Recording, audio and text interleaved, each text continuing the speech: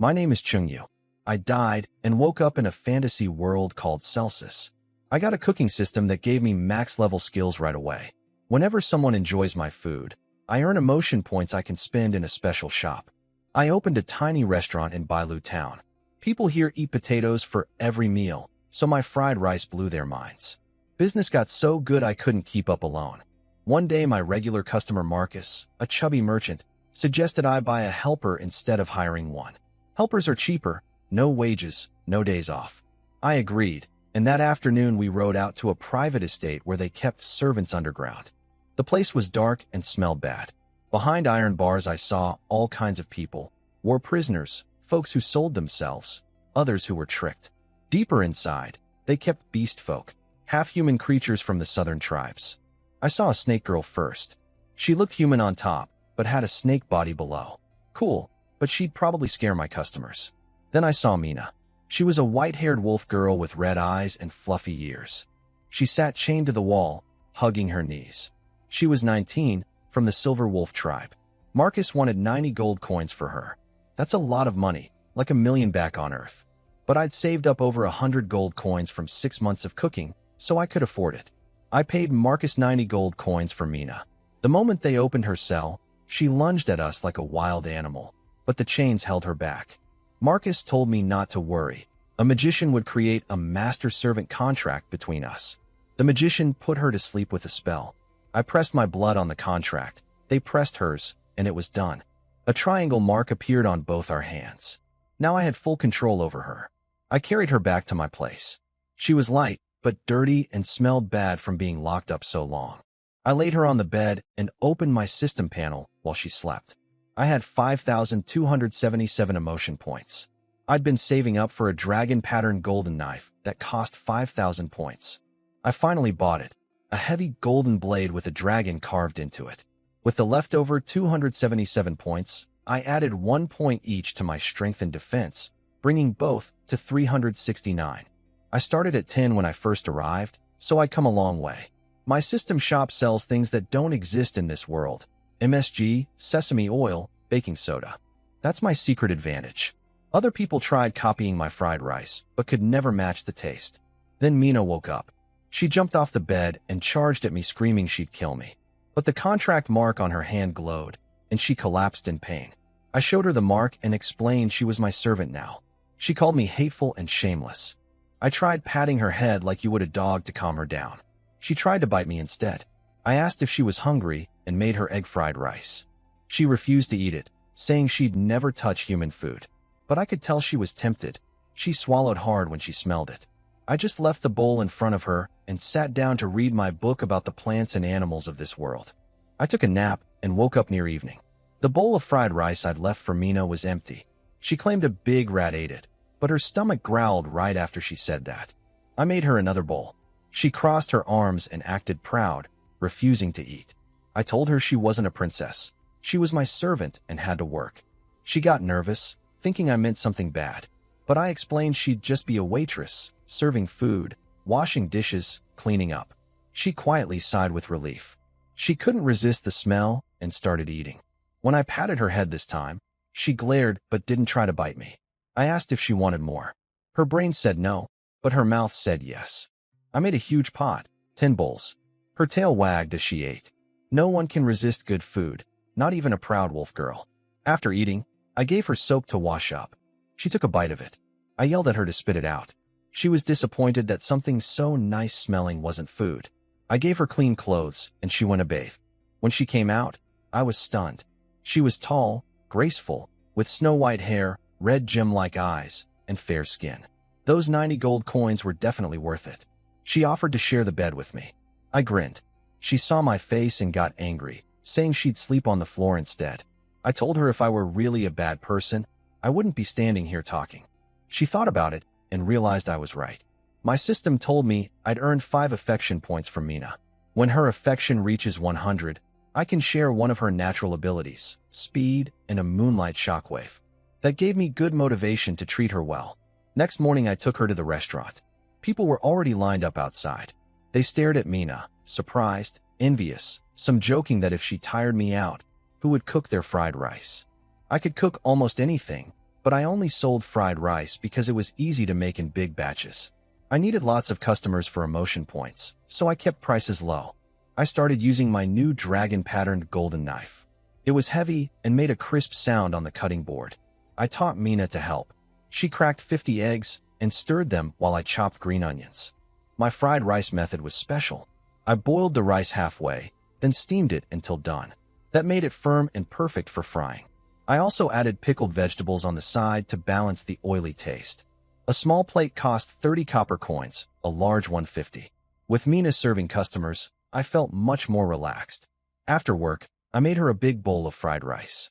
Her tail wagged with joy. Her affection for me rose to 10 points. I decided to try making steamed buns. Mina had never heard of them. I taught her to knead dough while I prepared braised beef filling with soy sauce, sesame oil, and sweet bean paste. She took a bite of the finished bun and her eyes lit up. Her affection jumped to 20. Next morning, we sold 100 buns at the shop entrance. A group of Imperial cavalry rode past on their way to fight demons in the north. One soldier tried a bun and loved it. Then his captain came back for 10. Then more soldiers came. All 100 sold out in half an hour. After that, the cavalry came every morning to buy all our buns. I earned 2,000 copper coins a day just from buns. During the week, I cooked all kinds of dishes for Mina: braised pork, spring rolls, sesame duck. She grew fond of me and started listening willingly. Then Marcus showed up for lunch. Mina recognized the man who'd kept her locked up and attacked him with her wolf claws. She tore his shirt, but I stopped her before she hurt him. I explained that if she injured someone, it would cause me legal trouble. She understood and backed off. Marcus ate his fried rice and asked if I wanted to buy an estate. I'd always dreamed of having my own land to grow fruits and vegetables. He said he had one north of town with good soil and easy road access. I agreed to go look at it that afternoon. That afternoon, Marcus, Mina, and I went to see the manor. Mina glared at Marcus the whole way, making him nervous, but she kept her claws to herself since I'd warned her I'd get punished too if she hurt anyone. The manor sat in a forest between Bailu town and the northern fortress, near the snow-covered mountains that separated humans from demons. The land was about 100 acres of rich black soil, with a nice Gothic-style house in the corner surrounded by flowers. Marcus wanted 150 gold coins. I only had about 30 left after buying Mina. Then he showed his true plan. He offered me the manor for free if I gave him my fried rice recipe. I saw through his trick but played along. I told him the recipe cost the manor plus 100 gold coins. He did the math, figured he'd make it back within a year opening restaurants, and agreed. I wrote down the recipe, but left out one thing: MSG. It didn't exist on this continent, and I planned to sell it to him later at a high price. Control the core technology, that's my rule. Next day, Mina and I moved into the manor. She worked hard cleaning everything up. I rewarded her with steamed pork ribs. Her affection for me reached 70 points. That evening, I asked to touch her fluffy tail. She said yes, but told me it was sensitive. I petted it, put my arm around her waist, and whispered that I'd cook for her every day. She blushed and offered to give me a back massage. The next morning, a cavalry captain named Carl came to my restaurant. He wanted me to make 1,000 buns a day for his 190 soldiers. I told him 800 was my limit. At 20 copper coins each, that meant 16,000 copper coins a day, way more than fried rice. I decided to close my restaurant in town, stop selling fried rice, and just make buns at the manor instead. I told Carl to come there tomorrow.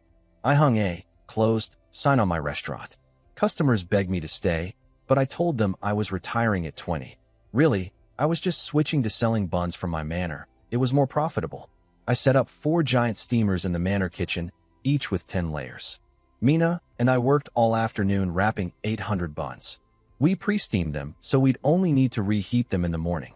Carl and his cavalry came at 7. He paid me 1 gold coin and 60 silver coins.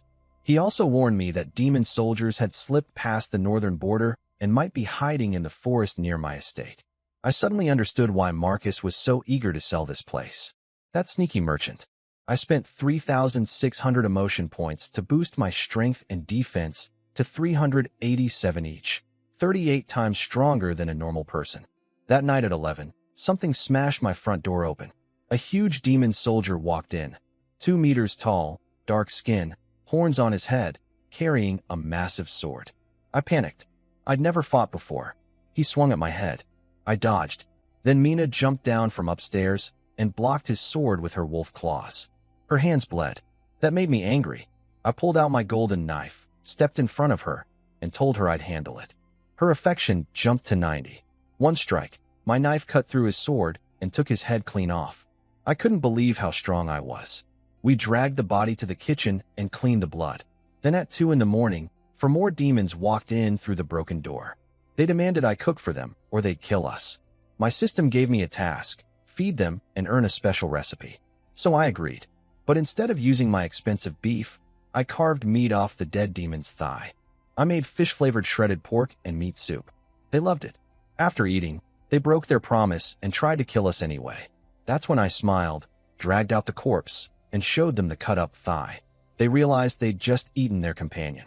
They were horrified but couldn't even vomit because it tasted too good. I pulled out my knife and killed all 4 in under 5 minutes. One I split his head open. One I punched through a wall.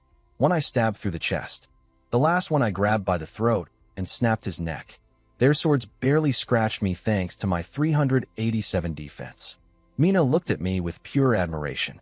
Her affection hit 100, and I unlocked the Silver Wolf Tribe's special ability, Silver Moon Shockwave, an energy blast I could fire after a brief charge. Next morning, Carl and his cavalry arrived. He saw my broken door and the hole in the wall. I told him Mina and I defeated 5 demon soldiers. He didn't believe I helped. He assumed Mina did all the fighting and I just watched. I gave Carl the 5 demon bodies so he could claim credit at the fortress. It wasn't useful to me, and having a friend among the military officers could help me later. He was secretly thrilled. After they left, I relaxed under a tree in the warm sun. Mina gave me a shoulder massage, then wrapped her arms around my neck from behind. She seemed happy just being close to me. I checked the special recipe I'd earned from last night's system task. It was called Black Pancake, a bitter food that slightly boosts the eater's magic power for 5 minutes. It needed 2 special ingredients from this continent: black pine nuts and wind thunder fruit. Neither could be found in Bailu town, so I'd need to visit a bigger city. Meanwhile, Carl returned to the northern fortress. His general, Barney, questioned why the cavalry kept leaving before dawn every day. Carl lied and said they were patrolling for demons. He showed the 5 bodies as proof, and the general believed him. Barney mentioned that the 3rd prince had come to inspect the border and was complaining about the terrible food. Carl gave him 2 of my beef buns and suggested he offer them to the prince. Every time the cavalry soldiers ate my buns, I gained emotion points. Over 100 soldiers earned me more than 800 points. I spent them all on strength and defense, bringing both to 391. Mina asked if I was a warrior. I told her I'm a chef.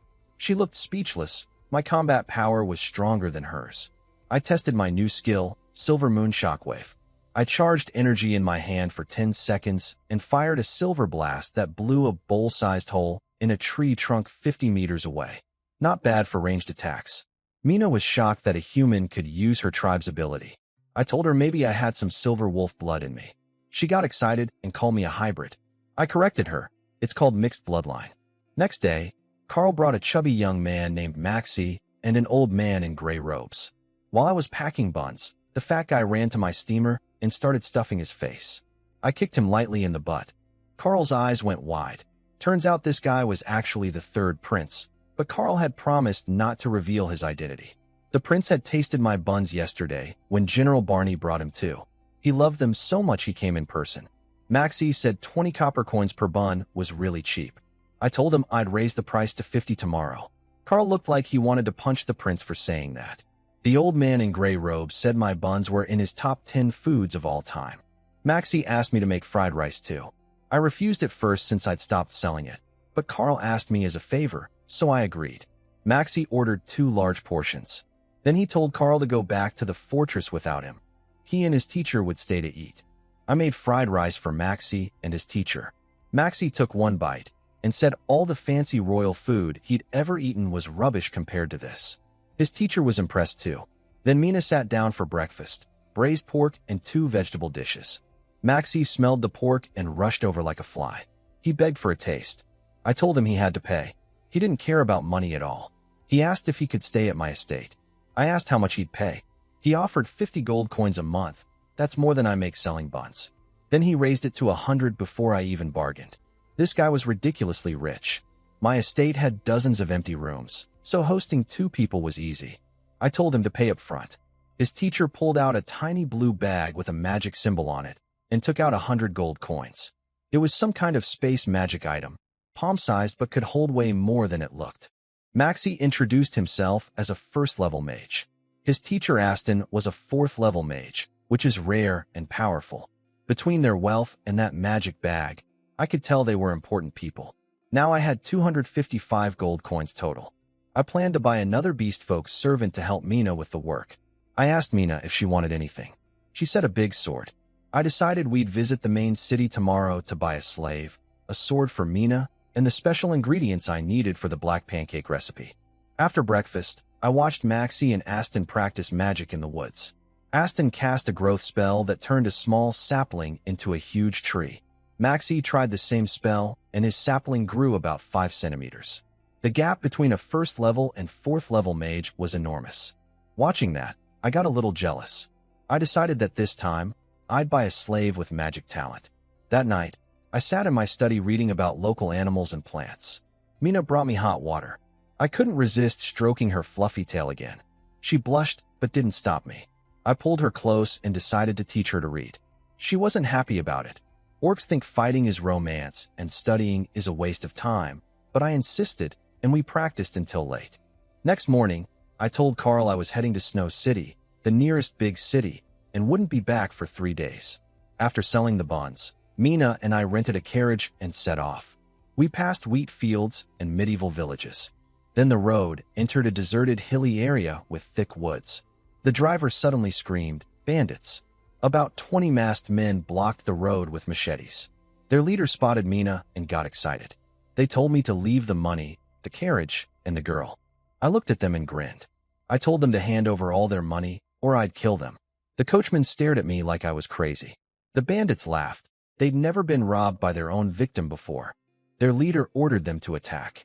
Mina tried to shield me, but I pushed her behind me. My golden knife cut through the first bandit's machete and slashed his throat. The rest swarmed me. Their blades hit my head, shoulders, neck, but only left tiny scratches.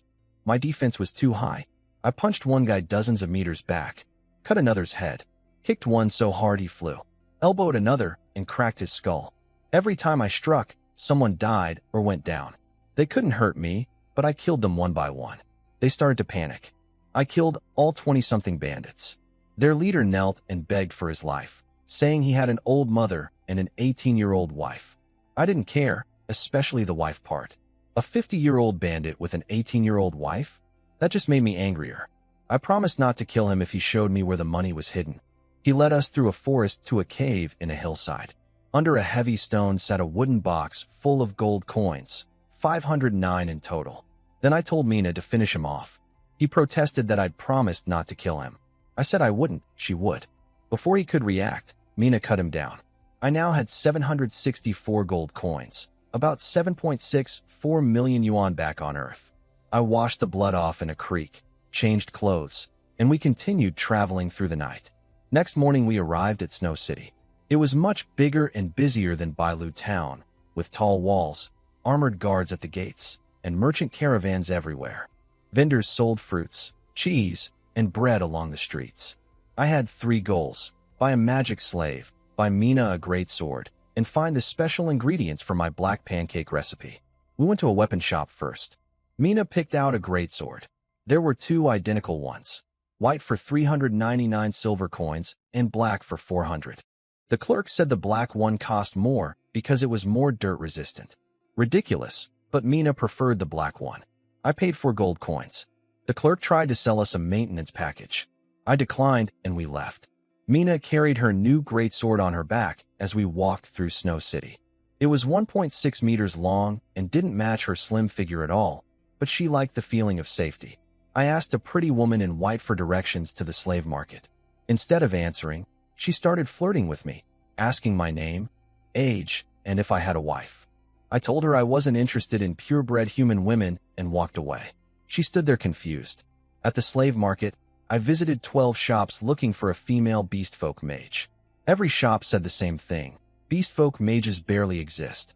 At the last shop, the clerk told me they had a first-level elf mage, a girl from the forest elf royal family with plant magic talent. But she'd been sent to the Mijar auction house. The auction was in 2 days. We found a hotel and ran into Marcus. He'd opened an egg-fried rice restaurant using my recipe, but the taste wasn't right. He accused me of hiding something.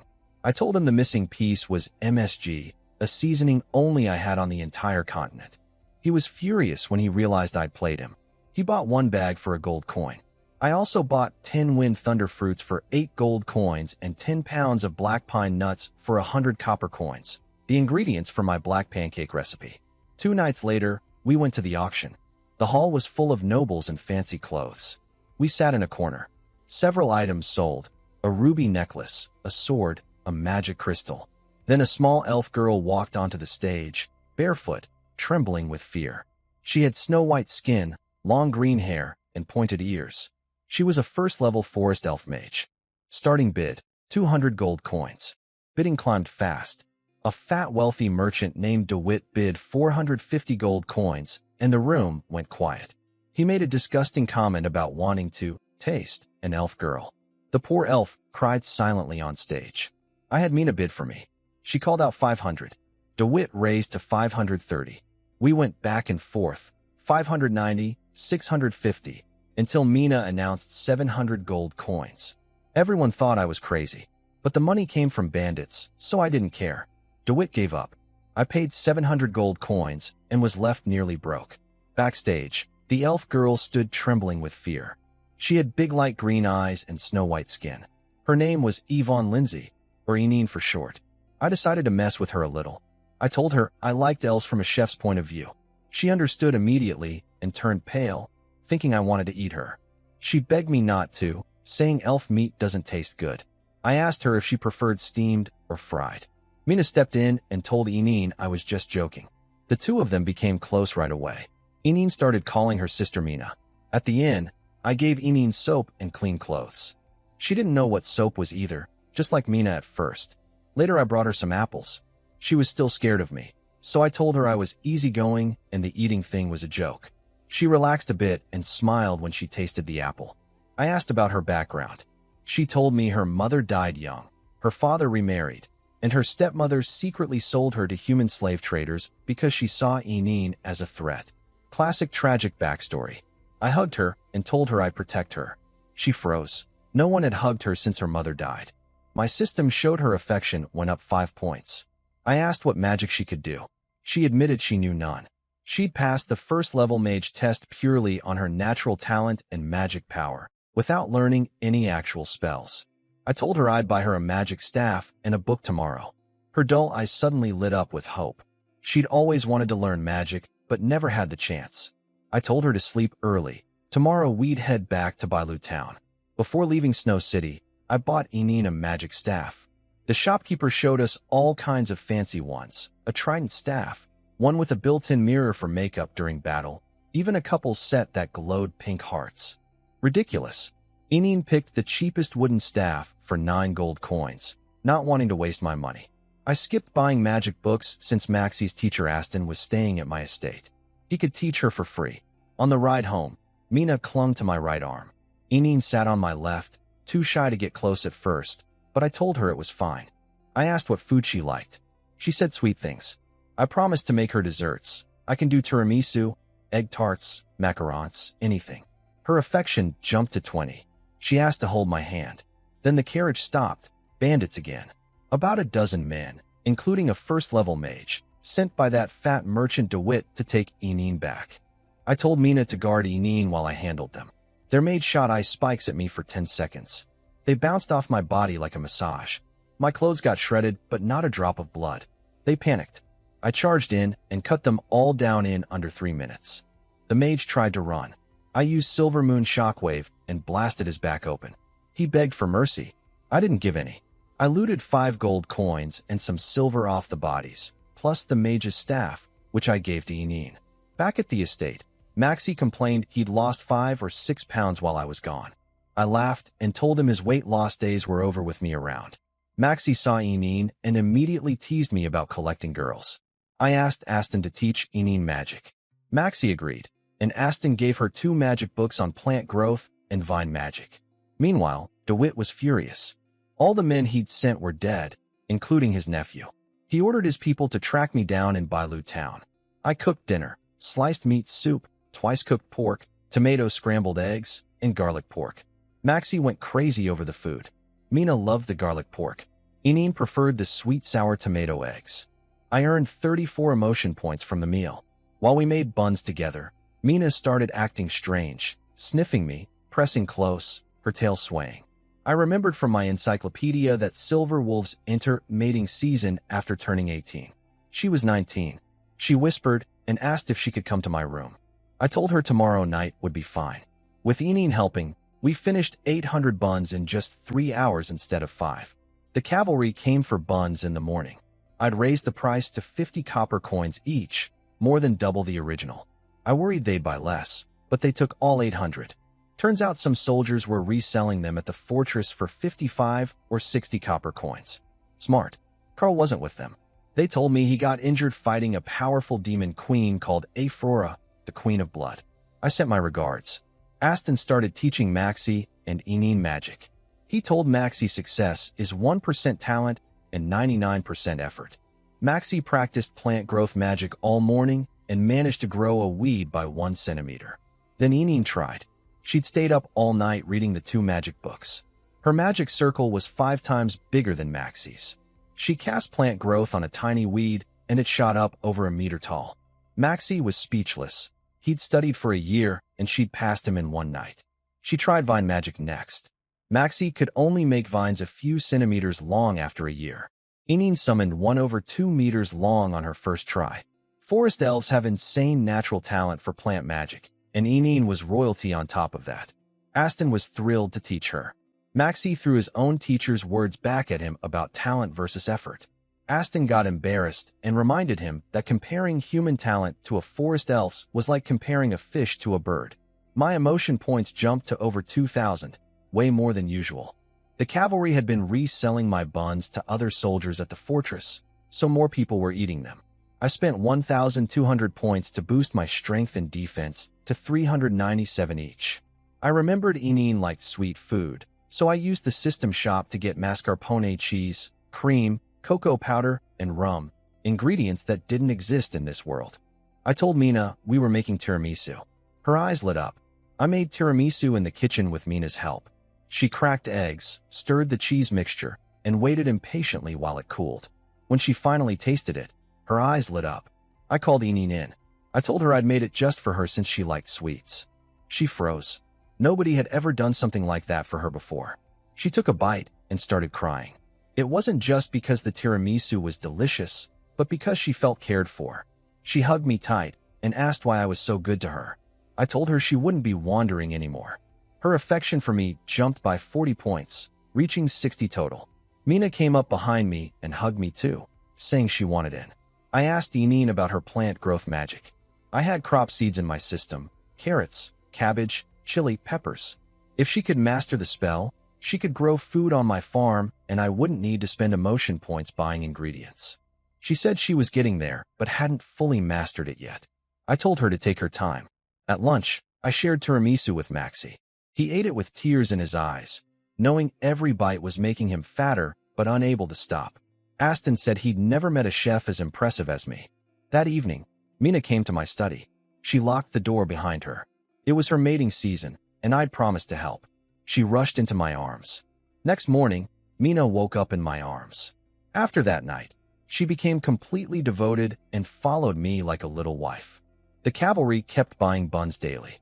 My emotion points nearly doubled because soldiers were reselling buns to others at the fortress. I pumped everything into strength and defense, reaching 419 each. Maxie asked me to host a banquet for a dozen high-ranking generals from the northern fortress. He offered 20 gold coins. My ingredient costs were only 20 silver coins, massive profit. I prepared a whole roasted sheep with cumin and spices, plus kung pao chicken, braised ribs, sweet and sour ribs, and more. The generals couldn't believe how good the food was, saying I was better than royal chefs. Then DeWitt, the rich merchant I'd outbid for Enine, showed up with over 300 guards surrounding my estate. He barged into the living room, saw the generals, and assumed they were my friends. He told everyone to kneel. Then he walked up to General Barney, the highest commander of the northern fortress, and slapped him across the face. I came out of the kitchen grinning. I told DeWitt congratulations on winning the 9-clan Happy Pack. He had no idea who he'd just hit. A 5th-level mage at the table froze DeWitt and all his guards with binding magic. When DeWitt found out he'd slapped General Barney, he turned white as a ghost. Next day, the entire Herald family was wiped out. Men sent to the front lines as cannon fodder, women sold as slaves. All because of one slap. Over the following days, I kept earning gold and emotion points. My stats climbed to 419. Ineen's magic improved incredibly fast. She could now make seeds sprout and grow into half-meter plants in seconds. Aston was amazed and offered to send her to the Imperial Magic Academy. She refused. She wanted to stay with me. I gave her cumin seeds from my system shop.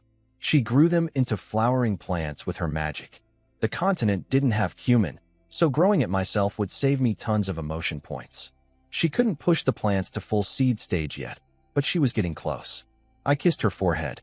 Her affection reached 90 points, almost at 100, where I'd unlocked the Forest Elf talent ability. I gave Eneen a black pancake to try.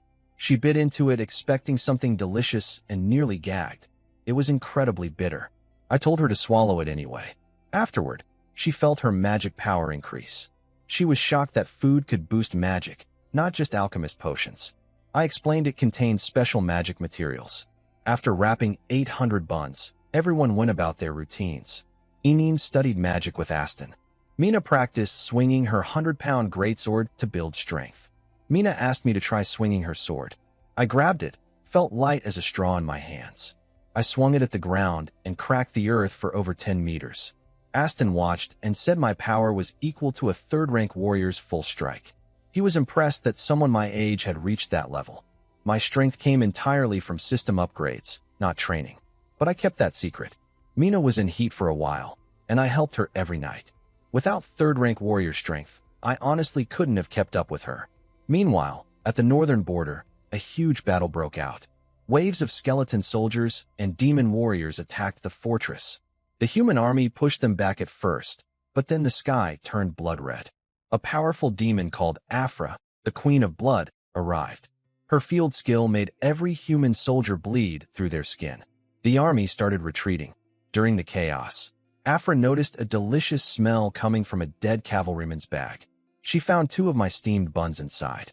She took a bite and was amazed. She'd never tasted anything so good. She used summoning magic to call back the dead soldier's soul and asked where the buns came from. The soul told her, from a cook named Chung Yu in Bailu Town, 50 kilometers south of the northern fortress. Morning routine. Eneen had already started heating the buns before Mina and I even got to the kitchen. We packed 800 buns for the cavalry as usual. Maxie stepped on a magic weighing device and screamed like a pig. He'd gained 10 pounds in less than a month living at my estate. He said he couldn't stay anymore or he'd become a ball. I told him if he rolled back to the capital, he'd save time and effort. He wouldn't let me refund the 100 gold coins, and I wasn't offering. Before leaving, he came back 2 minutes later asking me to make tiramisu for his family. I warned him it only lasts a few days, but Aston froze it in an ice block using magic and stored it in his magic bag. I bet Maxie would finish it before reaching the capital. After they left, I focused on Eneen's training. She'd learned both plant growth and vine magic in just days, something that takes most mages years. Since Aston was gone, she'd need to practice on her own now. I spent emotion points on seeds from my system shop, sweet corn, strawberries, and catnip. The continent had corn and strawberries, but terrible varieties. Catnip didn't exist here at all.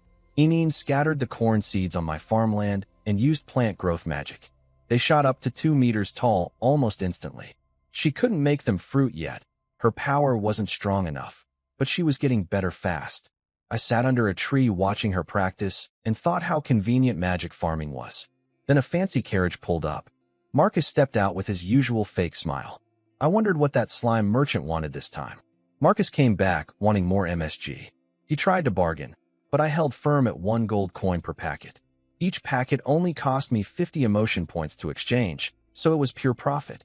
He bought 50 packets, 50 gold coins, just like that. Controlling the only supply of MSG on the continent felt amazing. He left looking bitter. Half his fried rice profits were going into my pocket, and there was nothing he could do about it. Inine practiced her plant growth magic on the farmland and grew a huge area of sweet corn and tomatoes in under an hour. I praised her, and she smiled so happily that her affection hit 100 points. The system gave me a new passive skill, magic proficiency. It meant I now had magic talent equal to a forest elf king's. Before this, I had 0 magic talent. Now I could sense magic energy all around me. Combined with my warrior level strength, I was becoming something truly dangerous. I sat with Enine under a tree and asked to touch her elf ears. She hesitated. Elf ears are very personal, but she agreed. They were smooth and soft. She blushed and made a small sound. I asked her to come to my room that night. She nodded shyly. She said she was nervous since it would be her first time and worried she couldn't please me like Mina did. I told her I'd teach her. That night, I carried Enine to her room. She was nervous but happy. She'd envied Mina for having my attention, and now it was her turn. Next morning, she lay on my chest listening to my heartbeat. I told her we were family now. I went to Steam Buns as usual. General Barney showed up with an old mage named Eber. He'd come to visit the third prince, but Maxie had already left. I told Barney that Maxie gained 10 pounds in 10 days despite constantly talking about losing weight. The cavalry took the 800 buns and left, but Barney stayed behind. He pulled me aside for a private conversation. He asked if I could make stinky food. Then he told me a wild story. When he was young, he got trapped in some magical ruins for half a month with no food or water. The only thing nearby was a pile of beast droppings. They ate it to survive. Ever since, he developed a taste for foods with strong smells. He begged me to keep it secret. I promised. He offered 10 gold coins if I could make something that satisfied his craving. I went to the Bailu town market. People here throw away pig intestines. Nobody eats organs in the Black Sun Empire.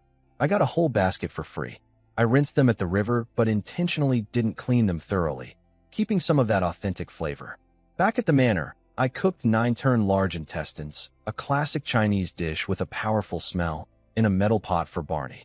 I made 9-turn large intestines using nearly 20 seasonings, cilantro, Sichuan pepper, dark soy sauce, cooking wine, and more. The trick was that I deliberately didn't wash the intestines thoroughly, keeping that authentic smell. Mina walked into the kitchen, sniffed the air, and asked if I was making stew out of poop. She nearly vomited and ran out.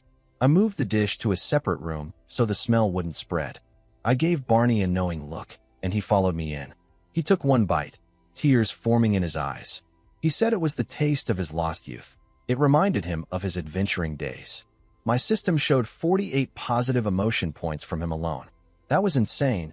Normally I get 3 to 15 per person. He was thrilled. I admitted I left the intestines partly unwashed on purpose. He approved completely. His friend Eber was annoyed that Barney ate everything without sharing. Barney told him he wouldn't like it. Eber paid me 10 gold coins as promised. I invited both of them to stay for lunch, free of charge. Building friendships with top military officials was worth more than a meal. Mina and Enine came out and sat on either side of me. Barney saw my 2 beautiful companions and warned me not to overdo things while young. Mina gave him a fierce look, and he quickly changed the subject. I asked Eber, the 5th level mage, to teach me basic freezing magic. I needed it to keep food fresh since refrigerators don't exist here. He was skeptical about whether I had magic talent, but I told him I just wanted simple ice magic. He lent me a 1st level magic book on basic freezing and said I could return it in 3 days through the cavalry. After Barney and Eber left, I started studying the basic freezing magic book. With my elf-level talent, the complex magic circles that take others months to learn were almost obvious to me. I could understand them at a glance. I practiced every day. At first, I could only produce a faint cold mist at my fingertip. After 8 days, I could freeze a whole basin of water into solid ice. My main goal wasn't combat. I wanted to preserve food. I planned to turn the cellar behind the estate into cold storage so I wouldn't need to buy fresh meat daily. Meanwhile, Enine grew scallions, ginger, garlic, corn, and tomatoes on the farm with her plant magic. That saved me tons of emotion points I used to spend buying ingredients from the system shop. All those saved points went straight into strength and defense. My stats hit 501 for both strength and defense. I punched a tree over a meter thick and snapped it in half. Then I found a boulder the size of a 4-story building near the farm, maybe 200 or 300 tons. I hugged it and lifted it, held it for 10 seconds, then punched it into pieces. My fists were harder than rock. Mina said my strength was close to the strongest warriors of the Silver Wolf tribe. I told her I actually preferred magic. She looked speechless, a magic user who fights better with his fists than most warriors. Anyone who dodged all my spells and rushed in for close combat would be in for a nasty surprise. Then a young person showed up at my estate. Couldn't tell if they were a boy or girl.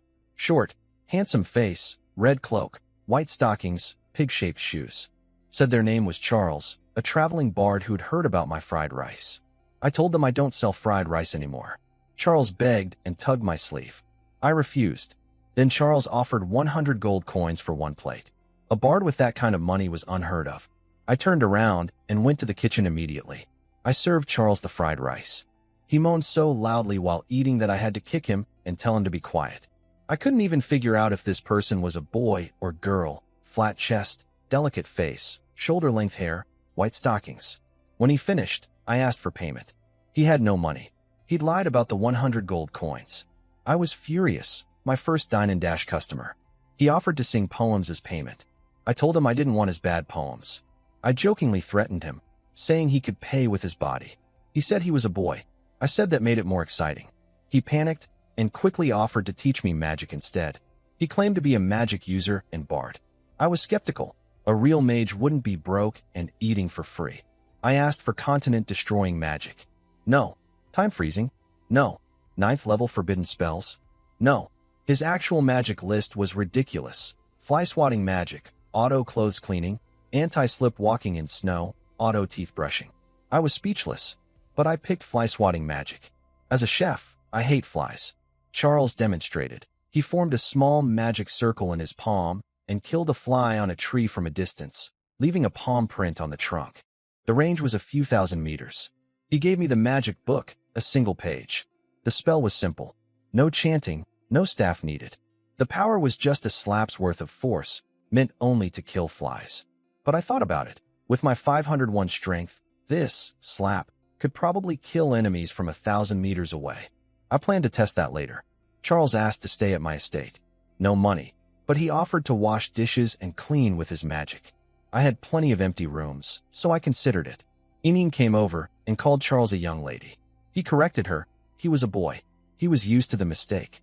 Then I noticed his white stockings and got excited. I asked where he bought them. He said a merchant in Snow City. I'd been wanting stockings for Mina. I made him tell me exactly which merchant. Charles turned out to be useful despite being a total freeloader. His weird magic, weed killing, clothes cleaning, deodorizing toilets, actually helped around the estate. I still couldn't figure out where he learned all that. In 10 days, I mastered fly-swatting magic. The spell is instant cast with no delay. Form a magic circle in your palm, slap, done. For normal mages, it only has the force of a weak slap. But with my 500+ strength, I shattered a 2-meter boulder with it. This, fly swatter, was basically a long-range killing move in my hands. I kept boosting my stats. Strength and defense both hit 602. I was probably at 4th-tier warrior level now. Then a huge red energy beam shot into the sky from the direction of the northern fortress. The ground shook. An hour later, a messenger came to Bailu town. The demons had blasted a gap in the fortress wall and were pouring through. Residents were told to stay home or flee to Snow City. I considered running, but I didn't want to abandon my estate. Then I saw a demon flying cavalry in the sky, a soldier riding a giant blackbird called a shadow crow. According to my encyclopedia, shadow crow meat is delicious. My priorities shifted immediately. I used fly-swatting magic from the ground, smashed the bird's head from 100 meters up. It exploded in a burst of blood. The demon soldier crashed down with broken bones. I walked over, pretended to be friendly, asked if he was hurt. He said his head hurt. I smiled and said I'd help, then twisted his neck and killed him. I dragged the shadow crow to my ice cellar. Couldn't wait to taste it. 3 more flying demon knights appeared. My system gave me a kill quest with a special recipe as reward. I waved at them and asked if they'd eaten lunch. One said no. I said, then have 3 big treats, and slapped all 3 shadow crows out of the sky with fly-swatting magic. The demons crashed from 100 meters up. I finished them off easily and stored all 3 bird bodies in the cellar. The demons blasted a hole in the northern fortress wall, and soldiers poured through. General Barney commanded the defense, and most demons were killed, but some escaped south. I used fly-swatting magic to kill over 20 flying demon riders from the ground. The ice cellar filled up with shadow crow bodies. Mina told me there was no more room. I had her pour water over the extra crows, and I froze them with ice magic. I couldn't believe how much free meat the demons were delivering. Then the ground started shaking. A 10-meter-long bone dragon, a skeleton of a dead dragon with glowing red eyes, charged out of the forest. I tested it with fly-swatting magic. The slap knocked it down, but only cracked its skull slightly. It was tougher than the shadow crows, but I knew I could handle it. I pulled out my golden knife and charged.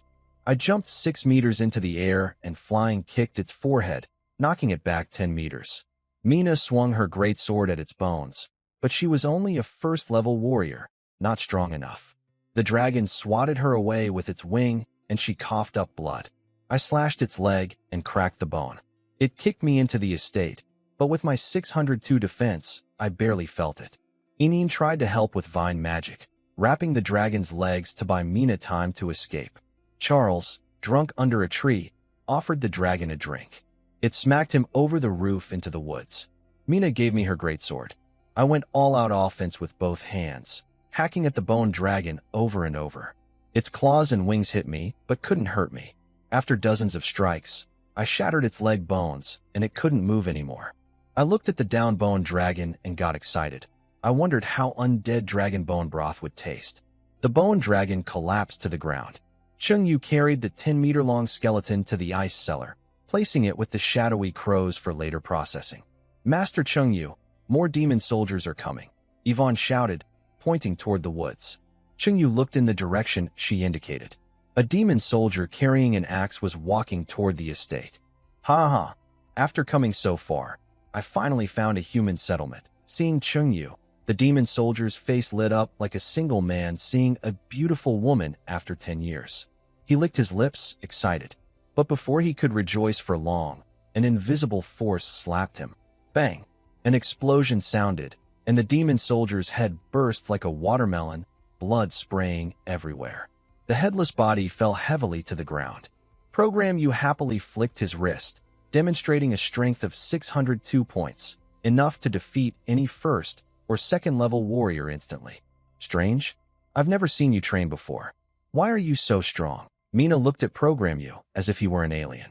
People say warriors need constant training to become powerful, but Program U didn't do anything and still became so strong. It's a bit unbelievable.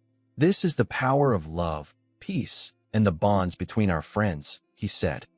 Mina looked confused, not understanding what Program U meant by bonds. He often used words she didn't understand. The northern fortress defenders killed most of the demons, with a few sneaking into the Black Sun Empire. Over time, some demon soldiers and undead monsters entered Program U's farm. Program U sat in the garden, legs crossed, calmly drinking coffee. He transformed into a battle god, casting a magic spell called Swatting Flies, which covered several thousand meters. Any monster that appeared in sight was instantly swatted away. He kept casting from noon until afternoon, then into the evening. His arms nearly went numb from all the swatting. Every demon soldier that entered the farm was instantly killed by Program U. His strength might not be invincible, but he was definitely a powerful person. Meanwhile, after a whole day of fighting, the northern fortress defenders finally pushed the demon army back beyond the northern border. They repaired the defenses at the breach and inscribed protective runes on the fortifications. Outside Program U's estate was a farm of over 100 acres, with a large pile of demon corpses at the edge, each one shot in the head. Task complete. Reward, special recipe, pickled earthworms. The system's voice rang in Program U's mind. Another special recipe. He felt happy. Eagerly, Program U looked at the recipe. Pickled earthworms. Earthworms fermented through pickling, with a foul smell. Eating them can quickly heal wounds and restore stamina. Ingredients: black earthworms, salt, MSG, snow dragon grass, corpse fragrance flower, tiansong seed. Other famous dark dishes from Earth, like pickled sea sparrows and herring in cans, are also made through fermentation. Can you really eat this dish called pickled earthworms? The last special recipe, black pine cake, was bitter and astringent. Program, you couldn't help but suspect that all the system's special recipes were dark dishes. Besides the pickled earthworms, the 3 magical ingredients mentioned in the recipe, snow dragon grass, corpse fragrance flower, and tiansong seed, all have a strong, unpleasant smell. I can't imagine what it would taste like if these 3 ingredients were mixed with fermented earthworms, probably sour and tangy. Even flies would probably turn away from such a smell. However, this kind of food can quickly heal wounds and restore energy, so it seems to be a good medicine for healing.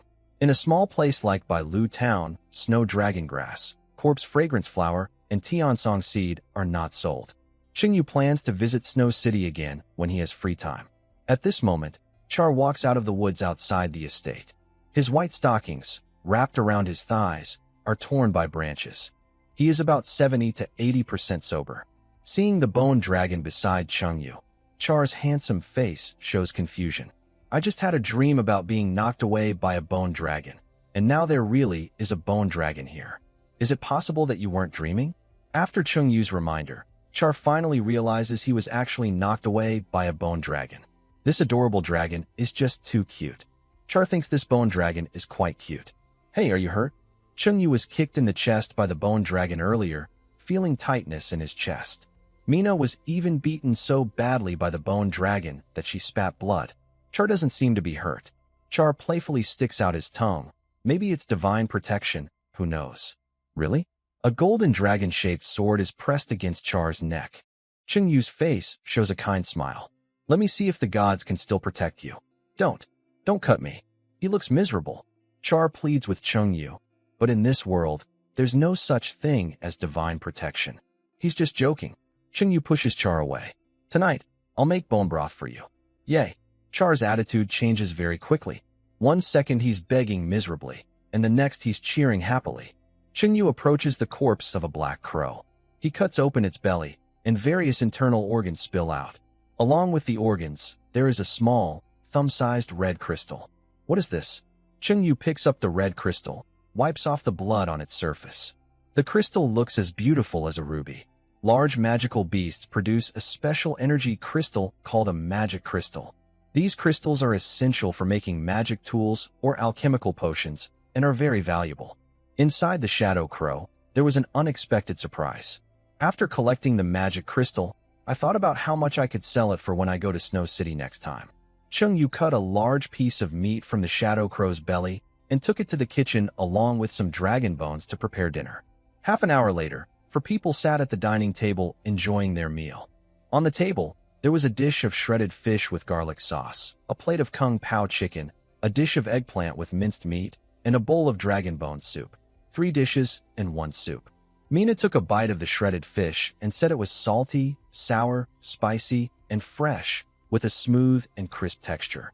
The aroma of meat and wood ear mushrooms blended perfectly. Delicious. Really tasty, Mina praised, then tried the kung pao chicken. The dish mainly used shadow crow meat, with peanuts, cucumber, and chili peppers as ingredients. It was sweet, sour, slightly spicy, with tender meat. The chili was not too hot, and the peanuts aroma was fully released in hot oil. Kung pao chicken is also very good. Mina had eaten Qingyu's version before, so she knew the name of the dish. This bird meat makes a better kung pao chicken than chicken. Yvonne also thought it was delicious and ate the dish eagerly. Charles scooped a bowl of dragon bone soup with a spoon. The soup was milky white and rich in flavor. The soup is delicious, with a hint of heat, like the fiery summer. I guess this dragon was a subspecies of red dragon with not very pure bloodline. The 3 dishes and the soup were considered top tier. Mina ate 3 large bowls of rice. That night, in Qingyu's study, Mina sneaked in quietly. Mina, what are you here for? Qingyu asked knowingly. To learn human writing with you, Mina said. She had a slim figure and walked lightly to Qingyu's side. She sat on his lap and rested her beautiful white legs on his legs. How is your injury? Qingyu asked with concern. Still a bit sore in the chest, Mina replied softly, her charming eyes full of flirtation.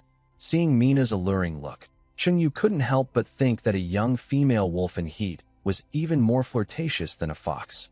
Maybe because of her childhood experiences, Yvonne was not as passionate as Mina. Mina's pure white tail swayed from side to side as she hugged Chungyu's waist, resting her head on his shoulder. "Master, please help me rub it." In the morning, the Northern Fortress's cavalry came as usual to buy buns. "Boss Chungyu, are the buns ready today?" The cavalryman, with his head wrapped in white bandages, asked Chungyu in the courtyard. Although many were injured in yesterday's demon invasion, their enthusiasm for buns remained strong. "Yesterday, some demons came to send heads here, so I didn't have time to prepare buns for you," Chungyu replied. "Ah, I see. That's a pity." The injured cavalryman looked disappointed. They had hoped to enjoy Chungyu's buns after their hard fight, but Chungyu didn't make any today, so they missed out. "However, there are some demon corpses over there." Chungyu pointed toward the farmland. At the edge of the field, the ground was messy, with numerous demon soldier corpses scattered around. All were headless bodies, over 100 in total.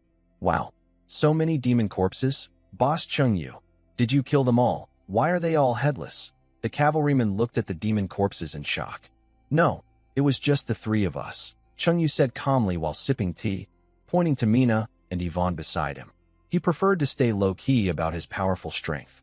The cavalryman looked at Mina and Yvonne and quickly understood. Elves have high magical talent, and orcs have strong physical strength.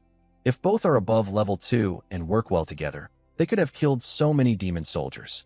"Those demon bodies are useless to me. You can take them back to claim credit." Demon corpses could be exchanged for rewards at military merit points, but only for soldiers of the Northern Fortress. Chungyu isn't a soldier, so he can't exchange for rewards. It was better to do a kind deed and give them to the cavalry. A dozen cavalrymen cheered excitedly, jumping around. Some did backflips, others sang loudly, and some even kissed their warhorses. "Boss Chungyu not only makes delicious buns, but is also generous. I love Boss Chungyu. I want to call him the food god. I no longer believe in the goddess of light. I want to believe in the food god. I want to believe in the food god too." On the continent of Celsus, there used to be more than one god, each with their own followers and churches. The Black Sun Empire worships the goddess of light, believing in brightness. All major cities have branches of the light church dedicated to her. When the soldiers shouted about believing in the food god, cold sweat ran down Chungyu's back. He worried that the goddess of light might notice someone trying to steal her followers and might punish him. However, in this godless time, no one knows if the goddess of light is alive or dead. No one has seen her, so she probably won't punish him. The cavalry went to Bailu town to bring back a carriage, dragging the bodies of demon soldiers to the Northern Fortress to claim credit. Mina stood next to the cellar, looking at the huge blackbird corpses. "Chungyu, with so many big birds, how can we eat them all?" There were about 20 blackbirds, each nearly 10 meters long, with wingspans over 20 meters. The ice cellar was filled with their bodies, and some were outside the cellar. Just the three of them couldn't finish eating all of it in months.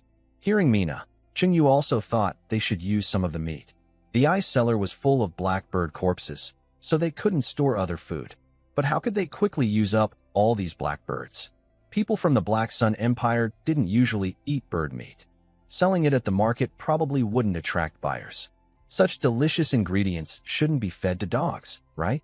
"Mina, let's go to the Northern Fortress and sell grilled meat." They could cut the blackbird meat into skewers and sell grilled food outside the fortress. This way, they could make money, boost their morale, and get rid of the excess bird meat. "You are the boss.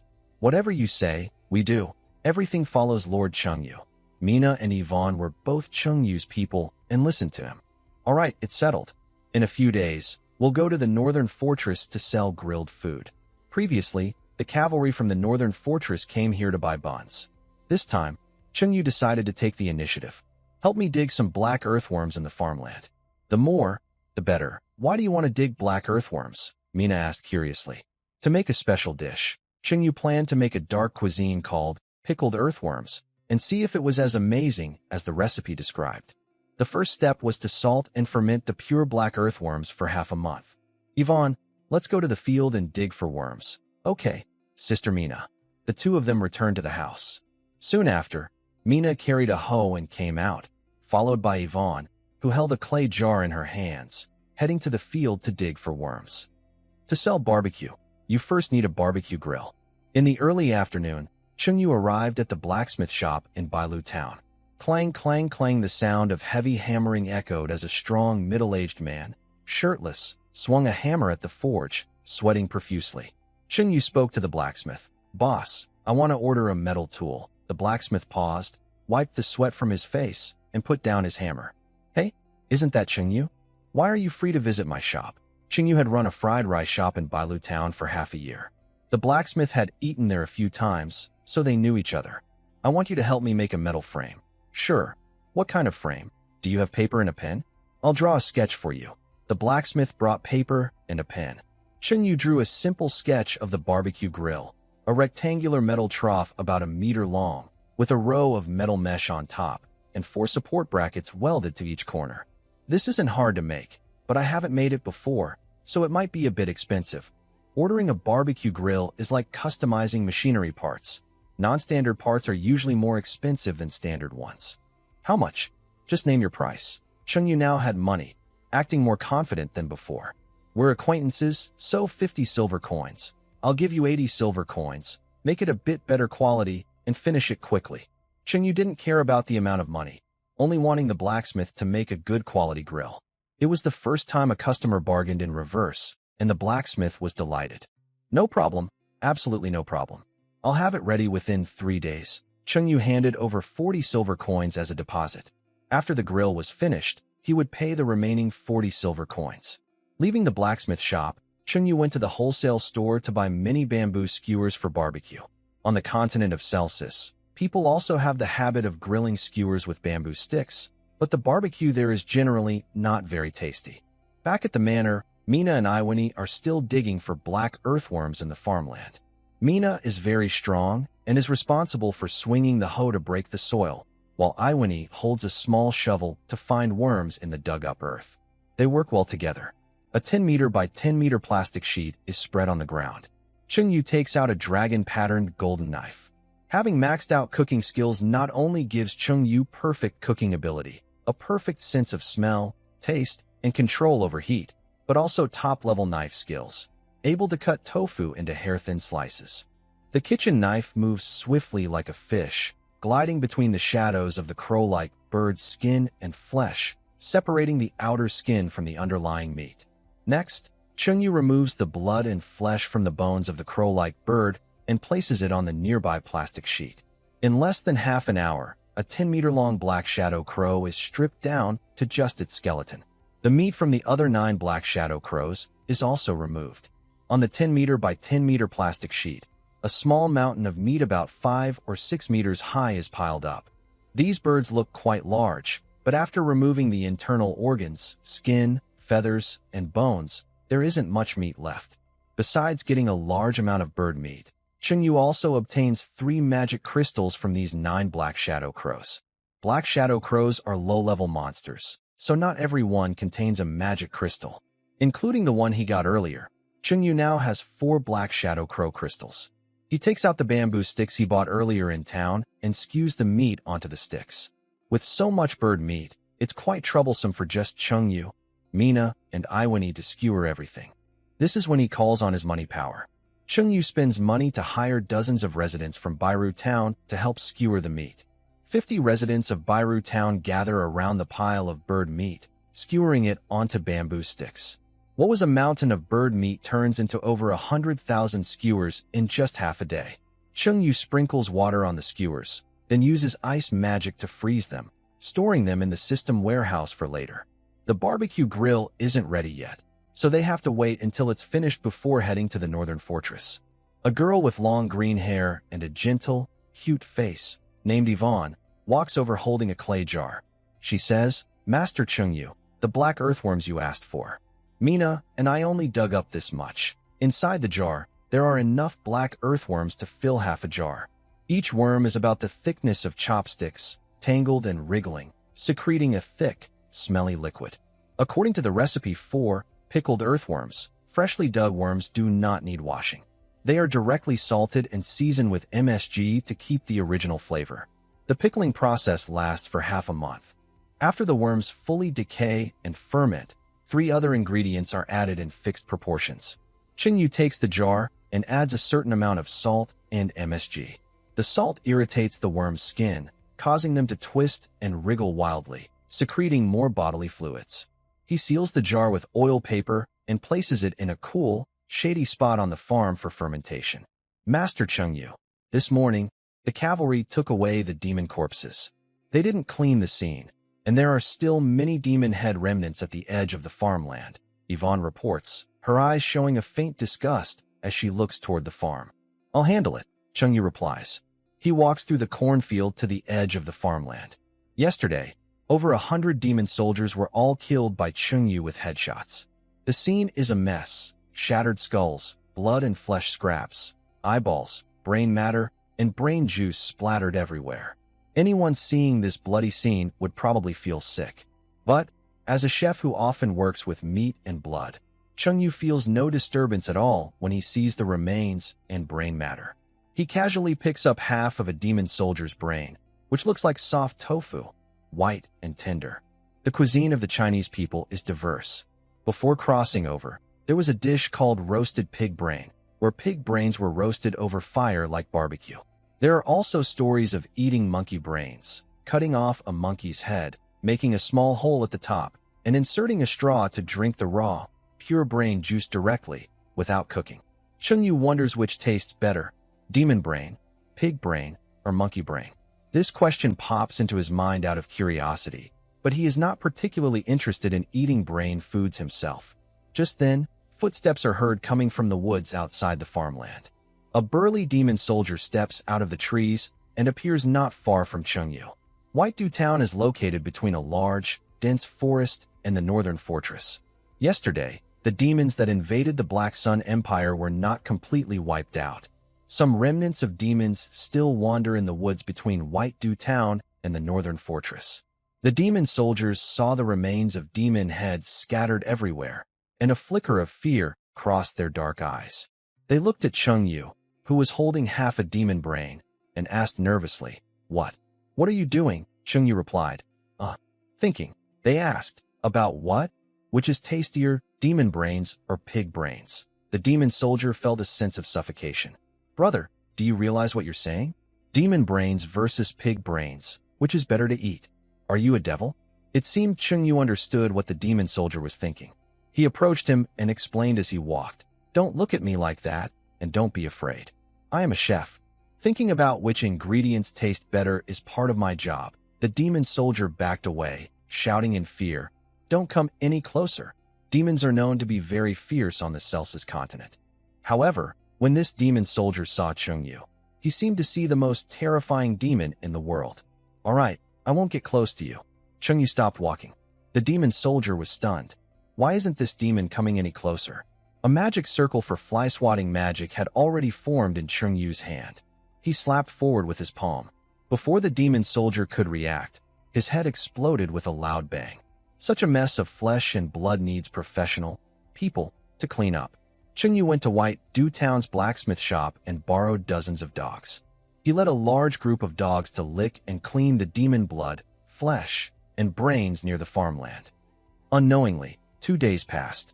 Chengyu went to the blacksmith shop in Whitedew Town. The blacksmith shop owner saw Chengyu and immediately greeted him with a smile. "Boss Chengyu, your barbecue grill is ready." Chengyu picked up the grill and examined it. The metal was thick and of good quality. He paid the blacksmith 40 silver coins. Leaving the blacksmith shop, Chengyu went to the market and bought over 300 pounds of charcoal. Barbecue cannot be cooked with open flames, as it would burn the food. Only charcoal can be used. In the afternoon, Chengyu closed the manor gates and took Mina and Yvonne in a carriage heading toward the northern fortress. Charlie doesn't know where he went to have fun and doesn't care. The carriage is moving along a wide gravel road, with dense woods on both sides. The further north they go, the colder it gets. In the distance, the majestic snow-covered mountain range can be seen. The mountain ridges are covered with snow all year round, like a strong wall separating humans from the demon territory. Some say this mountain range was formed naturally, others believe it was created by a divine being. Since it has been there for so long, no one really knows how the snow-covered mountains came to be. The carriage stops at the foot of the snow-covered mountains. A mountain road winds up like a giant snake, leading to a fortress on the mountain. Every few meters along the road, a soldier is on duty. Cheng Yu and two others get off the carriage at the mountain road and watch it turn back. Who are you? The northern fortress is a military area. No entry allowed. A soldier points his spear at Cheng Yu and the others. I'm Cheng Yu, a cook. I won't go to the fortress on the mountain. I'm staying here. If you want to buy barbecue, you can come to me. Humph. We are soldiers with strong willpower. We won't eat while on duty.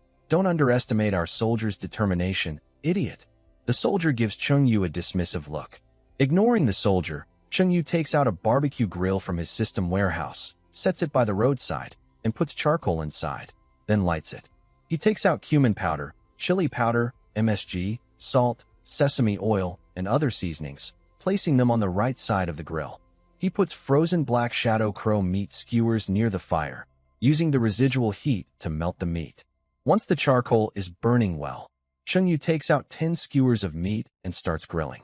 He brushes sesame oil on the skewers, then sprinkles cumin, chili powder, salt, MSG, and other seasonings. Cheng Yu is a master chef, with perfect control over cooking time and seasoning amounts. The grilled meat emits a tempting aroma, making the soldiers on the mountain road drool. But no soldier dares leave their post during duty. One soldier swallows hard, unable to resist the temptation, and looks at Cheng Yu with hope in his eyes. Friend, your barbecue smells so good. I wasn't hungry before, but now I am just from the smell. Want one? 20 copper coins each, Cheng Yu smiles. 20 copper coins for one? That's so expensive. Why don't you go and grab some? The soldier thought that Cheng Yu's barbecue was extremely expensive. This is black shadow crow meat, with a special barbecue sauce, plus I am a top-level chef. Selling you a skewer for 20 copper coins is very cheap. Then give me one to try. Because the soldier was on duty and couldn't leave his post, Cheng Yu asked Mina to give a skewer of barbecue to the soldier on duty. The soldier looked around nervously, as if stealing, and quickly took out 20 copper coins to give to Mina. While the officer wasn't looking, the soldier ate all the grilled meat on the skewer in one bite, his cheeks puffed out, then quickly threw away the skewer. The outer layer was crispy and tasty, the inside soft and juicy. The meat was fragrant and tender, with a perfect blend of grilled flavor, cumin spices, and a hint of sesame oil, creating an amazing taste experience. Ah, this flavor, my soul is being elevated. The soldier closed his eyes, savoring the wonderful taste of the barbecue with his heart. Positive emotion points. 6. Cheng Yu gained 6 positive emotion points. Seeing the soldier's expression, other soldiers nearby quickly asked him, Bro, is it really that delicious? Yes, it's very tasty, really delicious. But it's a little bit expensive. 20 copper coins could almost buy 2 gene of pork. Seeing that there was no officer around, the other soldiers also started buying barbecue. Mina and Yvonne brought the cooked barbecue to the soldiers and collected the money. As they ate Cheng Yu's barbecue, the soldiers exclaimed excitedly, God above, this is so delicious. It smells so good, so tasty. The gloomy frontier life suddenly feels bright and cheerful. Barbecue is indeed delicious, but it is not addictive. The price was extremely high. Some soldiers at the foot of the mountain bought 2 or 3 skewers, while others bought 5 or 6, reluctant to buy more. Cheng Yu's goal was exactly this effect.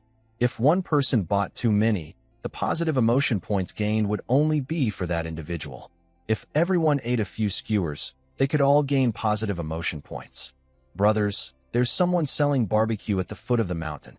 It's so fragrant. Even the mice in the barracks are running around excitedly. Huh? What's so special about barbecue? It's not like we've never had it before. It's from Boss Cheng Yu, who sells soy beef buns in Bailu Town. Boss Cheng Yu sells barbecue? I definitely need to go support him. News that Cheng Yu was selling barbecue at the foot of the mountain quickly spread to the fortress on the hill. After yesterday's fierce battle, all the soldiers in the northern fortress were on leave. When they heard about the barbecue, they went down the mountain in groups to buy some. The people of the Black Sun Empire believe in the goddess of light, trust and brightness, and generally have good manners. They queued up politely, and a long line formed in front of Cheng Yu's barbecue stall. Boss Cheng Yu, I want 20 skewers. Isn't this Cheng Yu, the boss who sells buns in Bailu Town? Now he's setting up a stall at the northern fortress. Boss Chung Yu is so young and handsome. Even my best looks can't compare to him. Chung Yu had previously sold buns to the Northern Cavalry, who then sold some to other units. Many soldiers knew that in Bailu Town, there was a chef named Chung Yu who made very delicious soy sauce beef buns. Positive emotion points 5, positive emotion points 11, positive emotion points 6, positive emotion points 9. Because everyone's understanding of food and their hunger levels differ, the positive emotion points they feel also vary. People who often eat gourmet food tend to be more picky. When they eat Chung Yu's barbecue, they might find it tasty but feel fewer positive emotions. Poor soldiers who haven't had good food before will feel more positive emotions when eating Chung Yu's barbecue. As more skewers are sold, the positive emotion points increase rapidly. With so many people, it's impossible to grill each skewer one by one. Chung Yu is like a street vendor grilling lamb skewers, holding a big bunch in one hand, flipping them left and right, while brushing sesame oil on top with the other hand. The oil glistens, and the aroma of meat fills the air. The scene is lively and warm, bringing warmth to the cold northern fortress. More and more people come to buy barbecue, and Chung Yu can't keep up alone. Mina and Iwan help him out. Chung Yu handles the grilling, Iwan takes the money, and Mina distributes the cooked skewers to the soldiers. A young man with a crew cut walks up, pulls out 10 silver coins, and gives them to Iwan. "Boss, I want 50 skewers." Among the soldiers in the northern fortress, there are many wealthy young men who are generous with their spending. This young man with a crew cut thinks Chung Yu's barbecue is delicious and wants 50 skewers at once. "You're buying so much alone. What will the people behind do?" From now on, each person is limited to 5 skewers. The more people who eat barbecue, the more positive feelings Chung Yu gains. The soldiers behind him see what Chung Yu says and look at him with approval. A soldier with acne gives Ivan 100 copper coins, satisfied, and leaves the stall with 5 skewers of barbecue. He walks to a nearby tree and hands 4 skewers to an injured soldier leaning on a cane. "Brother, thank you for saving me on the battlefield yesterday. Please have some barbecue." The injured soldier takes a bite, looking happy. "Boss Chung Yu's buns are delicious, and the barbecue is just as good. My wounds don't hurt as much anymore. It's tasty, but a bit expensive. 20 copper coins per skewer." "How much?" 20 copper coins per skewer. Although this barbecue seems expensive, it's actually not cheap. Chung Yu is busy flipping the skewers quickly. He looks up at the line in front of his stall, about 200 or 300 meters long. Today he's definitely exhausted. An old soldier and a young soldier pay Ivan, take their barbecue from Mina, and sit on a nearby stone. The young soldier eats his barbecue and looks at the stall. "Boss Chung Yu has 2 beautiful foreign wives. I've been single my whole life. It's so frustrating." The older soldier eats a skewer and carefully wraps another one with cloth. "Senior Xavier, what are you doing?" the young soldier asks. The older soldier replies, "Going home for a day off tomorrow. This delicious barbecue. I'll bring a skewer for Angelina." The young soldier says, "Wait, I thought your wife died long ago." "Who is Angelina?" The older soldier responds, "My neighbor. Her husband recently went far away." The young soldier makes a face. Chung Yu starts working like crazy, grilling from morning until after 4 in the afternoon. He hasn't even had lunch. In total, he grills over 2,000 skewers. In just one day, he earns nearly 5,000 positive emotion points. Before, selling egg fried rice took a week to reach 5,000 points. Selling buns also took 2 or 3 days to get the same. Selling barbecue is really satisfying. By the afternoon, the line of soldiers waiting to buy barbecue not only remained the same, but actually grew longer. This was mainly because soldiers who had eaten barbecue in the morning went back and told their friends. Word spread, and more soldiers learned that someone was selling barbecue at the foot of the mountain. Around 4 p.m., Chung Yu turned off the charcoal fire in the barbecue grill and waved to the soldiers in line. "Friends, we're closing up now. Come back tomorrow." "Too bad. I didn't get to buy any. Guess we'll have to come back tomorrow." Disappointed, the soldiers dispersed, leaving behind a ground full of bamboo skewers on the road. Chung Yu, Mina, and Iwani began packing up their things. "Mr. Chung Yu, General Bonnie, the highest commander of our northern fortress, requests your presence." A messenger arrived at Chung Yu's barbecue stall. Chung Yu recognized Bonnie. The last time Bonnie visited his estate, he had cooked him a traditional dish called 9 turns large intestine. What does General Bonnie want with me? I don't know, the messenger replied. Chengyu guessed that Bonnie, knowing he was at the northern fortress, probably wanted to taste the traditional 9 turns large intestine again. So, he took Mina and Iwani and followed the messenger up the mountain. The mountain path twisted and stretched all the way to the snowy mountain ridge, flanked by vast forests of snow pines. After walking about half an hour, they arrived in front of a huge black stone fortress. This fortress was larger than Bailu town. Long walls extended from both sides of the fortress, built along the mountain ridge, stretching endlessly. Soldiers stood guard every 10 meters or so. The messenger led Chengyu to General Bonnie's office. Mina and Iwani waited outside. General Bonnie had gray hair and a kind face, smiling warmly as he greeted them. Chengyu, my little brother, long time no see, long time no see. What does General Bonnie want with me? I want you to help make a special dish, you know what I mean, Bonnie said with a grin. Chengyu understood what kind of dish Bonnie was talking about. Inside the office, Bonnie sat at his desk, resting his chin on one hand, looking worried. He wanted Chengyu to help make the traditional 9 turns large intestine, but Chengyu hadn't brought any ingredients. The kitchen at the northern fortress didn't have pig intestines or similar ingredients.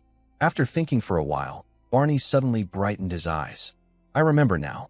7 kilometers east of the fortress, deep in the forest, there's a third-tier magical beast called the Black Armor Pig. Usually, this pig is well-behaved, and the northern fortress hasn't sent soldiers to hunt it, Chengyu asked, and then, Barney smiled. You go and kill that third-tier Black Armor Pig. Then you'll have some ingredients. Haha, you really are something. Asking me to kill a third-tier magical beast. Why don't you just fly to the sky? Chengyu muttered to himself, then said, all right, 5,000 gold coins. 5,000 gold coins? Are you serious? 5,000 gold coins, converted to Chinese RMB, is about 50 million yuan, quite a large sum. Barney didn't expect Chengyu to ask for so much money. As a helpless cook, I have to risk my life to kill a third-tier magical beast, then take out its intestines to cook for you. Charging only 5,000 gold coins is already very low. Sorry, I didn't think it through. Barney felt a bit embarrassed. Asking a cook to kill a fierce third-tier beast was indeed a tough task. How about this? I'll send you a helper. Barney clapped his hands. The office door opened, and a messenger entered. General, what are your orders? The messenger asked. Go and call Joyce Orlando from the magic team. Yes, sir. The messenger left the room. 10 minutes later, he returned with a young man. Barney introduced him to Chengyu. This is Joyce Orlando, the young master of the Orlando family, a genius at the Empire Magic Academy. He's still young, but has already become a third-tier mage. His future is very bright. The Orlando family is a well-known noble family in the Black Sun Empire. The family head is a good friend of Barney, and he asked Barney to help train the younger generation. Joyce is probably in his early 20s. He doesn't look impressive, with a sharp snake-like face, triangular eyes, deep-set eye sockets, prominent brow ridges, mostly white eyes, small pupils, crooked teeth, and a fierce, sinister expression. He doesn't look like a good person at all. He looks quite abstract. Chengyu had never seen someone like Joyce before. Don't judge Joyce by his appearance. Actually, Joyce has a kind heart and is very caring. Looking at Joyce's snake-like face, Chengyu tried to imagine him as a kind-hearted person, but failed. It was as difficult as imagining Lu Zhishan reciting poetry. General, what do you want from me? Joyce stood straight, showing a strong military presence. Barney treated Joyce more seriously than Chengyu, and said, Joyce, to strengthen your will and character, I have decided to send you and Brother Chengyu to hunt the third-level magical beast, the Black Armor Pig. Me? I'm just a third-level mage. I probably can't defeat a third-level beast, Joyce said hesitantly. Most magical beasts have tough bodies and special talents, making it hard for someone of the same level to defeat them. Third-level beasts are indeed a challenge for you, but young people need to endure hardships. Enduring hardships is a blessing. Only by suffering can one become outstanding. Hearing Barney's words, Chengyu felt they sounded familiar. Weren't those the same words his former boss used to say? When you first join a company, you should be brave to take on tasks, work hard, and earn less salary. Young people should respect the elders and love the young, and give promotion opportunities to experienced staff. If you're not married yet, why go home so early? Stay at the company and work overtime. Young people shouldn't be so impulsive. Hitting the boss is illegal. Chung-yu still remembered what his boss said when he first joined the company. I understand, General. Joyce thought Barney's words made sense, then asked, if I hunt the third-level beast, can I earn merit points for the army? Soldiers can earn merit points by defeating demons and monsters on the battlefield. Merit points are both an honor and a way to exchange for real rewards. Barney sent Joyce to hunt the black armor pig for his personal reasons. If giving Joyce merit points for personal reasons dishonors those soldiers fighting bravely on the battlefield, it would be unfair. Barney patted Joyce's shoulder and became a life mentor. Life often has difficulties and setbacks. True strength comes from growing in adversity. Whether you get merit points or not isn't the most important thing, because you've already gained something by overcoming challenges. With your talent, I believe you can become the leader of the magic team within a year. Joyce looked confused. General, I remember you said the same thing a year ago. Really? Maybe you heard wrong. Did I hear wrong? Joyce wasn't quite sure anymore, but he vaguely remembered Barney telling him that a year ago. Chung-yu thought Barney was just a sneaky person, a master of workplace manipulation. Go ahead, defeat the third-level magical beast. I believe you can succeed, Barney encouraged Joyce. Yes, sir. Joyce's eyes shone with hope and determination. Chung-yu and Joyce left Barney's office. Hello, friend. Joyce extended a hand to Chung-yu. Although he looked a bit strange, he was quite friendly. Hello, my name is Chung-yu. I am a chef. Chung-yu shook hands with Joyce. I notice you have a very rare holy body. Holy body? What kind of holy body? Born with the divine strength of cattle and horses. Joyce was confused. He didn't understand what Chung-yu meant by born with the divine strength of cattle and horses. At that moment, Mina and Yvonne were waiting in the corridor. When they saw Chung-yu come out, they quickly approached him. Chung-yu, we've been waiting for you a long time. Mina linked her arm with Chung-yu's and leaned her head on his shoulder, acting very affectionately. Seeing Joyce's fierce expression, Mina and Yvonne frowned, feeling that Joyce didn't seem like a good person. Chung-yu, are these two your girlfriends? Joyce was surprised. Yes, they are both my girlfriends, Chung-yu nodded. So, you have two romantic partners? You must be a legendary love master. Teach me how to find true love, Joyce said enviously. Aren't you the young master of the Aranto family? Finding a woman should be easy. In Chung-yu's impression, young masters from big families were usually popular with girls. If not, they could just buy a few female servants. Many women are after the Aranto family's money and power. I hope my partner likes me for who I am, not for money or status. Joyce had met many women, but most were attracted by the Aranto family's wealth. Joyce dislikes materialistic women and seeks pure love. Chung-yu glanced at Joyce's fierce expression. If family factors are ignored, he probably won't find a partner easily. Brother, women can be complicated. Being single isn't so bad. While speaking, Chung-yu hugged Mina with his left arm and Yvonne with his right. No, I want to find sweet, romantic love, Joyce replied. Chung-yu realized that Joyce is not only born with a strong body, but also a love-struck person. This kind of love obsession can easily turn into trouble. Following the principle of saving one whenever possible, Chung-yu advised Joyce, women can be very clever. You're too innocent and might not handle it well. I can handle it. Brother Chung-yu, teach me, Joyce said earnestly. Joyce is determined to find true love. All right, tomorrow we'll go hunt monsters. I'll talk more on the way, Chung-yu agreed. Thank you, Joyce said gratefully.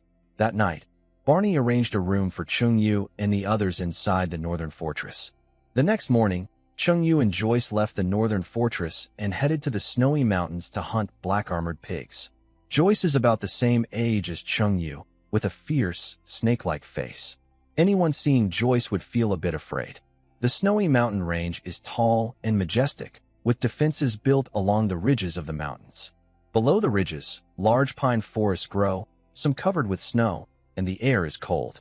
Perhaps because of the strong defenses, Chung-yu only wore a single shirt and didn't feel cold. Meanwhile, Joyce wore a thick jacket, snow boots, and a white, furry magic cloak, but still shivered from the cold. You're not the young master of the Aranto family? Barney asked you to hunt monsters, and you could refuse. He can't do anything to you, Chung-yu said, looking at Joyce's red face from the cold. No, the general said young people should work more and earn fewer merits. That way, they can build a strong will, Joyce replied with firm eyes. trusting the general's advice. Impressed, Chungyu thought, no wonder he's born with a strong body and a high level of awareness, walking along the mountain path into the deep forest. After about an hour, they reached a wide clearing surrounded by tall trees, with occasional patches of snow.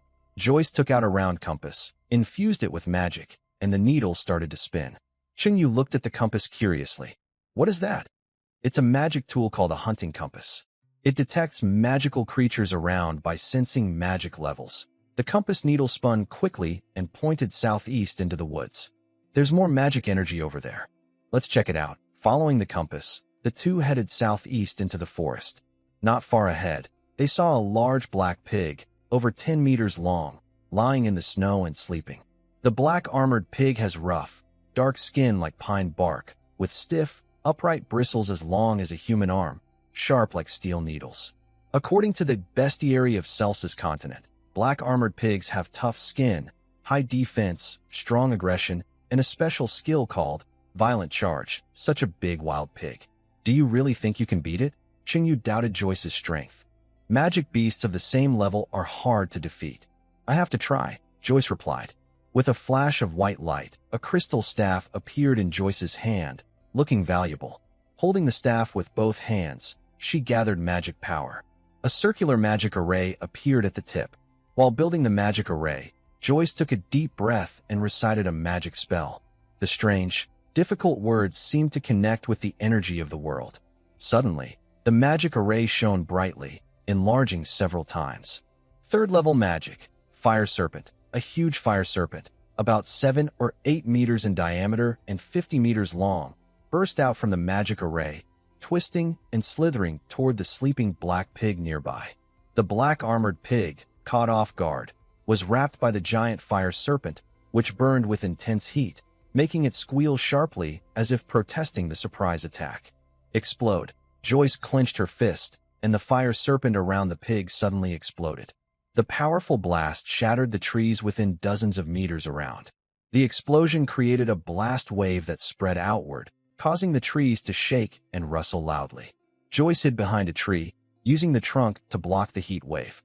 Chungyu did not hide. He faced the rolling heat wave directly and did not feel very hot. Chungyu, is the black armor pig dead? Joyce asked him. Chungyu looked calmly ahead. Do you want to hear good news or bad news? Joyce, good news. Chungyu, your fire magic was very powerful and injured the black armor pig. Joyce, and the bad news? Chungyu, it only got a small scratch and is now charging toward us. Joyce peeked around the tree trunk and saw that all the bristles on the black armor pig were burned off, and there was a half-inch-long wound on its back, bleeding heavily. The black armor pig looked like a mountain of flesh, charging straight at them. Run quickly. Such a large wild pig, if hit, would definitely crush someone into a meat patty. Joyce stood up and ran as fast as he could. Chungyu and Joyce ran ahead, with the black armor pig chasing behind. Joyce, pale and terrified, shouted, "It's over." Chungyu, "It's faster than us. Does it matter if it's faster?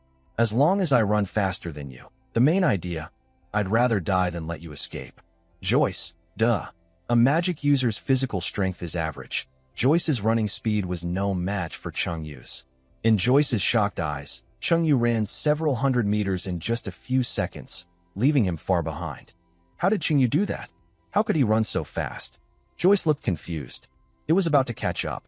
One-level magic, Fireball. In a hurry, Joyce abandoned chanting and quickly cast the Fireball spell. A fist-sized, hot flame shot toward the black armor pig's head. The pig's vision was blocked, and it paused for a moment. Joyce seized the chance, rolling and crawling to escape. However, the pig was much faster than Joyce and quickly caught up again. Joyce's face turned pale with fear, and he kept praying, "Goddess of Light, please protect me. Goddess of Light, please protect me. Goddess of Light, please protect me." The black armor pig was only a meter away from Joyce, opening its 2-meter-long mouth to bite down. Joyce could even smell the strong, unpleasant odor from the pig's mouth. At that moment, an invisible force struck the black-armored pig's head, and a large, bulky figure slapped the huge black-armored pig, sending it flying more than 10 meters away. The force was so strong that the pig's head was struck with a half-meter-long crack, and blood flowed freely. The black-armored pig was knocked into a daze, unable to tell directions, spinning in place. Joyce stood there, looking confused. Was the goddess of light helping him? But next, he saw Chungyu come out from behind a tree nearby. "Young man, do you desire power?" Chungyu held a dark, round cake in his hand. "Of course I do." Joyce was always eager for power. The dark cake was handed to Joyce.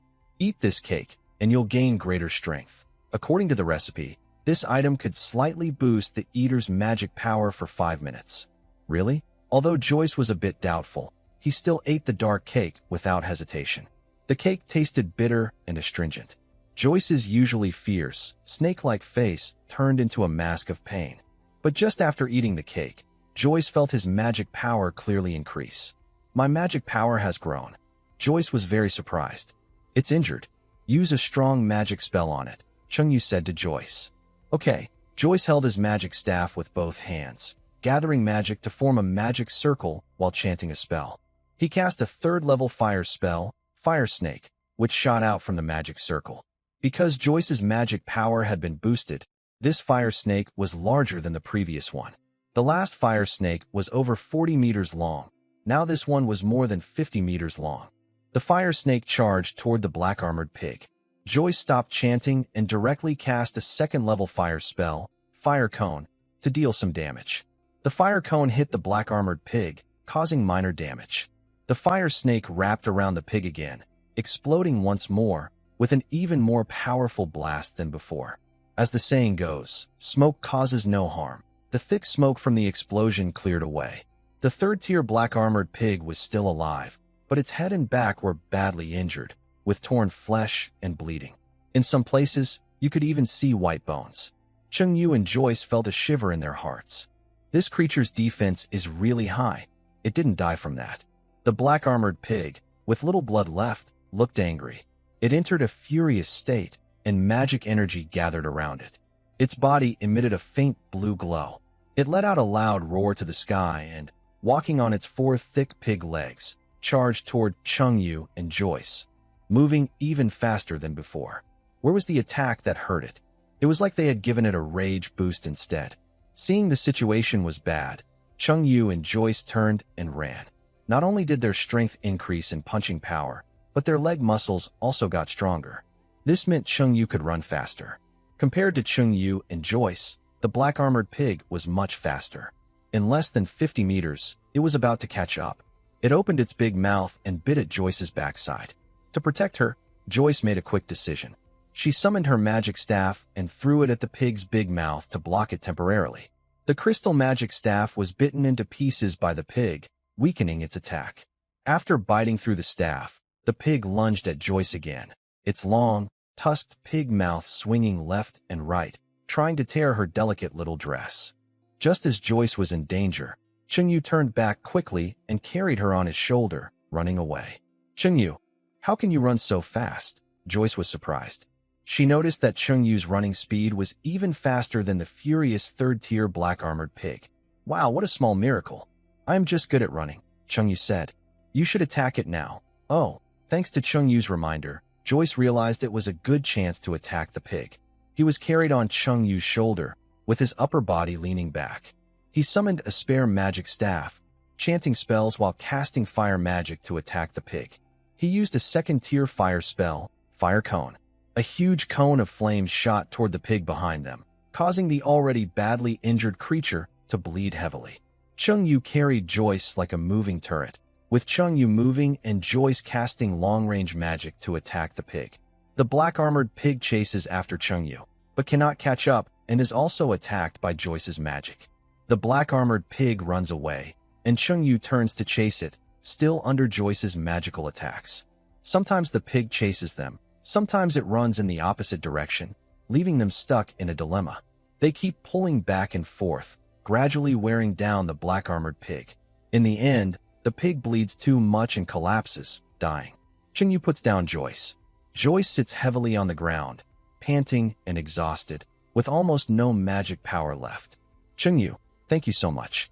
If it weren't for you, I might have been killed." If Chungyu hadn't carried him to run, he would have been hit by the pig. A third-level mage trying to kill a third-level monster is very difficult. This third-level black-armored pig's magic crystal belongs to me.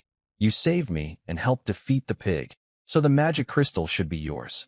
As Barney said, although Joyce looks fierce and cold, he is kind and honest.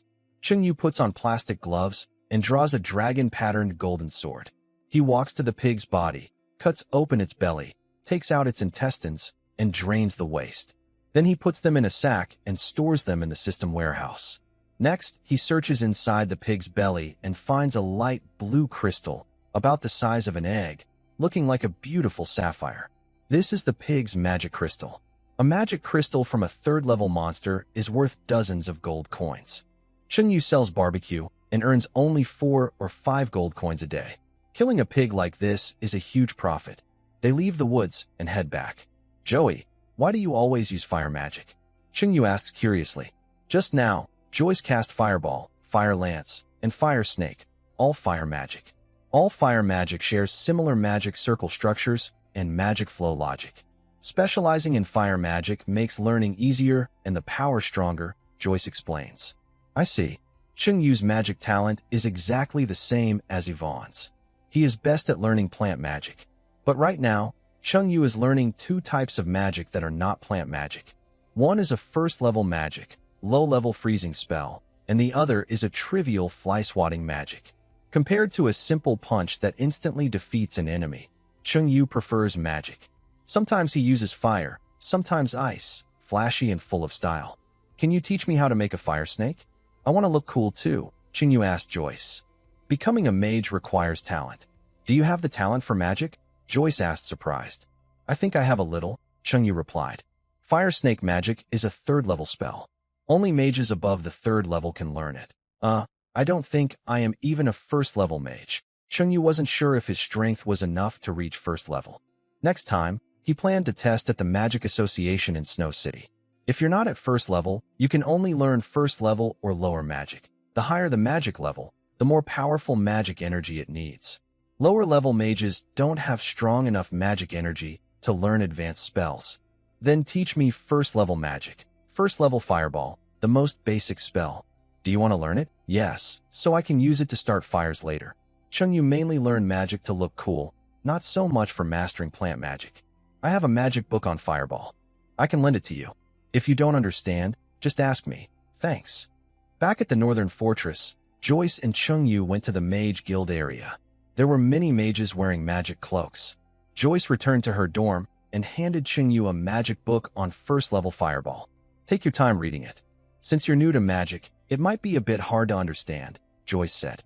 Normal 1st-level mages, without a teacher, can achieve some progress in a year or so and become very skilled in 3 to 5 years. Chungyu had a high magic talent. He learned the Ice Freeze spell in about 10 days. He thought he could learn this Fireball spell just as quickly. After saying goodbye to Joyce, Chungyu went back to his place. In his room, Mina was dressed as a black and white maid, doing push-ups on the floor to strengthen her body. Yvonne sat by the window, using plant magic to make a potted plant grow. Seeing Chungyu return, Mina stood up from the ground and smiled. "Chungyu, where did you go?" "Just took a walk in the mountains with the magic team." "Are you going to sell barbecue again today?" "Not until the afternoon. It's almost noon. We'll eat lunch first and then go sell barbecue." Yesterday, Chungyu gained over 4,900 positive emotion points. Plus, a little left over from before, his total positive emotion points now reach 5,011. He can add some points to himself again. System: exchange 25 points for strength and 25 points for defense. Host consumes 5,000 positive emotion points. Strength 25, defense 25. Chungyu opens the system panel. In the top right corner, the positive emotion points are displayed as 11. Host: Chungyu cooking skill level. Max strength 627, defense 627, skills Silver Moon Shockwave, magic proficiency, passive, equipment, dragon pattern gold knife, ordinary magic staff. Chungyu clenched his fist and swung it forward twice. The wind from his fists whooshed, and his strength seemed to increase a bit. "Yvonne, do you want fire magic? I got a magic book, and we can learn together." Chungyu waved the Fireball magic book in his hand toward Yvonne. Yvonne jumped down from the windowsill, looked at the magic book in Chungyu's hand, and asked, "Where did you get the fire magic book?" "The magic team lent it to me," Never mind, I don't want to learn fire magic. Yvonne belongs to the forest elf tribe and prefers plant magic. Alright. Chengyu sat at the table, flipping through the magic book. The difficulty of first-level fireball and ice freeze magic is about the same, not very hard. As the highest commander of the Northern Fortress, General Barney owns his own private residence, a 3-story small building.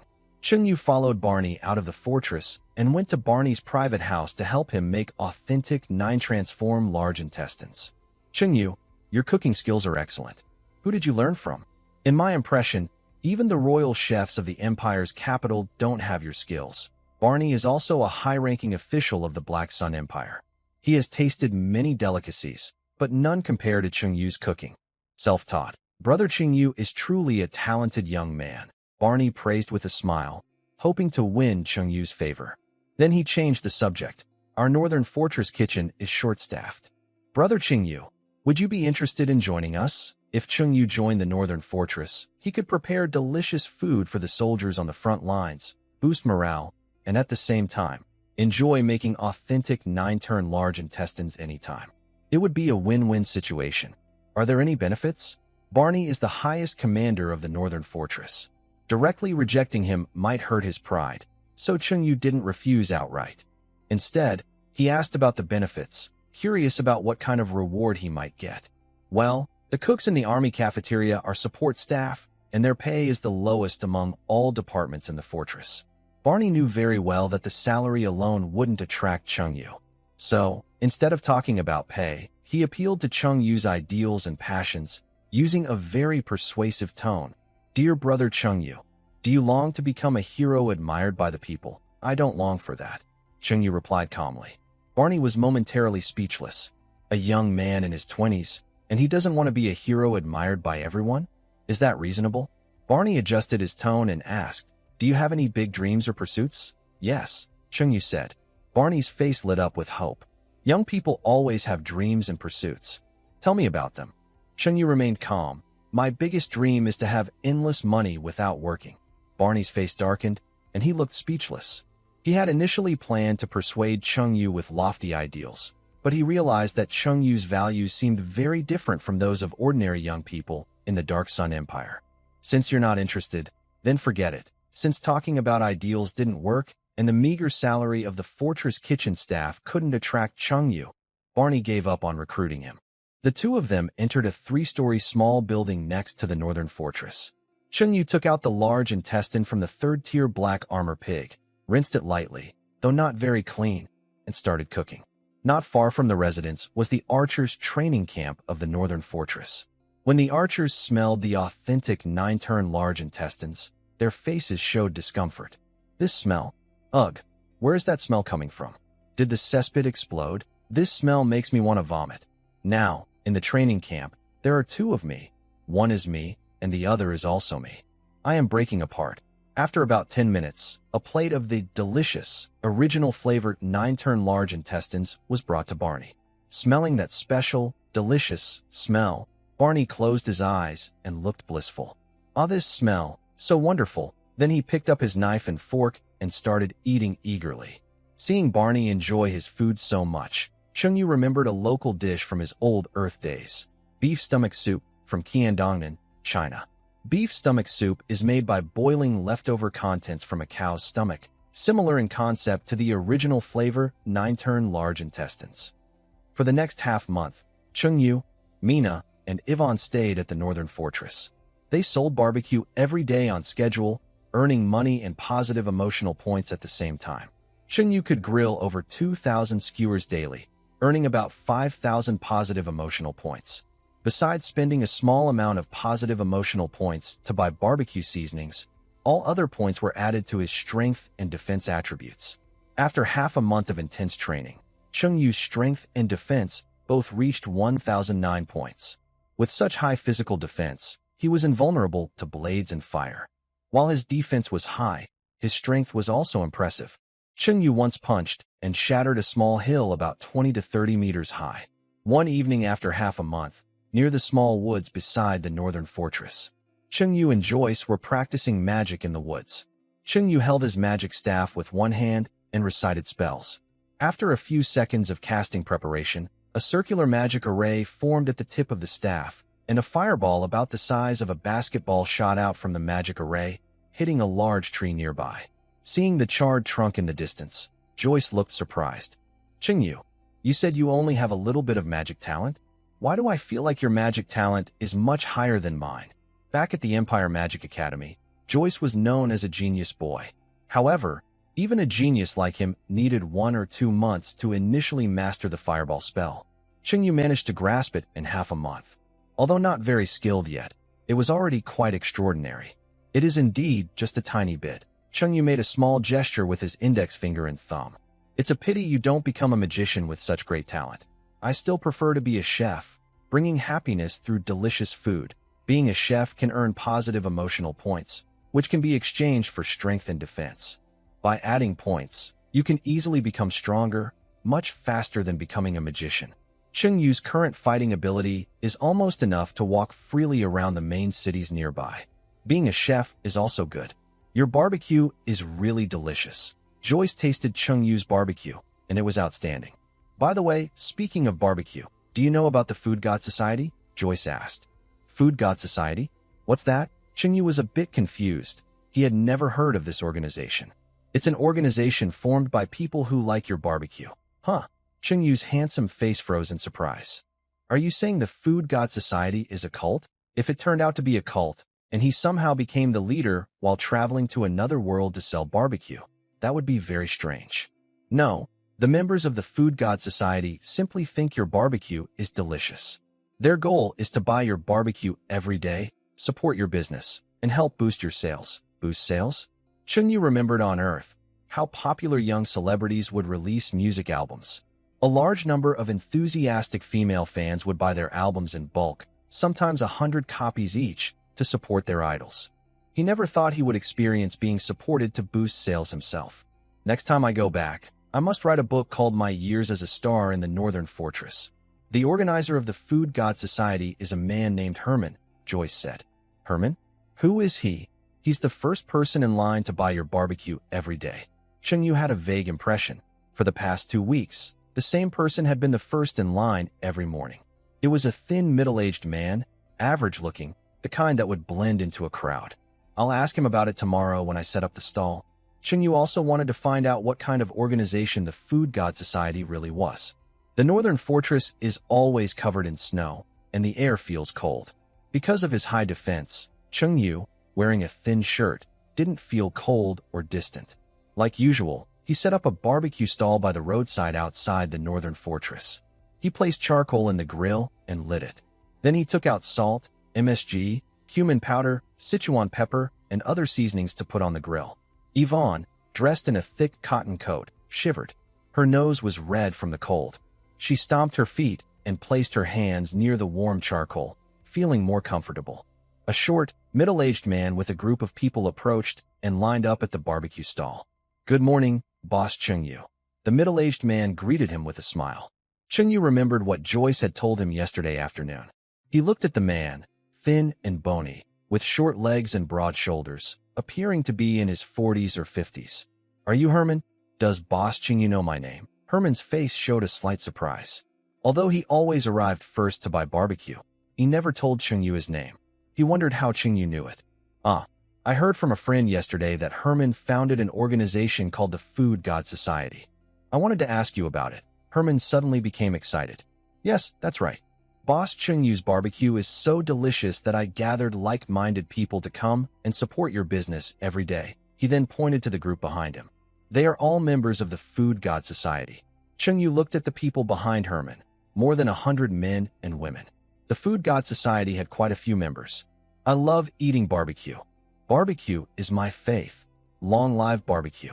All these people were heavy barbecue enthusiasts from the army, and they were fanatic about Chingyu's barbecue.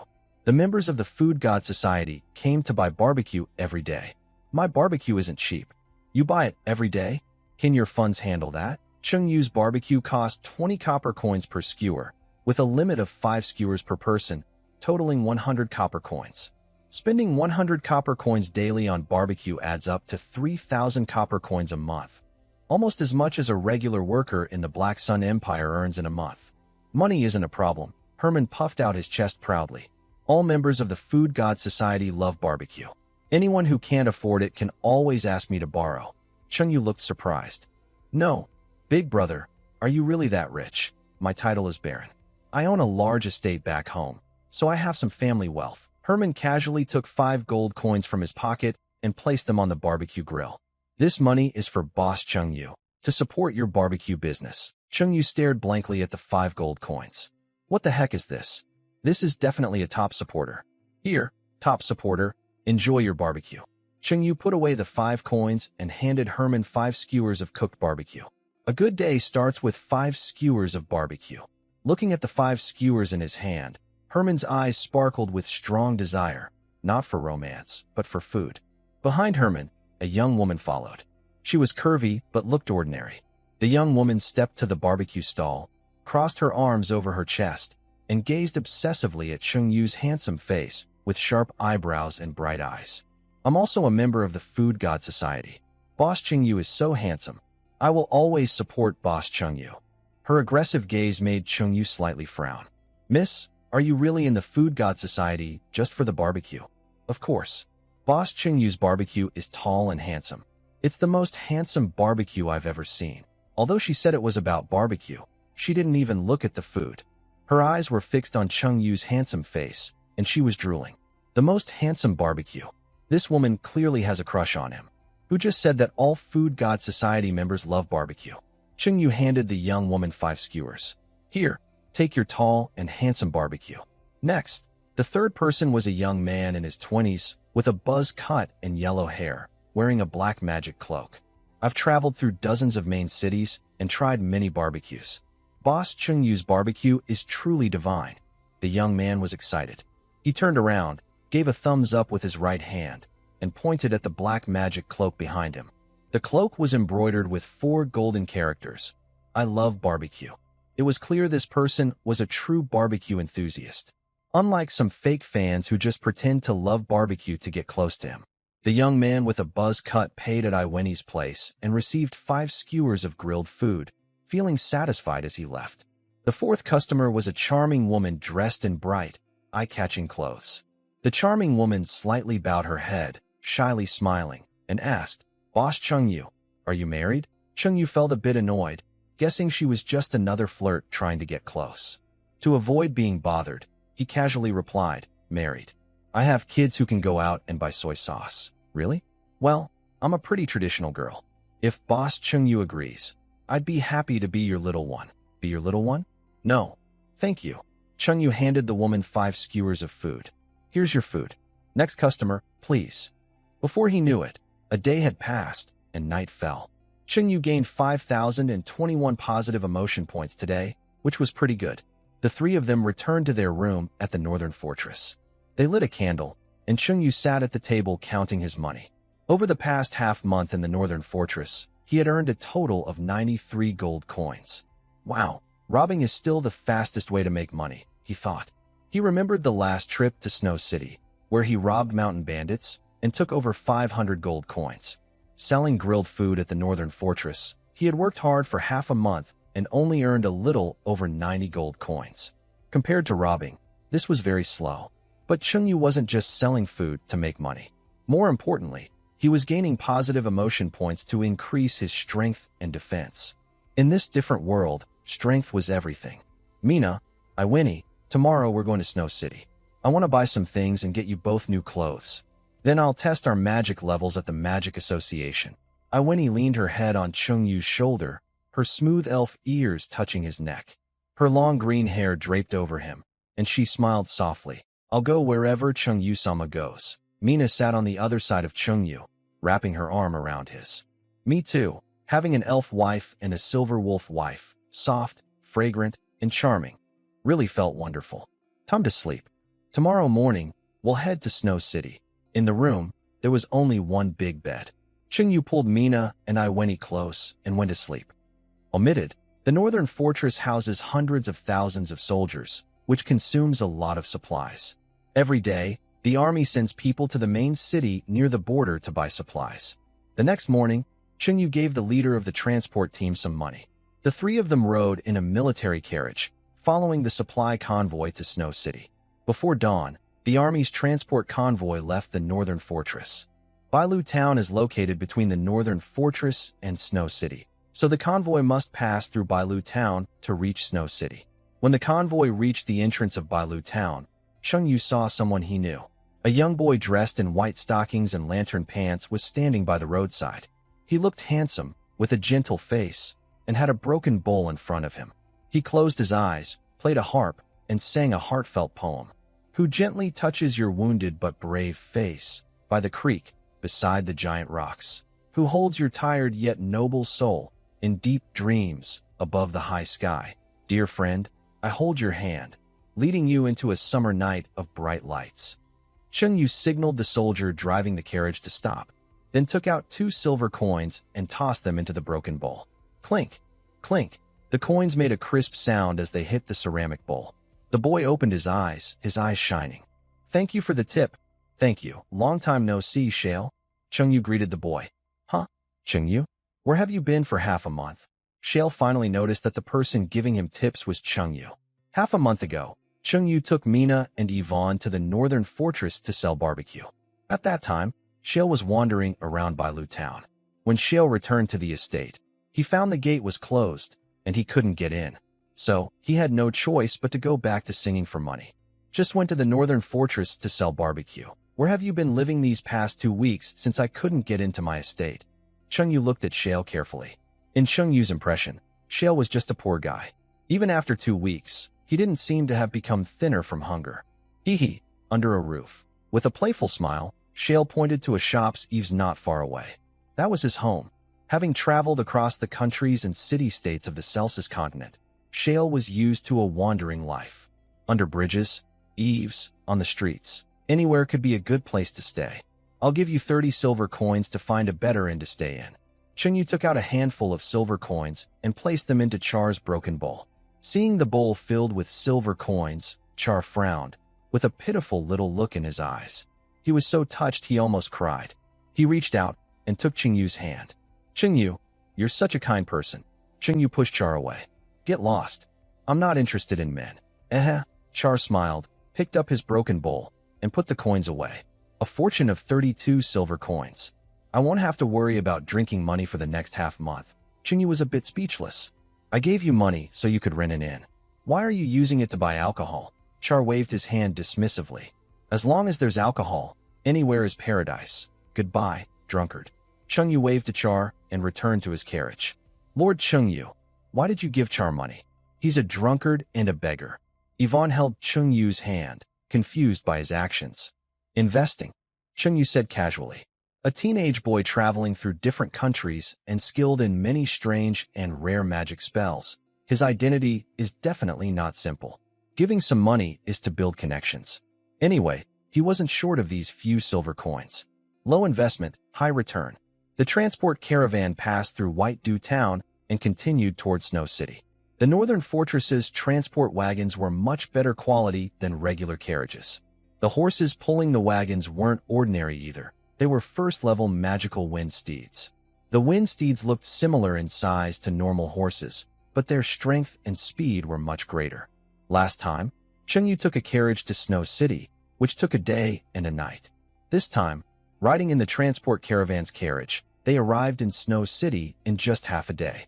At noon, after thanking the caravan leader, Chengyu left with Yvonne and Mina to go to the Magic Association in Snow City. He had been here before and knew where to buy magic materials. The Magic Association was also on the street with magic material shops. After buying the magic materials needed for pickled earthworms, they could test their magic levels at the association. The 3 of them headed toward the center of Snow City, walking for about half an hour. The center of Snow City is a large, round fountain square filled with many small stalls and vendors. The area is lively, with the sounds of people talking. There are local residents and travelers from other places.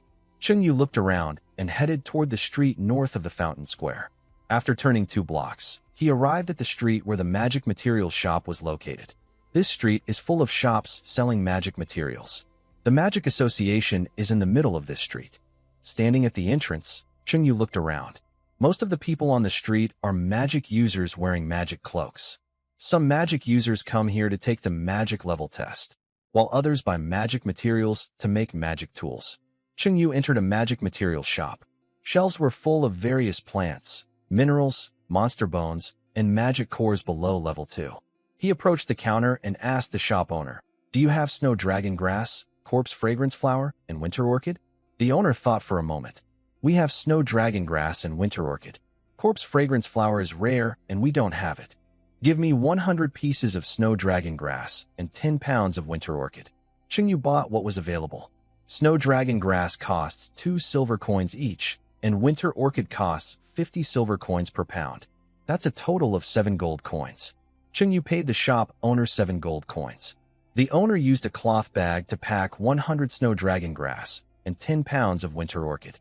There are more than 10 magic material shops on this street. In the next half hour, Chengyu visited each shop and asked about all the magic materials. However, he still couldn't find the corpse fragrance flower. This plant grows in cemeteries or places where corpses gather. It has a strong, rotten smell that makes people feel sick. Few alchemists use this plant in their potions. Since there's no profit, the shops are not willing to sell it. "Let's go eat first and ask about it tomorrow," Chengyu suggested. He was a little hungry. Food. Mina was already very hungry. When she heard Chengyu mention eating, she immediately perked up, pricked her sharp ears, and walked ahead confidently. "Chengyu, where are we going to eat?" Mina asked. "We're going to have fried rice with eggs." Last time, Chengyu shared his secret recipe for egg fried rice with the slave trader Marcus. Marcus opened an egg fried rice shop in Snow City to see how his business was doing. "Which way should I go?" Mina asked, surprised. Chengyu remembered the location of Marcus's egg fried rice shop. "Turn left at the front intersection." The three of them walked to the intersection and turned left, arriving at the entrance of an egg fried rice shop. The shop was almost full. Marcus was a fat man with a mustache, counting money at the counter. "Hey, Marcus. Business is booming." Chengyu approached the counter and greeted Marcus. When Marcus saw Chengyu, his face darkened. Why was this troublemaker here? Chengyu had sold him seasoning at a high price, 1 gold coin per pack, cutting into half of his profit from the shop. It was really annoying. Everyone said Marcus was a greedy businessman, but this person was even more selfish. However, the shop needed Chengyu's seasoning to stay busy. Marcus quickly put on a fake smile. "Brother Chengyu, what brings you to Snow City?" "Come, sit down. I'm here to buy some things," Chengyu said with a smile. "Your shop is doing well. You've made quite a bit of money lately, right? Business is okay, but the profit isn't high." Marcus was cursing inside. Someone had taken half his profit. Even though he was angry, Marcus had actually made money recently because the market demand was strong. When demand is high, it's best to expand and make more profit. "Brother Chengyu, I plan to open more egg fried rice chain stores in nearby main cities. Remember to sell me more seasoning then." "Sure," Chengyu agreed happily. He was happy to sell seasoning to Marcus. Running a shop involves choosing a location, leasing the space, decorating, hiring chefs, buying ingredients, attracting customers, managing daily operations, and paying taxes, many complicated tasks. Now, Marcus was handling all these chores. Chengyu only needed to sell seasoning and could earn half the profit easily and happily. Night fell, and Snow City streets became quiet. Chengyu found an inn to stay in. The next morning, Mina was lying comfortably in bed, enjoying a good sleep. Iwini put on her clothes, tidied her hair, and went with Chengyu to the Magic Association for her magic level test. At dawn, many magic users dressed in magic cloaks and wearing wide magic hats stood on the stone steps in front of the Magic Association, waiting for the doors to open. "May the goddess of light bless me." Hearing their stories, Chengyu felt like he was taking a driving test. The Magic Association was an official organization of the Black Sun Empire. They opened at 9 in the morning and closed at 5 in the afternoon. Chengyu and Iwini sat on the stone steps outside, waiting for half an hour. At 9 o'clock, the doors of the Magic Association opened on time. Several staff members dressed in black magic cloaks came out. One staff member shouted, "The registration fee for the first-level magic user test is 1 gold coin per person. The second-level test costs 10 gold coins per person. Please bring your magic wands." Chengyu and Iwini went to line up for the first-level test registration. Today, about 70 or 80 people were taking the first-level test, while only a few were attempting the second-level test. Magic is related to talent. Most magic users see the second level as the highest they can reach, and many never advance beyond it in their lives. Chengyu paid 2 gold coins for the registration. The staff briefly recorded their information, handed each of them a badge, and let them enter. The interior of the Magic Association was very luxurious. The bright, clean hall had a high domed ceiling, and a huge magic crystal chandelier lit up the entire space. In the center of the hall was a translucent crystal ball about 1 meter in diameter. Next to the crystal ball, a staff member addressed everyone. The first level magic user test has 2 parts. The first is a magic power strength test, and the second is a magic proficiency test. Please line up in the order I call out and proceed to the magic power strength test. Dozens of testers lined up according to the staff's list, each walking forward to test their magic power strength at the crystal ball. The first tester approached the crystal ball, placed one hand on it, closed his eyes, and focused his magic. Inside the crystal ball, a blue light glowed from the core, showing the number 36. Next to the ball, the staff recorded the score and said, "Next." This was Chungyu's first time taking the magic level test. He didn't quite understand the rules. He patted the shoulder of the young man with long hair in front of him and asked, "Brother, how do you know if you passed the test?" The young man with long hair flicked his flowing hair and turned to look at Chungyu. The magic power strength test and the magic proficiency test both have a maximum score of 100. You add the 2 scores together and then divide by 2. If your average score is 80 or above, you pass. I see. Chungyu understood. The first tester looked disappointed as he left. His magic power strength was only 36 points. Even if his magic proficiency was perfect, his average wouldn't reach 80. The first round of the magic power strength test was simple. Just place your hand on the crystal ball and gather magic. Soon, it was the turn of the young man with long hair. He walked to the crystal ball at a steady pace. The staff saw him and bowed respectfully. "It's Mr. Roy, the famous poet from Snow City." The young man with long hair waved his hand and smiled faintly. "Just some fame, nothing special. Mr. Roy, you are too modest," the staff said, seeming to regard him as a wise person. Seeing the staff's respectful attitude, Chungyu wondered if Snow City had a tradition of respecting writers, or if this Roy was especially talented. Roy approached the crystal ball, placed his hand on it, and the ball glowed red inside, showing a score of 60.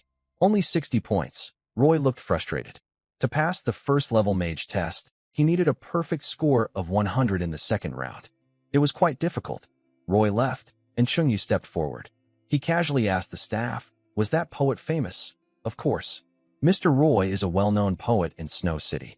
His poem, My City Lord Father, won first place in the Snow City Poetry Contest." Chungyu nodded and said, 6. Is this even a poem? Or just a way to show off connections?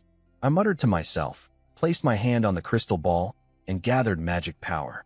Inside the crystal ball, a golden light shone, and the display showed a magic strength score of 72. Although I copied Ivan's magical talent, I didn't copy the powerful magic of the elf race, so my magic strength isn't high. The staff recorded my score in their notebook. Next, wait, why does each person's crystal ball glow with a different color? I asked the staff. The color depends on each person's main magic attribute, they replied, sounding a bit impatient. I didn't ask more and left. Ivan stepped forward, placing her small, fair hand on the crystal ball and gathering magic power. Inside the ball, a green light appeared, and the display showed Ivan's magic strength score of 100. Everyone was amazed by Ivan's score. Wow, amazing! As expected of the elf race, with natural affinity for magic. Her magic is so strong. Being born into the elf race is a real skill, avoiding 10 years of trouble. The staff recorded Ivan's score. Next, Ivan returned to my side, smiling and asked, "How do you think my magic is, Chungyu?" Really impressive. I put one arm around Ivan's waist and kissed her on the forehead. In front of everyone, Ivan looked a little shy, burying her face in my chest. The first round of testing was over. Next is the second round, which tests magic proficiency. The rules for the second round: show 3 judges a magic you are best at, and they will score you. The order is the same as the first round. I was still behind a young man named Roy with long hair. Roy stepped in front of the 3 judges. "Isn't this Mr. Roy, the famous poet from Snow City? Nice to meet you. I've read your great work, My City Lord Father." It really shows your love for your father, full of emotion and depth. Mr. Roy is talented and considered one of the top young people in Snow City. The judges recognized Roy as a famous poet from Snow City and praised him highly. Roy maintained the proud attitude typical of a poet and paid no attention to the praise from the three judges. He took out his magic staff and demonstrated a first-level fireball spell. Before he finished casting the fireball, all three judges raised their cards, giving him a perfect score of 100 points. Roy passed the first-level mage test with an average score of 80 points. Jingyu, watching from behind, was stunned. Is this really possible? Jingyu stood straight, holding his magic staff. He gathered magic power with the staff, and a glowing circular magic array appeared beneath his feet. He then recited a spell aloud and cast a basic ice freeze spell. After a few seconds of preparation, ice formed on the ground within a 2.5-meter radius around Jingyu, and cold white air spread out. The three judges watched Jingyu's casting process and scored him. Judge A, 86 points. Judge B, 91 points. Judge C, 93 points. Finally, Jingyu scored 90 points on his magic proficiency test. Earlier, he scored 72 points on the magic strength test. Averaging the two scores, he got 81 points, just above the passing mark of 80. With a bright smile, Jingyu quickly walked over to Yvonne. Hee, I've only been learning magic for a month or two, and I already passed the first-level mage test. Many people had been studying for years and still hadn't passed. Congratulations, Lord Jingyu. Yvonne smiled and gave Jingyu a hug. Next was Yvonne's turn. Good luck. Jingyu patted Yvonne's shoulder to encourage her. I will. Yvonne was not tall, only about 1.6 meters, and looked gentle and quiet. She approached the three judges politely and bowed. Elf? That's rare. The last elf to come to our Snow City Magic Association for testing was probably 10 years ago. Elves have higher magical talent than humans. Few elves come to human territory for magic tests, so the judges found her quite interesting. Dear judges, I'm ready. As soon as she finished speaking, Yvonne's eyes showed determination. She discarded her staff and chanting, and started casting directly with her hands. Her fair hands gathered magic power quickly, forming a small magic circle in her palm. Suddenly, she cast vine magic in the courtyard flower bed of the Magic Association. In the next moment, 3 thick vines, each about 10 meters long, broke through the ground and twisted into the testing hall, like 3 flexible tentacles, writhing and swinging in the air. All 3 judges were stunned. Without a magic staff and without chanting, this first-level vine magic was so powerful, it's unbelievable. The Forest Spirit clan is really good at plant magic. Compared to true geniuses, we're just not worth much. I'm so jealous. Elves not only live long, but also have high magic talent. Do they have royal magic laws too? The 3 judges had different expressions, but all gave Yuweni a perfect score of 100. Feeling happy, Yuweni smiled with her eyes, returned to Chung Yu's side, and looked at him with her light green eyes full of anticipation. Lord Chung Yu, how was my magic just now? It was amazing, Chung Yu praised her. You might already be a second-level mage. I don't know. It's okay. We'll test again after some time. After passing the first-level mage test, they couldn't take the second-level mage test immediately. They had to wait a month. Okay. Yuweni held Chung Yu's hand happily. She was very pleased to be able to become a first-level mage with him. After the first-level mage test, the Magic Association registered Chung Yu and Yuweni. Then, they awarded them first-level mage badges and a magic cloak with a small fire attribute magic resistance. Chung Yu looked at the first-level mage badge. It was a circular ring with a 6-pointed star inside, engraved with dense diamond-shaped patterns. The material was starfall black iron, heavier than ordinary steel. The second-level mage badge was the same shape but blue in color, made from a special blue copper ore. He put on the black magic cloak, with the first-level mage badge hanging on his chest. Mages are quite rare. Wearing this outfit, Chung Yu would definitely be seen as a high-quality human male at the matchmaking market in Snow City. But Chung Yu now had 2 wives, so he didn't need to go to the matchmaking market. They returned to the inn. Mina was still sleeping lazily on the bed. Yuweni jumped onto the bed and hugged Mina's fluffy tail. Mina, sister, the sun is shining on your butt. You're back? Mina rubbed her sleepy eyes and got out of bed. Let's go. I'll pick out some new clothes for you. Now that Chung Yu had money, he naturally wanted to buy nice clothes for Mina and Yvonne. Mina put on her clothes and pants, strapped on her big sword, and followed Chungyu to buy more clothes. The streets of Snow City were not too crowded. The three of them walked through several streets until they reached the clothing district, which was full of clothing stores. After browsing around, Chungyu bought Mina and Yvonne beautiful long dresses, lace pajamas in various colors, bathrobes, and black and white stockings. He thought they would look very pretty in black and white stockings. After buying clothes, the three headed toward the Mercenary Guild. The food called marinated earthworms still needed one more ingredient: corpse fragrant flowers.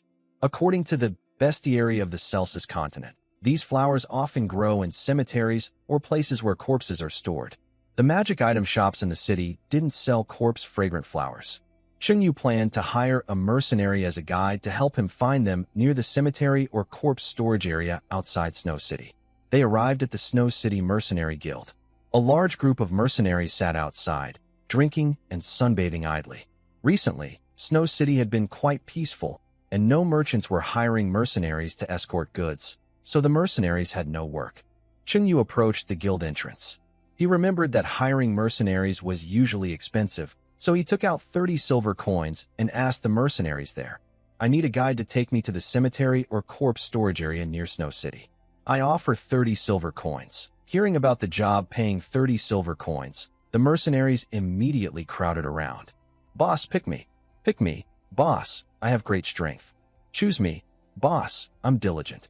Pick me. Boss, I may not be handsome, but I can make you look even better. Choose me." Faced with a group of eager mercenaries volunteering, Chungyu hesitated, unsure of whom to pick. Suddenly, someone shouted, "Boss, pick me. I only want 25 silver coins." Hearing this, the other mercenaries started competing with each other. "Boss, choose me. I only want 20 silver coins. I only want 15 silver coins. I'll take 10 silver coins. I don't need money. Just bring me food on the way." Chungyu froze in place. He hadn't said a word since earlier. No need to bargain. The mercenaries had already agreed on the price themselves. He had planned to spend 30 silver coins to hire a mercenary as a guide. Now, he didn't need to pay, just provide food. Only by being a boss can you truly enjoy the benefits of the population dividend. Chungyu put away the 30 silver coins and asked with a smile, "Who just said they don't want money?" "That was me." A thin young mercenary raised his hand and stepped out from the crowd. The other mercenaries glared fiercely at the thin young man. He had driven the wages so low. He was practically a traitor to the workers. "Everyone always bullies me. Today, I, Lexi, will outdo all of you." The thin young man crossed his arms, puffed up his chest, and looked proud, as if he had achieved something great. Chungyu and the others followed Lexi, the dark and skinny young man, out of the city. On the way, Chungyu bought Lexi some dry, hard bread as a reward for guiding him. While chewing the bread, Lexi saw Chungyu wearing a black magic cloak and a first-level mage badge on his chest. He smiled and asked, "Boss, are you a first-level mage? Just took the first-level mage test yesterday. Scored 81 points, so I passed." "You're really impressive, boss." Lexi flattered him. "There's a pretty big cemetery on the east side of Snow City. I'll take a few of you to see it. Let's go." The group left Snow City through the eastern gate and walked east along a wide road. After about 2 or 3 miles, a large, quiet, and solemn cemetery appeared before them. The cemetery was surrounded by a half-meter-high wooden fence with tall tombstones inside. Those studying necromancer magic loved cemeteries. Some necromancers came to steal corpses to make fighting puppets. Others simply liked the atmosphere of the cemetery. Standing at the gate, Chungyu took out the bestiary of flora and fauna of Celsus continent from his system warehouse. He turned to the page about the corpse fragrance flower and showed the illustrations to Mina, Yvonne, and Lexi. "I want to find this plant. All 3 of you help me look for it." "No problem, boss." Lexi smiled warmly. Ivini and Mina nodded slightly. The 4 of them started searching in the cemetery. The plant called corpse fragrance flower gives off a strong rotten smell, which can be smelled from far away. Just by sensing the air, it's easy to find. Usually, no one comes to wander in places like this cemetery. Chungyu walked among tall tombstones, in an environment so quiet that he could hear his own heartbeat, and it felt a bit eerie. When Chungyu reached between 2 tall tombstones, he suddenly saw someone sitting there, which made him tense up. Between the 2 large white stone tombstones, There was a small table and a small stool. An old man with white hair and beard sat at the table, which had books and tea set on it. He was leisurely reading and drinking tea. "Old man, are you human or ghost?" Chunyu asked the old man who was drinking tea and reading. Most people wouldn't drink tea or read in a cemetery. Maybe this old man was a ghost or spirit. He put down his teacup and book, glanced at Chunyu, and said calmly, "Of course I am human. So what are you doing here?" The old man sat upright, elegantly flipping through his book. "As you see, I'm drinking tea and reading, cultivating my mind." Chunyu looked confused. Coming to a creepy place like this to drink tea and read? Hearing Chungyu's disrespect for the cemetery, the old man's face showed a hint of displeasure. He waved his fist and cursed angrily. Cemeteries are the resting place at the end of life for humans. They are the most wonderful places in the world. Anyone who insults a cemetery will go to hell. Chunyu looked at the book on the old man's table, titled The Self-Cultivation of an Elegant Necromancer. It seemed that this old man was a necromancer. Rumor has it that, in the eyes of necromancers, cemeteries are more beautiful than brothels. It looks like the rumor is true. Sorry to bother you. Chunyu ignored the old man and continued searching for the corpse fragrance flower. Half an hour passed. After searching the entire cemetery, he still hadn't seen any sign of the flower. "Boss, there's a smaller cemetery to the south," Lexi told Chunyu. "Take me there. The special recipe, pickled earthworms, can heal wounds and restore stamina." He needed to prepare some. "Taking you to the cemetery in the south is fine, but there's an extra fee," Lexi said. "I'm not trying to cheat you. Whatever you give is fine." Thinking about how Lexi also helped find the corpse fragrance flower earlier, Chunyu didn't say much. He took out a silver coin and tossed it to Lexi. "Thanks, boss." Lexi quickly bowed in gratitude. "Let's go." Lexi led Chunyu and the others toward the southern cemetery. This cemetery is smaller than the previous one, located in a dense forest. It's quiet around here, with tree leaves blocking the sunlight, making it look dark and hidden.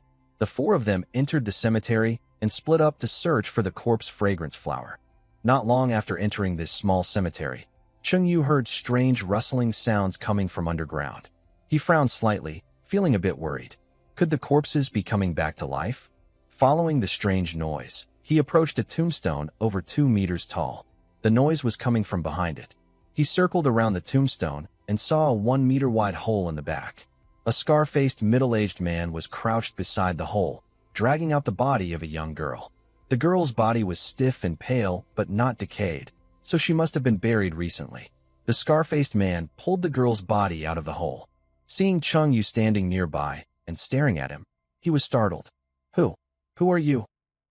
Just passing by," Chunyu said. "What are you doing?" So he was just passing by. The scar-faced man, panting heavily, relaxed a little. "I'm a necromancer. I've been watching this cemetery for a long time.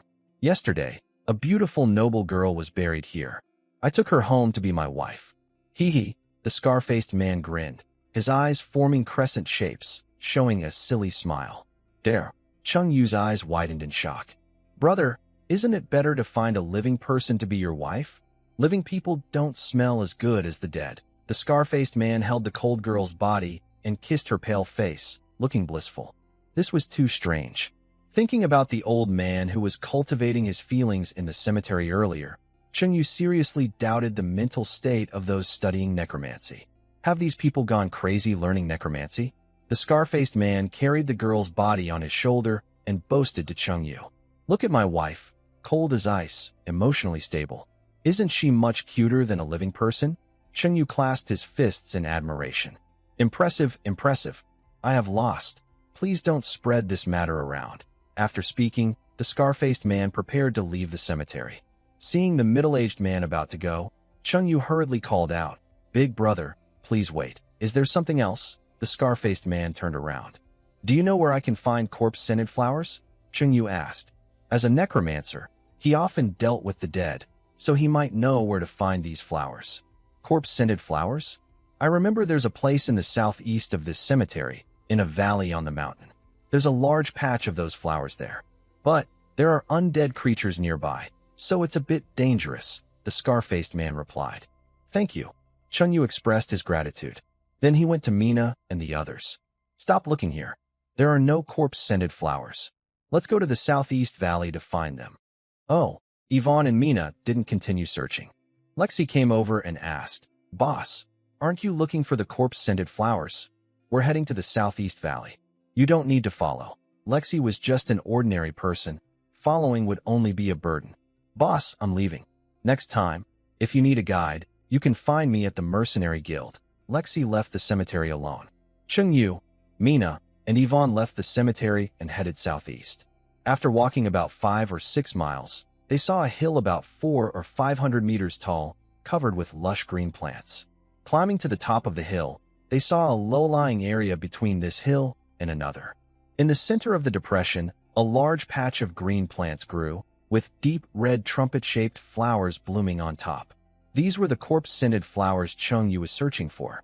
The low area between the two hills was barren, like a dried-up river valley. Chungyu followed the slope down into the valley between the two hills. The corpse-scented flowers bloomed vividly, emitting a foul smell that spread everywhere. Mina and Yvonne frowned, covering their noses. The smell was really terrible.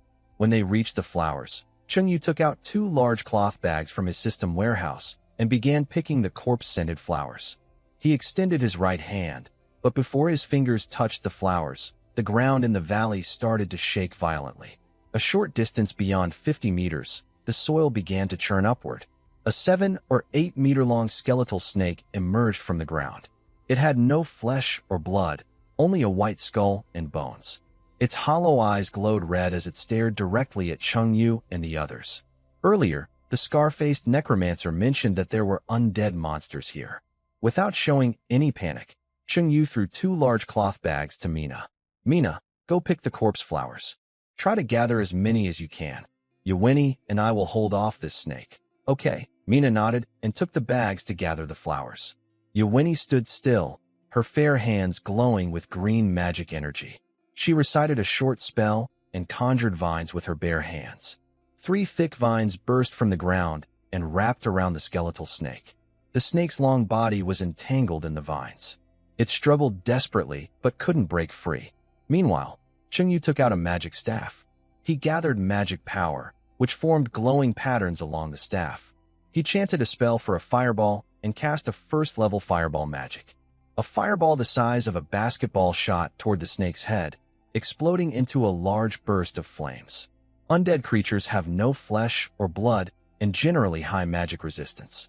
The fireball had little effect on the skeletal snake. Since one shot wasn't enough, Chungyu decided to keep firing. He gripped the staff tightly, channeling more magic power. The staff's magic circle released a continuous stream of fireballs, targeting the snake. This is pretty fun, Chungyu said, holding his staff. Each time he recited a spell, a fireball shot out from the magic circle at the staff's tip. Though the snake's magic resistance was high, Chungyu's relentless attacks caused its skull to crack from the intense heat, turning the bones black. Meanwhile, Mina moved quickly among the corpse flowers. In less than 5 minutes, she had filled a bag with flowers. She took out another bag and continued gathering. After casting more than 10 fireballs, Chungyu finally knocked the snake to the brink of death. He walked slowly over, kicked the dying snake, and observed it. He wasn't sure what level this snake was, but it was far weaker than the undead skeletal dragon they had encountered before. Ding, ding, ding. The snake's hollow eyes flashed with red light. Its tail swung rapidly, producing a series of crisp sounds. Along with the ringing, the entire mountain valley began to shake violently, and the ground cracked open. One after another, bone snakes emerged from underground. The larger ones were 50 or 60 meters long, while the smaller ones were 5 or 6 meters. They formed a dense mass, estimated to number in the thousands, surrounding Chungyu and the others in multiple layers. Wow, if you can't fight, just call for help. That's not fair, Chungyu thought. He didn't expect so many bone snakes to be buried beneath this dried-up river valley. He stepped on and crushed one snake's head. What should we do, Lord Chungyu? Yewini looked around at the bone snakes, her eyes showing fear and panic. Run away? Chungyu said. He didn't want to fight so many snakes. He told Mina, stop collecting. Carry Yewini on your back. I'll clear the way. Follow behind me. Yewini is a mage and isn't very fast at running. It would be quicker if Mina carried her. Okay, Mina nodded. She stopped collecting the corpse-scented flowers, grabbed 2 big bags of them, and ran to Chungyu. She handed him the flowers and her big sword, then carried Iweni on her back. "Follow me," Chungyu said. He stored the sword and flowers in his system warehouse and ran toward the mountain valley. A 30-meter-long bone snake lunged at Chungyu from the front. Chungyu didn't hesitate or underestimate the threat. He raised his hand and threw a right hook. His fist hit the snake's head. The powerful force spread through its body, causing its bones to shatter bit by bit. The 30-meter-long snake instantly turned into a pile of broken bones. This was the power of enhanced strength. Another snake, about 10 meters long, rushed at Chungyu from the right. Ultimate move. Iron Mountain Elbow. Chungyu raised his arm and delivered an elbow strike. With a loud bang, the snake's head exploded and bones flew everywhere. He defeated another snake. Then, more than 10 snakes from all directions charged toward him. "Hold on tight." Chungyu squatted slightly, assumed a horse stance, and used his waist strength to push his shoulders forward as weapons. He struck with his left and right shoulders. The waist is the strongest part of the human body. Each Iron Mountain elbow attack shattered a snake. More bone snakes crawled out of the ground like a tide, surrounding the 3 of them in the middle. With so many snakes, relying only on Iron Mountain elbow was too slow. Chungyu clenched his fists and punched the ground with all his might. Boom! A loud explosion echoed.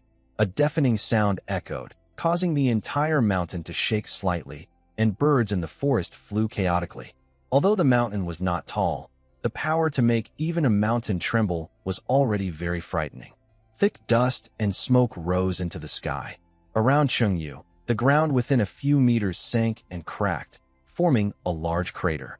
The strong shockwave from his fist hitting the ground spread outward, knocking away the approaching bone snakes.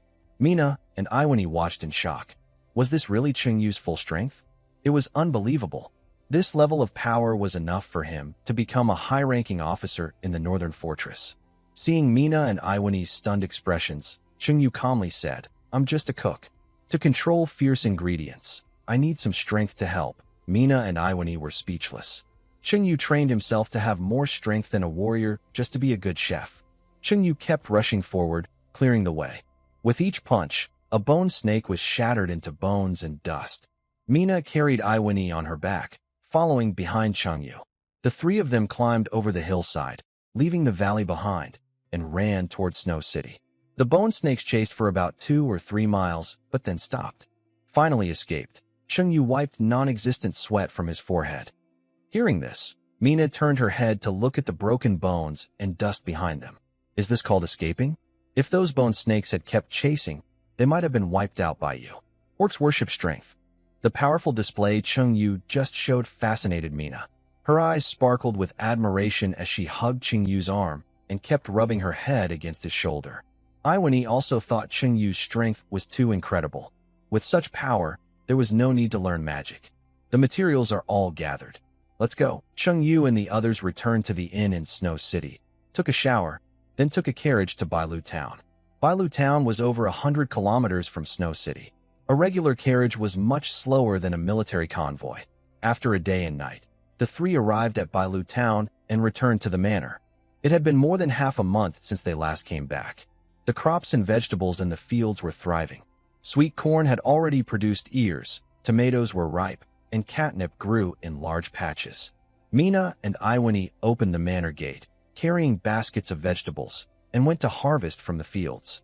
Chungyu walked to the shady part of the manor and carefully took out the black earthworms that had been pickled for over half a month.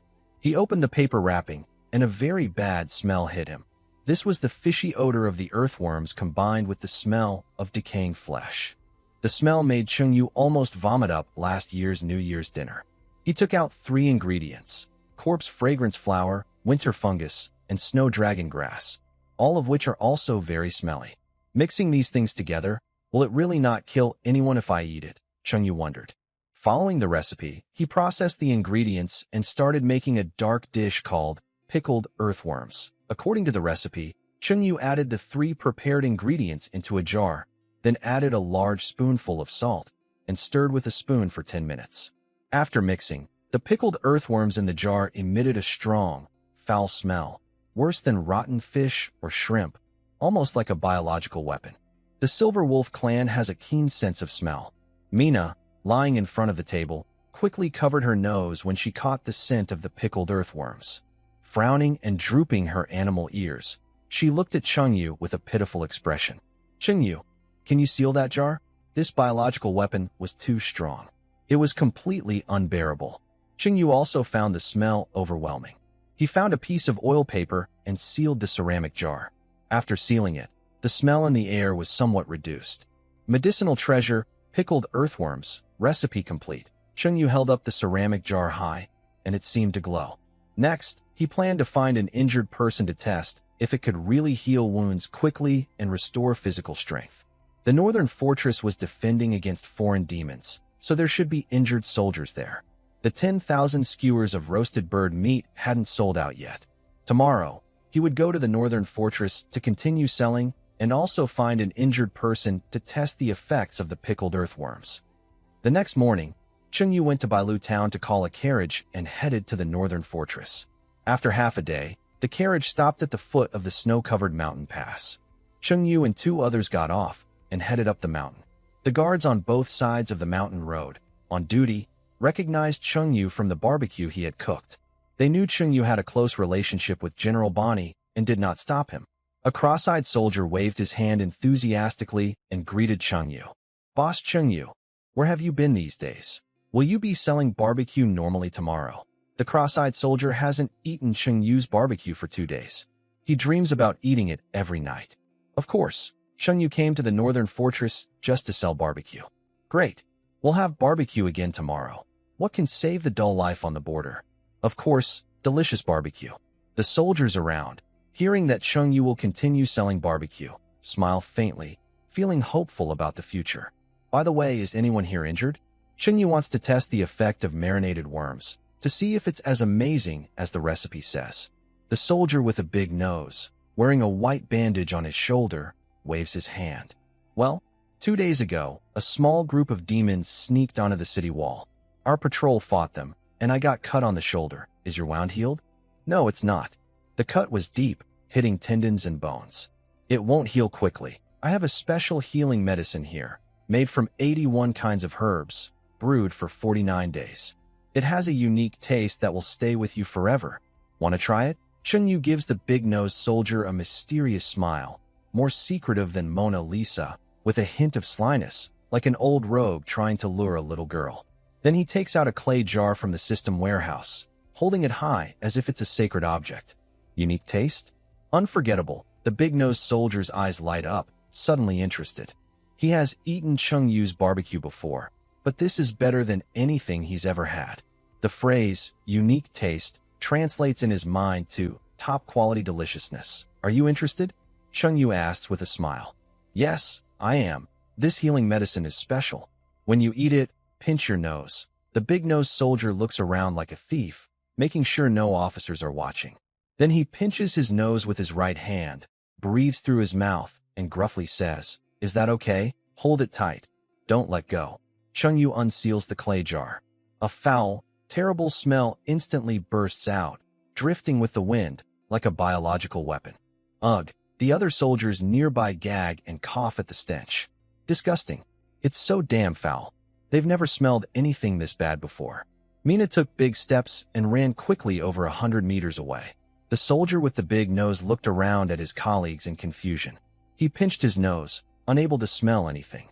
Chengyu used a spoon to scoop a bite of pickled earthworm and held it in front of the big-nosed soldier. "Friend, open your mouth." "Okay." The big-nosed soldier opened his mouth. Chengyu poured the pickled earthworm into his mouth. A salty, fishy, and bitter taste spread inside. "What is this? It tastes terrible." The big-nosed soldier regretted agreeing to eat Chengyu's healing medicine. Good medicine is often bitter.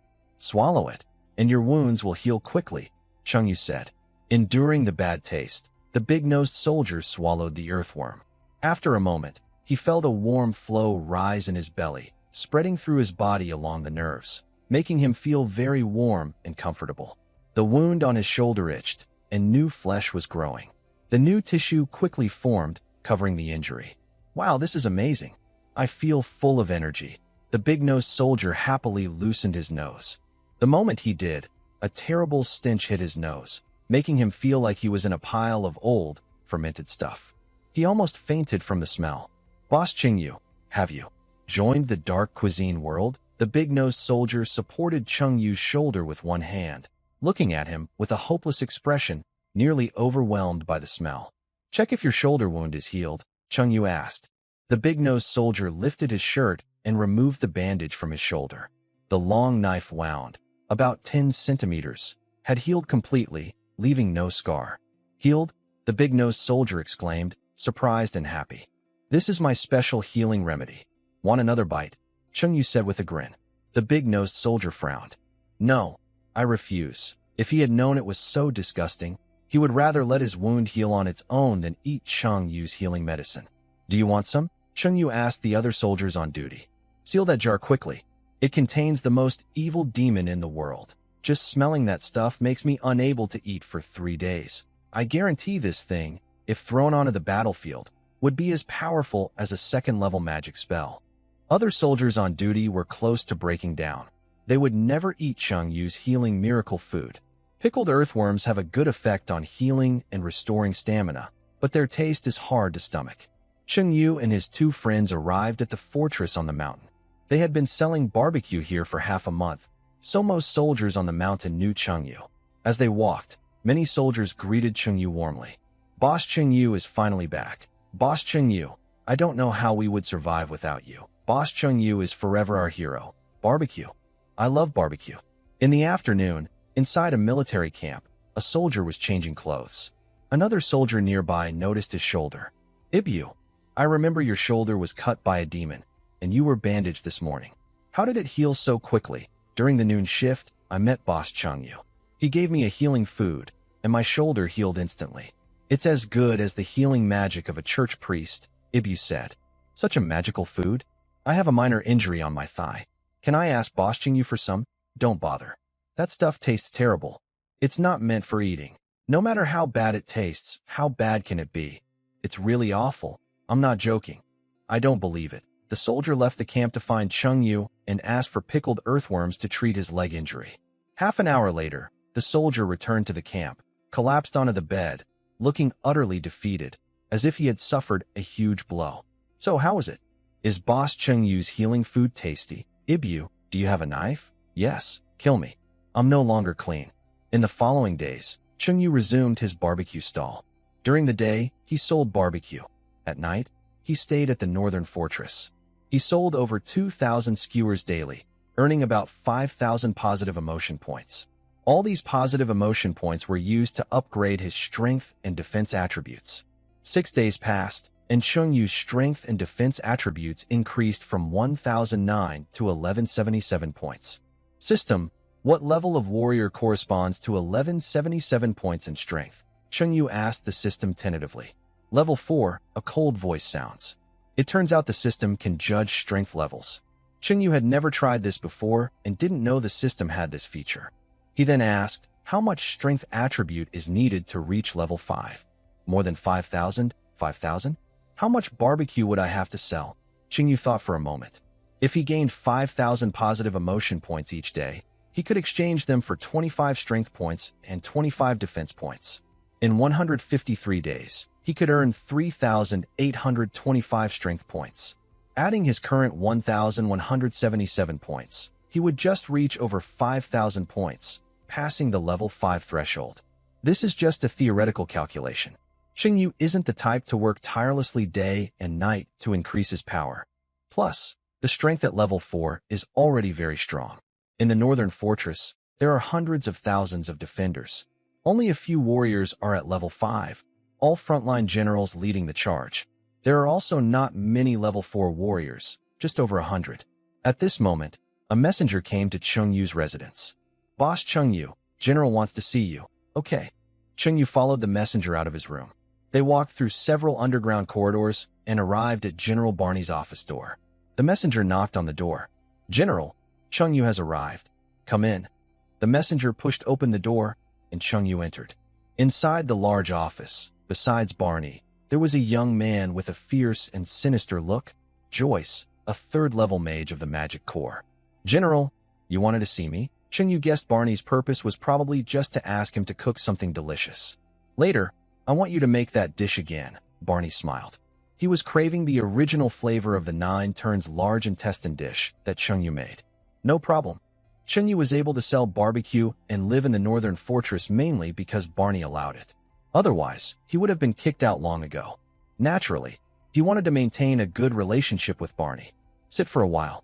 I'll finish my talk with Joyce and then leave. Chengyu sat on a nearby chair, idly looking at the oil painting on the office wall. General, with the demon race watching closely, if I go explore the maze, what if they invade? The magic core would lose some strength, Joyce said worriedly. Barney smiled and waved his hand. Don't worry, they won't attack the demon race for now. Why? Joyce was confused. According to the reports, the Blood Queen, Afra, has gone missing. The demon clan currently has no clear leader. Joyce found this a bit strange. Retreating was understandable, but how could a powerful demon general just disappear without reason? When did she go missing? About 2 weeks ago, during the demon clan's attack on the northern fortress with magic tools. Joyce suddenly understood. No wonder the demon attacks have slowed down in the past 2 weeks. Could Afra have taken advantage of the fortress's fall to invade the Black Sun Empire? But then he thought again. Such a high-level demon invading the Empire would cause chaos and bloodshed. No cities have been destroyed or attacked, so it doesn't seem likely. This is very strange. So, you don't need to worry about the Northern Fortress. You can go to that maze to find treasures. Barney, a friend of the Oranto family head, asked Joyce, the young master of the Oranto family, to practice and improve himself. Barney received news of a new mysterious maze appearing in the east, and he wanted Joyce to explore it. Sir General, do you have any information about that maze? Joyce asked. Not much, only that it's related to the God of Order. The followers of the Order God have already gone there. Xingyu listened to their conversation from nearby. The Celsus Continent Flora and Fauna Encyclopedia has some records about gods. Long ago, many powerful gods existed on the continent.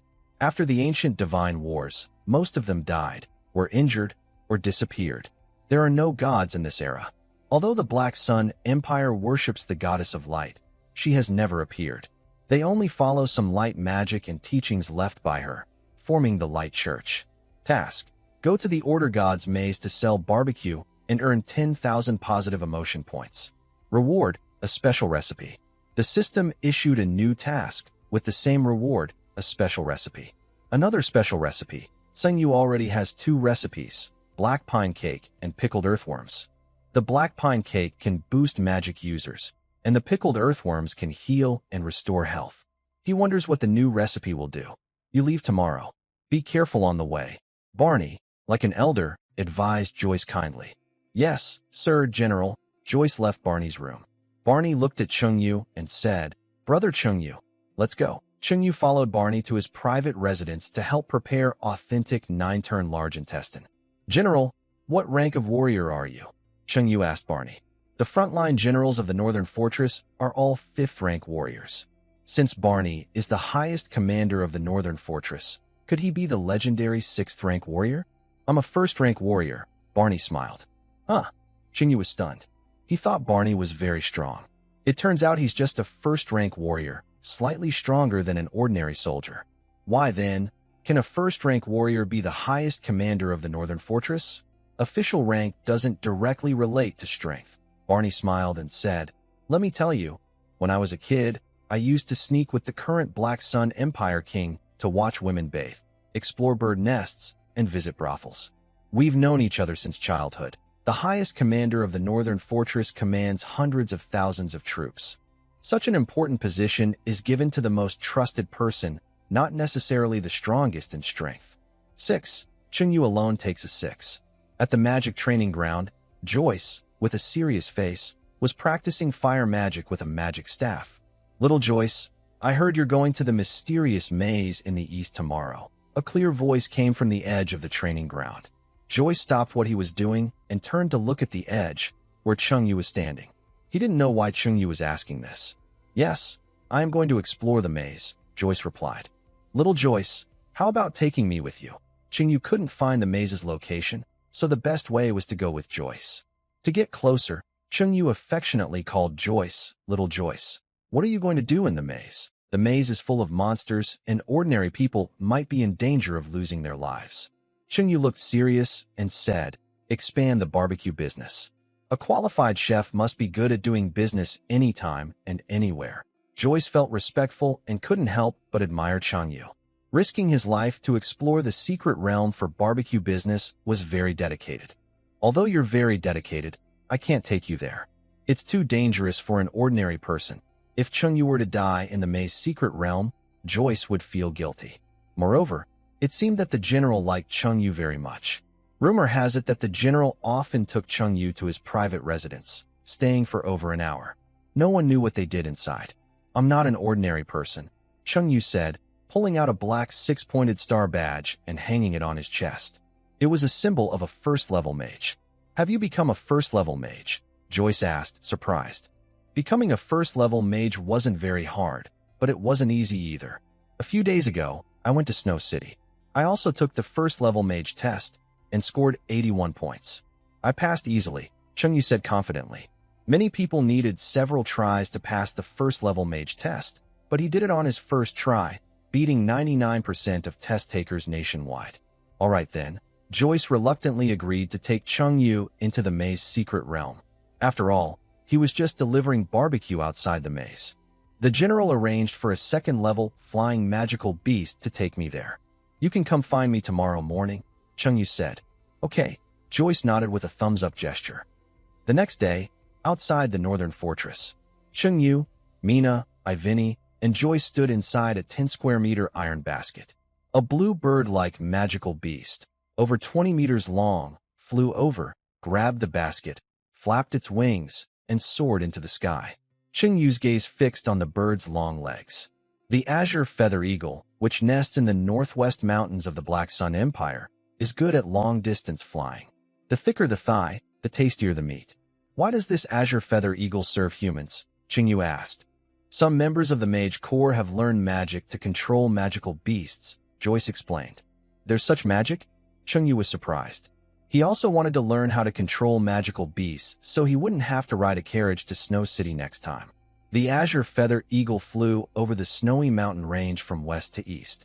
Looking down, they could see the tall city walls built along the mountain ridges. A row of magic crossbows is set up on the city wall, capable of shooting down ground enemies from afar and also hitting flying monsters. Besides the magic crossbows, the tall wall is covered with dense magic defense arrays that can block most physical and magical attacks, making it very strong. Below the wall, there are many human and monster bones, showing how fierce the war was. A cold wind blows from the north. Mina leans on the edge of the hanging basket, quietly watching the magical realm. The sky is gray, and the endless snowfield is barren and lifeless. The blue eagle flies quickly. When it reaches the destination, Joyce pulls the bell, and the blue eagle lands on the ground. The four of them leave the basket, and the blue eagle flies back with the empty basket. "Wait, it flew away. How do we get back now?" "Just walk back. It's only about 200 or 300 miles. 200 or 300 miles. Walk back." Chungyu and Mina have no problem, but Iweni would need several days to recover if she walks back. This place is full of tall mountains. The mysterious maze of the God of Order is located at the foot of a cliff. A grand stone gate, about 100 meters high, is embedded in the cliff wall. The surface of the stone gate is carved with many ancient symbols and characters that are hard to understand. The two stone doors open outward from the middle, leaving a crack about 2 or 3 meters wide. On both sides of the gate stand 200-meter-tall stone statues with bird heads and human bodies, holding scepters, looking majestic and mysterious. Because they are very old, the statues have weathered and lost some parts. Many adventurers gather in front of the gate, setting up tents, apparently planning to explore the maze for a long time. Chungyu and the others walk down the cliff and look up at the huge stone gate, which is about the height of a skyscraper. "Wow, what a huge gate!" Chungyu is surprised. He has never seen such a large stone gate. Unfortunately, there are no phones in this world, or he would take a picture and post it on social media. Mina and Iweni also look surprised. The gate is just too big. Mina mutters, "Why did the God of Order build such a big gate?" Iweni guesses, "Maybe the God of Order is 100 meters tall, and the gate is too small for him." Mina nods. "That makes sense." Chungyu walks to the base of the huge stone gate and takes out a barbecue grill, charcoal, seasonings, frozen bird meat skewers, and other supplies from his system warehouse. Wearing a black magic cloak issued by the Magic Association and a first-level mage badge on his chest, Chungyu stood in front of a barbecue grill with a 1-meter-long wooden sign that read, Mage Barbecue, in big characters. First, he established his character, then sold barbecue. This made it more interesting and attractive. It's like people at night markets cosplaying as Pigsy or Sun Wukong while selling barbecue. Nearby adventurers saw Chungyu setting up his barbecue stall and looked on with interest. Everyone wants to explore here, but someone is selling barbecue. That's really clever business thinking. Since a mage is selling barbecue, maybe it tastes better than usual. I'll buy a couple of skewers to try. Those two young ladies next to him are really pretty. I should go talk to them when I have the chance. The charcoal hadn't caught fire yet. He had to wait a little longer. Chungyu looked around and observed the surroundings. Suddenly, a group of people approached from afar. A line of about a dozen people, arranged from shortest to tallest. The shortest was at the front, and the tallest at the end. They wore matching blue uniforms, had the same short haircuts, and marched in perfect unison, each step precise, like a military drill. From a distance, they looked very orderly. Xiao Xiao, are these people from the army? They are followers of the Order God, worshipping the God of Order. They dislike chaos and disorder, and love to make messy things neat. Chungyu nodded, impressed. Most people in the Black Sun Empire worship the Goddess of Light, but some worship other gods. The owner of this maze's secret realm is the God of Order, so followers of the Order God naturally came to explore. The shortest old man at the front of the line is a priest of the Order God. The adventurers' tents were set up haphazardly, big and small, scattered everywhere, making the old man's perfectionist side twitch. These adventurers' tents are a mess, no order at all. They're practically heretics, the priest muttered angrily. He took out a magic staff, recited a spell, and powerful magic gathered on the ground into a huge magic circle. Over 100 tents began to shift and move on their own under the magic's influence. In less than 2 minutes, the messy tents were arranged neatly in 10 straight rows, from small to large, with equal spacing between each tent. That looks much better. The priest smiled slightly and nodded in satisfaction. But the other adventurers were having a hard time. My belongings in my tent fell out. My tent? Where did my tent go? Is this the power of order? It's too crazy. Many adventurers gathered in front of the maze stone door. Some couldn't wait to enter the maze to find treasures. Usually, new mazes are easier to find treasures in. Some adventurers hesitated at the door, watching from outside. Those who go in first might find more treasures, but the risks are higher. Those who go in later are safer. In the barbecue grill, the charcoal burned red, and the surrounding temperature rose a few degrees. Chungyu took out 10 skewers of barbecue, placed them on the grill, brushed them with sesame oil, and turned them over. Under the high heat, the tempting aroma of meat spread out and drifted nearby. Sprinkling sesame seeds, cumin, and flavor enhancer made the smell even more tempting. A little girl in a white lowly dress sniffed the air, bouncing over happily. Seeing the golden brown skewers on the rack, her eyes lit up. Her cute face beamed with a smile as she blinked her big, bright eyes at Chungyu, looking harmless and innocent. Uncle, how much for 1 skewer? What is uncle? Chungyu looked expressionless. Call me Big Brother. Big Brother, how much for 1 skewer? The little girl giggled. 20 copper coins per skewer, little brother, Chungyu snorted. This little brat shouldn't be spoiled. One calls him uncle, the other little brother, just to tease each other. A flicker of helplessness crossed his eyes. The little girl pouted and stared at Chungyu for a while. Big brother, I want 2 skewers. No problem, little sister. Chungyu gave her 2 skewers. The skewers were golden, crispy outside, tender inside, and incredibly fragrant. The little girl took a bite and exclaimed happily, Big brother, your barbecue is really delicious. Do you want more? Yes, give me 2 more skewers. The little girl paid and sat on a nearby stone, savoring her barbecue carefully. Positive emotion point 6. System task progress. 6 out of 10, 000. The system task is to earn 10,000 positive emotion points. So far, she has gained 6. After the girl left, a short old man, less than 1.5 meters tall, approached the barbecue stall. He was slightly taller than the grill. The old man had many wrinkles on his face, white hair, wore a purple long robe, and carried a magic staff. He was a priest from the Order God cult. Young friend, your barbecue smells very good. Give me 1 skewer. 20 copper coins per skewer. The old man handed 20 copper coins to Chungyu and received a skewer of barbecue. He took a bite, suddenly opened his eyes wide. This flavor. Mina, standing nearby, saw the old man's expression and asked with a smile, "Is it delicious, sir?" "Yes, it tastes really good." The old man licked his lips, still wanting more, and took 2 more bites. "Give me 13 more skewers," including the old man. A total of 14 members from the Order God cult came this time. He planned to bring some skewers back for the others. Positive emotion points 5, system task progress, 11 out of 10, 000. Please wait a moment. Chungyu took out 10 more skewers and placed them on the grill to cook. The old man waited at the stall. When he saw the bottles of seasonings on the grill, some big, some small, placed randomly, his perfectionist side was triggered. "Young friend, your seasoning bottles are too messy. Let me help you arrange them." He lined up the bottles from tallest to shortest, measured the spacing with a ruler to make sure each was evenly spaced. It looked much more orderly and pleasing. Joyce saw adventurers entering the maze. "Brother Chungyu, I'm going into the maze. Go ahead." The entrance to the maze was the busiest spot. Chungyu didn't plan to go in with Joyce. He handed the 13 skewers of barbecue to the old man, who then took them to the other members of the Order God cult. Positive emotion points 4, positive emotion points 5, positive emotion points 8. Soon, Chungyu received positive emotion points from all 13 members of the Order God cult. System task progress, 82/10, 000. The third person to buy skewers was a young man in his early 20s, with shoulder-length hair, tight shorts paired with tall boots, and a fitted jacket.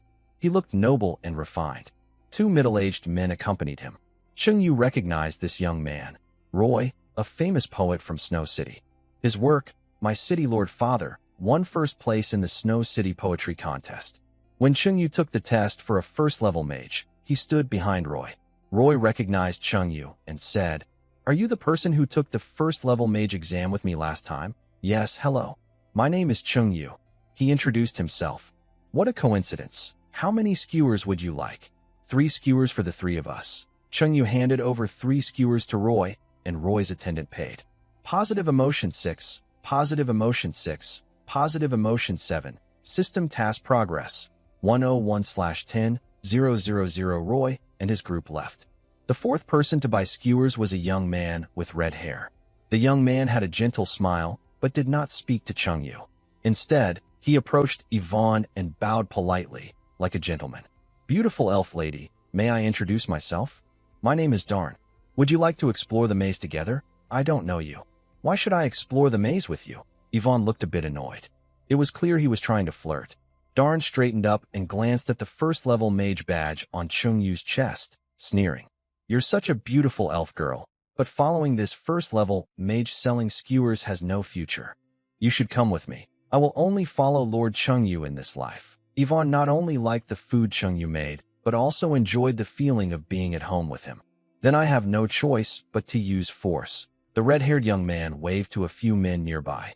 7 or 8 men approached. Among them were warriors, mages, and even a priest. Seeing they were about to make trouble, Chungyu said to Yvonne, "Yvonne, you handle them." Iwini sensed the magic energy emitted by the others. These people were either first-level warriors or first-level mages, not very strong, just numerous. She circulated her magic in her palm. With a flash of white light, a magic staff appeared in her hand.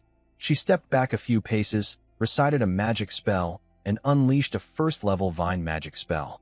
Centered on Iwini, a large magic circle appeared on the ground. The earth cracked open, and dozens of green vines burst out, curling toward Dawn and the others. The first-level warriors drew their large swords and tried to cut the vines. But they were surprised to find that the vines were very tough, and their swords couldn't cut through completely. 3 mages simultaneously cast fireball spells at the vines. The flames hit the vines, but they remained flexible and lively. Isn't fire magic supposed to be effective against plant magic? Why can't fireballs destroy these vines? Vine magic is just basic first-level magic. Why is it so strong? Could this elf girl be a second-level mage? Dozens of green vines wrapped around the red-haired young man and others, tossing them roughly on the ground. They were beaten up, noses bleeding, and mouths spitting blood. The red-haired young man and his companions lay on the ground, motionless. The Winnie had never killed anyone. Nervously, she tugged at Chung Yu's sleeve, her face full of worry. Master Chung Yu, those people might be dead, right? If they're dead, they're dead, Chung Yu replied indifferently. He didn't feel any sympathy for these troublemakers. Maybe they would be dragged into a mountain ditch later and fed to wild dogs. But just then, the corpses on the ground moved. The leader, the red-haired young man, stood up. His black pupils turned bright red, his face pale and bloodless, with two sharp fangs growing from his mouth. His muscles swelled, and he hunched over. Two large red wings, bald and bare, spread out behind him. The others also stood up, all with fangs and wings like his. These features didn't belong to humans, but to the Blood Clan. Seeing this, everyone was shocked and frightened. Everyone be careful. Don't get bitten by the Blood Clan, or you might be turned into one of them. Aren't the Blood Clans supposed to be beyond the northern border? How did they come to the human territory? The northern border is well protected. How did the Blood Clan manage to invade? The Blood Clan and the Demon Clan are both under the command of the Demon King. They live in the northern demon realm. There are no Blood Clan members within the Black Sun Empire. Wait, they are not true Blood Clan members, but humans transformed into Blood Clan. The senior priest of the Order God sect, who is very experienced, quickly realizes that these people are not genuine Blood Clan. Although the Blood Clan can be created by special methods to turn humans into Blood Clan members, there are still some differences. Suddenly, Qingyu remembers that yesterday Barney said the northern border was broken half a month ago. Since then, the Blood Queen, Afra, has gone missing. At that time, Joyce guessed that Afra might have escaped through the gap in the northern border into the Black Sun Empire. Looking at the current situation, Joyce seems to be right. Afra really did enter the Black Sun Empire and transformed humans into Blood Clan members. Such a powerful demon is extremely dangerous. If encountered, even 5th-level experts could fall. I originally wanted to taste what the blood of the elves tastes like, but it turned out to be quite strong. The red-haired young man sneered grimly. He was tired of human blood and wanted to change. He pretended to be attracted by Yvonne's beauty earlier, but in fact, he was interested in the blood of the elves. But Yvonne's strength exceeded his expectations. Our identity is exposed. We must leave quickly, said another Blood Clan member. There are so many adventurers and members of the Order God sect here. They definitely can't fight them all. A few Blood Clan members flapped their wings and flew away into the distance. Order, with a soft shout, an elderly member of the Order God sect, less than 1.5 meters tall, sharply pressed his magic staff into the ground. Instantly, a circular magic array appeared with a diameter of 10 meters. The few Blood Clan members who had just taken to the sky were forcibly pulled down by an invisible force brought before the priest. They lined up from shortest to tallest, standing evenly spaced. The Blood Clan members looked terrified, unable to move. Blood Clan, die for me. The priest was about to kill them when Chung Yu suddenly spoke. Sir, wait a moment. Young friend, what is it? The priest paused his action. I have a question first. Go ahead. They can't move for now. The priest stepped aside, allowing Chung Yu to ask. Chung Yu walked over, looked at the group, and asked, Tell me, how did you become a Blood Clan? Why should I tell you? Although trapped, the red-haired young man still looked proud and stubborn, lacking awareness of his situation. A half-meter-long machete appeared in Chung Yu's hand, shining brightly. He raised it and cut off the head of a nearby Blood Clan, the body and head separated, with bright red blood spraying everywhere. Can you tell me now? Chung Yu smirked and waved the blood-stained machete in front of the red-haired young man. You. The young man was shocked. He didn't expect this human to act so decisively, killing someone as easily as chopping a chicken. He was scared. He was truly frightened. He dared not hide the truth. I was bitten by a woman in red, and then I became a Blood Clan. Where is that woman now? Chung Yu asked again. The woman who bit him was probably the Blood Queen, Afra. This was important military intelligence for the Northern Fortress. I don't know. After she drained my blood, she left. To stay alive, I had to drink others' blood, the red-haired young man said helplessly. When and where were you bitten? 10 days ago, in Canley Town. Yu supported his chin with one hand, thinking. Afra entered the Black Sun Empire over a month ago. The man was bitten 10 days ago, which matches the timeline. Yu looked at the Order God cult priest. Old sir, leave this blood clan with me. Kill the others. The red-haired young man looked at Yu with complicated eyes. He didn't expect Yu to spare his life. A flicker of gratitude appeared. There are still good people in the world. The priest looked confused. Why keep him? Blood clans are a threat. Let him explore the maze first. Use him as cannon fodder in front, Yu planned. It'll be quite satisfying. He intended to complete the system's mission and then explore the maze for treasure. But the maze was full of traps. This guy could serve as cannon fodder.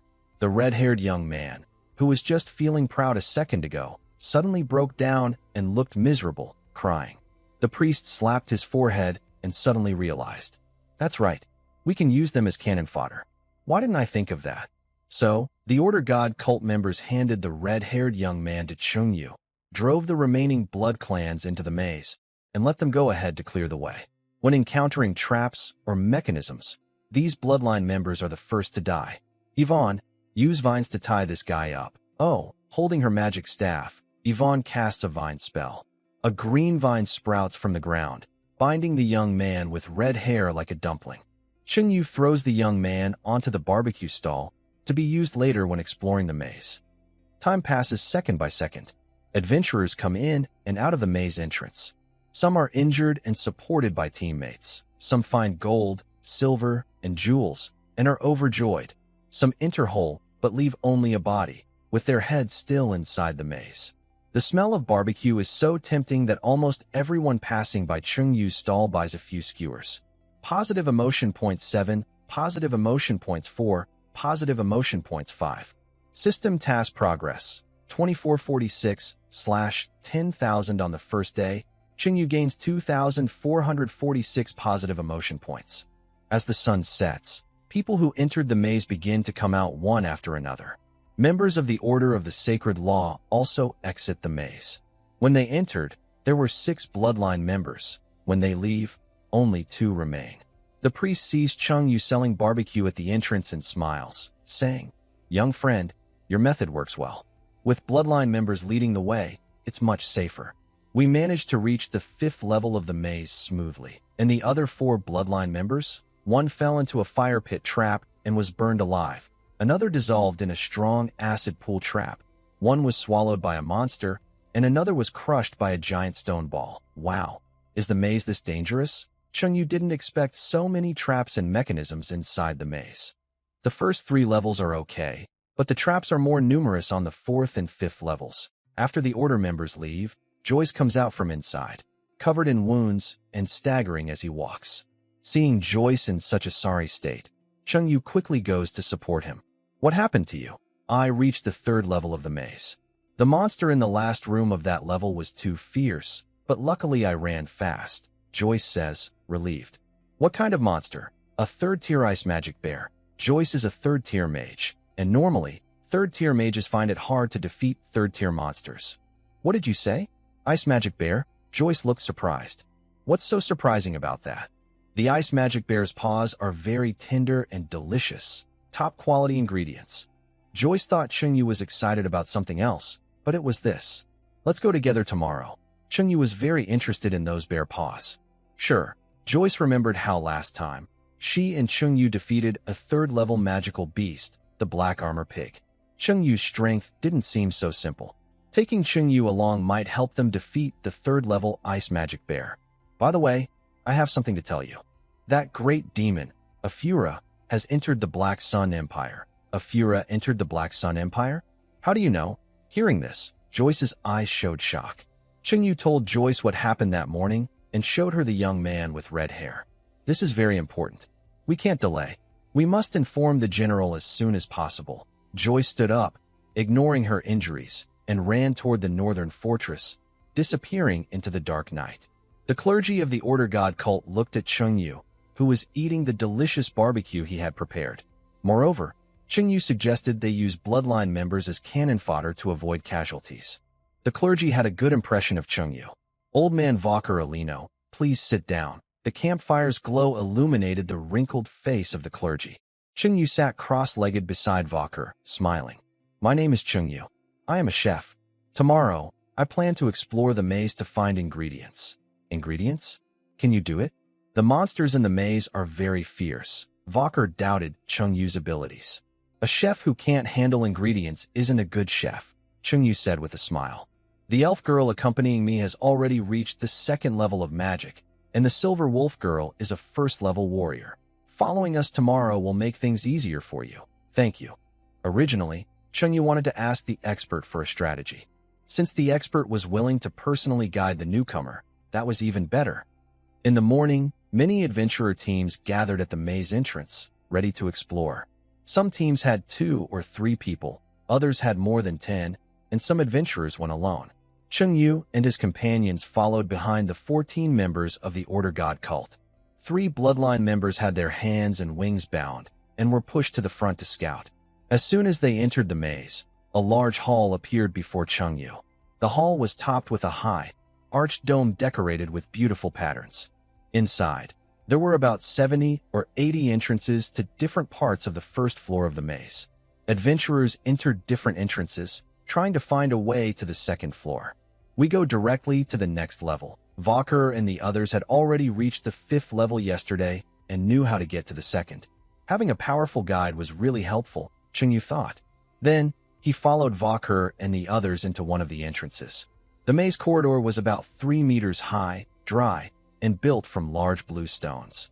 The stone walls were covered with strange patterns, identical to the symbols on the robes of the Order God cult members. Every few meters, a burning torch lit the way. After walking a short distance, they reached a fork in the path.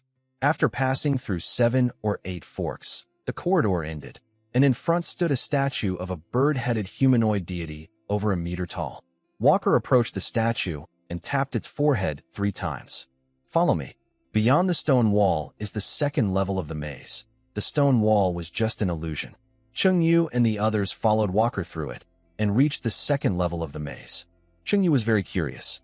Mr. Walker, how do you know that knocking 3 times on the statue's head will take us to the second level? This maze's owner is the God of Order. Our Order God's teachings include fragments about this maze. These fragments describe many ways to reach the second level. This is the simplest method. Chungyu suddenly understood. No wonder Walker and the others reached the 5th level of the maze in just one day. They had a built-in guide. It's almost like cheating. So, does that mean you can reach the bottom level today? The fragments only record how to pass the first 4 levels. The records for the later 5 levels are lost. Alright, I just want to reach the 3rd level and defeat the ice magic bear there. Hearing this, Walker looked puzzled. How do you know there's an ice magic bear on the 3rd level? I have a friend who reached the 3rd level yesterday.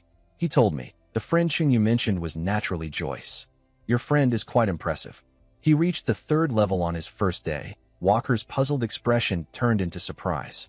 In just one day, many adventurer teams couldn't even get past the 1st level of the maze. To find a way to go to the next level, you need wisdom, strength, and luck. Missing any one of these makes it hard. Of course, those with built-in guides like us are different. Chungyu smiled. My friend is a genius at the Imperial Magic Academy. Joyce was young, but already a 3rd level mage. Many people spend their whole lives learning magic and only reach 2nd level. A genius mind plus a little luck makes it easy to reach the 3rd level. Your friend truly deserves the name genius, Walker praised. At this moment, Iwani noticed a brick on the wall that was a different color from the others. All the other bricks were blue-green, but this one was more blue than green. It was hard to notice unless you looked carefully. Iwani reached out to touch the brick, and her hand went right inside it. Look at this, everyone, Iwani shouted to the others. Everyone stopped and saw Yvonne reach her hand into the wall. Valker, who knew the maze well, looked surprised and said, You found a hidden mechanism, which isn't recorded in the old books, Yvonne said. Inside, there's a round, somewhat thick object that fits perfectly in my hand. Try grabbing that and pulling it out, Valker suggested. Yvonne followed his advice, grabbed the object, and pulled. Boom. A muffled sound came from 10 meters away as a wall suddenly rose up, revealing a secret room. You're lucky. That's the switch for the secret room.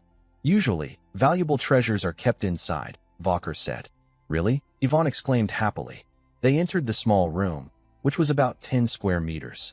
It was a bit dark, with 2 large chests in the middle. Yvonne was about to open the chests when Walker stopped her.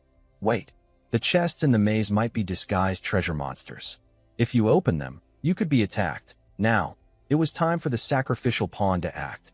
Walker pointed his staff at a young red-haired vampire. You, open one of the chests. The young vampire, now a prisoner, had no choice but to obediently open a chest. As soon as he opened it, the chest transformed into a giant mouth full of sharp teeth, biting off the front half of his body and swallowing him inside. Only his bloodied, half-body remained. Now, you open the other one, Walker said, pointing at another vampire. That vampire, seeing what happened to the first, was scared and begged, "Sir, there might be monsters inside. I don't want to die." Walker's cold face threatened him. "If you don't open the chest, I will kill you now." The vampire had no choice but to open the second chest. He lifted the lid, revealing a tiny crystal bottle about half an inch tall. Through the transparent crystal, a golden seed was visible inside. Walker walked over, picked up the crystal bottle, looked at it carefully, but couldn't tell what it was. He handed the crystal bottle to Yvonne. "Since you found this secret room, the crystal bottle should belong to you. The followers of the Order God believe in order and do not do things that break rules or disrupt peace." Although Walker really wanted the crystal bottle, he remained loyal to his faith. Yvonne picked up the small crystal bottle and looked at it, unsure of what kind of seed was inside. She decided to plant it when she returned. The group left the secret room and continued forward.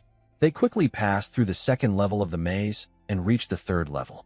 "You mentioned the third level ice magic bear. I know where it is. Follow me," said someone.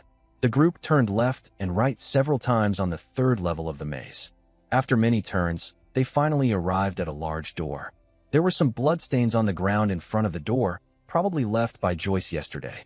Chengyu pushed open the door. Inside was a very spacious underground space. In the middle of the room, a huge white magic bear was crawling. It looked like a big pile of meat. This was the boss of the third level of the maze, a third-level magical creature called the Ice Magic Bear. The Ice Magic Bear sensed someone approaching. It opened its eyes and slowly stood up. It was over 20 meters tall, like a 4-story building. Walker knew that Chengyu was a first-level mage, Yvonne was a second-level mage, and Mina was a first-level warrior. Even together, they could not defeat a third-level magical creature. "Little friend, do you want to fight it yourself, or do you want me to help? If I step in, you'll have to pay a price," Walker said, looking at the small crystal bottle in Yvonne's hand. His meaning was clear. He wanted to help kill the Ice Magic Bear, but in exchange for that, he needed the crystal bottle. "No need for your help. I just need to make a small move." Chengyu's eyes showed a hint of killing intent. He glanced at the Ice Magic Bear in the center of the room, magic energy flowing in his hand. He formed a magic circle for a fly-swatting spell, then suddenly swung his hand. With his strong power, the Ice Magic Bear's head, over 2 meters in diameter, exploded. Blood splattered everywhere, and its body collapsed heavily. Was it a one-hit kill? Walker and the others stared in shock, stunned beyond words. "Chengyu, aren't you a first-level mage? How did you kill the third-level Ice Magic Bear just now?" "I didn't feel any strong magic fluctuations from you," Walker asked. Walker had originally thought he would be the boss helping the newbie, but it seemed the other was also a boss. His attempt to show off failed. "I have said that a chef who cannot control their ingredients is not a good chef."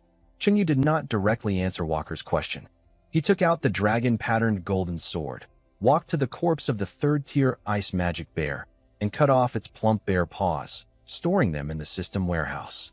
After cutting the paws, Chengyu sliced open the Ice Magic Bear's belly and reached inside to feel around. After about 10 minutes, he pulled out a beautiful, semi-transparent yellow crystal from the bear's stomach. "Very nice."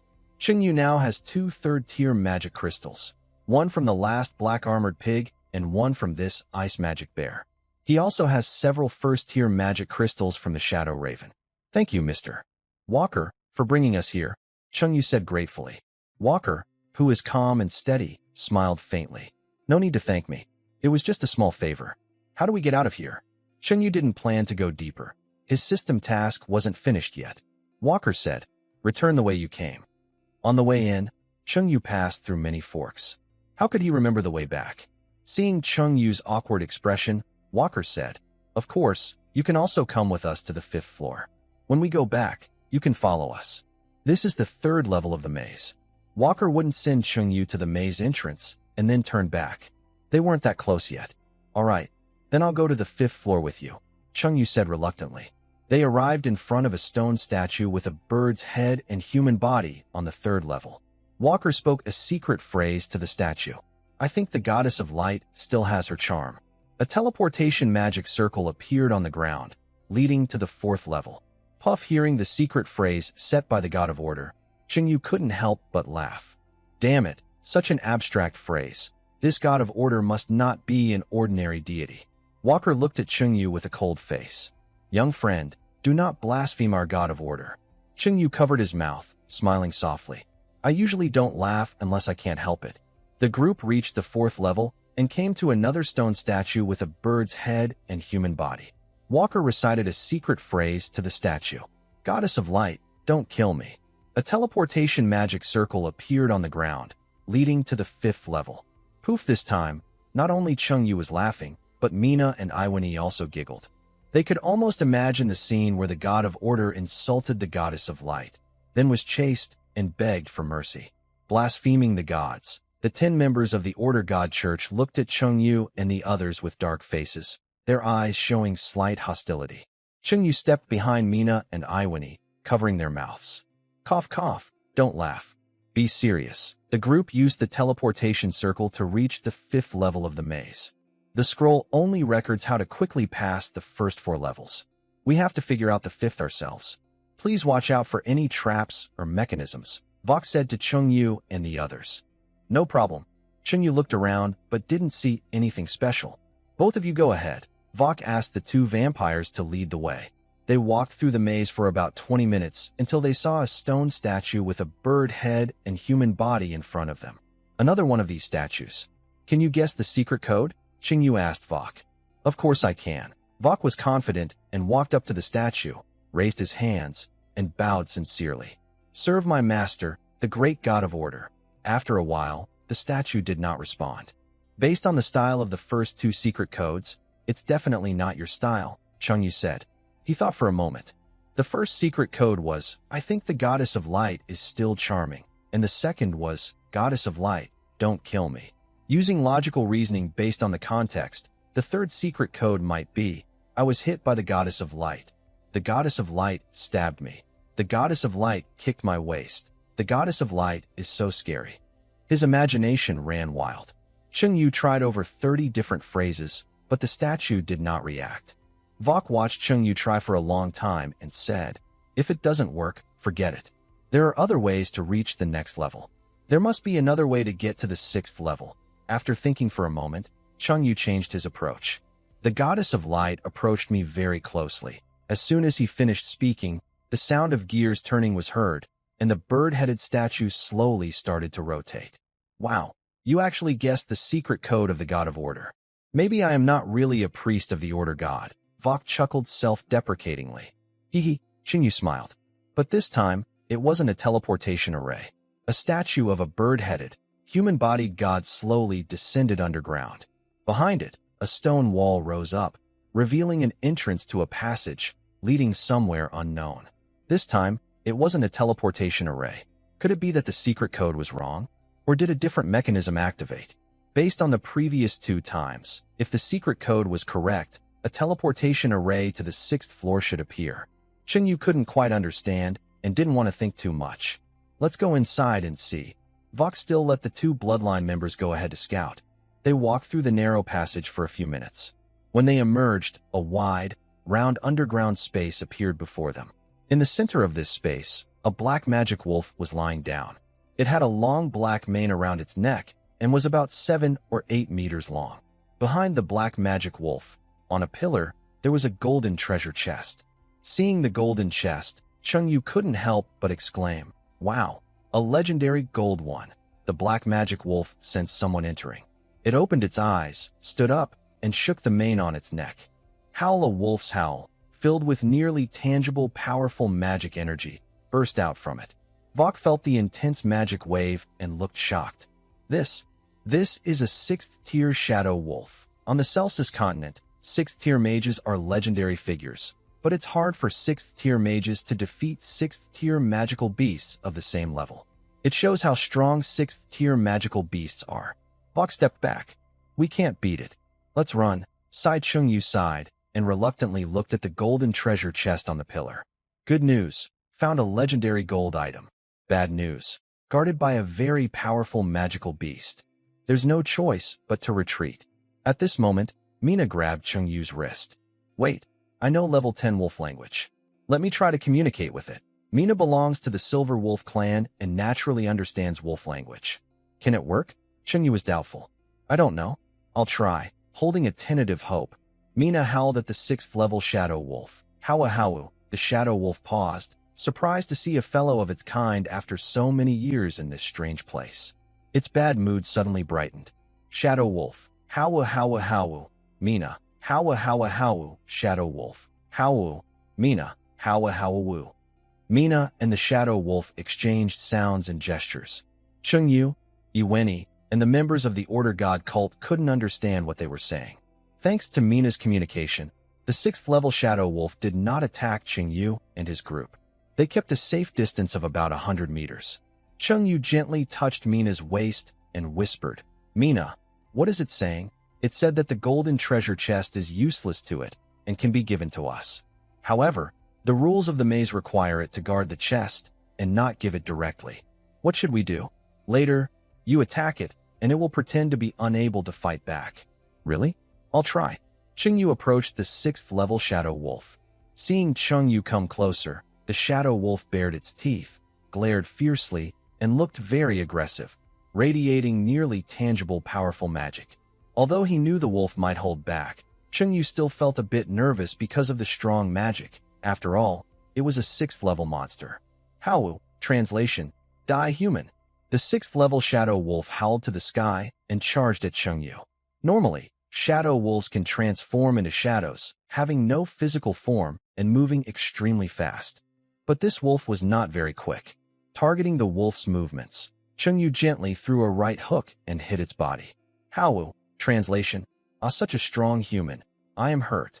The shadow wolf slipped and fell to the ground, curling up slightly, clutching its head with its claws, and kept crying out in pain. Howu, translation, it hurts so much, I am going to die. Howu, translation, this human is terrifying. Howu, translation, my internal organs are about to burst. Looking at the exaggerated performance of the 6th level shadow wolf, Chungyu really wanted to kick it a few more times, but he decided against it. Treasure hunting was more important. He quickly rushed to the golden treasure chest on the pillar, took it down, and hurriedly left the dungeon. Back in the main corridor, he opened the golden chest. Inside was a purple metal bracelet, covered with lightning patterns, very beautiful. What's this? Chungyu picked up the purple metal bracelet and examined it, but couldn't tell what it was. Congratulations. The host has obtained a high-level magic item, Thunder Bracelet. Wearing the Thunder Bracelet allows the user to unleash powerful lightning energy. The system voice sounded. It was surprisingly a high-level magic item, which made Chungyu feel a little surprised. Mina, here you go. Chungyu handed the Thunder Bracelet to Mina. If Mina hadn't communicated with the Shadow Wolf, she probably wouldn't have gotten this high-level magic item. Wow, such a beautiful bracelet. Are you really giving it to me? Mina was excited. As the master's servant, she believed treasures should be given to the master. Yes, Chungyu nodded. Mina put the Thunder Bracelet on her right wrist. As soon as she did, the bracelet seemed to become part of her body, and she could control it freely. With a thought, purple lightning arcs flickered across Mina's fair hand. A happy expression appeared on her face. This bracelet can discharge electricity? Next time I go to the river to catch fish, I can just shock them. Surely I'll catch a lot. Valker felt a bit frustrated. Let's go. We need to find a way to reach the 6th level. The 5th floor maze was very large. The group explored for a long time, but couldn't find a way to the 6th level. During this time, Valker and the others also found some treasures, but none were as valuable as Mina's legendary golden item. Chungyu didn't really care whether they went to the 6th level of the maze. He entered the maze not to explore it, but to hunt high-level ingredients. Specifically, the ice magic bear's paw. After walking for a while and getting tired, they arrived at a spacious hall to rest. Bored, Chengyu started chatting with Valker. Old Valker, is there a treasure at the very bottom of this maze? Valker thought for a moment. According to the ancient scrolls, the God of Order has stored a divine artifact at the lowest level of the maze. I'm not sure what exactly it is. A divine artifact? I hope you find it soon. Chengyu just wanted to leave the maze quickly. He still needed to go back and sell barbecue and complete the system task. Thank you, Vok politely said. Let's explore a bit longer. If we can't find a way to the 6th floor today, we'll come back tomorrow. Okay. The group rested for 10 minutes before continuing their exploration of the maze. They passed through a maze corridor and arrived at a large hall. On the walls of the hall, 2 large demon statues with wings were crouched. As soon as they entered the hall, the 2 large demon statues' eyes glowed red, and their surface stones started to peel off. Vok's face darkened. This isn't good. They're ghouls. Are they strong? Chengyu asked. They have high defense and are quite tough. The 2 large statues flapped their wings and swooped toward Chengyu and the others. Vok and the others took out magic wands and used magic to attack the statues. Chengyu gathered a magic spell called Fly Swatter in his hand and aimed it at one of the statues' heads. Boom! A huge force hit the statue, knocking it into the wall across the hall. The statue had high defense. It was hit by Chengyu's spell, but didn't die. Its head showed a few tiny cracks. Meanwhile, Vok and the others were attacked by the other statue. Thanks to their high defense, the statue endured magic attacks from more than 10 mages and rushed toward Vok and the others, attacking with claws and wings. Among the group, some mages focused on defense magic. 2 of them cast defensive spells at the same time. A semi-transparent circular energy shield appeared, blocking the statue's attacks. The statue kept attacking the energy shield, causing cracks to form on it. Before the shield was broken, Vok stood in the middle, recited a magic spell, and a large magic circle appeared on the ground. Although the fully cast spell was powerful, it took some time to prepare and could be interrupted, so it required teamwork. In about 10 seconds, the shield was about to break. Order disruption magic. Vok's spell activated. A white divine light shot from his wand, hitting most of the statue's body. The part of the statue hit by the white light instantly disintegrated into powder and could no longer move. Meanwhile, Chengyu punched one of the statues, knocking it away. It seemed weaker than him. Following the principle of, if you can't beat them, run away. If you can, strike hard, Chengyu took the initiative and charged at the stone statue demon. Take this punch. He quickly reached the demon and clenched his fist, punching the demon's chest. His strong force made the demon's chest crack, causing the entire hall to shake violently. The demon, furious, kicked Chengyu with all its might, sending him flying toward the ceiling. Everyone saw Chengyu's body shoot backward like a cannonball, angling toward the ceiling. However, just as Chengyu touched the ceiling, there was no loud crashing sound. Instead, he seemed to pass right through it. Chengyu, Mina, and Yvonne shouted together. No, there's something strange about this hall's ceiling. It might be the way to the 6th level. Valker was overjoyed and rushed toward the ceiling, trying to enter the hall the same way Chengyu did. But he hit his head on something and fell down from the ceiling. The demon, still alive, lunged at Valker and his friends again. Valker had already defeated one demon and was not afraid of this one. Just like before, he easily defeated the second demon. Why can't I enter the ceiling? Valker looked at the ceiling with a puzzled expression. Everyone searched the hall. Finally, in a small, hidden corner, they found a note. To reach the 6th level of the maze, use the demon's attack to shoot yourself into the ceiling. The demon refreshes every 7 days. Seeing this, Valker and the others were stunned. The 2 demons had already been defeated. This meant they would have to wait 7 days before they could try again to reach the 6th level. Mr. Valker, is the 6th level dangerous? Yvonne asked nervously, worried about Chengyu's safety. The deeper you go, the stronger the monsters. On the 5th level, there are 6th-tier shadow wolves, and on the 6th level, there might be 7th-tier monsters too. Hearing this, Mina and Yvonne frowned, more worried about Chengyu. Although I don't know which level of the maze this is, I am sure he is still inside the maze. First, find the exit. Chengyu walks along the maze corridor. The maze is full of traps and monsters, so he stays alert to his surroundings. After walking a few hundred meters, he sees a blurry black shadow ahead. The shadow is coming toward Chengyu, and its outline is about the height of a person. What's that? He stops, sensing possible danger approaching, and pulls out a kitchen knife. The shadow gets closer, and a golden-furred tiger appears in his view. Chengyu recognizes the type of tiger, a red golden tiger. This tiger is known to be quite fierce among the tiger monsters on the continent of Celsus. Roar the red golden tiger looks at Chengyu, its eyes wide, teeth bared, roaring fiercely. Feeling the strong killing intent from the tiger, Chengyu tenses up. He quickly forms a magic circle to cast a fly-swatting spell, preparing to give the tiger a big surprise to test its strength. If he can beat it, he fights. If not, he runs. But just then, Chengyu suddenly remembers something. He had previously grown catnip on the farm in front of the manor and collected some, storing it in his system warehouse, planning to use it when petting cats. Tigers are also cats, so maybe catnip works on tigers too? Roar, translation, die human. The red golden tiger roars again, ready to attack Chengyu. Seeing this, Chengyu quickly takes out 3 sprigs of catnip, crushes them into a ball, and throws it at the tiger. The tiger thinks it's an attack, jumps back easily, and dismissively looks at the ball of catnip. It seems this low-level attack has no effect on it. However, in the next second, a strange smell emanates from the ball of catnip. The tiger, smelling the scent, instantly looks confused, its eyes wide open. Roar, translation, what is this? I can't control myself anymore. The special smell of the catnip wildly stimulates the tiger's nerves. Unable to resist the temptation, the tiger happily approaches the ball of catnip, claws it with its large paws, rubs its head against it, bites a piece, and shakes its head, feeling dizzy. Catnip really works on tigers. It was as if Chengyu had discovered a new world. The golden red tiger rubbed against the catnip, licked it, bit it, shook its head, jumped up and down, and became very excited.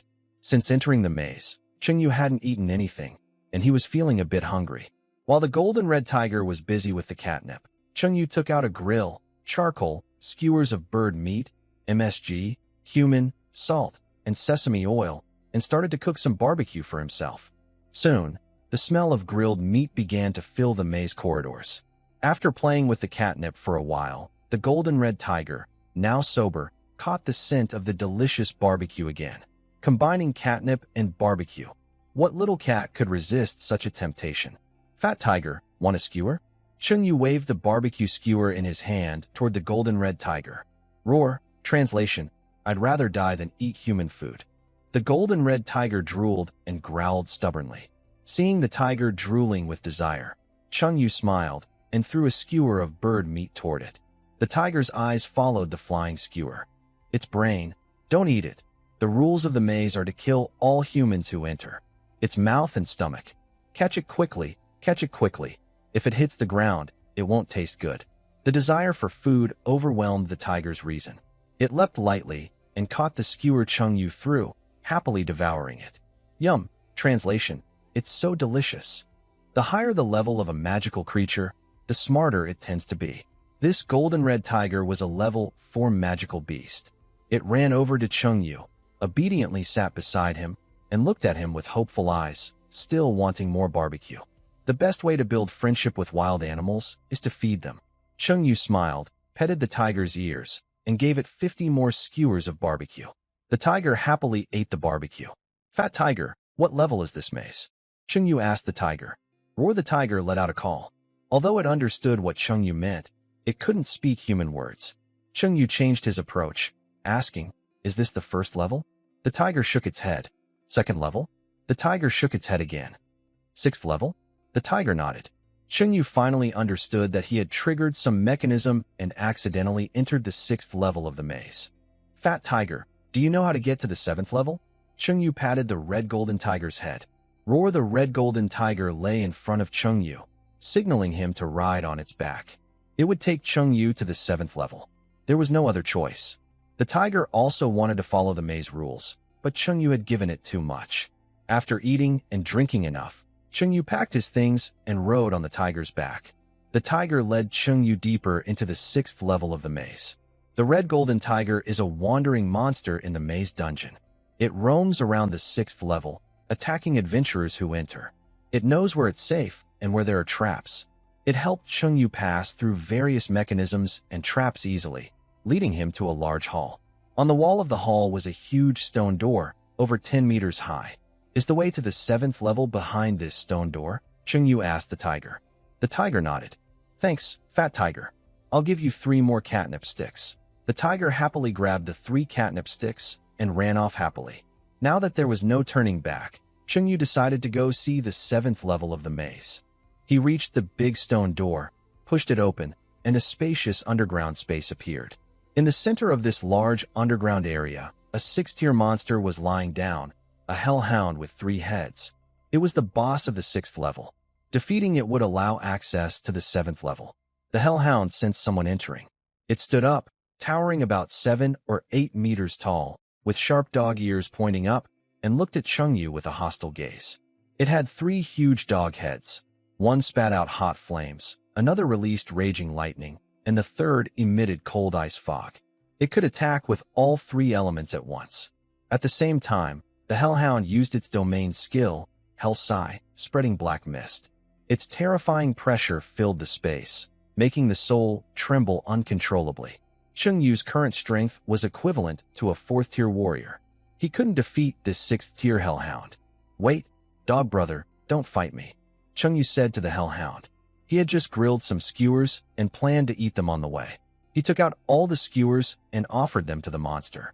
He threw dozens of skewers in front of the hellhound. The monster sniffed, found it delicious, and ate the skewers along with the sticks. Woof woof woof, the 3-headed hellhound happily barked 3 times, never having tasted anything so delicious. Staring blankly at Chengyu, the hostility in its eyes lessened a bit. It didn't attack, but also didn't back down. Chengyu quickly took out the barbecue grill, lit a fire, and started grilling. One skewer after another of tasty barbecue was fed to the 3-headed hellhound. The hostility of the hellhound gradually decreased. After tossing hundreds of skewers, the hellhound's hostility toward Chengyu was completely gone. It voluntarily lifted the Hell Sigh domain, stuck out its long dog tongue, and wagged its tail at Chengyu. Dog brother, can I go over now? Chengyu asked. Woof woof woof, the hellhound cleared a path for Chengyu, leading to the 7th level of the maze. Easily reaching the 7th level, Chengyu didn't know what to say. It seemed there was no law requiring that passing through a maze must be done with overwhelming strength. With the experience of passing the 7th level, Chengyu immediately took out the barbecue grill upon entering the 8th level and pre-cooked over 100 skewers. Originally, there were a total of 100,000 skewers. Half were sold at the Northern Fortress, leaving about 50,000 in stock. Chengyu had not gone far in the passage when a dozen 5th-tier wind howl wolves appeared before him. The leader, a wolf king nearly 10 meters long, with the others around 7 or 8 meters, had blue fur and radiated strong magic power. To defeat more than a dozen 5th-tier monsters, at least a 6th-tier legendary mage was needed. The dozen 5th-tier wind howl wolves glared fiercely at Chengyu, their eyes crimson like demons from hell, ready to attack. Brother wolf, friends, don't shoot. No, don't bite me. I'm here to bring benefits to everyone. Chengyu threw dozens of skewers of cooked barbecue to the wolves. With his top-level cooking skills, the barbecue was perfect in color, aroma, and taste. The smell wafted into the wolves' noses, causing their expressions to stiffen and their fierce, demon-like eyes to clear up a bit. Unable to resist the temptation of the meat aroma, the dozen wind howl wolves tasted Chengyu's barbecue, and their eyes immediately showed a look of bliss. Howl, translation, delicious. Howl howl, translation, what is this? So tasty. Howl, translation, so good, so good. With a gentle smile, Chengyu took out a barbecue grill and started grilling for the group of swift wolves. The 5-star magical creatures have quite high intelligence. Although the maze rules assign the swift wolves the task of attacking intruders, who would attack someone who is actually helping everyone. A group of swift wolves gathered around Chengyu, staring at the barbecue, drooling eagerly. Howling loudly, the swift wolves howled at the sky, urging Chengyu to hurry. Don't worry, it'll be ready soon. Chengyu took out a large bunch of skewers, placed them on the grill, and started cooking, brushing oil and sprinkling seasonings like cumin powder and MSG. At this moment, Chengyu looked just like a street vendor selling grilled lamb skewers. The swift wolves had big appetites, and there were more than 10 of them. Time passed second by second. Chengyu was busy grilling on the 8th floor of the maze. He grilled nonstop for 3 days and nights, taking occasional short breaks. After over 10,000 skewers, the 10 or so swift wolves couldn't eat anymore. They lay around Chengyu, showing no hostility. Originally, it would take a 6th level mage to defeat the 5-star swift wolves, but now, over 10,000 skewers of food had done the trick. Is this a bug in the maze? Chengyu wondered. But thinking about the 2 secret phrases set by the God of Order in the 3rd and 4th levels of the maze, I think the Goddess of Light is still charming, and Goddess of Light, don't kill me. He suspected that the God of Order was not a proper deity. The monsters in the maze might be able to increase their favorability, which could be intentional by the God of Order.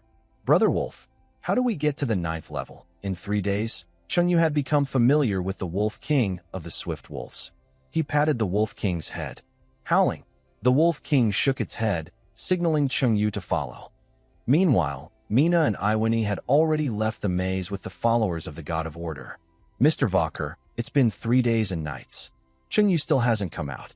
Could something have happened? Mina looked worried and asked Valker, a priest of the God of Order. Valker shook his head and sighed. The 6th level of the maze is very dangerous, full of traps and mechanisms. Young Chengyu probably didn't make it. Very dangerous? Full of traps and mechanisms. Mina's face turned pale, and tears welled up in her eyes. Yvonne remained silent, tears silently falling. On the 8th level of the maze, Chengyu was riding on the back of the Swift Wind Wolf King. The Swift Wind Wolves ran quickly through the maze tunnels, passing ancient stone halls. The monsters along the way recognized the Swift Wind Wolves and did not attack. The Wind Wolf King led Chengyu through the maze tunnels for several hours, turning at many forks and passing through numerous stone halls. The maze seemed endless. The 8th level of the maze was much more complicated than expected. Chengyu estimated that this level covered several thousand square kilometers, with a complex route. If it weren't for the Wind Wolves guiding him, he might have taken a year or more to find a way to the 9th level. After 5 hours, the Wind Wolves brought Chengyu to a 2-meter-high stone door. Chengyu jumped down from the Wind Wolf King's back. Brother Wolf, is the way to the 9th level inside this door? The Wind Wolf King nodded, then threw a string of red gemstone necklaces to Chengyu. What's this? Chengyu picked up the red gemstone necklace and looked at it, but couldn't tell what it was for. The Wind Wolf King raised a paw, patted a nearby Wind Wolf's neck, then pointed at the red gemstone necklace in Chengyu's hand. You mean I should wear this necklace? Chengyu asked. The Wind Wolf King nodded. Chengyu put the red gemstone necklace around his neck, but nothing happened. Can I go in now? Chengyu asked. The Wind Wolf King nodded. I'm leaving. Thanks for guiding me. Chengyu pushed open the large door. Inside was a dim, empty room, with a mirror standing in the center, as tall as a person. Chengyu walked to the mirror, looked at it, and saw that it was no different from an ordinary mirror. Where's the way to the 9th level? Just then, the red gemstone around Chengyu's neck turned into a burst of red energy and entered the mirror. The mirror emitted a dazzling red light. A strong pulse sucked Chengyu into the mirror. After a dizzying spin, the surrounding space gradually stabilized. Chengyu opened his eyes and found himself lying in a clearing in the woods, under a blue sky, with bright sunshine and a faint floral scent in the air. Is this the 9th level of the maze? The 9th level of the maze has a completely different style from the previous 8 levels. Here, there are forests, lakes, blue skies, and white clouds, forming a small, self-contained world. Chengyu looked around in surprise. Using divine powers to create a small world is not too difficult. Chengyu stood up and saw a calm little lake not far ahead. He walked to the edge of the lake. The water was full of plants, clear, and fish were swimming inside. In the middle was a small island surrounded by water, connected to the shore by a wooden bridge. Chengyu crouched by the lake to wash his smoky hands and looked at the small island. On it was a simple wooden house, similar to ordinary homes in Bailu town. Around the house, colorful flowers were planted. According to Walker, the 9th level of the maze contains a treasured artifact guarded by the God of Order. Could it be inside that wooden house? His eyes lit up with excitement. Chengyu walked across the wooden bridge toward the house on the island. Suddenly, the water in the lake started to churn. A human-shaped figure formed on the surface of the water. This figure emitted an overwhelming aura of power, making Chengyu's legs tremble uncontrollably. almost causing him to kneel on the bridge. First level mage? How did you get to the 9th level of the maze? The figure asked with confusion. Who? Who are you? Chengyu hunched over, gasping heavily, as if a mountain was pressing down on him. This human-shaped figure was too strong. Just standing there, it felt oppressive. The figure's voice came again. I am a trace of the breath left by the God of Order, guarding the 9th level of the maze. One trace of such power? Chengyu clenched his teeth, trying to keep his body from bending under the pressure. The treasured artifact of the God of Order is inside that house. You have 2 ways to get it. 1, defeat me with your strength. Or, the figure said. I choose 2. I choose 2. Chengyu interrupted before the other could finish. He couldn't even stand properly now. How could he defeat this human-shaped figure? Number 2. Guess what the artifact inside the house is, the figure replied. Chengyu was confused. If he were someone from the Order God cult, he might know what the artifact inside the wooden house was, but he had no understanding of the Order God cult at all. Since it was an artifact, Chengyu thought carefully and guessed. Is the artifact inside the wooden house the dragon-slaying sword? No. Shadow battle axe? No. Frostmourne? No. Fire of joy? No. Magic sword Apophis? No. Outside the maze of the God of Order, there was a large tent area. In recent days, more and more adventurers had been exploring the maze of the God of Order. Because this was a newly appeared maze that hadn't been fully explored yet, it contained more treasures than those that had been around for a long time. However, most of these adventurers were only 1st or 2nd level, mainly exploring the 1st and 2nd floors of the maze. Few had reached below the 3rd floor. The Order God cult was able to explore up to the 5th floor mainly because of a fragment of a record book that contained maze information, which was like a built-in guide. Mina and Yvonne waited outside the maze for Chengyu to come out, feeling very down. Meanwhile, on the 9th floor of the maze, Chengyu sat cross-legged on a wooden bridge, guessing what the artifact inside the wooden house could be. The followers of the Order God cult were very particular about order and liked to arrange chaotic things neatly. Chengyu remembered the last time Valkyrie bought barbecue at a stall, lining up the spice bottles neatly and measuring the distance between each with a ruler to make sure they were evenly spaced. Suddenly, a bright idea struck him. I know. The artifact inside the wooden house is a ruler. No, not a ruler. Then maybe a tape measure? No. Infrared distance meter? No. Vernier caliper? No. A basketball? No. Suspender pants? No. Chengyu was frustrated, holding his head in his hands. He had been guessing for almost 2 days on the 9th floor and had tried everything he could think of, but he still couldn't figure out what was inside the wooden house. This human-shaped outline is just a faint aura left by the God of Order. Its features are blurry, and it doesn't even have a mouth, so I can't get close to it through casual conversation. Chengyu looks embarrassed. Big brother, can you give me a hint? I really can't guess. The human-shaped outline stays silent, giving no hints. Sai Chengyu shakes his head in disappointment. Can I walk around near this small lake? Yes, the outline replies. Chengyu goes for a walk nearby, looking for clues.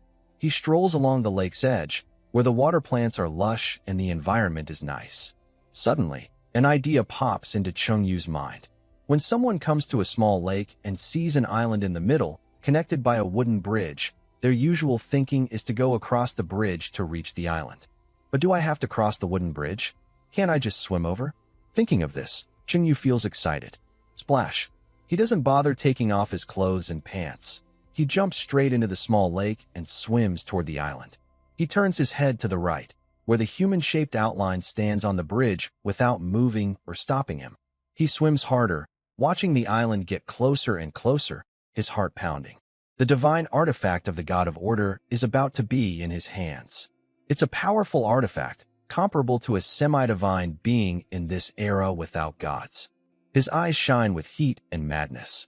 Chengyu swings his arms and swims as fast as he can. But after a while, he notices something's wrong. From the shore, the straight-line distance between the shore and the island is only about 200 meters, so he should reach it in a few minutes. Yet, after more than 10 minutes of swimming, the island keeps getting closer, but he can't reach it. He swims a bit more, and the island looks right in front of him but remains out of reach. Damn! Knowing he can't swim over, Chengyu curses and swims back to the shore. He only swims back for a second or two before reaching land. On the shore, Chungyu starts a fire, drying his wet clothes and pants. He then returns to the bridge and faces the human-shaped outline again. That artifact is just a pile of crap pulled out by the God of Order.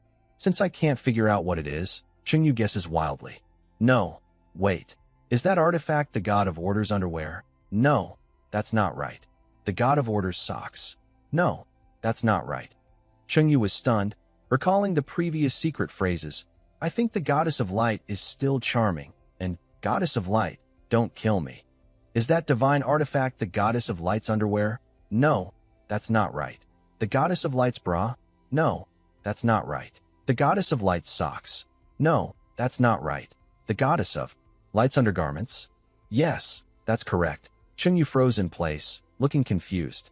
This is too strange. The divine artifact treasured by the God of Order is actually the Goddess of Light's underwear. The God of Order has some unusual tastes. While Chungyu was still stunned, a humanoid figure raised a finger, pointing it at Chungyu's forehead. A black light entered his body. Chungyu looked at his body and then at the humanoid figure. What did you do to me?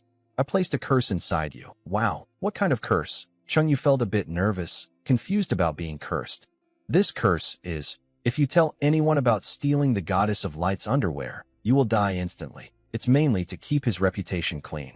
So that's the curse. Chungyu relaxed slightly. What if I write it down? You will still die instantly, the humanoid replied. Chungyu sat cross-legged on the wooden bridge, thinking for a moment. What if I write it in code? Like telling someone the page, line, and word number in a book, then forming a sentence. The humanoid was cursing inwardly. You really want to tell others about this, huh? Seeing that the other didn't speak, Chungyu smiled. Just joking. I promise I won't say anything. After Chungyu's promise, the humanoid disappeared. Chungyu crossed the wooden bridge to the small wooden house on the lake island. The door was unlocked. Inside, in the living room, there was a golden chest. He opened the chest, revealing a delicate white silk women's undergarment, similar to a camisole or strapless top. It was thin, soft, glowing with a pure and gentle light, and carried a faint floral scent. Chungyu raised the straps of his underwear with both hands. This is the Goddess of Light's underwear. It smells so good. Congratulations. The host has obtained the Goddess of Light's underwear. Wearing this underwear will ruin your reputation, but you will gain a small amount of light power.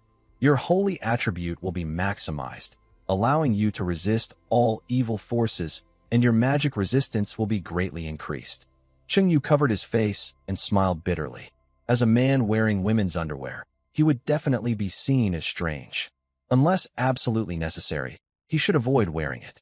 Although the Black Sun Empire's Light Church worships the Goddess of Light, the church was founded only on a small amount of light magic left behind by her. No one has truly seen the Goddess of Light, and no one knows if she is alive or dead. Chungyu didn't dare imagine how the members of the Light Church would react if they saw a man radiating the holy light of the Goddess of Light. Forget it. I'll think about it later. Chungyu put the underwear into a golden chest, then stored the chest in the system warehouse. He then looked around the room for a way to leave the maze. Chungyu entered a room in the wooden hut. Inside, there was a stone tablet about half a meter tall, covered in dust, with faint small characters visible. Recite the secret phrase, order, the foundation of social stability toward the stone tablet to leave the maze. Chungyu recited the phrase. In a flash, he turned into a white light and disappeared from the 9th floor of the maze. A few seconds passed. Chungyu appeared in the forest outside the maze. The air was fresh and pleasant. The sunset cast long shadows of the trees. Finally out, Chungyu took a deep breath, a smile on his face, and quickly headed back toward the maze. He hadn't seen Mina and Yvonne for several days. He really missed them. In the open space in front of the maze, many adventurers from the nearby main city had gathered. They set up stalls, selling treasures, weapons, armor, magic items, and monster cores they found in the maze. From a distance, it looked like a lively market. Most of the weapons, armor, and magic items these adventurers found were low-level magic gear from the 1st or 2nd floor of the maze. At the bustling marketplace in front of the maze, Chungyu approached a tent he had set up earlier. He lifted the tent flap, but didn't see Mina or Yvonne. He looked around again. He looked around and saw Mina and Yvonne standing in front of a large stone door. It was evening now, and adventurers were coming out of the maze one after another. Mina and Yvonne stood on tiptoe, stretching their necks, trying to find something in the crowded crowd. For the past few days since Chungyu disappeared, they had been waiting at the maze entrance every day, hoping to see Chungyu come out. Suddenly, Chungyu silently walked up behind them, patted Mina and Yvonne on the shoulders from behind, and said with a smile, "Hey, beautiful. Want to go out? Get lost, you rude person," Mina snapped angrily. She was annoyed by many people trying to talk to her these days. But the next second, Mina recognized Chungyu's voice and turned her head to look behind her. When she saw Chungyu, Mina's eyes widened, and she showed an expression of happiness she had never felt before. She jumped onto Chungyu, wrapping her long arms around his neck, her legs around his waist, and wagging her tail happily. "Chungyu, I thought I'd never see you again." Mina affectionately rubbed her head against Chungyu's cheek. Chungyu remembered when he used to study in the county town and went home once a month during holidays. Every time he returned, the family's dog would run to greet him from afar, bouncing and jumping around him, wagging its tail so fast it seemed like it might spin off. Mina's enthusiastic reaction was a bit like that dog. Maybe she was what people call a dog-type girlfriend. Yvonne wasn't as passionate as Mina, but she was still very happy to see Chungyu. She hugged his right arm, resting her head on his shoulder. "It's so good that you're back safe. Tomorrow, we'll continue selling barbecue." Chungyu looked at Mina's light red eyes. "Okay," Mina nodded, pressing her cheek against Chungyu's cheek. "Earlier, I saw a small grove over there that's quite hidden. Tonight, let's go to that small grove." "What for?" Yvonne asked curiously. A few coughs. Chungyu cleared his throat tactfully. "To watch the stars." Yvonne looked at the small grove not far away, feeling even more confused. With such dense trees, could they really see the stars? The eastern sky was beginning to turn pale, and a chill filled the air. Early in the morning, adventurers started entering the maze again for exploration. Chungyu set up a barbecue stall at the entrance of the maze, with smoke curling up and the smell of meat drifting everywhere. Adventurers passing by the stall couldn't help but buy a few skewers. Positive mood 4, positive mood 7, positive mood 5. System task progress 2523/10,000. At this moment, 14 people dressed uniformly approached the stall. They were members of the Order of the Divine. The priest, Vakur, with old eyes full of surprise, asked Chungyu, "Friend Chungyu, didn't you accidentally enter the 6th level of the maze? How did you come out?" Chungyu couldn't tell Vakur that he had already cleared the maze and taken the most valuable treasure inside. So he made up a reason. "I wandered around the 6th level for several days and finally solved a mechanism. I used that to leave the maze directly." "Did you encounter any fierce monsters during that time?" Vakur asked, a bit incredulous. Chungyu pretended to smile foolishly. "Lucky, I didn't encounter any fierce monsters. The monsters in the maze had been bought off with barbecue. Without their help, he wouldn't have been able to pass through the maze." "Such good luck. You must be a follower of the god of fortune," Vakur guessed. "People who believe in the god of fortune usually have better luck than others." "No, just pure luck," Chungyu replied. "Well, congratulations on coming out safely." Vakur also cheered for Chungyu. "Each of us needs 4 skewers, a total of 56 skewers. No problem." Chungyu started grilling the skewers. Barbecue cost 20 copper coins each. 56 skewers cost 1,120 copper coins. Vakur took out 11 silver coins and 20 copper coins to give to Yvonne. "Friend Chungyu, your spice bottles are messy again. Let me help you organize them." Vakur saw that the spice bottles on the grill were arranged chaotically and felt uncomfortable. He arranged the bottles from smallest to largest. Then he took out a ruler, measured the distance between each bottle, making sure they were evenly spaced, and smiled with satisfaction. 10 minutes later, Chungyu handed over the 50 skewers of barbecue to Vakur and the others. They left after that. Looking at Vok's departing figure, Yvonne asked Chungyu with curiosity, "Mr. Vok always helps you arrange the spice bottles. Why is that?" "He has a problem," Chungyu replied. "What kind of problem?" "Obsessive-compulsive disorder." While Vok and the others walked away eating barbecue, Chungyu gained positive emotional points. Positive emotional points 6, positive emotional points 5, positive emotional points 7. System task progress 2600/10,000. After Vok and his group left, a 3-person adventurer team approached. One of them, A handsome young man with long hair and fancy clothes smiled and said, "Friend, we meet again. I want 5 skewers of barbecue." Chung Yu recognized this young man. His name was Roy, the son of the Lord of Snow City, a famous poet there. They had taken the magic apprentice test together last time. "How do you want to split the 5 skewers among the 3 of you?" "I'll eat 3 skewers, and the other 2 will each have 1, Roy answered. The other 2 were Roy's followers. "All right, that will be 100 copper coins in total." Yvonne collected the money, and Roy took out a silver coin to give her. "By the way, have you found any treasures?" Chung Yu asked. "The treasure I'm looking for is different from others.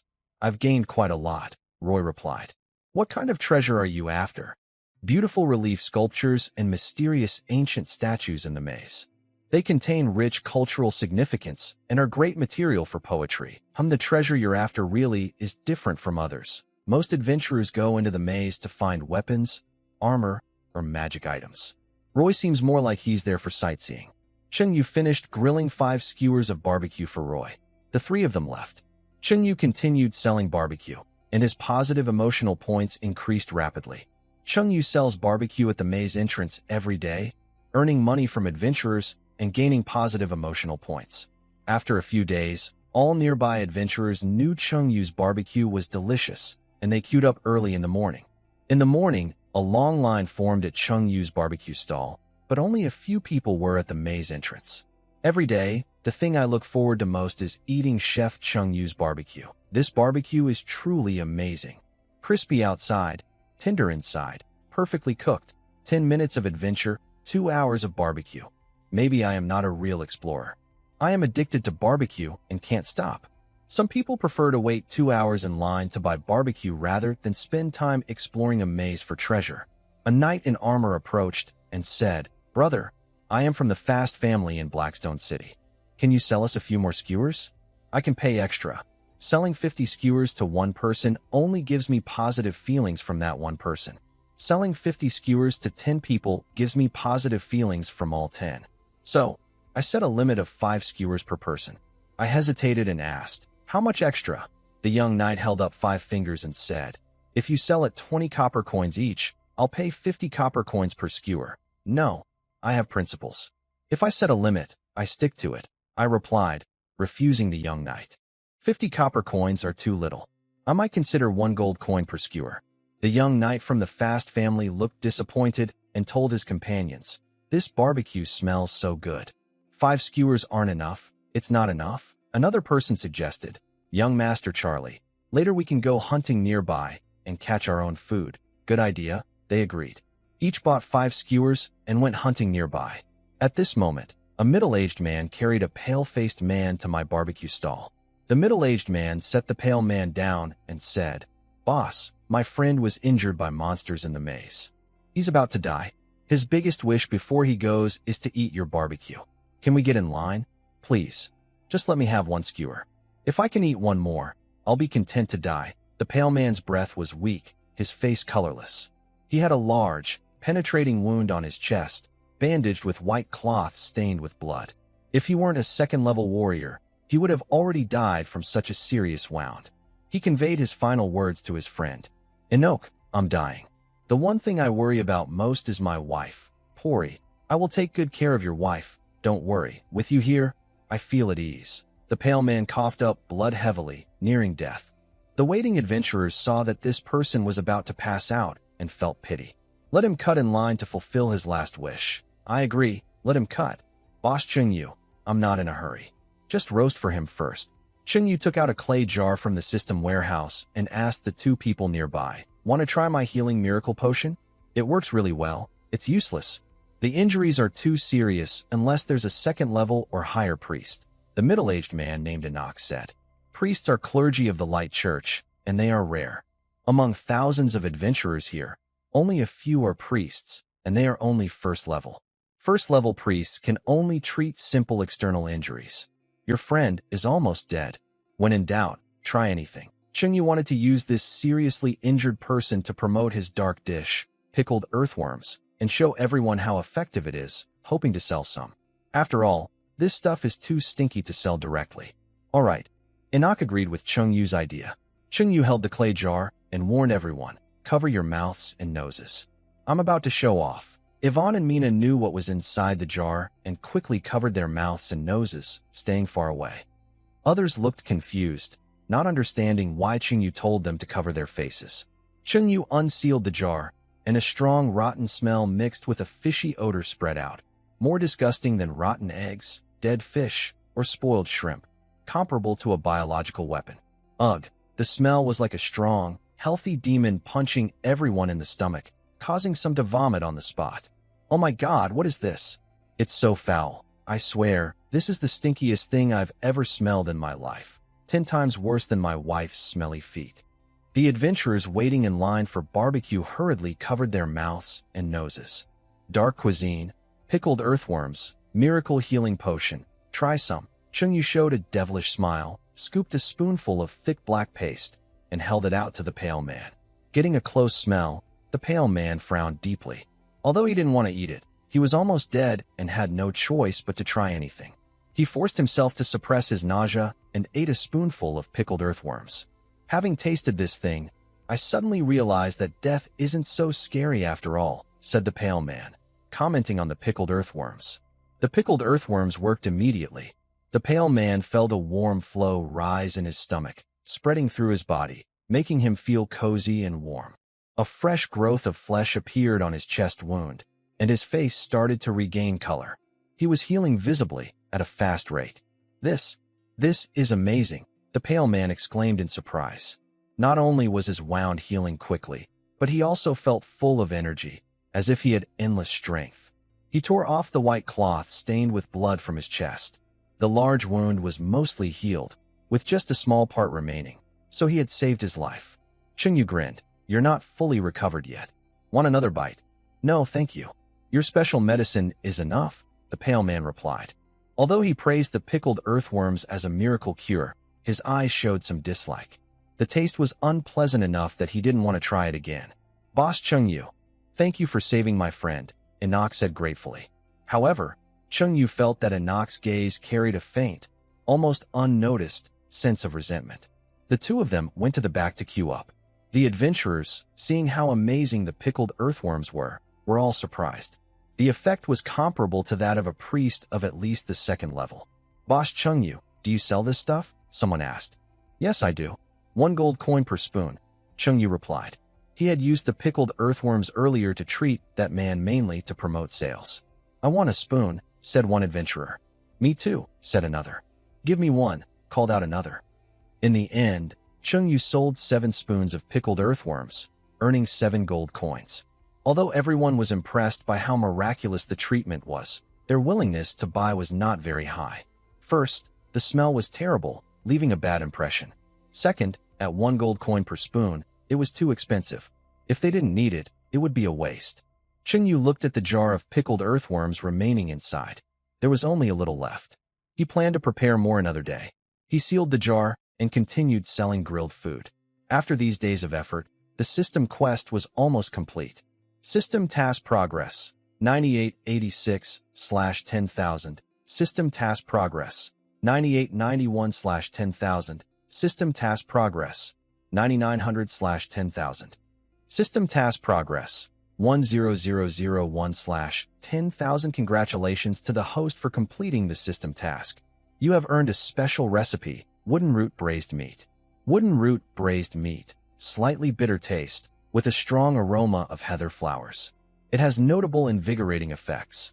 Ingredients include dragon meat, wooden dragon root, fragrant grass, licorice, fennel, bay leaves, cinnamon, nutmeg, etc. Chengyu was overjoyed. Learning that wooden root braised meat could boost vitality, he decided he must try making it. Chengyu came to the maze of the God of Order mainly to complete a system task. Now that the task was finished and he had obtained a treasure on the 9th floor of the maze, staying here longer seemed pointless. That afternoon, Chengyu packed his belongings and left with Mina and Yvonne. The maze of the God of Order is located about 200 miles east of Bailu town. Without a carriage or flying mount, travel was mostly on foot. Chengyu originally came with Joyce, but she discovered that a blood clan had infiltrated the Black Sun Empire territory, so she hurried back north to report. It's uncertain whether the northern fortress caught the powerful demon Aphula. 200 miles on foot would take several days at a normal pace. Chengyu was not in a hurry. He enjoyed a leisurely journey with Mina and Yvonne, two beautiful maids. The mountains were tall and rolling, like a winding giant dragon. Green trees formed a lush canopy, their branches intertwined into a sea of green. Sunlight filtered through the leaves, casting dappled patterns on the ground. They crossed a forest and reached a stream. The water was clear and flowing gently, reflecting the surrounding mountains and trees like a mirror.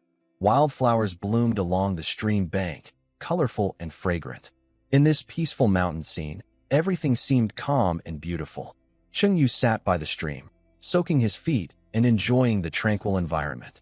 Before traveling, he was busy working overtime every day. Now, this relaxed life was exactly what he wanted. Mina and Yvonne sat on either side of Chengyu and also loved the mountain scenery. Seeing Yvonne's cute and lovely appearance, Chengyu gently patted her head. Her long green hair was very smooth. Yvonne was now Chengyu's woman. She looked up at him, leaned on his shoulder, and showed a gentle smile. Her foreign wife was really adorable. Chengyu felt secretly happy, thinking about buying more foreign sisters to be maids. The dish, Mugen braised pork, would be essential. They sat by the stream for over an hour before continuing westward. As the sun was about to set, they arrived at a small town. At the town entrance, Mina saw that the shops were closed and only a few people were on the wide street.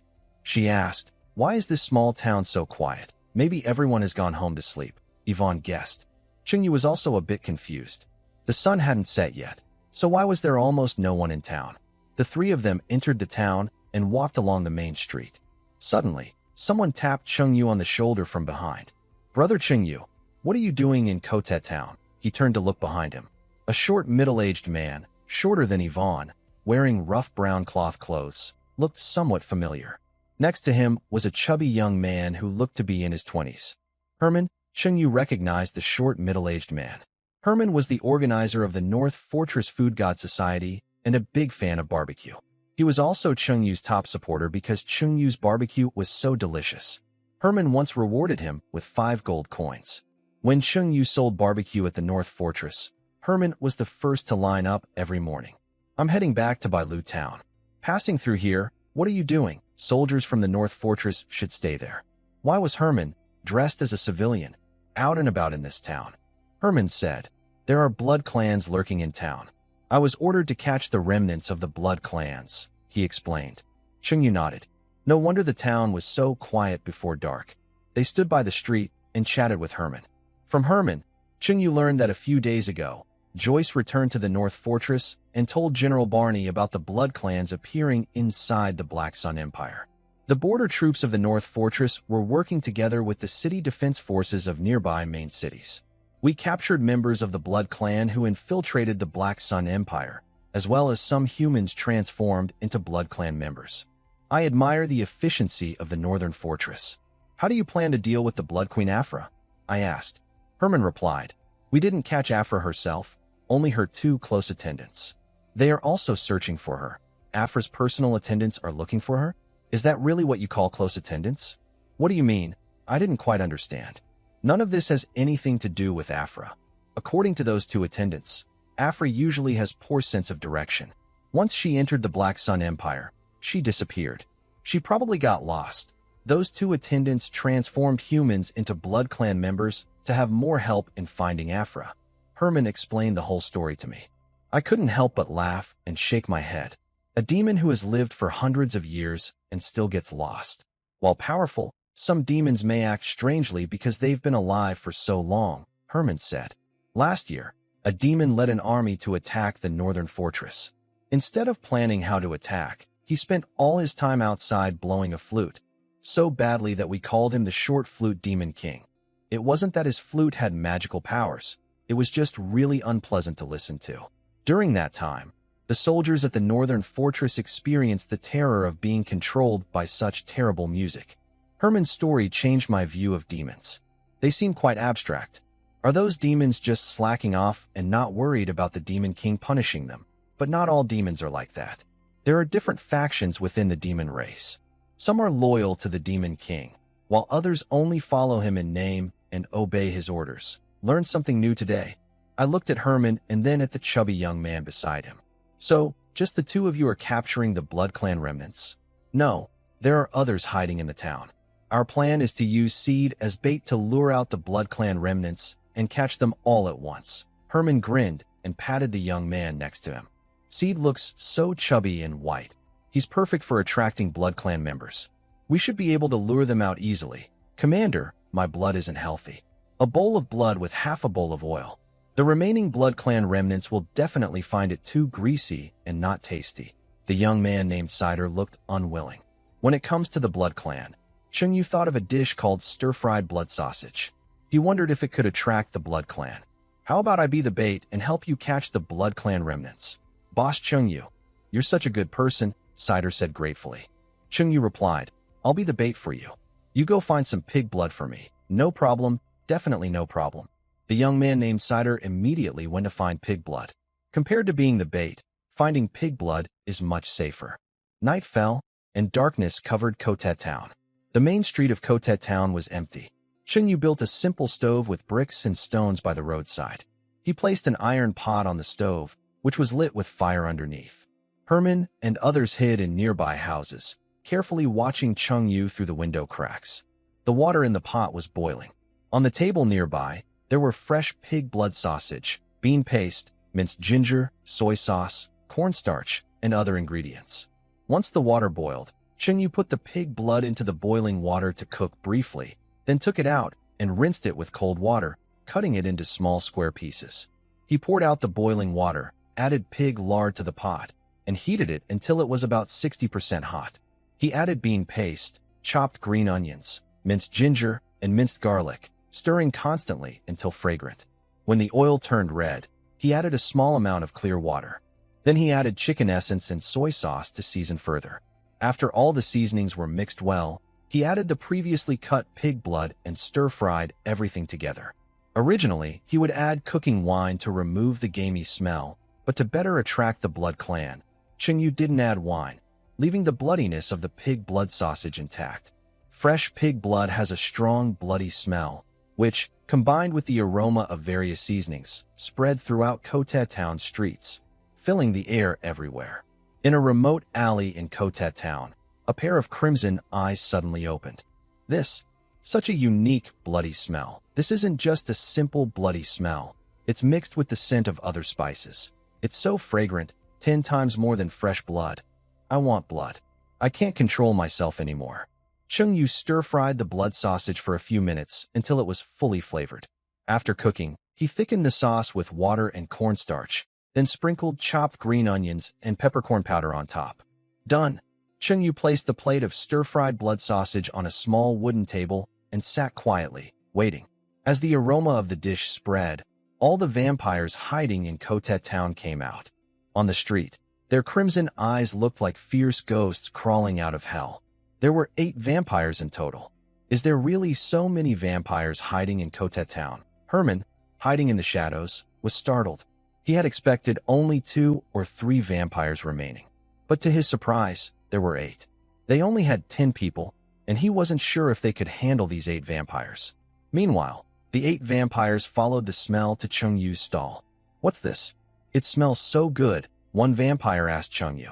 Chengyu replied, it's stir-fried blood sausage. The rich, meaty smell combined with various spices makes me feel like my blood is boiling inside. Another vampire closed his eyes, looking very pleased. The relationship between raw blood and stir-fried blood sausage is like that between raw meat and fish-flavored shredded pork. Stir-fried blood sausage is definitely much tastier. Would you like to try this delicious blood sausage? Chengyu picked up the plate and smiled at the 8 vampires. They nodded eagerly, almost drooling. The smell alone was tempting, and they couldn't imagine how good it would taste. But in the next moment, Chengyu tilted his hand slightly, causing the plate of stir-fried blood sausage to fall to the ground with a cracking sound, smashing into pieces. Such delicious stir-fried blood sausage. Now it's gone. Do you think I did it on purpose or by accident? Kid, you. The 8 vampires instantly became angry. Come on, try to kill me. Chengyu tilted his head slightly and raised his middle finger at the 8 vampires. Although they didn't understand what the gesture meant, Seeing Chungyu do it made them feel an uncontrollable urge to attack him.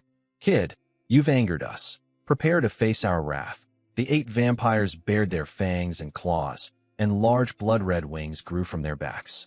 They were about to attack Chungyu when suddenly, 8 purple lightning bolts descended from the sky, striking the vampires directly. 8 members of the Blood Clan were struck by lightning, their bodies blackened, and they coughed out black smoke, twitching nonstop. These 8 were not true Blood Clan members, but humans transformed into Blood Clan. They were a bit stronger than ordinary people, roughly equivalent to first-level warriors. Chungyu kicked one of the Blood Clan members and said, "Your anger burns out so quickly." At this moment, Mina ran out from a nearby house. She raised her right wrist, and the purple bracelet on her arm crackled with sparks. "Chungyu, this magic item is amazing." It quickly subdued these Blood Clan members. The purple bracelet Mina wore was a treasure she found in the maze's secret realm, called the Thunder Bracelet. It can unleash powerful lightning attacks. Yes, it's quite impressive. This Thunder Bracelet was a high-level magic item obtained from a golden treasure chest. High-level magic items can cost thousands or even tens of thousands of gold coins. From observing the reactions of the 8 Blood Clan members just now, Chungyu was sure that for Blood Clan, blood essence is indeed a delicious treat. Next time, if he encounters the Blood Queen Afra, he will have a way to deal with her.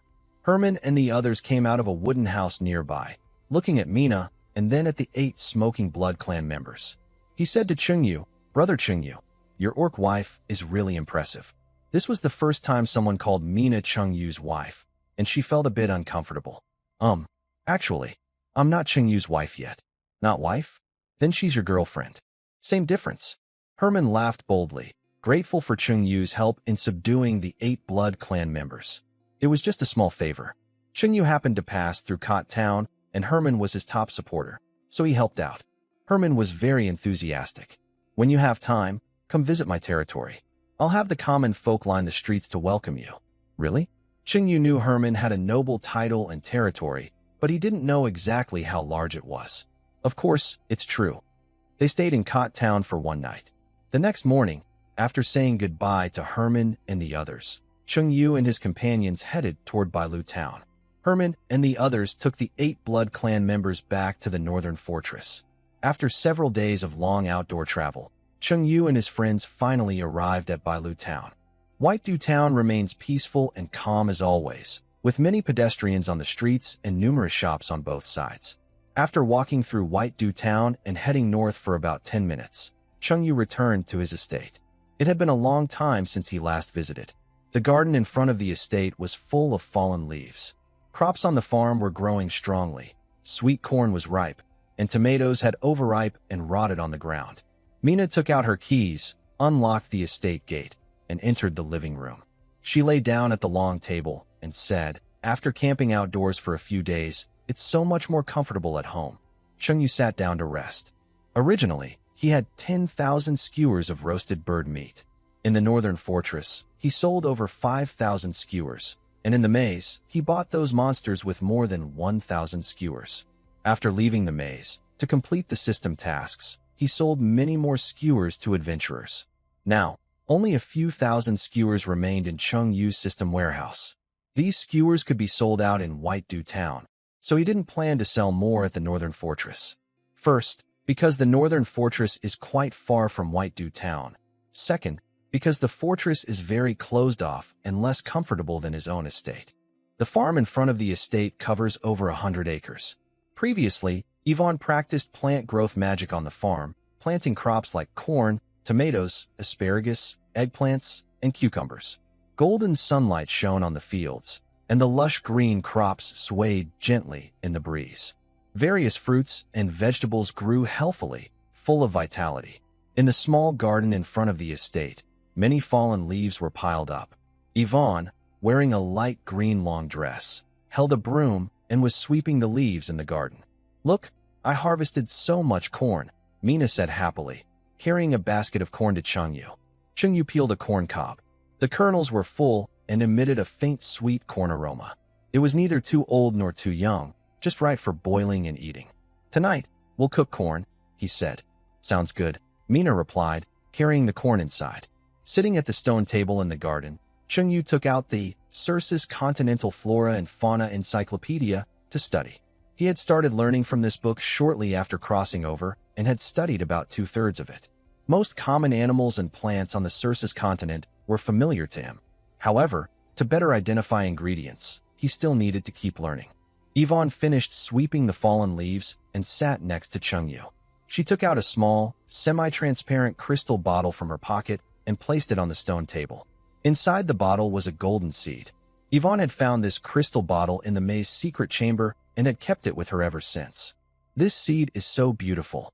I wonder what kind of seed it is. Yvonne leaned over the table, her bright eyes examining the golden seed inside the bottle. Chengyu looked at the seed. He had studied the Celsus Continent Flora and Fauna Encyclopedia and recognized many plant seeds, but he couldn't tell what plant this seed belonged to. However, since this golden seed was a reward from the maze, it probably wasn't something bad. Try planting it in the soil, Chengyu suggested. Okay. Yvonne also decided to plant the seed. She opened the crystal bottle, poured out the golden seed, and walked to the edge of the farmland. She planted the seed in the soil. Then, she took out her magic staff and recited a spell to promote plant growth, casting it on the seed. A surge of magical energy flowed into the golden seed. It absorbed water and nutrients from the soil, quickly taking root and sprouting. Soon, it grew tender golden leaves and, in less than a minute, became a small tree over 2 meters tall. The leaves of this small tree are shaped like tridents. Both the trunk and leaves are golden, shining brightly in the sunlight. A golden tree? Chengyu looked surprised. He had never seen such a tree before. Aren't trees usually green? Can a golden tree perform photosynthesis? Yvonne looked even more surprised than Chengyu. Could this be the legendary golden tree? What is the golden tree? Long ago, our forest spirit tribe had a sacred place called the Golden Forest. Many golden trees grew there. After the golden forest was blessed, the bloodline of the forest spirits was elevated. But during the ancient divine war, the golden forest was destroyed, and the golden trees became extinct. The maze of the God of Order was created before the ancient divine war, and it still contains a seed from a golden tree. That makes sense. The plant growth magic is a basic spell. This golden tree stopped growing once it reached about 2 meters tall. Closing her eyes, Yvonne placed her palm on the trunk of the golden tree, using her magic to communicate with it. In that moment, Yvonne felt her bloodline as a forest elf royal stir with excitement. Yes, this is the golden tree. Surprisingly, the seed of the golden tree is still here in the maze of the God of Order. According to forest elf records, the golden tree has been extinct for a long time. No one expected there to be a seed of such a tree still in the world. Does this tree have any use? Chengyu asked curiously. The golden tree can purify the bloodline of forest elves, improve their talents, and make their plant magic much stronger. The forest elf royal family is already talented in plant magic, but after being blessed by the golden tree, their abilities become even more extraordinary, almost like a miracle. Really? Show me a demonstration of the tree's power. Chengyu imagined Yvonne clapping her hands and summoning countless roots and vines. Yvonne looked confused. What do you mean by tree realm birth? Nothing. Never mind if you don't know, Chengyu replied casually. Yvonne pressed her palm against the trunk again, using the golden tree's power to purify her bloodline. Her waist-length green hair suddenly grew wildly, quickly reaching over 2 meters. Hair is a symbol of vitality. Children usually have thick, black hair, while older people's hair turns white and sparse. This shows that the golden tree is improving Yvonne's physical health. Can the golden tree help hair growth? It's a blessing for those suffering from hair loss, Chengyu thought to himself. At that moment, Mina came out of the house and saw a small, shining golden tree growing by the field. She was surprised. Wow, what is that? The golden tree, Chengyu said calmly. Mina stared at the golden tree in awe. Such a beautiful tree. Can you eat it? No, you foodie, Chengyu said with a smile. He remembered the first day he bought Mina a soap to wash herself, and Mina had eaten it.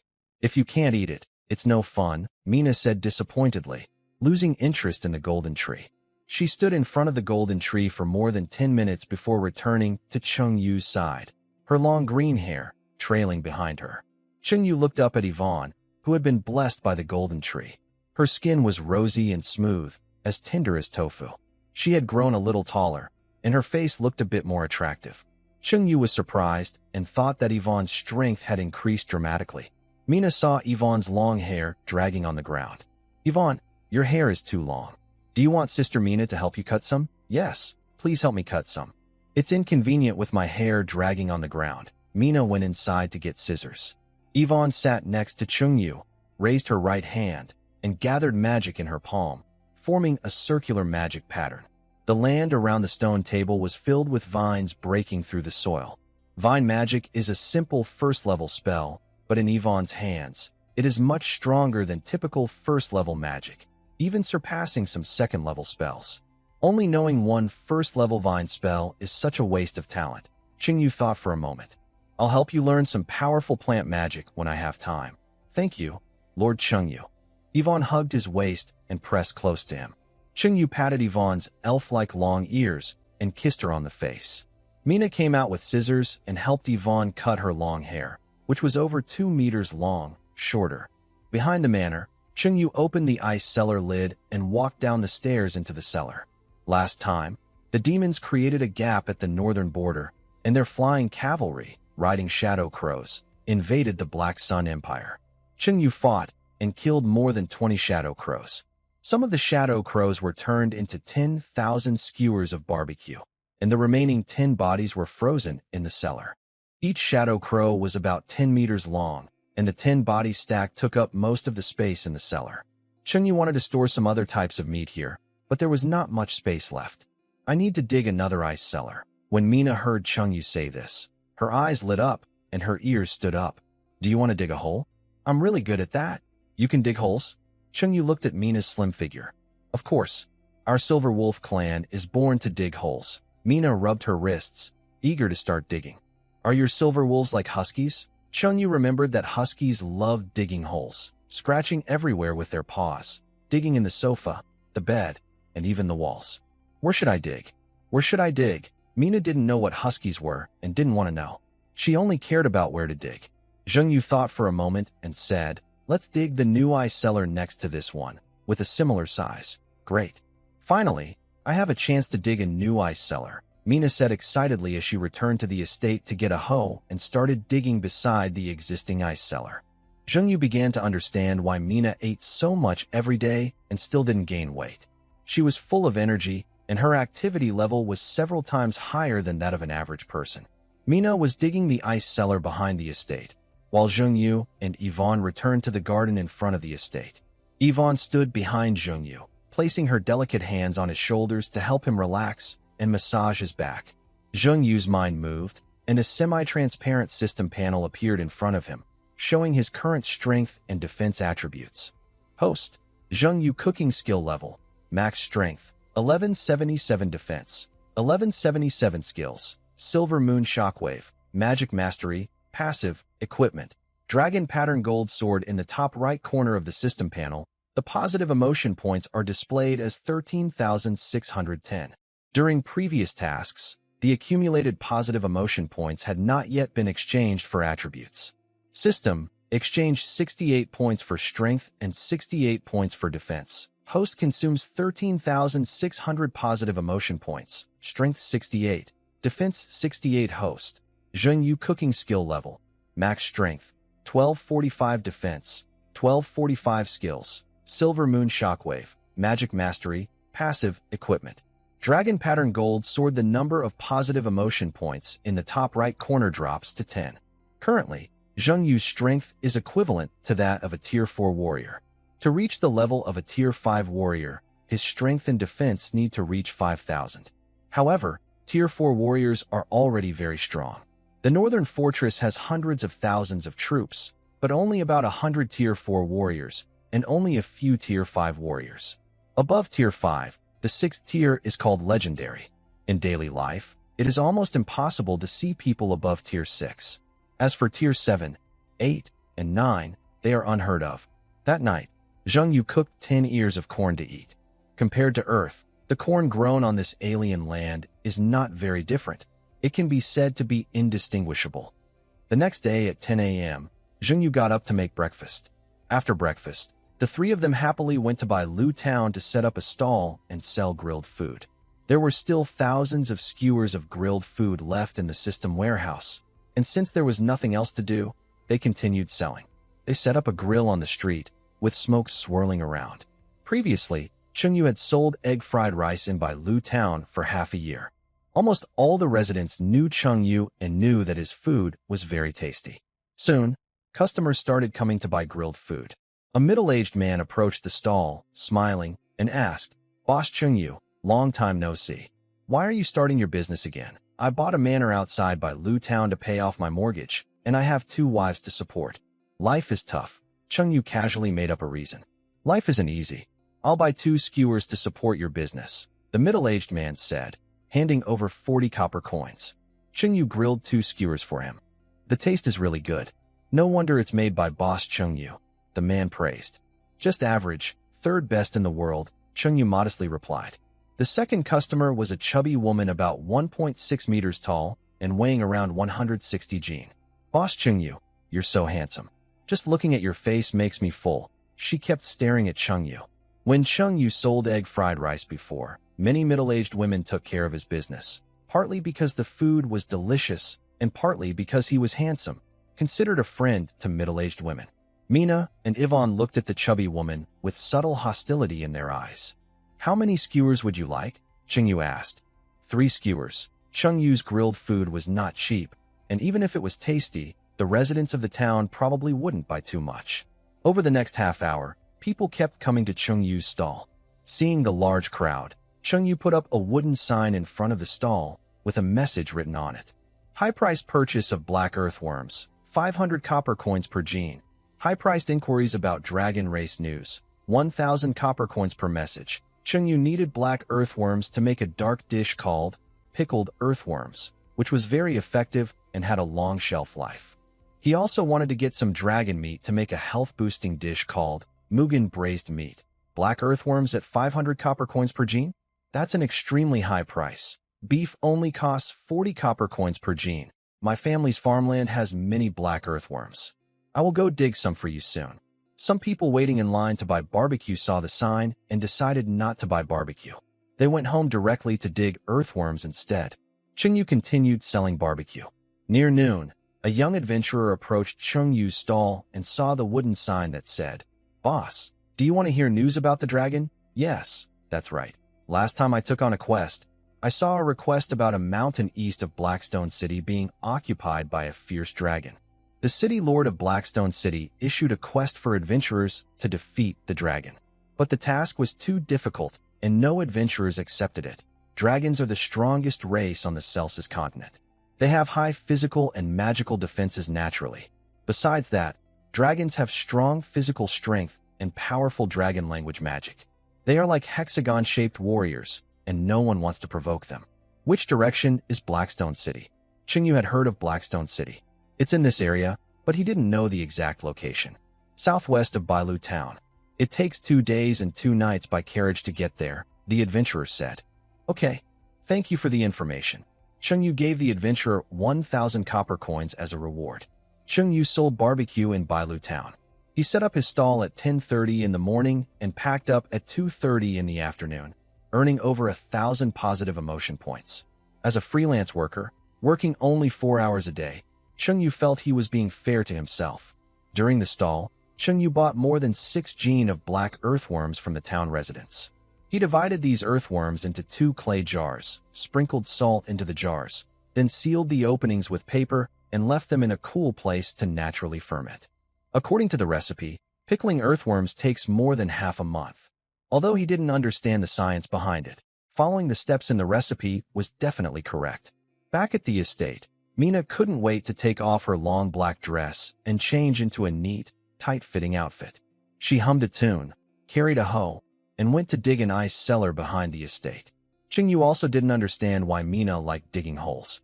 Maybe it's a trait of the Silver Wolf tribe. Wearing a light green long dress, with a delicate and cute face, Yvonne stood under the golden tree, one hand resting on the trunk, continuously receiving the blessing of the golden tree. The long green hair started growing wildly again, soon hanging down to the ground. It's a pity that in this world, people don't buy hair. If they did, I could make a lot of money selling mine. Chinyu remembered that before crossing over, people often bought women's hair on the street, and the prices were quite high. When he reached the edge of the farmland, he said, "Yvonne, I plan to go to Blackstone City tomorrow." Yvonne looked at him with a slight puzzled expression and turned her head. "What are you going to do in Blackstone City?" "Just some errands." "You and Mina don't need to come with me. I'll go alone." Mina was digging an ice cellar, and Yvonne was preparing for the Golden Tree's blessing, so Chinyu didn't want them to follow. He decided to go to Blackstone City alone. "How long will you be gone?" Yvonne didn't want to be separated from Chinyu. If he was going for a long time, she would go with him. If it was only a few days, she didn't mind. Chinyu estimated in his mind, about 6 or 7 days. Blackstone City wasn't far from Bailu Town. It took 2 days and nights by carriage. Round trip, that would be 4 days, plus another 2 or 3 days for delays. 6 or 7 days wasn't too long. Yvonne smiled sweetly at Chinyu and said, "Go ahead. Mina and I will stay at home and wait for you to come back." Every day, merchant caravans traveled between the main city and nearby towns, transporting goods and earning transportation fees. He could join a caravan to go to Blackstone City. Caravans usually set out in the morning. Before dawn, Chinyu dressed and looked at Mina and Yvonne sleeping peacefully on the bed. He didn't wake them and quietly left to the west of Bailu Town. After leaving Bailu Town and walking a few hundred meters west, there was a large open space. All the caravans departed from there, which served as a distribution center for goods in Bailu Town. People from Bailu Town liked to follow the caravans when they traveled far, because there were many people in the caravan, and they often hired adventurers or mercenaries to protect the cargo. Traveling with the caravan was safer. Before the sun fully rose, 7 or 8 caravans had gathered on the open space, ready to depart. Chinyu approached the caravans and asked, "Are there any going to Blackstone City?" A girl in blue waved at him. "Here, we're heading toward Blackstone City. How much does it cost?" Chinyu moved closer to the girl in blue. She spread her fingers. 5 silver coins. Chinyu took out 5 silver coins and handed them to her. The girl in blue motioned for him to sit in the carriage. This caravan was transporting cloth, with many bolts of fabric in the carts. At dawn, several merchant groups headed in different directions across the open land, heading toward the main cities nearby. Chinyu sat in the cargo area filled with goods, feeling a bit bored. He asked the girl in green clothes riding ahead, "Miss, it's too stuffy in here. Can I sit somewhere else?" "Come sit next to me," the girl replied. "Thank you." Chinyu moved to the front of the cart and sat beside the girl in green. The caravan left Bailu Town. On both sides of the road, there were large fields of green wheat. Farmers wearing straw hats worked busy in the fields. The cart moved at a steady pace, with some bumps. Chengyu leaned against the side, squinting, quietly enjoying the strange scenery of the world outside. Before he knew it, he fell asleep. The caravan passed through farmland near towns and then entered a dense, uninhabited forest. After traveling for a while in the wilderness, suddenly, the caravan stopped. Chengyu, still sleepy, heard someone shout, "Something's wrong." "Miss Morin, we've encountered a monster." "What kind of monster?" the girl in green asked. "It has a single horn on its head, probably a unicorn subspecies." Chengyu followed Morin to the front of the caravan. Ahead, a dozen strong horses stood on the road. Their coats were a mix of white and brown, with a black horn nearly half a meter long on their foreheads. Purebred unicorns are powerful sacred beasts, all snow white. These dozen horses were not purebred. They were likely a hybrid with unicorn blood, often called a mixed breed. All these horses are herbivores. Why would these unicorn hybrids attack the caravan? Chengyu frowned, confused and puzzled. "Mr. Balin, this is your problem now," Morin said to a scar-faced middle-aged man. The scar-faced man stepped out from the crowd. He was a mercenary hired to protect the caravan from monsters and bandits. Chengyu suddenly recognized him. It was the necromancer he met last time at the graveyard, looking for the flower of corpse fragrance, who had made a girl's corpse his wife. He claimed his wife's corpse was cold as ice and emotionally stable. Chengyu thought at the time that this man's mental state was questionable. "Don't worry, Miss Morin. My wife and I will work together to defeat this group of unicorn subtypes." The necromancer named Balin took down the black coffin behind him and stood beside it. Balin gathered magic power. A flash of white light appeared, and a magic staff materialized in his hand. He held the staff with both hands, chanted a spell, and a circular magic array appeared at the tip of the staff. Necromancy magic. Under the influence of the magic, the black coffin beside him began to shake. Then, a girl dressed in a black Lolita dress pushed open the coffin lid and stepped out. She had flowing hair, a blank expression, wide eyes, a pale face, no body temperature, and no breath. Everyone saw this girl's body and frowned. The girl's body must have been specially treated by Balin, or it wouldn't have remained unrotted for so long. Over a dozen unicorn subtypes reared their heads and screamed loudly, charging toward the caravan. The girl in the black dress moved as swiftly as a living person, rushing at the unicorns. She struck one with her palm, knocking it back, showing great strength. As the front guard, she fought close to the unicorns, taking hits to protect herself. Balin, as the mage, cast necromancy magic from behind to support her. After a brief chant, many semi-transparent black ghost hands emerged from the ground, grabbing the legs of the unicorns and controlling them. The girl in black drew a curved dagger from her waist, moving quickly among the unicorns, slashing wildly and injuring several of them. Just as she was fighting fiercely, a strong unicorn tried to break free from the ghost hands and launched a surprise attack from behind. A half-meter-long horn pierced the girl's chest. She threw her head back and swung her body with force, sending her flying far away. "Hubby, my husband." Balin was heartbroken and chased after the direction the girl was thrown. Everyone else felt a bit speechless inside. "Don't worry, I will handle them." Chengyu stepped forward. Seeing a savior, Mo Lin hurriedly approached Chengyu and asked anxiously, "Sir, can you deal with these dozen unicorn subtypes?" "It's possible, but you have to agree to one condition." Chengyu looked at Mo Lin's charming figure. Being stared at, Mo Lin felt a bit shy. With a slight blush, she lowered her head and secretly glanced at Chengyu's handsome face with sharp eyebrows and bright eyes. A handsome guy like him craving her body seems worth it. Unwanted images flashed through her mind. "Yes, for the sake of the caravan, I will agree to any condition," Mo Lin shyly said. "Return the 5 silver coins to me." Chengyu paid 5 silver coins for the carriage fare to Blackstone City with Mo Lin and her caravan. Getting back those 5 coins would save a little money. "Is that your condition?" Mo Lin looked at him with some resentment. "Yes, or what do you think it is?" Chengyu replied. "Nothing." Mo Lin took out 5 silver coins and handed them to Chengyu. Meanwhile, over a dozen unicorn subtypes broke free from the necromancer magic and excitedly neighed as they charged toward the caravan. Chengyu stepped to the front, ready to fight these unicorn subtypes. However, these unicorn subtypes did not attack Chengyu or anyone else. Instead, they bypassed everyone and headed straight for the horses in the caravan. One unicorn subtype lay down on a mare and started mating with her. Chengyu and everyone else were stunned and shocked. These unicorn subtypes were actually after the caravan's mares. Chengyu had just wondered why unicorn subtypes, usually gentle herbivores, would block the caravan. Now he realized it was because they were attracted by the beauty of the mares. "Miss Mo Lin, are those unicorn subtypes defiling your caravan's mares? Should we eliminate them?" Chengyu asked Mo Lin behind him. "No, don't do anything. Don't interfere. Let them do their thing," Mo Lin stopped him. Allowing the unicorn subtypes to breed with the mares and produce offspring with unicorn bloodline is a big gain. Chengyu stood aside, watching the unicorn subtypes mate with the mares. "I have watched love scenes from Japanese movies before, but this was my first time seeing a different kind of film, and it was quite an experience." After the unicorn subspecies mated with the herd mares, they happily jumped away.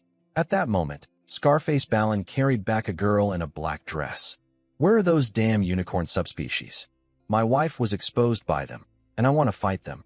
Balin was very angry and kept cursing. Chengyu pointed in the direction where the unicorns had gone. "They already ran away. Humph. Next time I won't let them escape." Balin snorted coldly, put the girl in the black coffin, closed the lid, and carried the coffin on his back. Everyone returned to the carriage, and the caravan continued moving forward. Chengyu and the necromancer Balin sat in the same compartment. Balin recognized Chengyu as the person he met last time at the graveyard. "Hey, it's you." "Hello, my name is Chengyu." Chengyu greeted Balin with a smile. "My name is Balin Farid." Balin introduced himself. "How is your wife?" "She has a hole in her chest. I need to find some flesh to patch it up," Balin said with a bit of concern. "I remember your wife was dug up a month ago. Why isn't she decayed?" Cheng-Yu and Balan started chatting casually.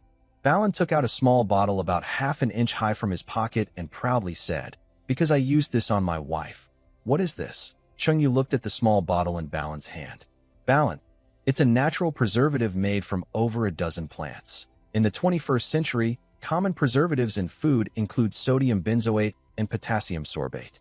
As the saying goes, toxicity isn't measured by dose alone. Preservatives can be harmful, but since the amount added is very small, the risk is almost negligible. There are no preservatives sold in the system shop. Unexpectedly, in this world, someone can make preservative medicine."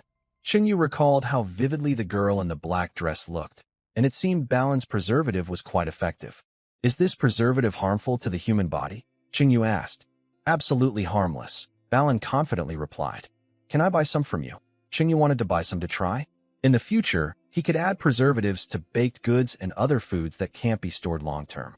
20 silver coins per bottle. This small bottle costs 20 silver coins. If this preservative were converted into equal weight gold, it would be more expensive than gold. This is a concentrated liquid. It can be diluted before use. Balan began explaining how to use his preservative to Cheng-Yu. Along the way, besides encountering that group of unicorn subtypes, they didn't face any other trouble. 2 days later, in the afternoon, the caravan arrived at Blackstone City. Balan carried a black coffin on his back and said goodbye to Cheng-Yu. "Friend, I live at 233 Snow Street in Snow City. If you need this kind of potion again, you can come to Snow City to find me. Yes, if it works well, I will come to see you again." Cheng-Yu noted Balan's address. Blackstone City is similar to Snow City, with tall city walls around the main city and guards at the gates. The streets are busy with pedestrians and traveling merchants, and shops of all sizes line both sides. Cheng-Yu did not enter Blackstone City. He asked a city guard, "Sir, I want to ask if there are any dragon troubles near Blackstone City. There is a fierce dragon nesting in the mountains to the north. It's best not to go into the northern mountains," the guard warned. "Okay, thank you, sir." Cheng-Yu headed directly toward the northern mountains. On the continent of Celsus, the dragon species most common are red, white, black, blue, and green dragons. These 5-color dragons are born with control over 5 different powers, but purebred 5-color dragons are rare. Most are subspecies or hybrid varieties. According to the Celsus Continent Flora and Fauna Encyclopedia, dragon meat is very coarse and not considered a good ingredient from a culinary perspective. Cheng-Yu walked along the base of the city wall to the northern city gate. Standing at the gate, he could see a mountain to the north, with its peak completely black. The rest of the mountain forest was lush green, but the peak was black and very striking. Since the red dragon controls fire, Cheng-Yu guessed that the fierce dragon on the mountaintop is probably a red dragon. He just doesn't know how strong it is. If he can defeat it, he will fight. If not, he will run. He headed alone toward the northern mountain forest. That mountain is not far from Snow City, about 6 or 7 miles away. On foot, it can be reached in less than an hour. Even from the foot of the mountain, he could feel the intense heat waves hitting him. Outside the city of Blackstone, the mountains are covered in blackened peaks, scorched by flames. A hot wave rushes down from the top, causing the trees in the forest to droop. Cheng-Yu walks up the mountain, beads of sweat forming on his forehead. Can red dragon meat really be cooked? Cheng-Yu mutters to himself. Everyone knows that red dragons control fire and are very resistant to heat. Some powerful pure-blood red dragons even bathe in volcanic lava. Boiling water is only 100 degrees Celsius, much cooler than lava. If the meat isn't cooked properly, that would be awkward. Roar a mighty dragon roar, full of pressure, echoes down from the mountain. The red dragon is nearby. First, I need to get the dragon meat, Cheng-Yu decides. Following the sound of the roar, he quickens his pace and jogs up the mountain. On a blackened clearing at the top, a giant red beast, over 50 meters long, lies sprawled. Its huge body is covered with tough scales that shine deep red. Its massive head shows sharp dragon teeth, giving off a frightening aura. The red dragon's eyes burn like flames, showing authority and strength. Its body is sleek and muscular, demonstrating its power and agility. On its back, a pair of large red wings, big enough to wrap around its body, spread out. A row of sharp bony spines runs along its spine, adding a fierce look. Although the red dragon looks fierce, Chungyu notices its claws are black, not pure red. It's a branch subspecies called the black claw red dragon. The black claw red dragon is somewhat like the dragon and true dragon in Eastern myths. It has very sharp senses. Within 10 seconds of Chungyu reaching the top, the dragon detects someone nearby. Its red eyes turn toward Chungyu. Roar the black claw red dragon roars at Chungyu, its voice full of joy. Today, luck is on his side. Lunch is coming right to him. Red lizard, I'll give you a big surprise, Chungyu says. He raises his right hand, gathering magic in his palm. Patterns weave into a magic circle for a spell that looks like a fly-swatting charm. Then, he slaps the dragon's head with his palm, aiming for its vital spot. Caught off guard, the large dragon head is hit. Its body is flung dozens of meters away, and its head spins from the blow. Seeing the black-clawed red dragon being knocked away, Chungyu felt more confident. He had been worried earlier about whether he could defeat this dragon. Now it seemed that the black-clawed red dragon was not as strong as he thought. The black-clawed red dragon, angry from the pain, looked at Chungyu with fierce eyes. The air around them seemed to freeze.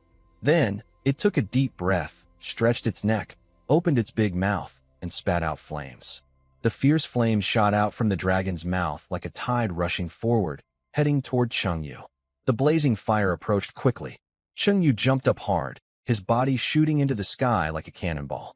The strong recoil made the ground dip slightly. Chungyu jumped about 100 meters high to avoid the flames, then dived down from the sky, clenched his fists, and used a falling punch technique. Seeing Chungyu dive from above, the black-clawed red dragon smartly opened its big mouth, intending to swallow Chungyu whole. Wow, this dragon isn't playing fair, Chungyu thought. Just as he was about to fall into the dragon's mouth, Chungyu quickly used his fly-swatting magic. He swung a big slap at the dragon's head, knocking it far away. After 2 big slaps, the black-clawed red dragon looked at Chungyu with some caution. It chanted a magic spell in dragon language, and a circular magic array appeared in front of it, strengthening its defenses. Chungyu didn't hesitate anymore. He rushed forward to fight the dragon up close. He used all his strength. His muscles bulged, and his leg muscles gave him super-fast speed. Every step made the ground tremble slightly. He ran like the wind. He reached the black-clawed red dragon, jumped a few meters high, and swung a right hook at the dragon. The dragon used its big wings to block the attack. But because Chungyu's punch was so powerful, the large body of the black-clawed red dragon, over 50 meters long, was pushed back dozens of meters. The dragon felt pain in its wings. If it hadn't used magic to boost its defenses earlier, it would probably be hurt. Chungyu used his fly-swatting magic again. He swung another big slap at the dragon. The dragon endured the hit without getting hurt. Is its defense really that high? Chungyu wondered. Chungyu's strength was enough to break a 4- or 5-story building, but he couldn't hurt this black-clawed red dragon. The dragon flapped its huge wings and charged at Chungyu. It reached him quickly, spinning its massive body, and its tail swung out fiercely. The dragon's body strength is very powerful. Chungyu raised his arms to block the dragon's tail attack, moving his body back more than 10 meters, wearing through his shoes. Huff! Chungyu exhaled, thinking silently that this creature's strength is really strong. Chungyu's defense is quite high. The black claw red dragon's tail swipe didn't hurt him. He took the opportunity to hold the dragon's tail, then spun around and threw the dragon over his shoulder, making it land on its back. After the throw, he jumped up again and aimed an elbow strike at the dragon's belly. Chungyu's elbow hit the black claw red dragon's stomach hard. Boom! A loud crash sounded as great force traveled through the dragon's body into the ground. The black claw red dragon sank into the earth, spitting out dragon blood. The black claw red dragon swung its claws, slapping Chungyu away from its belly. Chungyu was thrown against a nearby cliff wall, sinking into the rock. He crawled out of the rock, leaving a human-shaped dent in the cliff. Chungyu charged again at the black claw red dragon. They fought closely, exchanging blows back and forth. The dull sound of impacts kept ringing. The black claw red dragon's scales cracked, blood flowing freely. Chungyu also suffered minor injuries, blood dripping from his mouth, and his stamina was waning. Seeing Chungyu's strength, the black claw red dragon dared not fight him up close anymore. It flapped its wings and flew into the air, breathing fire down at Chengyu from above. The large flames couldn't be avoided. The mountaintop instantly turned into a sea of fire. The dragon flames of the Red Dragon clan are hotter than normal fire. Chengyu was caught in the flames. His clothes and pants turned to ash. Although his strong body defense protected him from the flames, he still felt very uncomfortable. Staying a moment longer would surely burn his skin and flesh. The surroundings were filled with red fire, blocking his view, making it impossible to find the Black Claw Red Dragon. Chengyu took out the Goddess of Light's underwear he found in the maze. This underwear was a strapless bustier style, and the intense heat of the dragon flames couldn't burn it. He was too embarrassed to wear the Goddess of Light's underwear openly, so he tied the two straps around his neck and used it as a cape, draping it behind him. This underwear was the Goddess of Light's personal item, soaked with her powerful light energy. The moment he put on the underwear, a powerful light burst forth, forming a white beam hundreds of meters wide that shot straight into the sky. The surrounding dragon flames were wiped out by the bright light. An overwhelming force of light attached itself to Chengyu, making him dazzling and bright. At this moment, Chengyu felt like he was the only one in the world, standing above all others.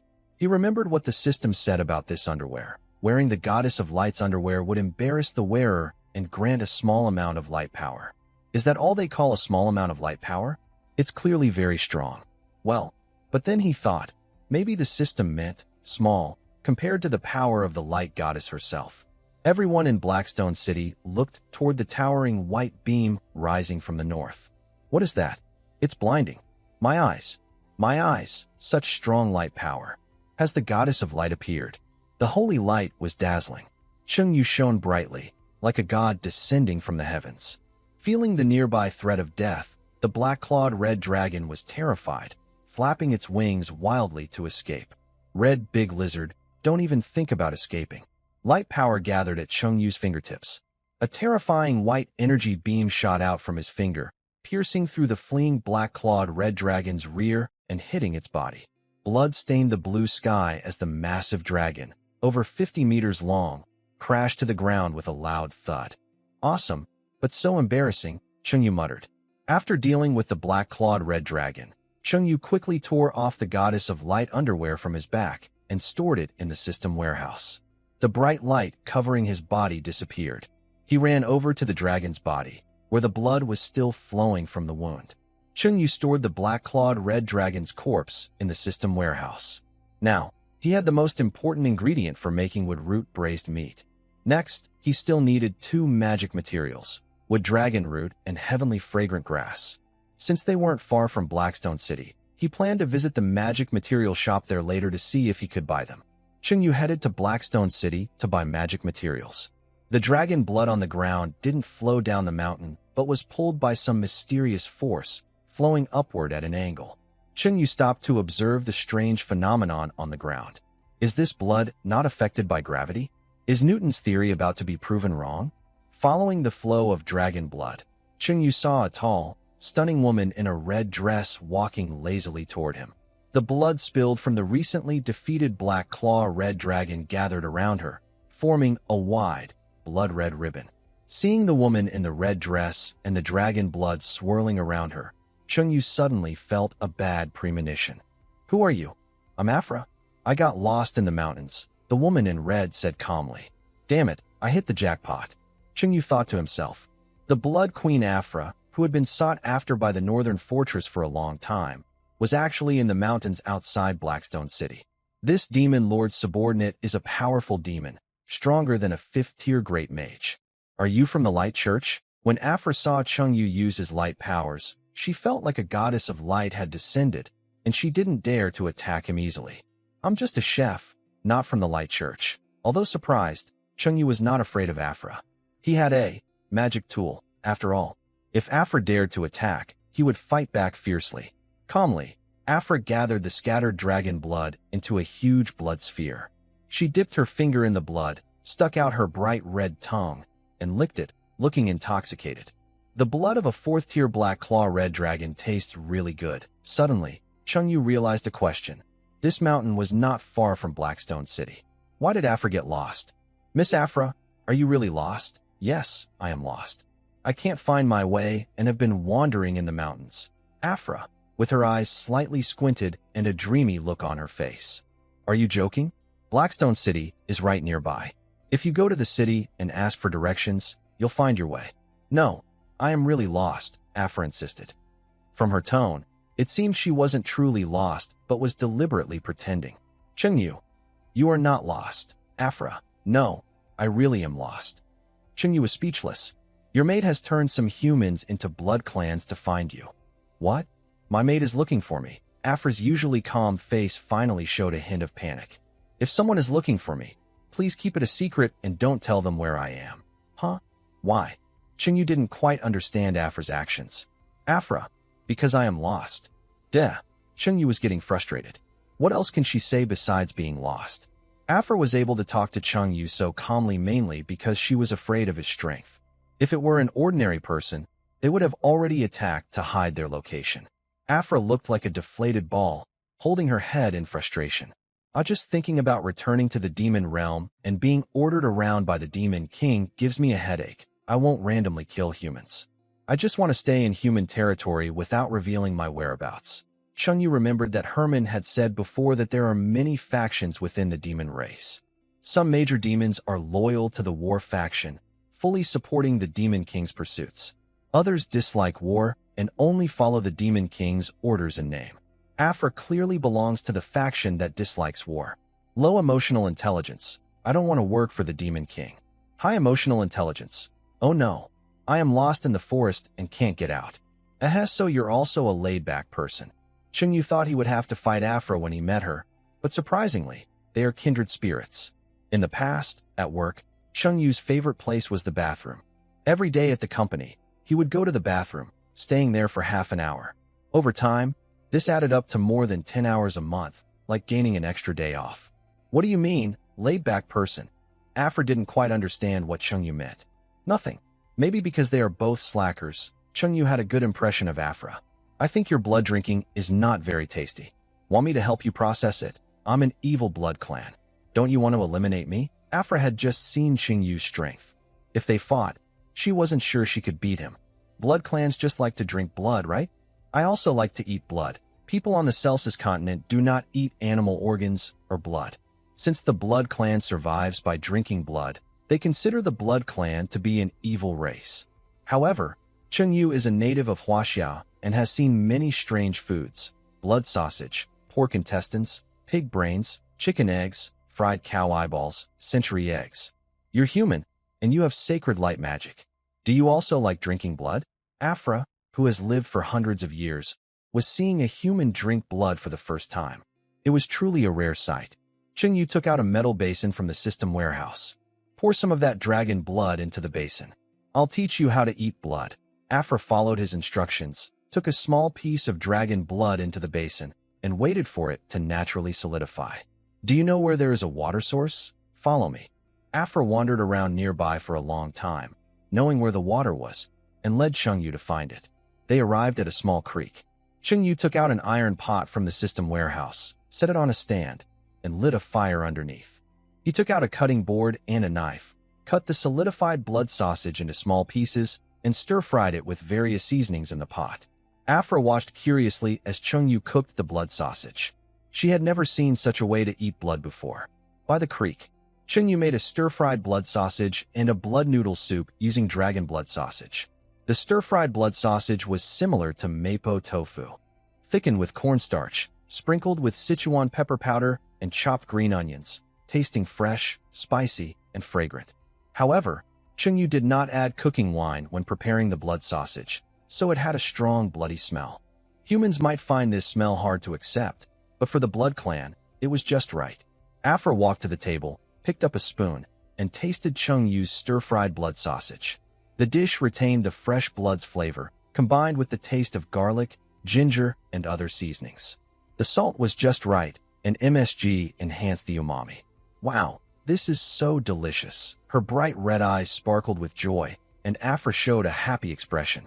Although eating blood this way isn't as exciting as simply drinking it, it's many times more delicious than fresh blood. The people of the Black Sun Empire don't eat blood. How did you come up with such an innovative way? Hee hee. It's the wisdom of the common people of Huaxia. In ancient times, wealthy people did not eat animal organs or blood. Poor people, however, felt it was a pity to waste these foods and tried to make them taste good. Afura picked up a plate of stir-fried blood sausage and ate it eagerly. She said, "Actually, I came into the Black Sun Empire to find a chef named Chung Yu in Bailu Town to try his buns, but I got lost." When Afura first entered the Black Sun Empire, she couldn't tell the directions and indeed got lost. But later, she found being lost wasn't so bad. She decided to go with the flow and started wandering around, relaxing and exploring. Chung Yu was surprised. He thought, "Wow, this beautiful woman is coming for me." But he also wondered, how does she know about buns? She explained, "During the war between humans and demons, I found some buns on a dead human knight. They smelled good and tasted great. I used a summoning magic to bring back the knight's soul and asked him about it." Summoning magic? That's possible, of course. After eating the buns, Afura kept thinking about them. She secretly slipped into the Black Sun Empire after the northern fortress walls were broken. She wanted to try Chung Yu's buns and also didn't want to be sent away by the Demon King. Actually, I am Chung Yu, the bun maker from Bailu Town." "What? You're Chung Yu?" Afura was even more excited. She had planned to find Chung Yu in Bailu Town, but ended up meeting him here. It felt like fate. "I can make not only buns and blood sausage, but many other delicious foods. Would you like to come back to Bailu Town with me?" Chung Yu had no bad intentions. He just wanted to recruit a demon official to help with the defense of the Black Sun Empire. He was full of patriotism. Yes. By following Chung Yu, Afura could enjoy delicious blood sausage every day. She happily agreed to his invitation. Stealing a demon official with a dish of blood sausage was a good deal. Hosts and Afura's favorability, 5. Chung Yu was a little surprised. Afura had gained 5 points of favorability. Chung Yu's favorability with Mina, Ani, and others was already at 100, unlocking their special skills. He wondered what skills he might get if his favorability with Afura also reached 100. "Someone is bullying you. Tell me, and I will help you." As Afra was about to speak, she paused. "Since you just used bright magic to defeat the Black Claw Red Dragon, such powerful light energy, you probably don't need my help. You're not helping, and you plan to just follow me and eat for free."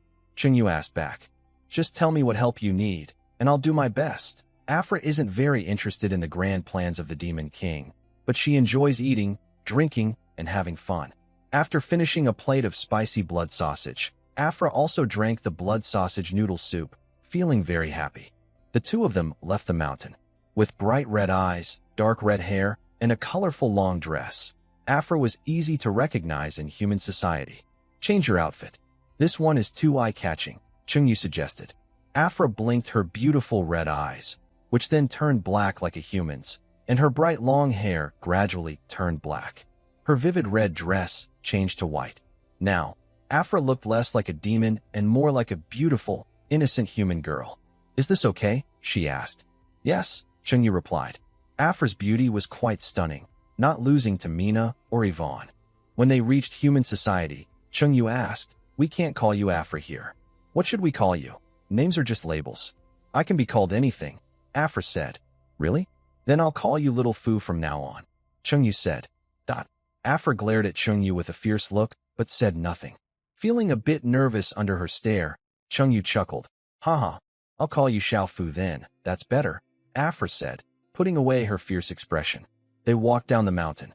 A large crowd of Blackstone City residents rushed out, their eyes full of excitement.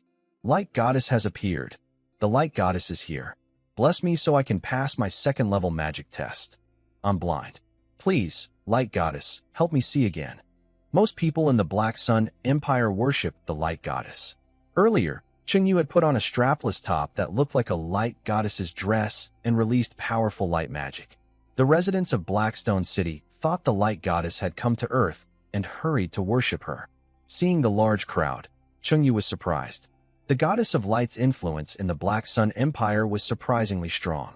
If he wore the Goddess of Light's underwear and pretended to be her, he would definitely gain many followers.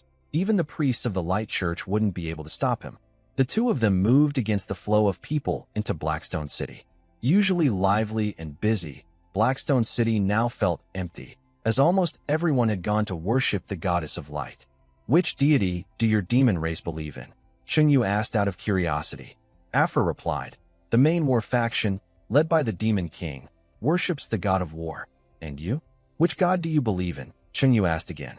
I don't believe in any gods. If I had to choose, I might pick the god of freedom. Your laid-back, carefree attitude really suits the god of freedom. They walked along the streets of Blackstone City toward its center. Usually, shops selling magic materials are near the Magic Association. Ahead, an old, fat man sat on a bench, with a big dog lying beside him. Chengyu approached and asked, Sir, how do I get to the Blackstone City Magic Association? The old man, fat and hard of hearing, replied, Magic what? Chengyu raised his voice. The Magic Association. What association?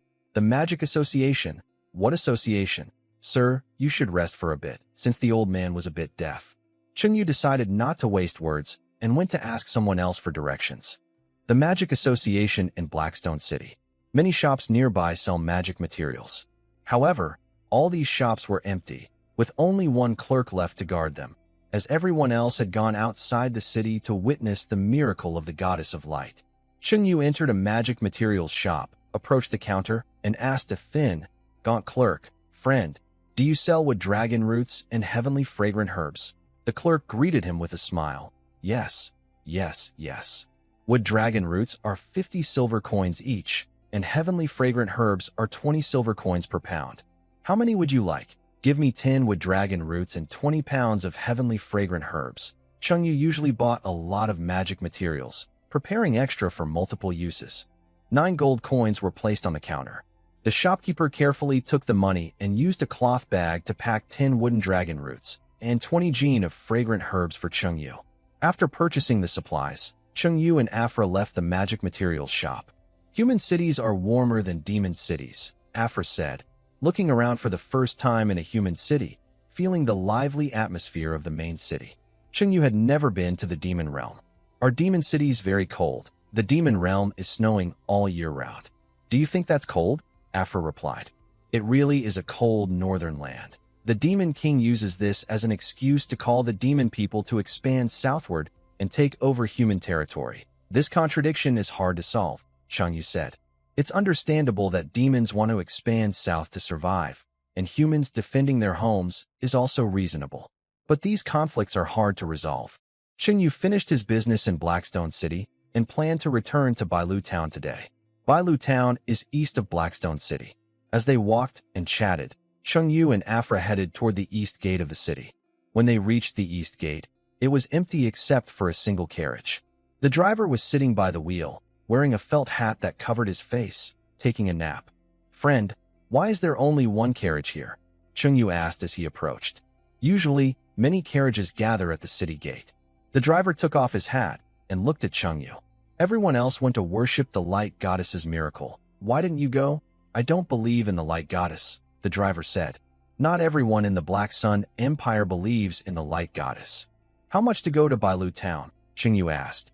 5 gold coins per person, 10 for 2. Wow, that's so expensive. It only cost 5 silver coins to catch a ride with a caravan to Blackstone City.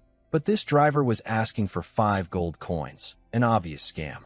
Chengyu, are you going back to Bailu Town? I can fly, Afra said suddenly. Oh, right, you can fly, Chengyu remembered.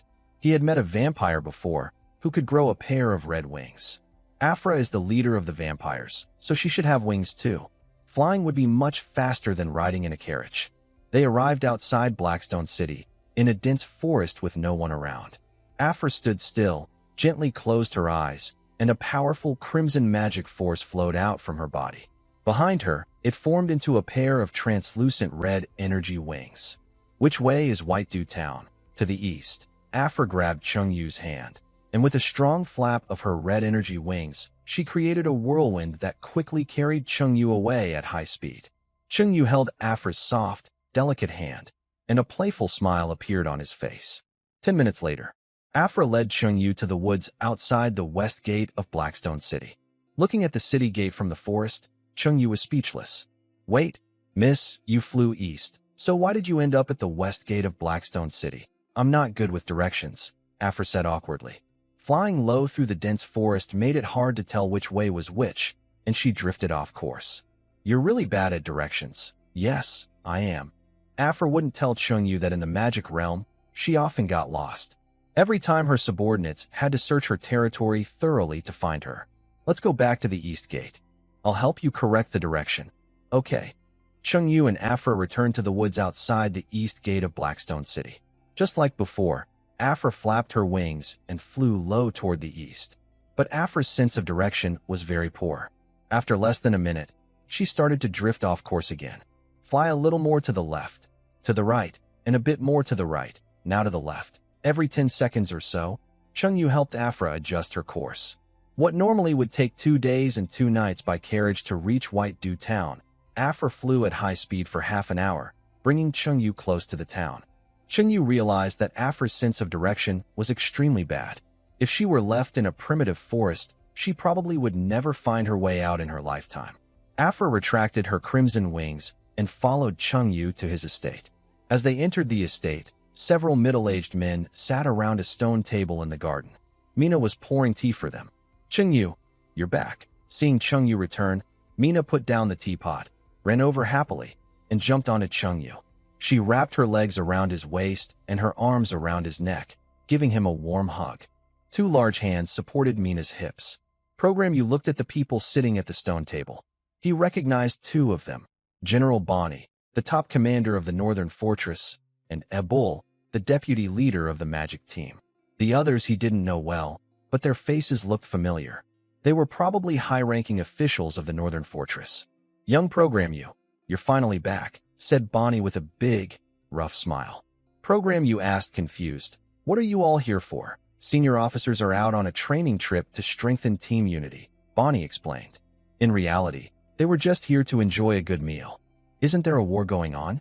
Are you all so free? When the front lines are tense, the back lines are relaxed? Since Queen Afula disappeared, the demon race has attacked the Northern Fortress less often.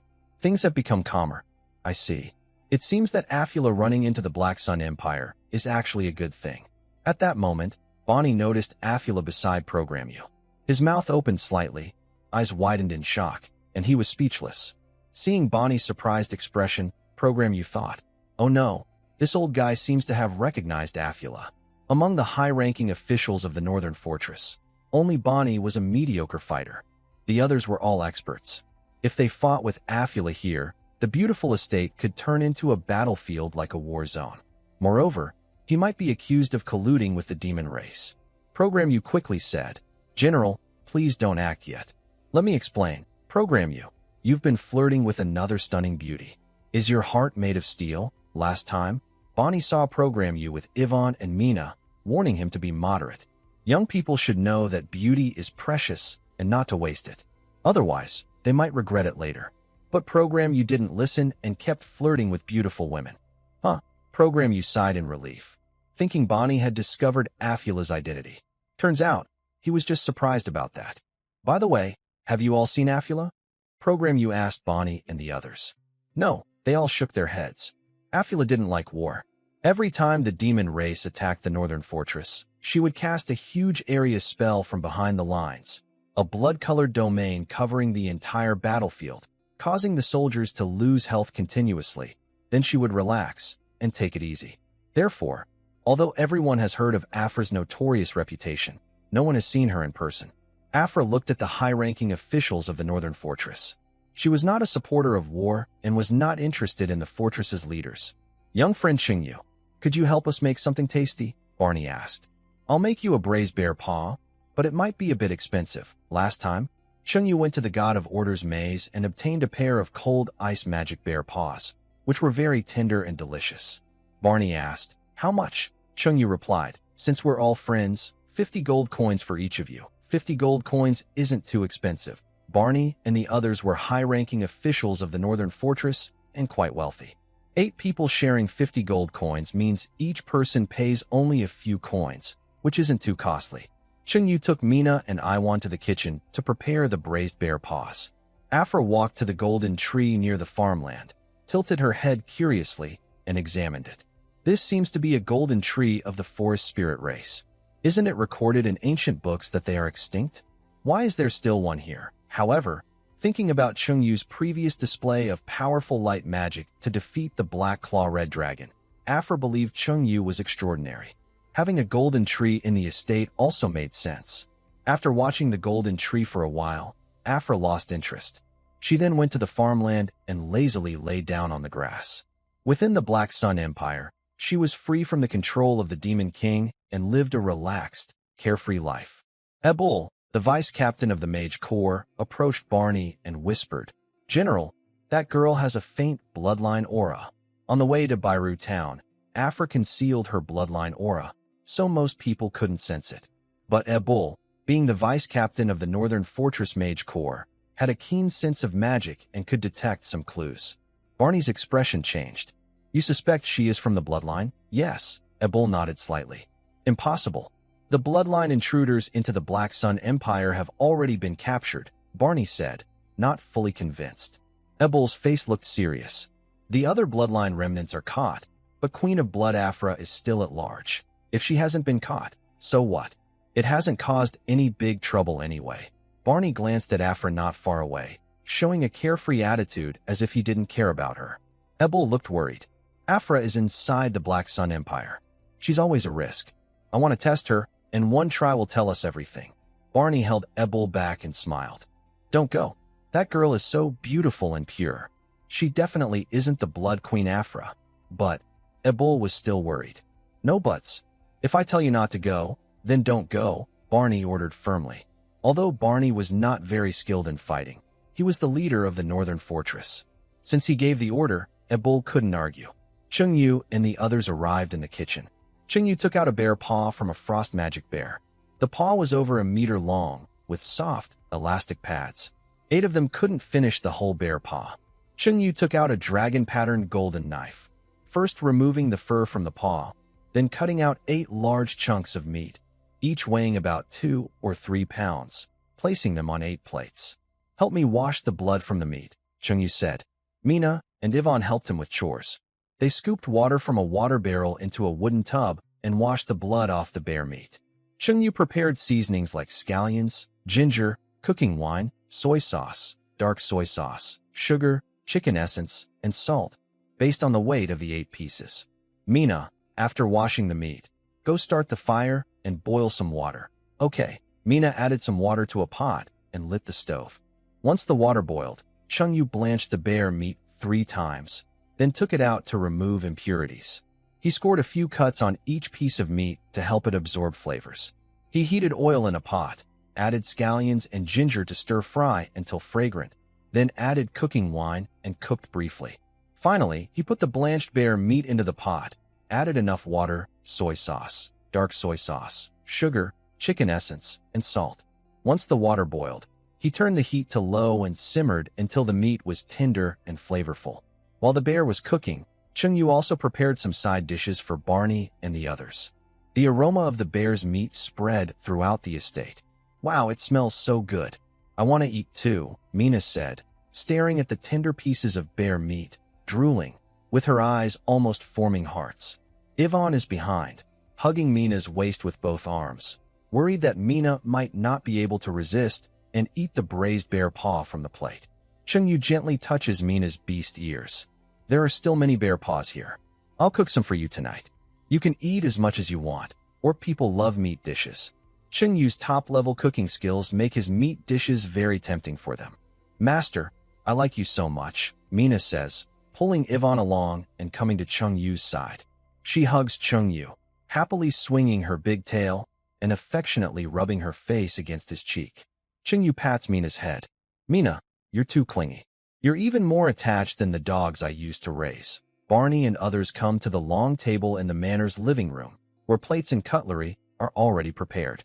Chungyu and Ivan bring the cooked bear paws into the living room. They don't let Mina help serve, worried her drool might get on the guests' food. Barney and the others can't wait to taste the braised bear paws. The meat is delicious, tender, and flavorful. It's a top delicacy. I also ate bear paws in the palace before. The palace chef just boiled them with some salt. Compared to Chungyu's bear paws, it's like comparing heaven and earth. It's so tasty, I could eat it forever without getting tired. All 8 praised Chungyu's bear paws as extremely delicious. At this moment, Afra walks in smelling the aroma. Seeing Barney and others eating bear paws, she asks, Chungyu, what are they eating? It smells so good. Braised bear paws, Chungyu replies. Afra, who isn't very familiar with Chungyu, hesitates. Chungyu, I want to try too. There are still bear paws in the kitchen. I'll cook some for you tonight. Chungyu plans to cook braised bear paws for Mina, Yvonne, and Afra tonight. You're such a good person, Afra says happily, staring at Chungyu with bright eyes. Meanwhile, at the northern edge of Blackstone City, on a large mountain, tens of thousands of Blackstone City residents stand near the mountain, hands crossed over their chests, heads bowed, eyes closed, praying devoutly to the Goddess of Light. Goddess of Light, I am 30 years old and still haven't married. Please bless me with a wealthy and beautiful wife. Goddess of Light, please protect my family's health. Goddess of Light, I confess to the girl I secretly liked yesterday. She said I am a good person. Does she really like me? Are you still not fond of me? While everyone was praying, a group of people dressed in white robes, holding various magical tools, approached. They are clergy members of the Light Church. An old man with white hair and a hunched back walked to the place where Chungyu and the Black Claw Red Dragon fought. He lightly leaned on his staff, which emitted a gentle holy light. His eyes half closed. He sensed the remaining light energy in the surroundings. This is truly the power of the Goddess of Light. Could it be that the Goddess of Light is still alive? The old man exclaimed. The Light Church was founded based on the small amount of light magic and teachings left by the Goddess of Light. No one has ever truly seen the Goddess of Light, and no one knows if she is dead or alive. Archbishop, did the Goddess of Light really descend here? A follower asked. I can't be sure. The other person has extremely pure light energy, much stronger than what we learned from light magic, the old man replied. Are you sure about the direction they went? It seems they headed toward Blackstone City. After killing the Black Claw Red Dragon, Chungyu went to Blackstone City to buy magic materials. The bishop in white told the clergy around him, we must find this person. Even if she isn't the Goddess of Light herself, she has a deep connection with her. Yes, Archbishop, everyone responded in unison. After tasting the braised bear paw, Bonnie and the others couldn't stop praising its flavor. Full and satisfied, Bonnie took Chungyu for a walk outside the manor in the woods. Little friend Chungyu, your braised bear paw tastes very good. But I think it's missing something, Bonnie said. Missing something? Chungyu, who has top-level cooking skills, couldn't satisfy Bonnie's appetite in the food-starved continent of Celsus. Bonnie grinned and said, it's missing a bit of youthful flavor, you know. Oh, I remember now. When talking about youthful flavor, Chungyu immediately understood. Bonnie's taste was quite unique. Bonnie's idea of youthful flavor actually refers to the taste of the original flavor of 9-turn large intestines. The original flavor of 9-turn large intestines is too strong. Let's go deeper into the woods to cook it. The two walked deeper into the forest. As they walked, Barney asked, Friend Chungyu, do you know what flowers the Blood Clan likes most? No, I don't. Chungyu shook his head, confused about why Barney suddenly asked him this. Let me tell you about the origin of the Blood Clan, Barney said calmly. During the ancient divine war, a powerful god fell from the heavens. His blood gathered into a lake. Over many years, the divine blood in the lake gained intelligence and took human form. That was the first true ancestor of the Blood Clan. So, does that mean the Blood Clan's bodies contain divine blood? Chungyu was hearing about the Blood Clan's origin for the first time. Although the bestiary of the Celsus continent mentions the Blood Clan, it only briefly describes their habits and appearance. After many generations of dilution, the divine blood in this current Blood Clan is very faint, Barney explained. The blood of the fallen god that created the Blood Clan sank deep into the earth. The place where the god's body sank became a strange forbidden zone. The soil around this zone is affected by divine power and grows a plant called the sorrow spirit flower. Perhaps because of their shared origin, the Blood Clan really likes the sorrow spirit flower, Barney added. Chungyu was a bit puzzled. So, what does this have to do with me? I'll help you find the sorrow spirit flower.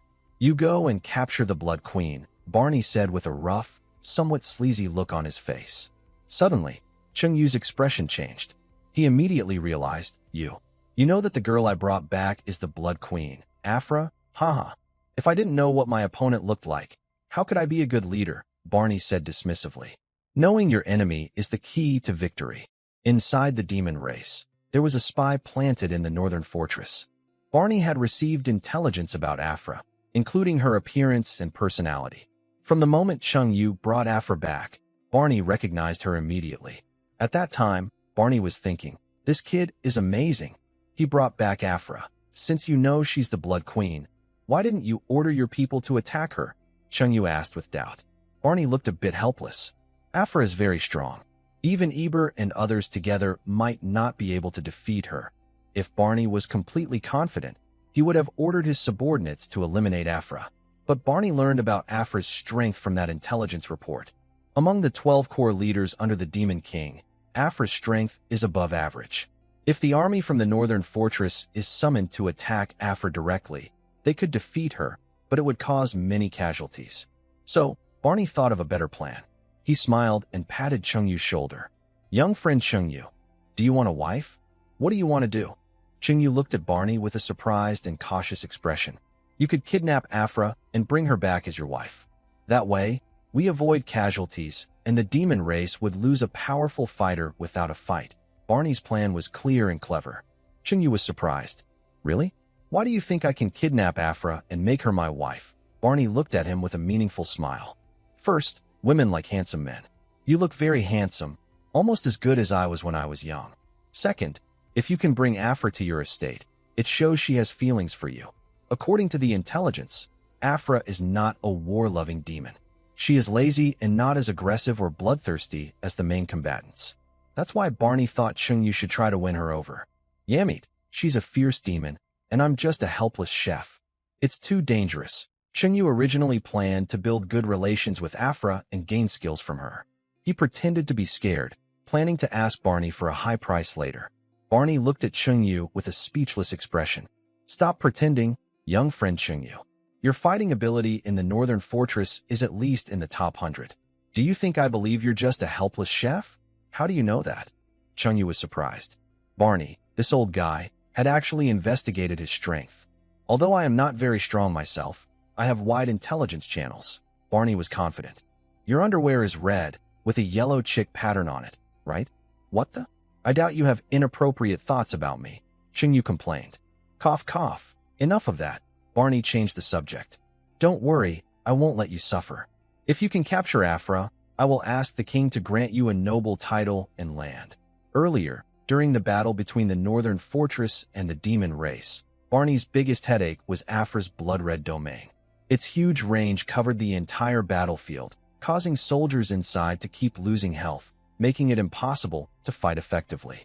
If Chung Yu captures Afra, it will solve his major problem. Old Six, since that's the case, I will reluctantly agree, he said. Having a fiefdom and a noble title made Chung Yu very happy. He already had 2 wives and didn't mind having another one. Since they had traveled through time, having more wives seemed reasonable. Intelligence shows that Afra likes listening to stories. You can tell her some interesting tales. I will send someone to find the spirit flower to help you, Barney said with a smile. I need some time. Chung Yu's current favor with Afra is 5 points, so he needs to build their relationship slowly. Chung Yu is talented and promising. I'm sure you'll do well, Barney praised. I'll do my best. Deep in the woods, Chung Yu took out a pot and some utensils, preparing a dish of authentic 9-turn large intestines for Barney. Ah, this touches the soul. Barney ate the dish, closed his eyes, and looked very pleased. After finishing the meal, Barney felt satisfied, and they returned to the manor together. Mina, with a keen sense of smell, immediately sniffed Chung Yu when they arrived, frowned, and asked, Chung Yu, did you fall into the dung pit? You fell into the dung pit, Chung Yu replied without paying much attention. He then said to Barney, 50 gold coins for braised bear paws, plus 5 gold coins for your youthful aroma, total 55 gold coins. Barney and his generals each handed over a few coins to make up the 55 gold coins and paid Chung Yu. Chung Yu, this matter is up to you, Barney said before leaving the manor with his men. Mina, is the ice cellar ready? Chung Yu asked. Yes, it's ready. Go bring a few buckets of water. I want to make another ice cellar. Okay. After returning to the manor, Mina had dug a new ice cellar beside the original one while they were in Blackstone City. It was about the same size. Soon, Mina carried 2 buckets of water to the ice cellar. Yu took out his magic staff and cast a first-level spell, low-level freezing, to turn the water in the buckets into ice blocks, stacking them inside the ice cellar. Mina continued fetching water from the well and bringing it to the ice cellar. Yu used the low-level freezing spell to turn the water into ice, neatly stacking the blocks to create a sealed, low-temperature environment. After their efforts, the new ice cellar was completed. The system's storage was too full and messy, so unimportant items were moved into the ice cellar. Yu took out ingredients like bear paws and large intestines from the system and placed them in the ice cellar. The black-clawed red dragon was too big to fit all at once, so it had to be split into parts before storing. Outside the ice cellar, Yu took out the body of the black-clawed red dragon, which was over 50 meters long and nearly 10 meters tall. Its claws were black, and its body was covered with bright red scales. Wow, a dragon! Mina was amazed. Yu, did you kill this? Of course. Our bravest warriors in the Silver Wolf clan couldn't defeat such a large red dragon. You're amazing. Mina looked at Yu with admiration. Yu hugged Mina around the waist. I'm your master. If I weren't strong, how could I tame this troublesome little fairy? Mina snuggled affectionately in Yu's arms. Like slaughtering fish, Yu first scraped off the scales of the black-clawed red dragon, then removed the dragon meat from the skeleton. He only took the good meat, like tenderloin and thigh meat. The internal organs and edges were discarded. Mina placed the removed dragon meat into a new ice cellar, stacking it neatly. After removing the meat, Yu cut open the dragon's belly. A semi-transparent, gem-like crystal, about the size of a thumb and shining brightly, fell out. This was the magic crystal of a fourth-tier black-clawed red dragon. Black-clawed red dragon's magic crystal, very nice. Yu held the fourth-tier magic crystal, played with it for a moment, then casually stored it in the system's warehouse. Now, Yu had one fourth-tier crystal, two third-tier crystals, and several first-tier crystals. Next, Yu took a small piece of the red dragon's meat into the kitchen, added water to a pot. When the water boiled, he put the dragon meat in to cook, to see if it would be cooked thoroughly. As he expected, after simmering on high heat for half an hour, the meat remained bright red. Tasting a bite, it was still raw. The Red Dragon clan is born immune to fire and high temperatures. No wonder it can't be cooked. The special recipe from the dog system seemed to have issues. If it can't be cooked thoroughly, how can he make with root braised meat? Yu pouted, looking helpless. Generally, if something is not cooked well, you can use a pressure cooker to cook it thoroughly. Tomorrow, I will go to the blacksmith shop in Bailu Town to make a sealed container and see if I can cook the dragon meat. In the garden of the estate, Afra, dressed in a black dress with long black hair and clear eyes, looks like a young girl. She is reading a book under a tree in the garden. Yuani is practicing magic under the golden tree. Yu remembers his promise with Barney and walks over to sit beside Afra. Little Afra, what are you reading? It's a novel written by a vampire author. Can I see it? Yu heard from Barney that Afra likes listening to stories, so he wants to see what kind of novel she is reading. Afra folds a corner of the page she is reading and hands the book to Yu. Yu looks at the book, which is titled Reincarnated Blood Queen, then Invincible. The story is about a young vampire who is betrayed and killed by his family, then reincarnates as a blood queen to take revenge. He gradually becomes a demon king and rules the continent of Celsus. Oh, why does this novel taste like tomatoes? I think the author writes very well. The protagonist reincarnates as a blood queen and becomes invincible, crushing ancient gods and ruling Celsus. Haha. Afra can't help but laugh happily. As the Blood Queen, Afra feels a strong connection to the story, which makes her very excited. Awesome, Yu comments, surprised that Afra actually likes this kind of exciting story. He returns the novel to Afra. This book is very good. Let me tell you a story about a dragon knight and an evil dragon. Do you want to hear it? Dragon knight and evil dragon? That sounds a bit cliché, Afra says with some disdain in her tone. She has heard many stories about dragon knights defeating evil dragons and becoming heroes, and she is tired of them. Yu, no. My story is different from the usual hero fighting evil dragons. All right, tell me. Afra patiently listens as Yu begins his story. My hometown has a mountain called Zhongnan Mountain. At the foot of the mountain, there is a village. The villagers tell a legend. Halfway up Zhongnan Mountain, There is an ancient tomb left from an unknown era. Every full moon night, the tomb door opens wide, and a cold aura spreads. Sometimes, the sound of dragons roaring can be heard from inside. One evening, a villager named Yonggwa went up the mountain to hunt. As Yonggwa passed by an ancient tomb, a white dragon suddenly roared out from inside the tomb and transformed into a beautiful woman dressed in white on the rocky cliff. Seeing Yonggwa's handsome appearance, the woman in white became greedy and forcibly kidnapped him into the tomb cave. Yonggwa fought hard, but the dragon's strength was much greater than his, so he had to submit to the dragon's power. In the village, a young man named Enjiping heard about Yonggwa being taken by the dragon. Filled with anger, he decided to rescue Yonggwa with his younger brother. After persistent training for a month, Enjiping and his brother became very strong. On a full moon night, they climbed Mount Zhongnan, omitted for length. Finally, Enjiping and his brother worked together to defeat the dragon, became dragon knights, rescued Yonggwa, and started a carefree life together. After hearing Chungyu's story, Afra felt her beliefs were challenged. Although it's quite unbelievable, it's also very interesting. Afra liked the story very much and asked excitedly, "Do you have more stories?" "I want to hear more." "Of course. Let me tell you a story about a little girl who sold fireworks." Afra leaned on the stone table, staring blankly at Chungyu as he told the story. Just then, a young boy ran into the estate. "Chungyu, someone is chasing me." Later, when they ask you, just say you haven't seen me. The boy looked handsome, dressed in white stockings, waved to Chungyu, and ran into the stables. Chungyu recognized the boy as the bard named Charles. Not long after Charles hid in the stables, several strong men arrived at the gate of the estate.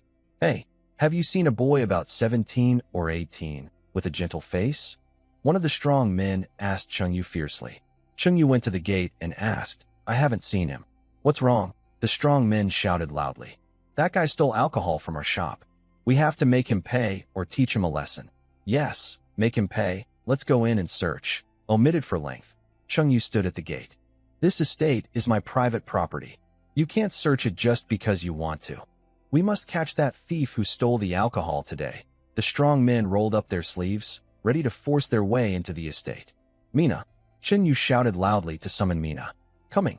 Mina was digging a hole when she heard Chungyu call her. She carried her iron shovel and ran quickly to the gate of the estate. "These people want to force their way into our estate and activate a fierce mode." "Woof."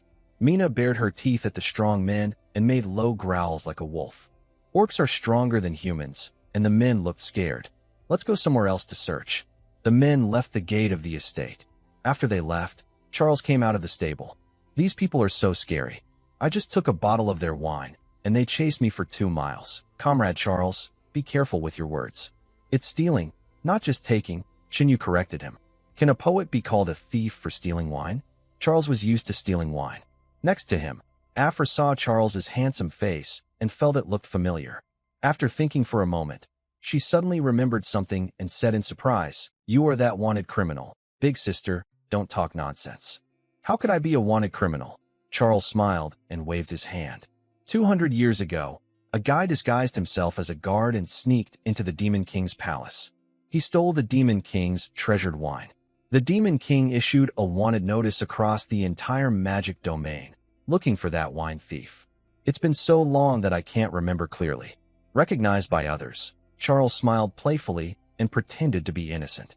200 years ago, Chunyu looked surprised. Charles looked only about 17 or 18 now, yet he had stolen wine from the Demon King's palace 200 years ago. "How old are you?" Chunyu asked Charles. "I can't remember." Charles shook his head and took out a bottle of wine and a lute from his pocket. "How long I've lived doesn't matter. What matters is that life should be accompanied by wine and poetry." Chunyu realized that this boy, who looked only 17 or 18, was actually an old monster who had lived for a long time. By the farmland, the bard Charles sat on the grass, drinking wine and playing his lute, feeling relaxed. The beautiful music echoed through the estate, giving a refreshing feeling. Suddenly, Chunyu remembered that Charles knew many everyday magic spells, such as magic for automatic clothes cleaning, deodorizing, tidying rooms, and weeding. He wondered if Charles had a magic spell that could cook red dragon meat thoroughly. Walking over to Charles, Chung Yu smiled and asked, "Comrade Charles, do you have a magic spell that can cook red dragon meat?" Charles stopped plucking the strings of his instrument, thought for a moment with his eyes rolling, and suddenly exclaimed happily, "Yes, I have a stew magic spell that can turn raw meat into cooked meat." Chung Yu was excited and poked at his hands. "Teach me. I caught a wild red dragon subspecies, but normal fire can't cook it properly." Charles took a big sip of wine, looking cheerful, and said, "Sure, but you need to provide the drinks." Chung Yu considered it and decided exchanging alcohol for a practical stew magic spell was worth it. "Deal." Chung Yu agreed to Charles's condition. Charles reached into his pocket, fumbled around for a while, and then took out a piece of paper, handing it to Chung Yu. "Stew magic spell, another page?" Chung Yu asked. Last time, Charles had given him a thin page with a fly-swatting magic spell. Now it was another page. Even the simplest first-level magic spells usually contain dozens of pages of text, including the basic structure of magic arrays, the underlying logic of magic energy flow, the coupling of magic energy with magic arrays, and the transformation of magic properties.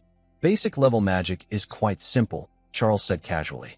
Chung Yu looked at the page, which had handwritten magic incantations and magic array diagrams. "Show me in the kitchen, or I won't know if your stew magic spell works." Once the meat is cooked, share some with me as a drink." Charles's handsome face showed a smile, knowing Chung Yu's cooking was delicious and also wanting to taste the red dragon meat. "No problem." Chung Yu and Charles went to the kitchen. Chung Yu added water to a pot, then lit the stove and boiled the water. After it boiled, he put a piece of red dragon meat into the boiling water.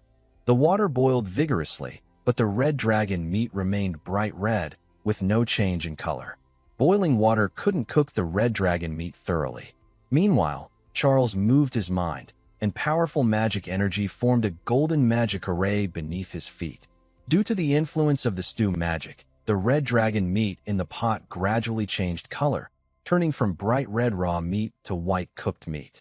Chung Yu was very happy to see the change in the red dragon meat. "This stew magic is really amazing. Can any kind of meat be cooked this way?" Chung Yu asked Shale. "Generally, yes," Shale replied. "But the stew magic uses a lot of magic power. The more difficult the meat is to cook, the more magic power it consumes." The red dragon meat was coarse, so Chung Yu continued adding charcoal to the stove, trying to cook the meat more thoroughly. After 10 minutes, the white-colored red dragon meat started to soften and become tender. "It's almost done. The red dragon meat is almost ready." A pair of bright, lively black eyes stared at the meat, eager to taste the red dragon meat. Chung Yu took out magical ingredients like heavenly fragrant grass and wooden root, along with seasonings such as fennel, salt, and bay leaves, and cooked according to the recipe for woodroot stew. More than 10 ingredients mixed in the pot, turning the white meat into a rich brown sauce. At the same time, a strong aroma, similar to that of heather flowers, wafted from the pot. Shale's delicate face frowned in confusion. "That's a strange smell. This probably doesn't taste good." Currently, Chung Yu had 3 special recipes: black pine cake, woodroot stew, and pickled earthworms.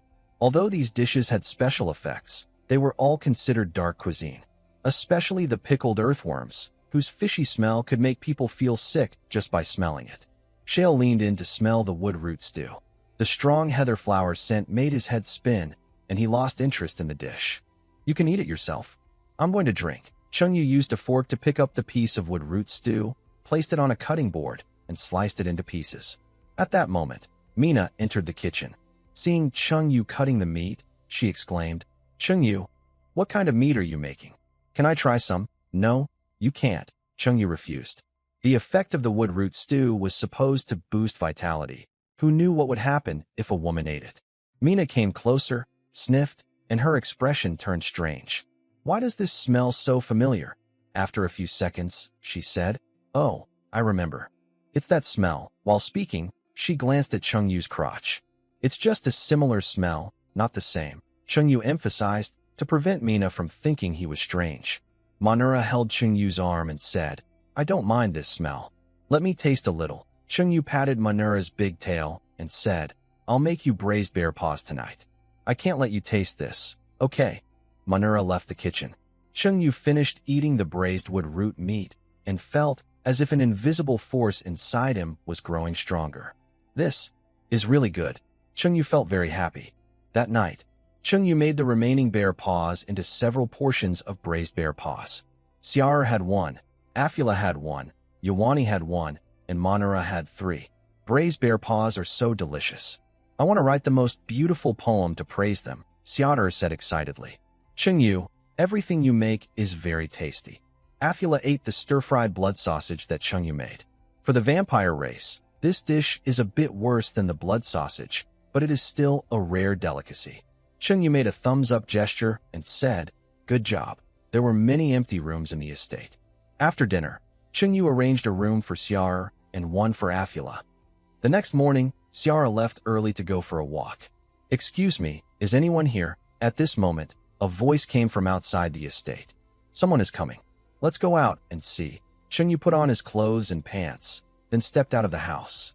He went to the garden inside the estate and looked toward the entrance. A group of clergy dressed in bright church robes was standing there.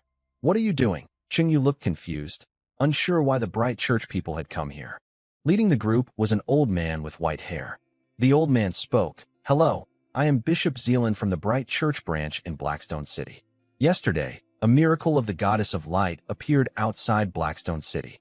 We traced the residual light energy back here." "What? Can this be tracked?" Chungyu asked, revealing his surprise. Zealand smiled and said, "You are the one using the light power outside Blackstone City, right?" "No," Chungyu denied. "What if the Bright Church finds out he has the Goddess of Light's artifact? They might hurt him." Zaerin had studied light magic and could sense the residual light energy on Chungyu. The Bishop of the Light Church could sense the remaining light energy on Chungyu. No matter how Chungyu denied it, it was useless. "Yes, it's me. What are you going to do about it?" Chungyu admitted directly. Zaerin's wrinkles trembled with excitement, tears streaming down his face. "The prophecy of the first high priest is actually true." "Prophecy? What prophecy?" Chungyu looked confused and didn't understand. "The first high priest of the church once predicted that a wise person inheriting the will of the goddess of light would appear near Blackstone City. This wise person would possess light power connected to the goddess of light and lead the church to meet her. Is it possible that your first high priest's prophecy was wrong? Chungyu never inherited the will of the goddess of light. He only inherited her underwear. It must be you. The residual light energy on you is much stronger than what we can cultivate with magic. As if the goddess herself is present, Chungyu had pure light energy, and since he was near Blackstone City, he fit the prophecy of the wise person perfectly. Zaerin believed Chungyu was the one foretold. Then he extended an invitation. "Join our light church. We will give you great status and glory." "No thanks. Joining a religion means following its teachings, similar to company rules." Chungyu was tired of working life and told Zaerin and others, "This is my territory. You can leave. Young friend, don't rush to chase us away. Let's talk about ideals in life," Zaerin said. "Get lost. I have nothing to talk about with an old man. Who has time to chat about life and ideals with an old man? If anyone should talk about that, it should be with a beautiful young lady." Zaerin changed his approach, looking at Chungyu with hopeful eyes. "Young man, do you believe in light?" Chungyu, "Sorry, I am dark inside and don't believe in light." Zaerin didn't give up and continued. "Join our light church. Even the darkest heart can be illuminated by light." "To illuminate what?" Chungyu had no interest in the light church at all. He said to Mina, "Mina, activate the super fierce mode." Wolf Mina's pretty face showed a fierce expression as she let out a deep, wolf-like growl, baring her teeth at the people from the bright church. At the same time, the thunder bracelet on Mina's wrist sparkled with tiny arcs of purple lightning, and faint purple currents flickered around her, giving everyone a tingling, numb feeling. If Mina wanted, she could summon lightning to strike at anyone at any moment. Zeruin felt a bit scared. They didn't come here to fight Chungyu. Seeing that Chungyu didn't want to join the bright church, they wisely decided to leave. After breakfast, Chungyu tried to learn how to make stew magic. Like Charles said, stew magic is a simple magic used in daily life. With his high magic talent, Chungyu could understand it after just one look. Besides learning stew magic, Chungyu also tried to make bread. Before, Chungyu earned positive emotional points and money by selling fried rice, buns, and barbecue, but gaining positive emotions was still slow. Chungyu planned to make bread to sell. The main food for people in the Black Sun Empire is potatoes, followed by bread. Local bread is too hard, shaped like sticks, which can be used as weapons for self-defense, and is called breadsticks. It's not very tasty. Chengyu went to the kitchen and mixed some yeast, sugar, eggs, and flour, stirring until smooth. Then he added melted butter and continued mixing, finally kneading the dough. On his way to Blackstone City last time, Chengyu met a necromancer named Balin. Balin sold Chengyu a preservative potion that prevents both corpse and food from rotting. Chengyu tested it on small animals and confirmed that this preservative is non-toxic and has no side effects. Being able to create such a natural preservative shows that Balin is very talented. Chengyu added a little of this preservative to the dough. "Mina!" Chengyu shouted. Mina ran into the kitchen. "What's the matter?" "Help me knead this dough for about 10 minutes, Chengyu instructed. Before, when making buns, Mina was responsible for kneading the dough. Now, when making bread, Mina is still in charge of kneading. Mina is basically Chengyu's kneading helper. Her eyes seemed to ignite with fire. Mina was full of energy, rolled up her sleeves, washed her hands, and eagerly kneaded the dough on the cutting board. After kneading, she let the dough rest and rise for a while. Once the dough had risen, she brushed a layer of egg yolk on top. She cut the dough into 8 small pieces, sprinkled some sesame seeds on them, and placed them in the oven to bake. 8 golden, soft loaves of bread came out of the oven. "What's this?" Mina looked at the 8 loaves with surprise. "Bread," Chengyu replied. "Aren't bread usually stick-shaped? And hard like stones?" Mina had seen bread before, but in her mind, bread didn't look like this. "This is my improved soft bread." Mina picked up a loaf and took a bite. "It tastes good, but I still prefer meat." After eating one, Mina didn't eat anymore. Chengyu also picked up a loaf to taste. It was soft, sweet, and delicious, much better than the usual breadsticks. Chengyu put the remaining bread somewhere safe to see how long the preservative would last.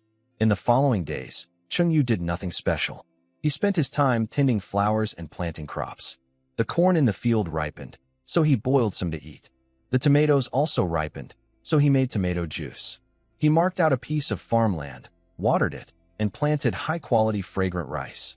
Ivan's plant growth magic was now very skilled. He directly used magic to help the fragrant rice seeds grow after planting. The seeds took root, sprouted, and grew into seedlings. The farmland was as fertile as butter, turning into a lush green rice paddy. That afternoon, members of the Bright Church came again to Chengyu's estate. Archbishop Zealand saw Chengyu in the yard and happily waved. "Little brother, I have good news for you." Chengyu walked to the door with a dark face, looking impatient. "Why are you here again? I told you I won't join your Bright Church." Zealand ignored Chengyu's impatience and spoke to himself. After discussions with the Archbishop and several priests at the headquarters of the Bright Church, everyone agrees that you have great potential and can serve as the Holy Maiden of the Bright Church. Chengyu looked speechless and slightly curled his lips. "I'm a man. How can I be a Holy Maiden? Holy Maiden is just a title. Gender doesn't matter. For example, wife cakes don't actually contain wives, and the Holy Light Church doesn't require the Holy Maiden to be female. Is there a position called Son of the Holy?" Chengyu used to read fantasy novels where certain sacred places have both a Holy Son and a Holy Maiden. Zeruin shrugged. "No, only a Holy Maiden. The Celsus continent is a Western fantasy world and doesn't have the concept of a Holy Son. As long as you agree to be the Holy Maiden, I can agree to anything." Zeruin clearly understands that humans are driven by interests. When someone refuses you, it's because your offer isn't good enough. That's why he came back to invite Chenyu to join the Holy Light Church. Hearing Zeruin's words, Chenyu became interested. He previously refused to join because there was no benefit.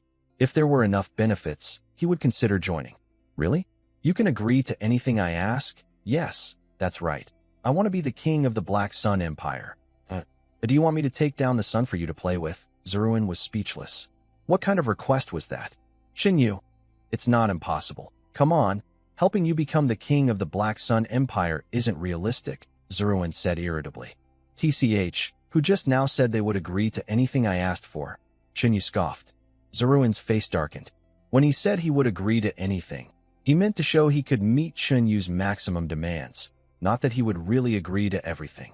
"Help me find some high-level plant magic books." That shouldn't be a problem, right? Yvonne had incredible magic talent but lacked access to advanced magic. Chenyu had been trying to find high-level plant magic for Yvonne, but had no good way to do so. The Holy Light Church not only has light magic, but also collects plant magic. Zeruin nodded slightly. That shouldn't be a problem. Also, I am only a nominal holy maiden, filling your church's vacancy. I won't show up publicly or be bound by your church's rules, Chinyu added. A man acting as the church's holy maiden and appearing in public would be too embarrassing. A true holy maiden must fast every day, pray devoutly, and spread the teachings of the light goddess to the citizens of the Black Sun Empire. Chinyu, all right, then you help me become the king of the Black Sun Empire, and I will be the real holy maiden. Zeruin hesitated for a moment.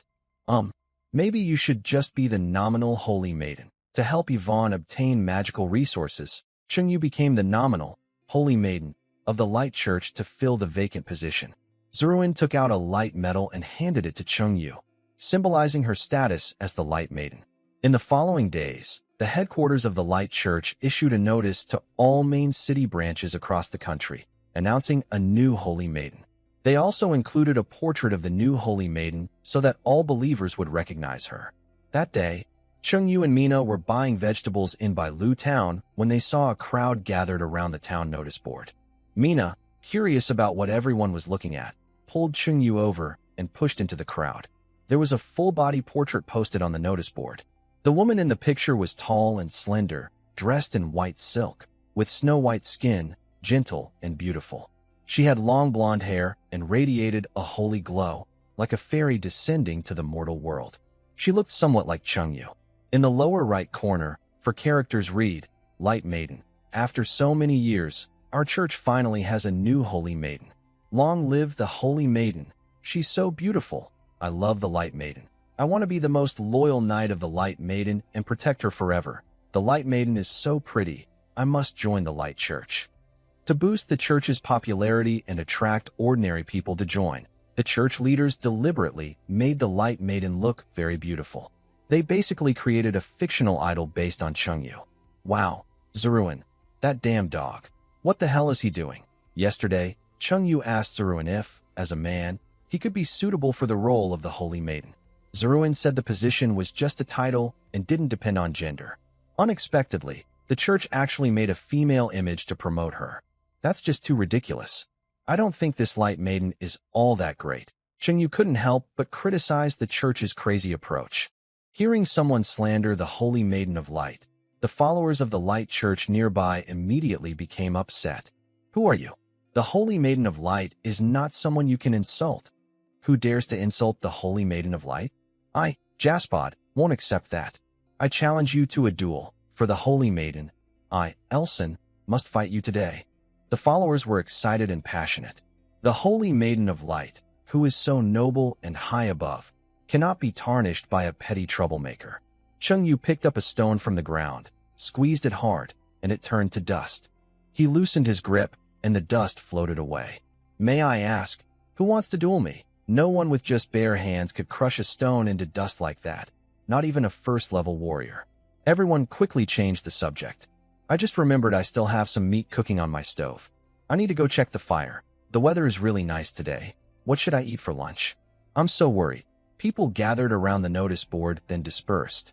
Chungyu took Mina home. Chungyu, I think you look pretty even when you're acting like a woman, Mina said with a smile. Of course, as the saying goes, handsome men are all the same, but ugly people are all different. Most handsome men who dress as women are not too ugly. Also, the Light Church's depiction of Chungyu is not exactly his face. Only some facial features are similar. They returned to the estate. Inside, they saw a stranger sitting there. Who are you? Chungyu asked the stranger. You must be Chungyu.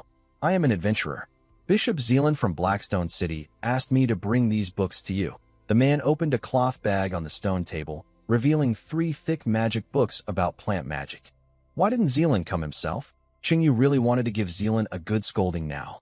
Zealand said he's too busy and doesn't have time to come.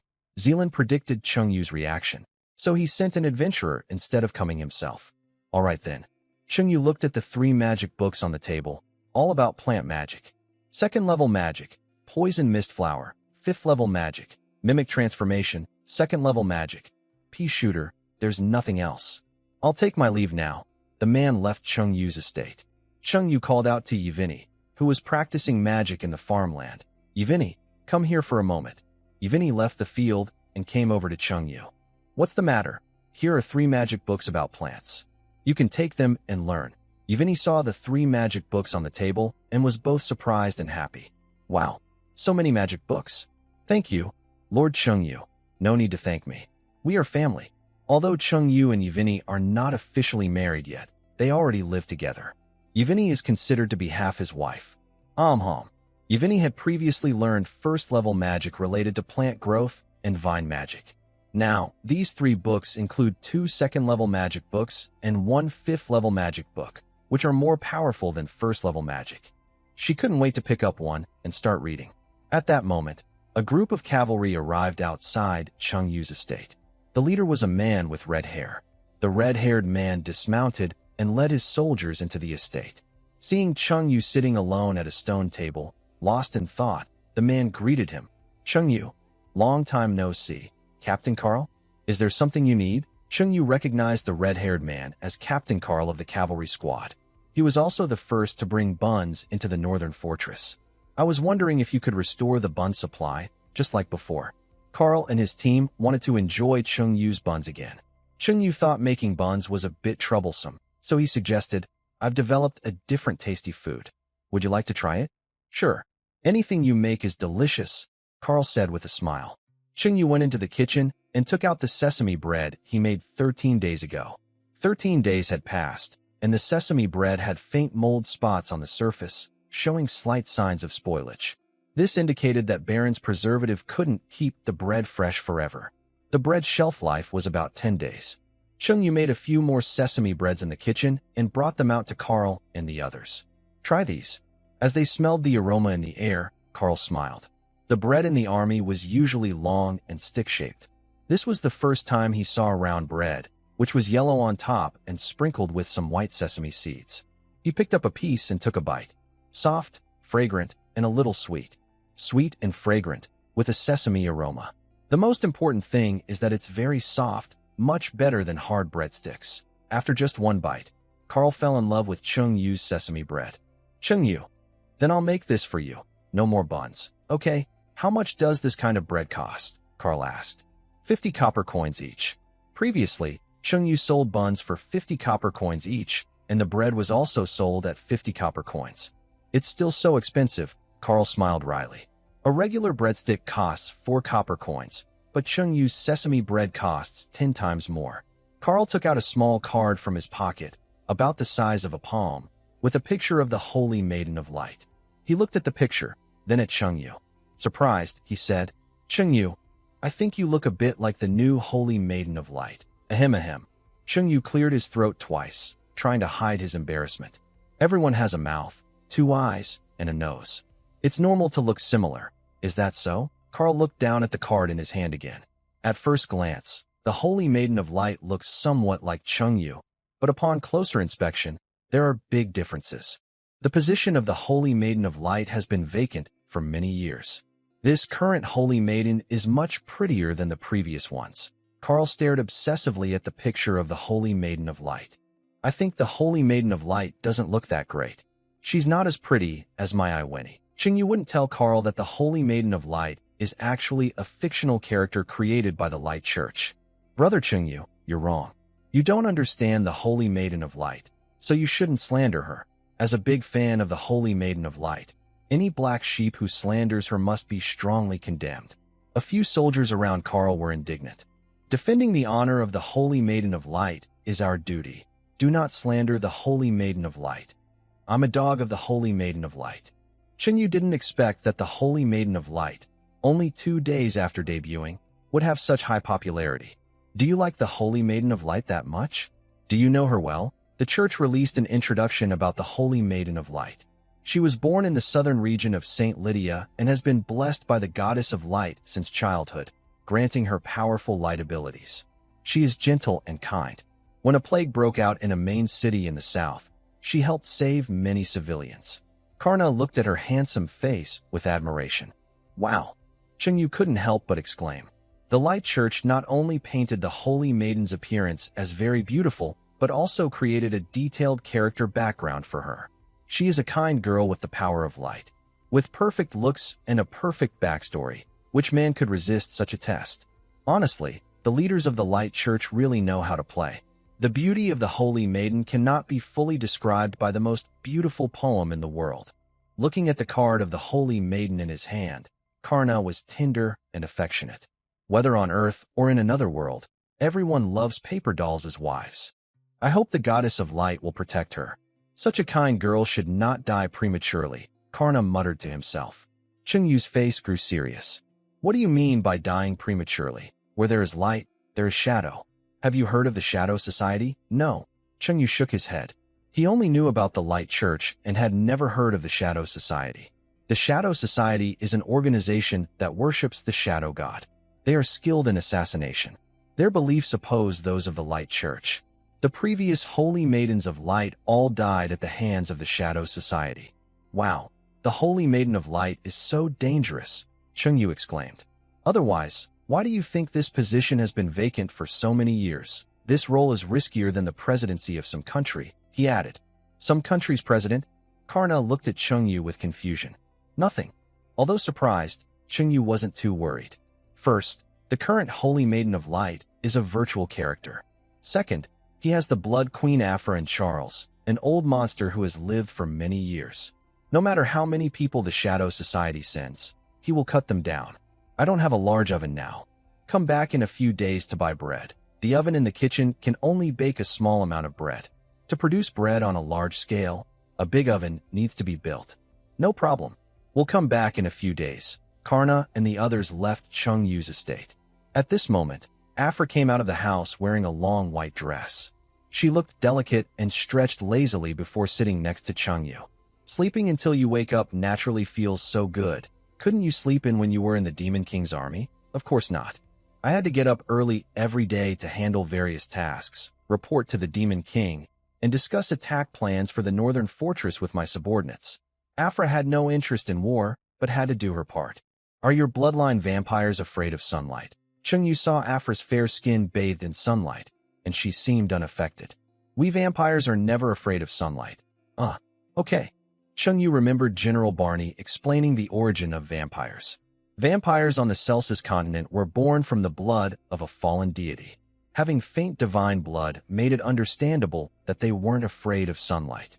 Chengyu, tell me a story. Last time, she listened to stories about dragon knights and evil dragons, and she found Chengyu's stories very interesting. Her bright eyes looked at Chengyu eagerly. Miss, I make you food and tell you stories. Don't you feel guilty for taking so much without giving anything back? Chengyu questioned Afra's conscience, hoping she would do something in return. If someone bullies you, tell me. I'll help you deal with them. I'm so strong. Who could bully me? Chengyu not only had strength comparable to a level 4 warrior, but also possessed a divine artifact from the Goddess of Light. His combat power was top tier within the Black Sun Empire. So, what do you want me to do? Afra looked confused. Chengyu wanted to say, Queen, please warm my bed, but thought better of it. They weren't close enough for that, and saying it might get her upset. Help me massage my back, Chengyu said. That's easy. Afra walked behind Chengyu and began massaging his shoulders. Usually, others took care of Afra, so this was the first time she was taking care of someone else. How's the pressure? Press a little harder. Afra increased the strength of her massage. Being served by the Blood Queen felt very good. Chengyu decided to tell her a story. Today, I'll tell you the story of the undead knight Ning Kaichen. Undead knight? What kind of profession is that? I have only heard of the necromancer. The Death Knight, as the name suggests, is a person who rides on an undead creature. Using the undead as a mount is interesting. Avra was very interested in the story of the Death Knight. Once there was a scholar. Chengyu was about to start telling the story but paused. Avra probably couldn't understand what a scholar was, so she changed her words. Once there was a learned man named Ning Kaichen Bartlett. When he passed through a small town, it was getting late, and a heavy rain started. Ning Kaichen had no money for a place to stay. Someone told Ning Kaichen that outside the town was an abandoned church called Lanhua Hall, where he could stay for free and avoid the rain. So Ning Kaichen went alone to Lanhua Hall. By the way, next to Lanhua Hall was a graveyard. The wind was cold and strong. The building was old and broken, with peeling walls and damaged bricks, showing the marks of many years. Ning Kaichen entered Lanhua Hall. The ground was covered with moss and weeds, and spider webs filled the corners. The place was in ruins. In this quiet atmosphere, the cawing of crows could be heard now and then, making it feel lonely and a little spooky. When talking about the environment of Lanua Hall, Avra looked nervous. So scary. Girl, you are the Blood Queen Avra. What are you afraid of? Qingyu was a bit speechless. Avra said impatiently, I wasn't afraid at first, but your creepy tone is too scary. Tone helps set the mood of the story, understand? Alright. Avra continued to pat Qingyu's back, and Qingyu kept telling the story of Ning Kaichin, the Death Knight. Host and Avra's favorability 5 after hearing a few stories from Qingyu. Avra found them quite interesting, and her liking for Qingyu increased a little. She was easygoing and lived comfortably, unlike Mina and Iwoni, who were easier to win over. After half a month, her favorability for Qingyu was only 10 points. Barney, that old guy, said he was looking for help from the vampire's favorite ghost flower, but he wasn't sure if he found it yet. Qingyu, let's go for a walk in the town. Avra, feeling somewhat fond of Qingyu, took the initiative to invite him for a walk. Sure, Qingyu was planning to build a large roasting oven and also needed to find a potter in town. The two of them left the manor and walked along the wide gravel road toward Bailu town. The tall trees on both sides of the road swayed loudly in the wind. The manor was not far from Bailu town, about a 10-minute walk. At the entrance of the town, a handsome young boy stood by the roadside. In front of him was a broken bowl, and he held an old harp, playing music and reciting poetry at the same time. The beautiful sound of the music and singing attracted some people to stop and listen.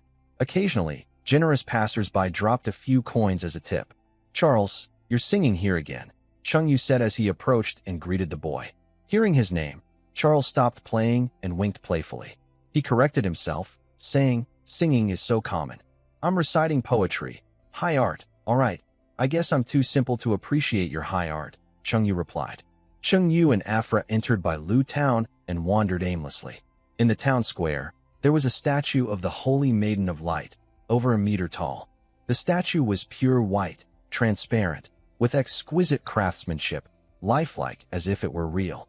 Followers of the church gathered around the statue, kneeling and praying. Qingyu, who is that statue of? Afra asked, looking at the Holy Maiden of Light, dressed in white and holding a holy sword. She's the new Holy Maiden of Light, Qingyu replied. I heard that being a Holy Maiden of Light is a dangerous job. I wonder how long this new one will last, Afra said, knowing that the position was risky. Who knows? Qingyu said with a hint of annoyance and pride in his voice. He was somewhat upset with how the church handled things.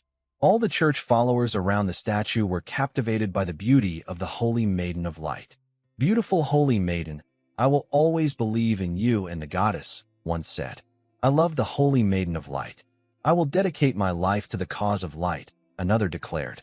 I want to make a life-size doll of the Holy Maiden of Light, and then, someone else whispered. Seeing these obsessed followers, Qingyu really wanted to curse them out. Do you really believe in the light?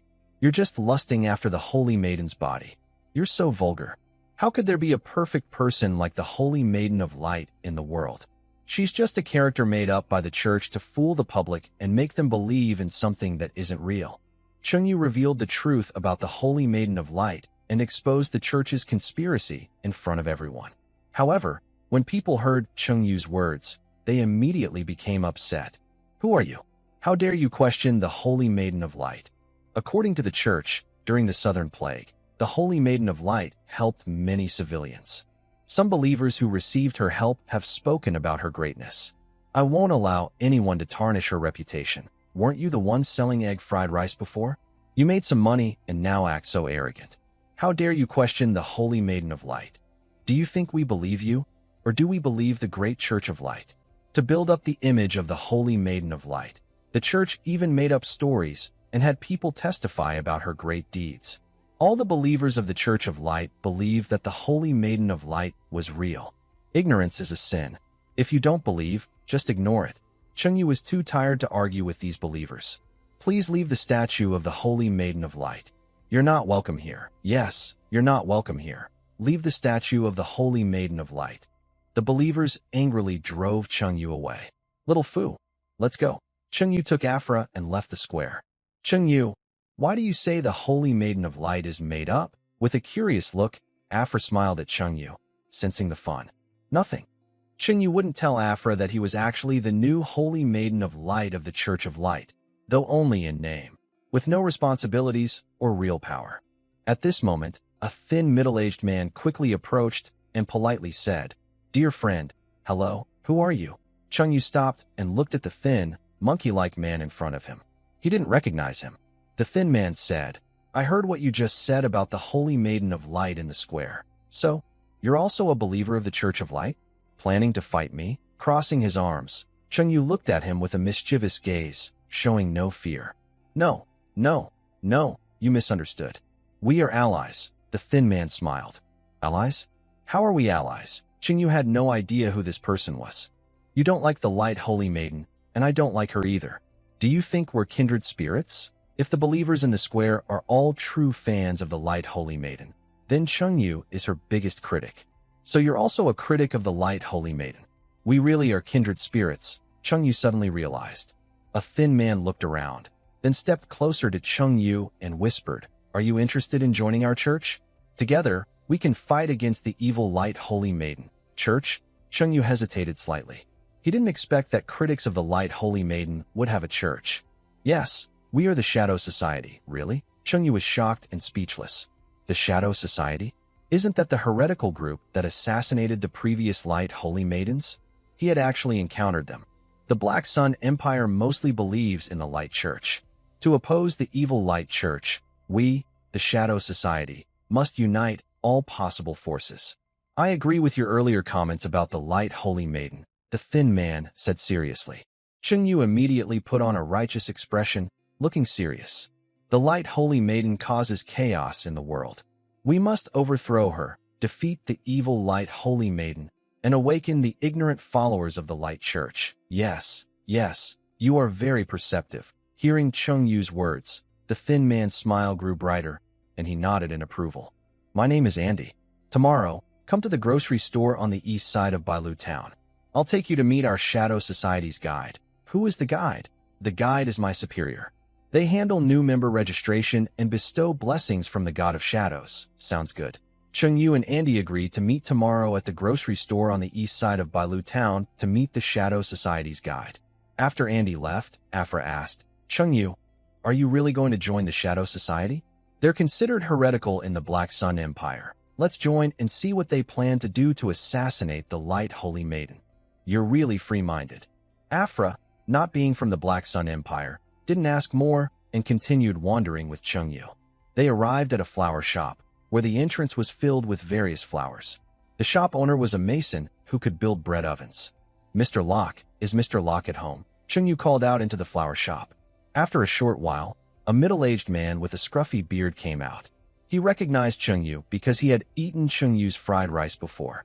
"Chengyu, what do you want?" "I want to build a large bread oven next to my estate." "A large bread oven? How big?" "Big enough to bake hundreds of loaves at once. In the past, I built large ovens for bakeries in the main city, but they might be a bit expensive." "How much?" "Labor and materials might cost around 5 to 10 gold coins. Can you help me build one?" Chengyu now has over 1,000 gold coins, so 5 to 10 coins are not a lot for him. The next afternoon, in a dark basement of a general store on the east side of Bailu Town, Chengyu sat at a broken wooden table. Opposite him was a bald man. Name? Chengyu. Age? 22. Why did you choose to join the Shadow Society? To fight against the evil Bright Holy Maiden.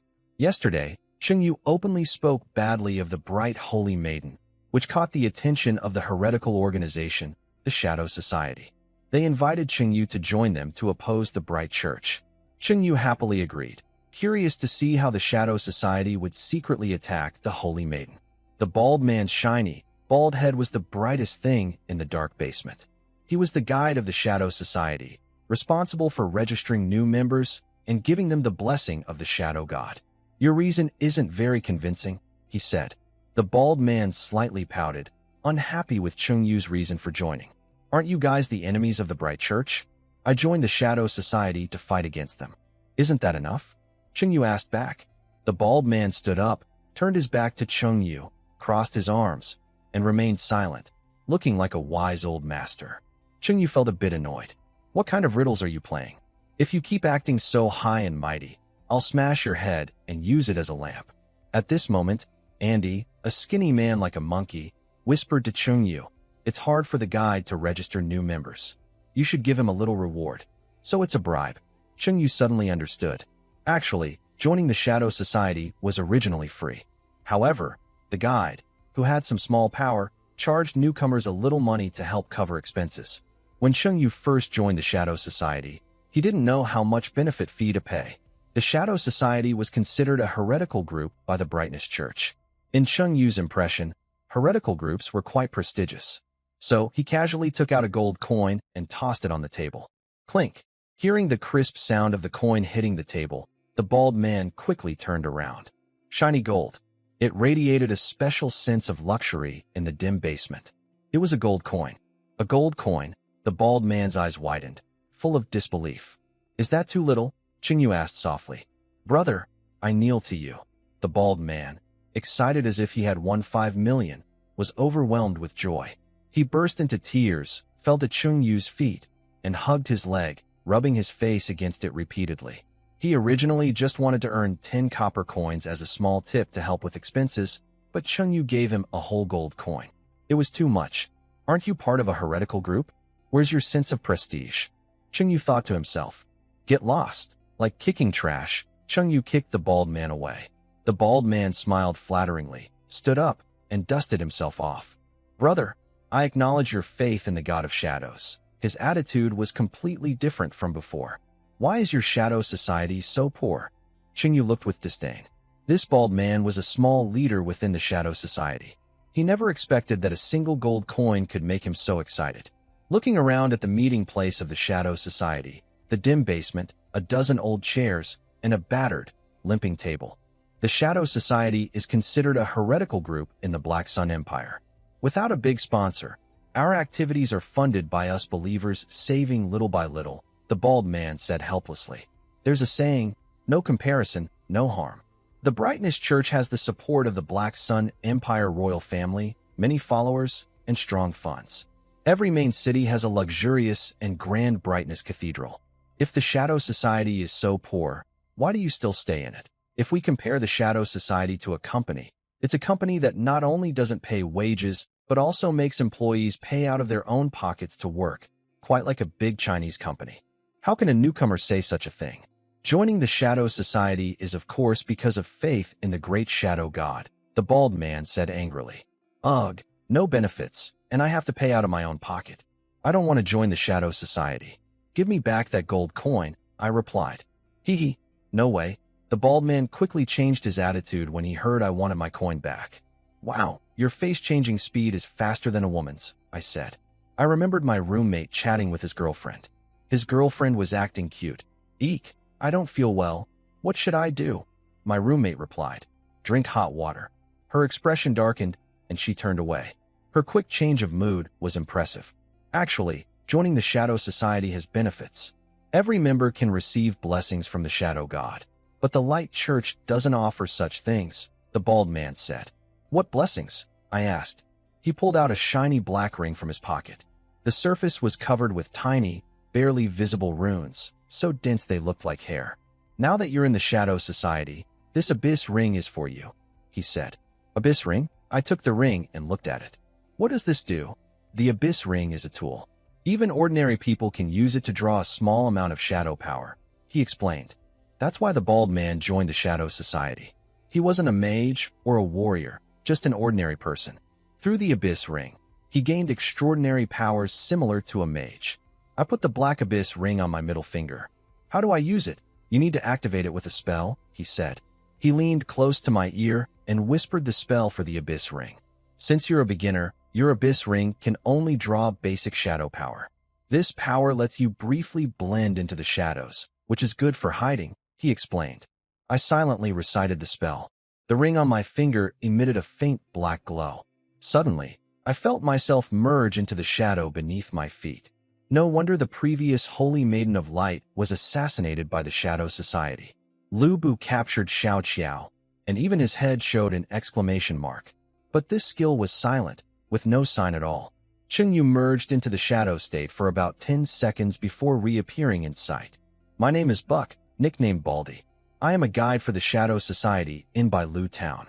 You can call me Buck or Baldy. Brother Chengyu, you look very noble, clearly a devout follower of the Shadow God. If you need help, just call me. Chengyu took off the Abyss ring and stored it in the system warehouse. The Shadow Society is considered a heretical group in the Black Sun Empire. If the people from the Light Church saw him wearing the Abyss ring, they would definitely arrest him and burn him. Why are you so poor if you have the blessing of the Shadow God? Members of the Shadow Society all have shadow powers, which are very suitable for assassins. Assassins have always been a risky but rewarding profession. Our Shadow Society is considered heretical. The Black Sun Empire is full of Light Church followers. Revealing our shadow abilities could easily get us killed. Showing shadow powers is like telling others that they are members of the Shadow Society. The Light Church treats heretics harshly, either hanging or burning them. Although some brave members of the Shadow Society dare to be assassins, Andy and Buck are clearly not brave. So, what are your current jobs? I work washing dishes at a restaurant, just getting by, said the thin and wiry Andy. My job is a massage therapist, mainly serving middle-aged women, Buck proudly said, his head shining like a light bulb. Are you a proper massage therapist? Chengyu asked. When he heard massage therapist, Chengyu thought of the beautiful technicians he met when getting foot baths. Special services, 888 all night. Of course, a talented young man like Chengyu would never fall into a woman's trap, mainly because he has no money. No stealing or robbing, just earning money with my skills. How is that not proper? Buck said angrily, waving his fists, feeling his profession was unfairly judged. I live in a manor north of Bailu Town. If you need anything, you can find me, Chengyu told them before leaving the grocery store and heading to the main street. On the street, 7 first-level magical creatures, ghost fire horses, galloped past at lightning speed like a gust of wind. Each ghost fire horse was ridden by a young person, and the townspeople hurriedly avoided them in fear. Within a moment, the 7 people disappeared from Chengyu's sight. Everywhere has ghost fire youths. Even in another world, he thought with a sigh. Once, he also wanted to own a ghost fire motorcycle, but unfortunately, he had no money. Manor farmland. A golden tree over 2 meters tall sways in the wind, rustling softly. Its shiny, golden leaves give the impression that the tree is quite valuable. After being bathed by the golden tree, Yvonne's green hair grew wildly to over 2 meters. Each time she was near the golden tree, her hair would grow longer. She often needed to cut it, so she carried scissors with her. With one cut, her long hair, over 2 meters, was trimmed to waist length. Yvonne received 3 new plant-based magic books. 2nd level magic, poison mist flower, 2nd level magic, pea shooter, and 5th level magic, morphing transformation. She held her magic staff with one hand, raised it high, and recited the spell for the poison mist flower. Magic energy intertwined into a pattern, forming a circular magic circle on the ground. 3 green plants sprouted from the soil, quickly growing to about 20 centimeters tall, with a yellow, tower-shaped flower at the center.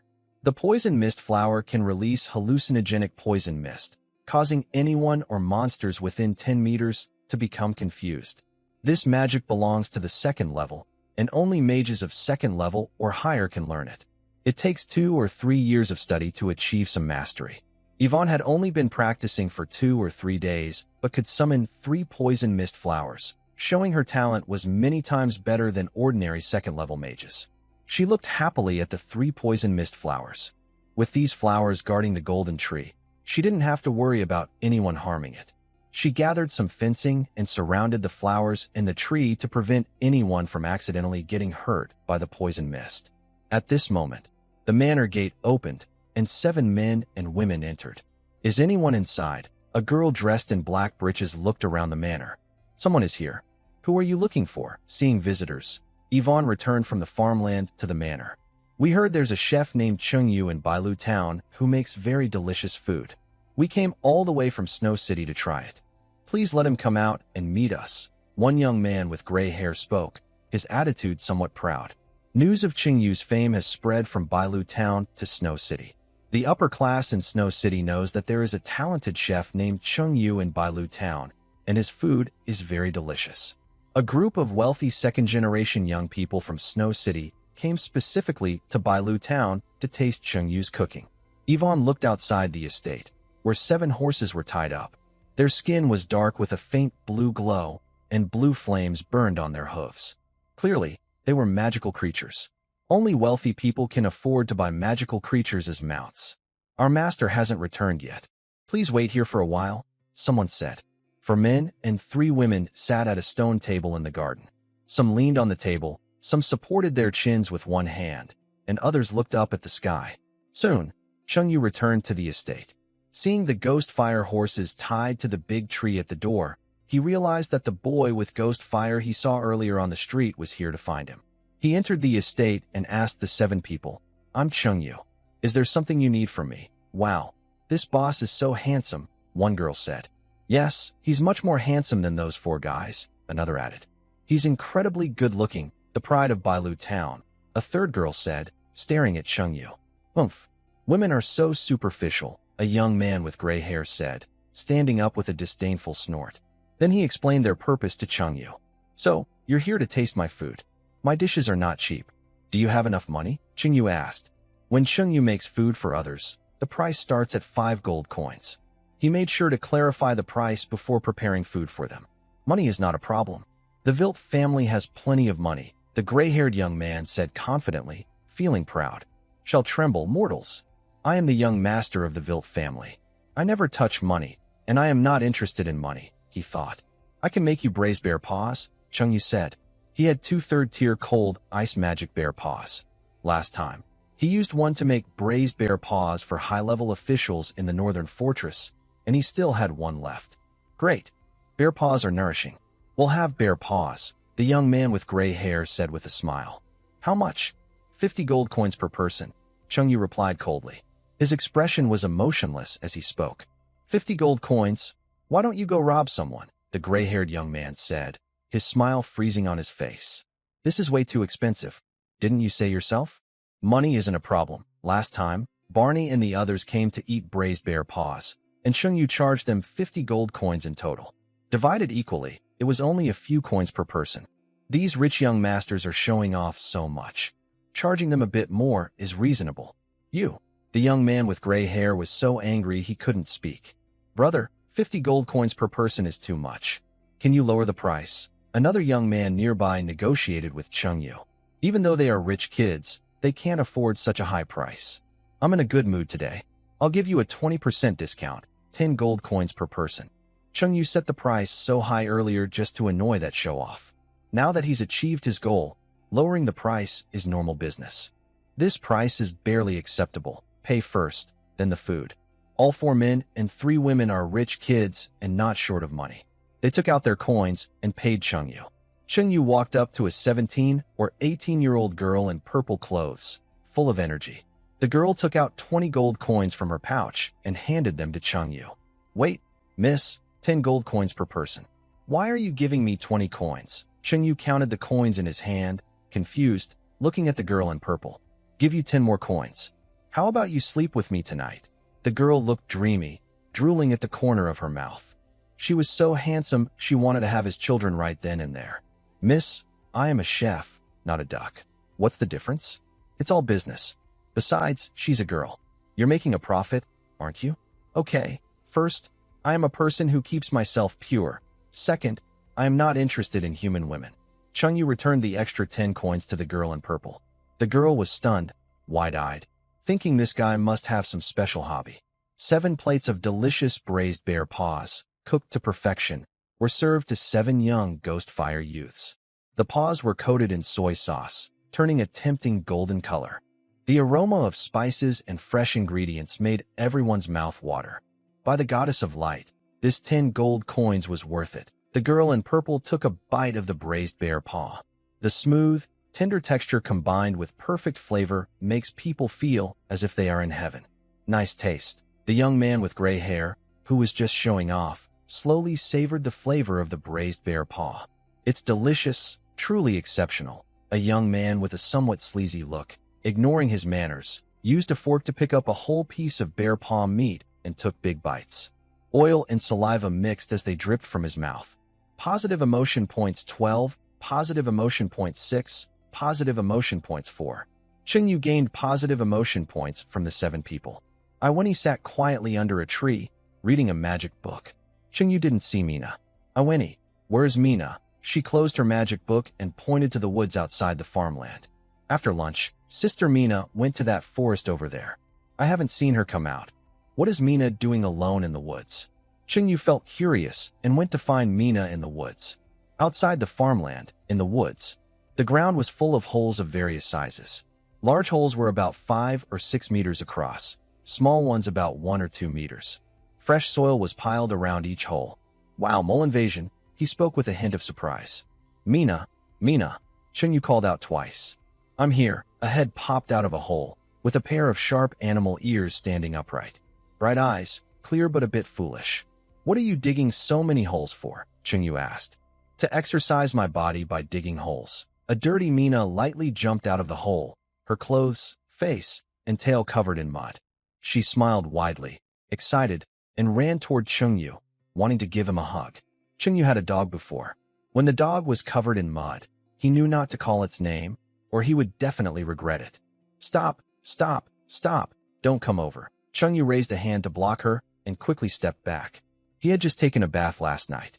If Mina got close, he would have to wash again tonight. Mina stopped about 2 or 3 meters away, happily looking at Chengyu, eager to get close. Why do you like digging holes? Digging holes is very fun. Using a shovel to turn over soft soil, the faint smell of earth filling the air. Once I start, I can't stop. Mina was obsessed with digging holes and couldn't stop herself. Stop digging. You've turned the surrounding woods into a honeycomb, someone said. Mina had a natural talent for destroying things. Chengyu didn't want Mina to ruin the trees around the estate. Please, I still want to dig, Mina begged. She walked over to Chengyu, her hands covered in dirt, and held his hand, acting cute. Stop digging and come back with me, Chengyu said, pulling Mina toward the estate. Digging holes was such a great activity, good exercise and fun, but Chengyu didn't allow it. Mina looked sad and reluctantly followed Chengyu back to the estate. 7 young people finished eating braised bear paws, even drinking the soup, and cleaned their plates thoroughly. Spending 10 gold coins was worth it. After eating and drinking, the 7 sat in the estate to rest. Look, there's a golden tree by the farmland, someone pointed out. They noticed a golden tree at the edge of the farmland. Wow, a golden tree. That's so rare, another said. Could this tree be a treasure? How about we try to steal it tonight? Good idea, everyone agreed. The golden tree shone brightly with gold, clearly not an ordinary plant. The 7 whispered among themselves, planning to steal the tree. Late at night, under the starlit sky, the stars cast a white veil over the land. Chengyu and the others had already fallen asleep. This was the time when people slept most soundly. The golden tree grew at the edge of the farmland, with fields on the left and woods on the right. The farmland had short crops, making it hard to hide, so approaching from the wooded side was less likely to be noticed. The 7 sneaked into the woods, guided by the faint starlight, and carefully made their way toward the golden tree. The leaves of the golden tree emitted a soft, golden glow, especially noticeable in the dark night. What kind of tree is that? Someone asked. I think it's a divine tree left over from the ancient war, another replied. Seeing the faint golden glow from the golden tree a few hundred meters away, the 7 felt excited. If this was a divine tree from the ancient war, it wouldn't be just valuable. It would cause a big stir on the continent of Celsus. Let's go quickly, they whispered, moving stealthily toward the tree. Oh no, not far ahead. The person in front suddenly felt his foot slip and fell into a hole. Conaway, are you okay? Who the heck dug a hole in the woods? I fell in. Is it deep? Not very deep. Please help me out. They threw a rope, and together, they pulled the young man named Conaway out of the hole. Ugh, so unlucky. I just fell in right away. Conaway spat on the ground and kept moving forward, grumbling. A few steps later, ouch. My butt, it hurts so much. 2 more people screamed and fell into holes, landing on their backs and limbs. But these holes were shallower than the first one, so they could climb out without help. They looked messy and dirty, crawling out of the holes. One hurt his backside badly, and the other had a bruised knee. Why are there so many holes in this forest? Such bad luck. Everyone be careful. After falling into holes twice, the 7 became much more cautious. Still, they fell into holes 7 or 8 more times along the way. There were just too many holes in this area because Mina had dug so many nearby. Some people got hurt, some broke bones, and some lost a few teeth. After all the trouble, the 7 looked like they had just come from a battlefield, feeling speechless. Why is this beautiful forest full of holes? It's so frustrating. The golden tree was very close. The 7 didn't care about their injuries and hurried toward it. A fence surrounded the golden tree. They tore down the fence and prepared to dig around the tree. But they didn't notice that there were 3 special plants near the golden tree. They were about 20 centimeters tall, with broad, orchid-like leaves and a tower-shaped flower in the middle. These were poison mist flowers created by second-level magic. As soon as they tore down the fence, the 3 poison mist flowers activated. Their tower-shaped flowers released poisonous mist within a 10-meter radius. The mist from these flowers wasn't deadly but caused hallucinations, making people see things that weren't real. The poisonous mist entered the 7 people's bodies through their breathing, affecting their senses, hearing, sight, smell, and more. Their eyes looked a bit dazed. A person pointed up at the sky in surprise. Everyone looked up and saw a huge, fiery dragon, thousands of meters long, roaring at the sky. It looked fierce, flapping its wings as it swooped down toward them. A strong heat wave spread out, making everyone sweat even from far away. How can there be such a big dragon here? This is so scary. Help! I don't want to die. The 7 people were so frightened they ran toward the woods. Ah! Ouch! It hurts! Hiss! During their escape, 6 of them kept falling into pits. Only a young man named Connor was lucky, avoiding all the pits on the way. He didn't dare go back to help his friends. In front of such a powerful dragon, they were smaller than ants. He ran toward where they had tied their horses. Right now, he just wanted to get away from here quickly. When he reached the place where the horses were tied, Connor was surprised to see that the 7 ghost fire horses were gone. Instead, there were 7 beautiful women, each very attractive and fitting his taste. Hey, handsome, come play with us. We're so bored and lonely. Come on, have fun. The 7 stunning women moved seductively, trying to tempt Connor. Because of the poisonous fog, Connor's eyes were dazed. He forgot about being chased by the dragon. A wicked smile appeared on his face as he walked toward the 7 beautiful women. The ghost fire horses' mournful neighs echoed through the woods, sounding sad and pleading. The toxic illusion from the poisonous flowers lasted about 3 hours. After 3 hours, a naked Connor woke up among the ghost fire horses, his face full of joy. That feeling earlier, still lingering. But wait, what about those 7 beautiful women? Connor was confused. Looking around, he saw the 7 women had disappeared. Only the 7 ghost fire horses lay on the ground, watching him with sad, resentful eyes. Strange? Why are these horses looking at me like that? Their eyes looked like those of betrayed wives abandoned by unfaithful husbands. The ghost fire horses, mixed with magical bloodlines, had higher intelligence than normal horses. The Maras could understand, but these were all stallions. Also, why is the blood coming from those ghostly fire horses' flowers? While Kenorve was confused, 6 others limped out of the woods. Seeing Kenorve lying among the ghostly fire horses, they were surprised.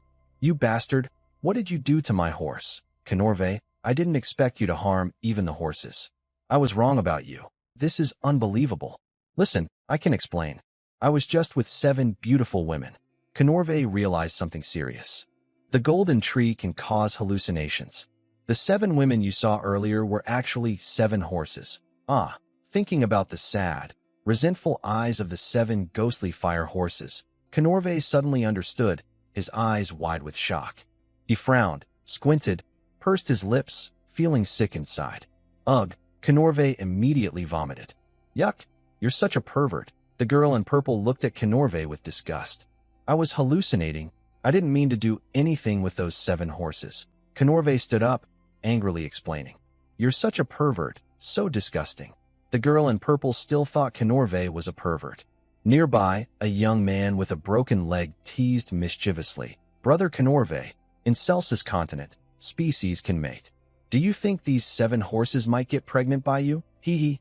These are stallions, definitely can't get pregnant by me. Kenorve secretly felt relieved it was 7 stallions. He remembered hearing that in a neighboring country, someone had assaulted a giant lizard, which then gave birth to a half-human, half-lizard creature. This tree is very rare, but I don't know what kind it is. Let's go back to Snow City and tell the family. Yes, let's have the family negotiate with that chef named Chung Yu to see if we can buy it from him. Before dawn, the 7 left Chung Yu's estate. In the morning, Mina touched Chung Yu's nose with the tip of her tail. Hachoo! His nose tickled, and Chung Yu sneezed. Mina, what are you doing? Just playing. Mina showed a small, sharp tiger tooth at the corner of her mouth, her red eyes looking at Chung Yu with a lively smile on her beautiful face. Mina, you're getting bolder. You even dare to joke with your master. When Chung Yu first bought Mina, she was wild and unruly, as fierce as a wild wolf. Over time, Mina became a gentle and cute dog-like girlfriend. I just want to protect Lord Chung Yu forever, Mina said. She wrapped her arms around Chung Yu's waist and nuzzled her head against his chest, acting clingy like a dog. Someone once asked what the purest love in the world is. Some said it's the love between lovers that lasts forever. Others said it's a father's love. Some said it's a mother's love. But none of these answers are correct. The purest love in the world is a dog's love for its owner. Family members might betray you, but dogs never do, and they are very good at pleasing their owners. This is something deeply written in their animal genes. Is anyone there? At that moment, a middle-aged man's voice came from outside the estate. Chung Yu gently patted Mina's head. Someone's here. Get up quickly. They dressed and left the study. At the gate of the estate, several middle-aged men stood holding shovels and hoes. Ah, it's Mr. Locke. Please come in. Chung Yu recognized one of the men as Mr. Locke from the Bailu Town flower shop, who had previously helped him build a large baking oven. Locke looked at the 2 beautiful women beside Chung Yu and smiled.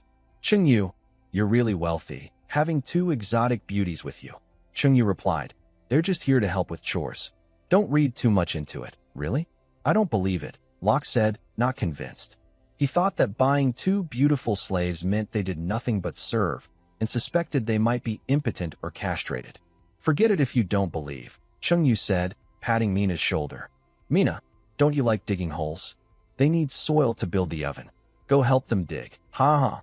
I'm the best at digging soil, Mina said excitedly, rolling up her sleeves, ready to work hard. There's nothing more fun than digging soil in the world. Boss Chung Yu, where do you want to build the oven? Locke asked. The estate covers several thousand square meters, with over 100 acres of farmland in front. The large oven only needs a few dozen square meters. Build it there, Chung Yu pointed to an empty spot outside the stables. No problem. With this orc lady helping, we should be able to finish building today. An orc worker's strength is enough to match 2 or 3 ordinary humans. Mina followed a few masons to build a large oven. Chung Yu went to the kitchen to prepare breakfast, while Yvonne sat in the garden reading a magic book. In the kitchen, a fire was burning in the stove. Hey, Chung Yu, someone tapped Chung Yu on the shoulder from behind. He turned his head to see Afra standing behind him, wearing a white dress, with long black hair and black eyes. She looked no different from a normal human. Why did you wake up so early today? Chung Yu asked. Afra usually skips breakfast and sleeps until noon. He didn't understand why she was awake so early today. I'm hungry. I woke up because I was hungry. Afra looked expressionless. Vampires can also wake up hungry, right? Of course. By the way, I've always wondered, when you vampires are hungry and drink your own blood, that blood turns into your own blood again. Could this create a perfect cycle? Afra looked a bit speechless. Can you create a perfect cycle by eating your own waste when you're hungry? I can't, but some people can. I won't say who. Chung Yu chuckled awkwardly and didn't continue. Make me a stir-fried blood sausage. It's my favorite dish you make. Afra looked at Chung Yu eagerly. The stir-fried blood sausage, nicknamed the vampire trap. Afra often goes home with Chung Yu mainly because she's attracted to this dish. Wanna eat? Chung Yu asked. Yes, Afra nodded eagerly. Then go light the fire, or you'll be eating for free. Chung Yu isn't Afra's servant. If she wants to eat the dish, she has to help out too. Lighting the fire isn't hard. Clack. Afra snapped her fingers lightly, and a blazing fire instantly flared up in the stove. Wow, how did you do that? Chung Yu had learned a first-level magic called Fireball before, but Fireball magic is offensive and can't be used for cooking. Just simple fire control magic. Clack. Afra snapped her fingers again, and the fire in the stove shrank a bit. Big fire, Medium fire, small fire. She could control them as she pleased. You're so convenient. Are you a walking gas stove? A plate of spicy, fragrant stir-fried blood sausage was placed on the table, giving off a strong, bloody smell. Just like flies can't resist the temptation of fresh meat, no vampire can resist the allure of stir-fried blood sausage. Delicious, so tasty. Afra used a fork to pick up a piece of blood sausage and put it into her mouth. Afra's affection for the host 5. The system's voice sounded. Afra's affection level is hard to increase. Cheng-Yu and Afra's affection levels reached 15 points, still far from 100. Little Fu, can I try some? Seeing Afra enjoying herself so much, Mina was curious. Is stir-fried blood sausage really that good? Only one piece. Afra and Mina aren't very close, so she doesn't want to share much of the blood sausage with Mina. Mina used her fork to pick up a piece and put it in her mouth. After chewing twice, she thought it tasted pretty good, but the bloody smell made her frown. Is it really worth eating? Such a strong blood smell. No wonder even dogs wouldn't eat it. She didn't eat any more of Afra's blood sausage. Instead, she enjoyed her delicious egg-fried rice, which suited her better. Fire control magic is very convenient for chefs. Cheng-Yu nudged Afra's waist with his elbow. Little Fu, can you teach me that fire control magic? Sure. If you make 10 more servings of blood sausage, I'll teach you. Fire control magic is a very basic spell, summoning flames and controlling their size. It's not even a first-level magic. For 10 servings of blood sausage, Afra thought it was worth it. Cheng-Yu was unhappy. No, Sister Fu, you're eating and staying for free here, and you want to teach me fire control magic? Don't you feel guilty? Afra is the queen of the vampires, raised in luxury and superior from a young age. She doesn't feel guilty about eating and staying for free at Cheng-Yu's place. She didn't do any work, so why should she be able to eat and stay for free here? Afra pointed at Yvonne. Mina helps Cheng-Yu with various chores every day, so Afra had nothing to say. But Yvonne spends every day reading in the garden and does nothing. Just like her, she's also a free person. Every day, Yvonne keeps my bed warm. Can you do that for me? Cheng-Yu challenged. This elf girl is willing to sell her body just to get free food and drinks from Cheng-Yu. Afura and Cheng-Yu are not close enough to share a bed. She slightly lowers her attitude and says, "It's my debt to you. If you need help next time, just ask me. That's more like it." 10 portions of spicy blood sausage are not expensive, and having Afura owe a favor might help win her over. After breakfast, Mina goes to help the masons dig soil, and Yvonne practices plant magic in the fields. Cheng-Yu and Afura go to the kitchen to make spicy blood sausage and learn fire control magic from her. Cheng-Yu, can you use fire magic? Afura asks. I can cast a basic fireball spell. If you know fire magic, controlling fire will be easy for you. All fire magic shares a basic principle. The first step is to create a flame with magic. Fire control magic involves making a flame and then controlling it slightly, which is much simpler than other fire spells. Afura draws the magic circle for fire control magic and tells Cheng-Yu a short incantation. With this, he can easily control the flames. Cheng-Yu uses his magic power to build a magic circle under the iron pot, then recites the spell. A blazing fire rises within the circle. Wow, I've become like a portable stove. Cheng-Yu is both surprised and happy. In the future, he won't need to burn wood to cook, which is hard to control in size. Fire control magic is like a gas stove, allowing him to control the fire's strength at will, safe, eco-friendly, and efficient. What's a gas stove? Nothing. In the evening, the sunset bathes the manor in warm light. Next to the stables, a large oven over 2 meters tall and covering more than 30 square meters is completed. This large oven is semi-elliptical, resembling a brick kiln or a round bunker, with a small iron door at the front and a chimney at the back for smoke. Next to it is a connected stove for fire, which heats the oven through air channels inside the walls. Some channels are narrow, others wide, ensuring even heating inside the oven. The oven isn't fully dry yet. We should fire it tonight, the mason suggests. Cheng-Yu pays the remaining balance to the masons, including Locke. Where's Mina? She is still digging over there. Locke pointed to a large hole by the farmland. The hole is about 5 or 6 meters wide, with a high mound of fresh soil around it. Dirt keeps falling out from the hole. Locke and the others left. Cheng-Yu walked to the edge of the hole and looked inside. At the bottom, about 7 or 8 meters deep, Mina was dressed in black armor, happily shoveling dirt. The hole is probably about 7 or 8 meters deep. Mina, Chungyu called. Mina looked up. Chungyu, why are you here? Do you need more dirt? I can keep digging. No, come up quickly, but I still want to dig. Mina is a warrior. Digging helps strengthen her body. Come up and fill this hole. Tomorrow, you can keep digging here. Since Mina enjoys digging, let her do it. When she's done, she can fill it back in. Mina jumped out of the hole with a big leap and used her shovel to fill the surrounding dirt back into the hole. Chungyu went to the stove next to the oven and used a fire-controlling magic he learned earlier from Afra. His magic gathered inside the stove, forming a magic circle about 1 meter in diameter. A huge fireball over 2 meters in diameter ignited on the magic circle. The blazing flames produced intense heat, warming the air. The hot air circulated through the walls and channels, heating the entire oven. Finally, exhaust gases escaped through the chimney. The high temperature made the oven dry and sturdy. Mina, tomorrow we will bake sesame bread, Chungyu said to Mina nearby. Sesame bread, sweet, Mina replied. Thinking of the sweet smell of sesame bread, Mina felt very motivated. She sped up her dirt shoveling. In Snow City, there used to be 10 large families. Last time, the head of the Herald family slapped the highest commander of the northern fortress. In one night, the entire Herald family was punished. The men sent to the front lines as cannon fodder, the women turned into slaves. Now, only 9 large families remain. In a room of the Welt family, the family elders gathered.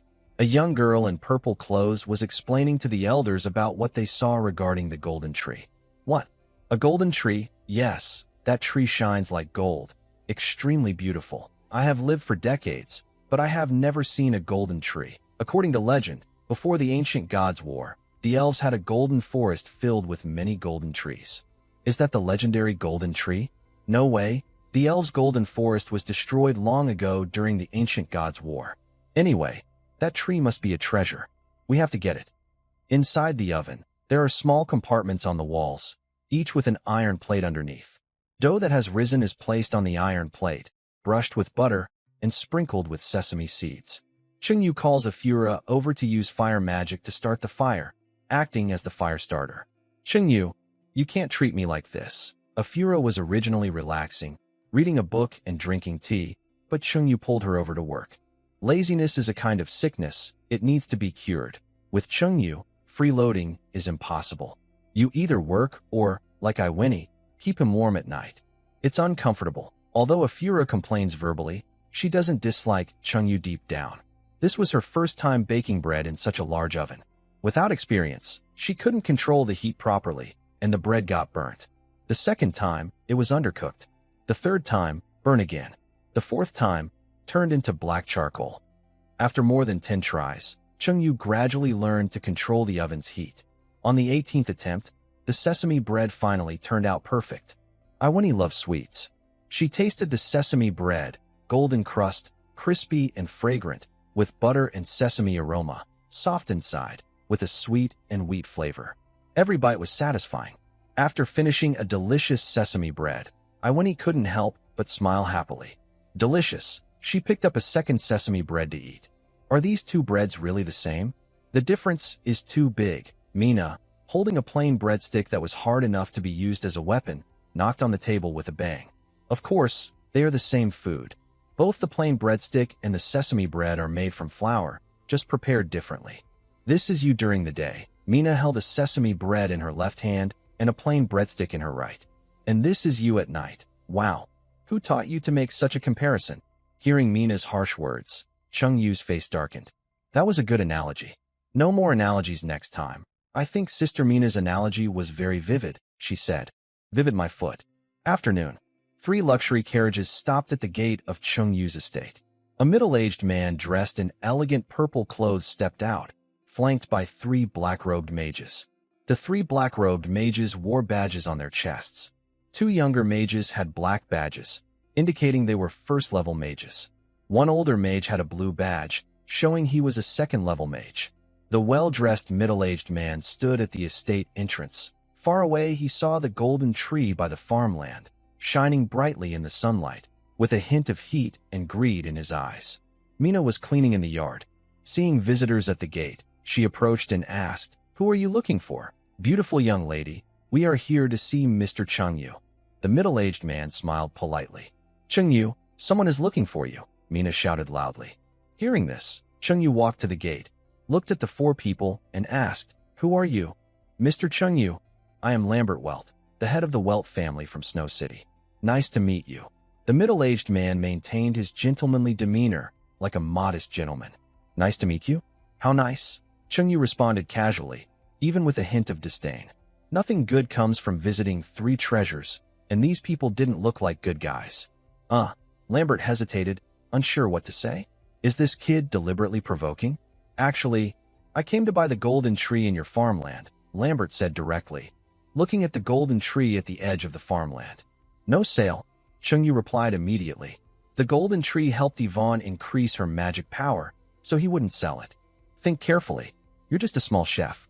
You can't protect this rare treasure. If someone steals or snatches it, you won't get a single coin. If you sell it to me, you can make some money. Lambert's words carried a slight threat.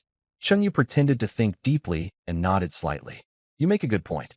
I'll sell it to you. The young are wise and promising. Lament smiled happily, surprised that Chengyu changed his mind so easily. If this tree really is a golden tree of the elf race, selling it at a sky-high price to the Holy Kingdom in the West, then gaining a noble title, receiving land, and reaching the peak of life would be very exciting. Just thinking about it makes me happy. 1 trillion gold coins, Chengyu said calmly. How much? 1 trillion gold coins? Are you crazy? Lament was stunned for a moment, his face changing suddenly. What does 1 trillion gold coins mean? The Black Sun Empire's annual taxes are less than 1 trillion gold coins. Is it too expensive? You look uglier than me, so I'll give you a 10% discount, 100 billion gold coins. To make it easier for Lament to buy the golden tree, Chengyu kindly offered a 10% discount. Uglier than him? What kind of reason is that? Lament was furious. Are you doing this on purpose? I let you sell to me, and I bought it. If you think it's too expensive, I even gave you a huge discount. What more do you want? You're poor and can't afford it, so it's not my fault. Sometimes, people should look for reasons within themselves. Have you worked hard to earn money today? With Afra here, Chengyu wasn't afraid of the Welt family at all. Even the great demon tribes have the terrifying strength to destroy a main city. You ungrateful brat. Lament almost spat blood from anger, cursing loudly, no longer acting like a gentleman. The three magic users beside him quickly summoned their staffs, ready to fight. Mina, knowing Chengyu was very strong, still stepped in without hesitation, raising her right hand.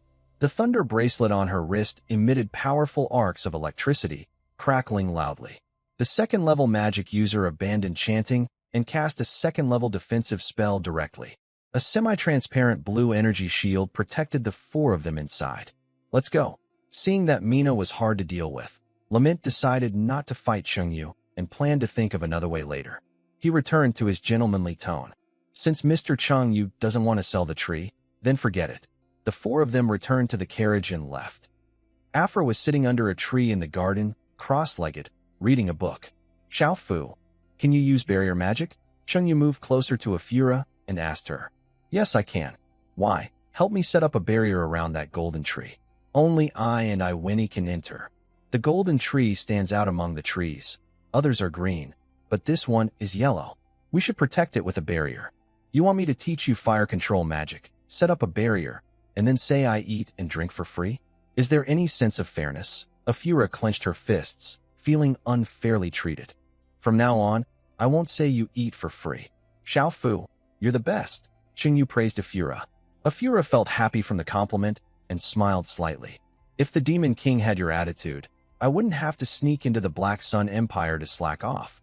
What does the Demon King think of you? Afura imitated the Demon King's rough voice. Afura, why haven't you taken the Northern Fortress? Afura, what are you doing all day?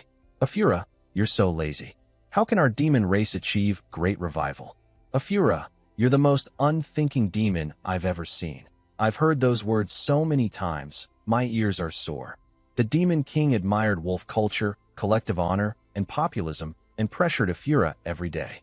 But Afura was a slow-paced person, always trying to find ways to slack off and outsmart the Demon King.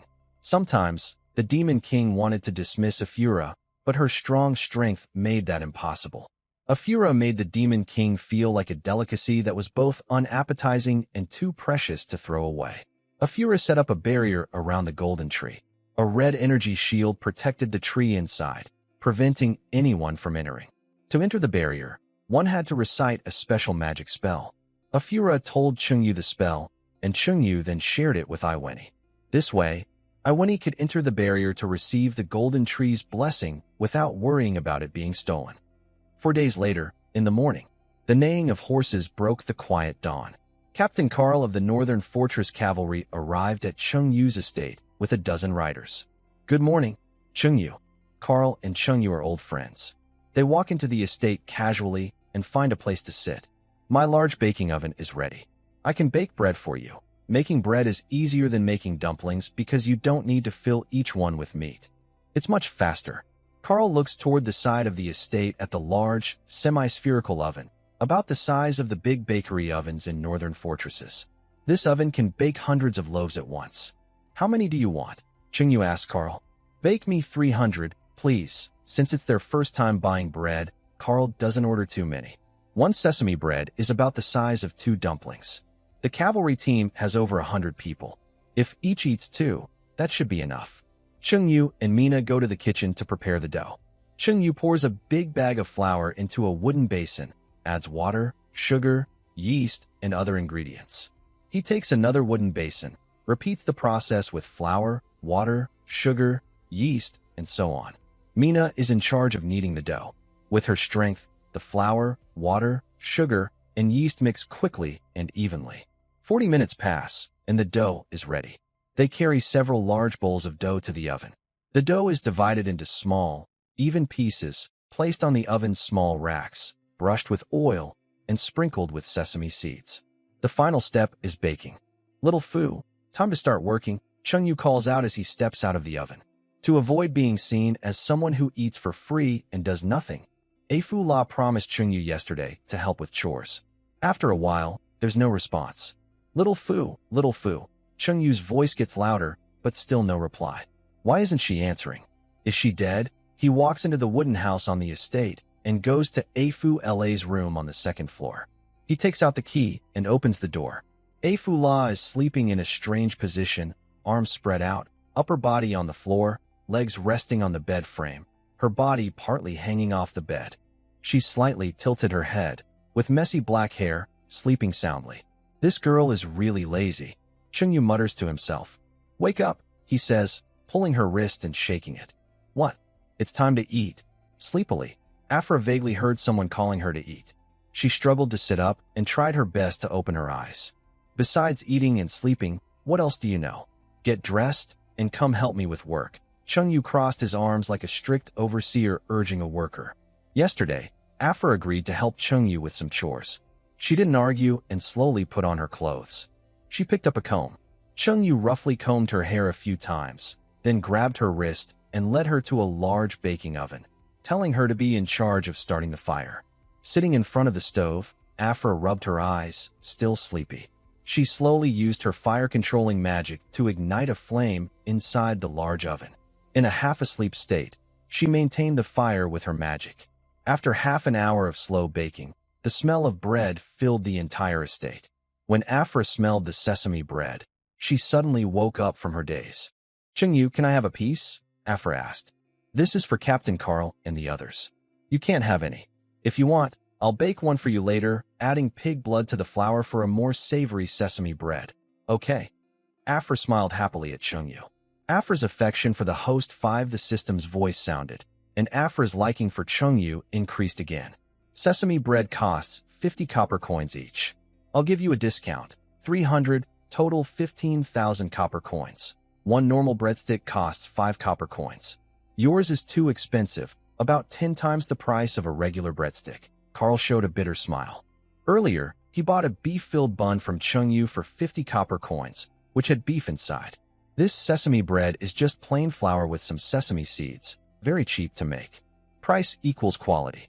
Sesame bread is much bigger than a bun and tastes better than regular breadsticks. "All right, I'll buy some to let my brothers try." Carl paid with 1 gold coin and 50 silver coins.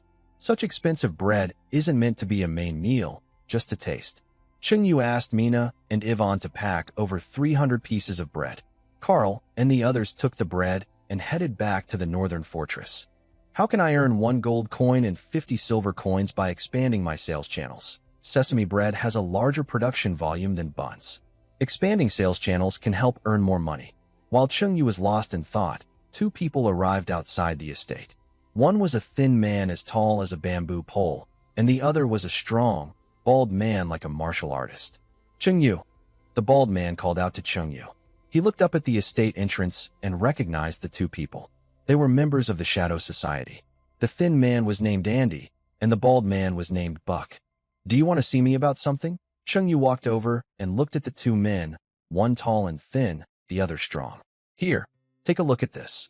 Buck took out a piece of paper from his pocket and handed it to Yu. What is this? Just look at it yourself.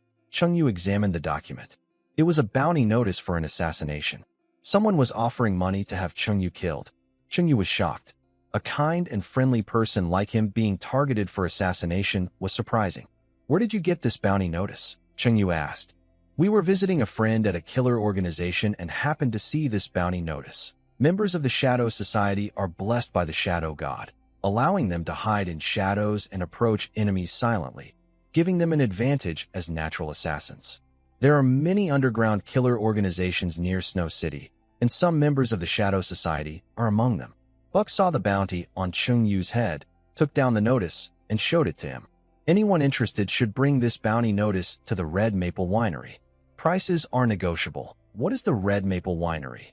It is a business owned by the Vilt family, located about 30 kilometers east of Bairu town. A few days ago, the head of the Vilt family bought a golden tree from Yu, but Yu refused. In response, they issued a bounty to have Yu killed. So, it turns out they are from the Vilt family. I want to meet them. Yu decided to visit the Red Maple Winery himself. The Red Maple Winery is a relatively large brewing estate near Snow City, owned by the Vilt family. Dressed in a black cloak and wearing a ghost face mask, Yu arrived at the gates of the Red Maple Winery. Who are you?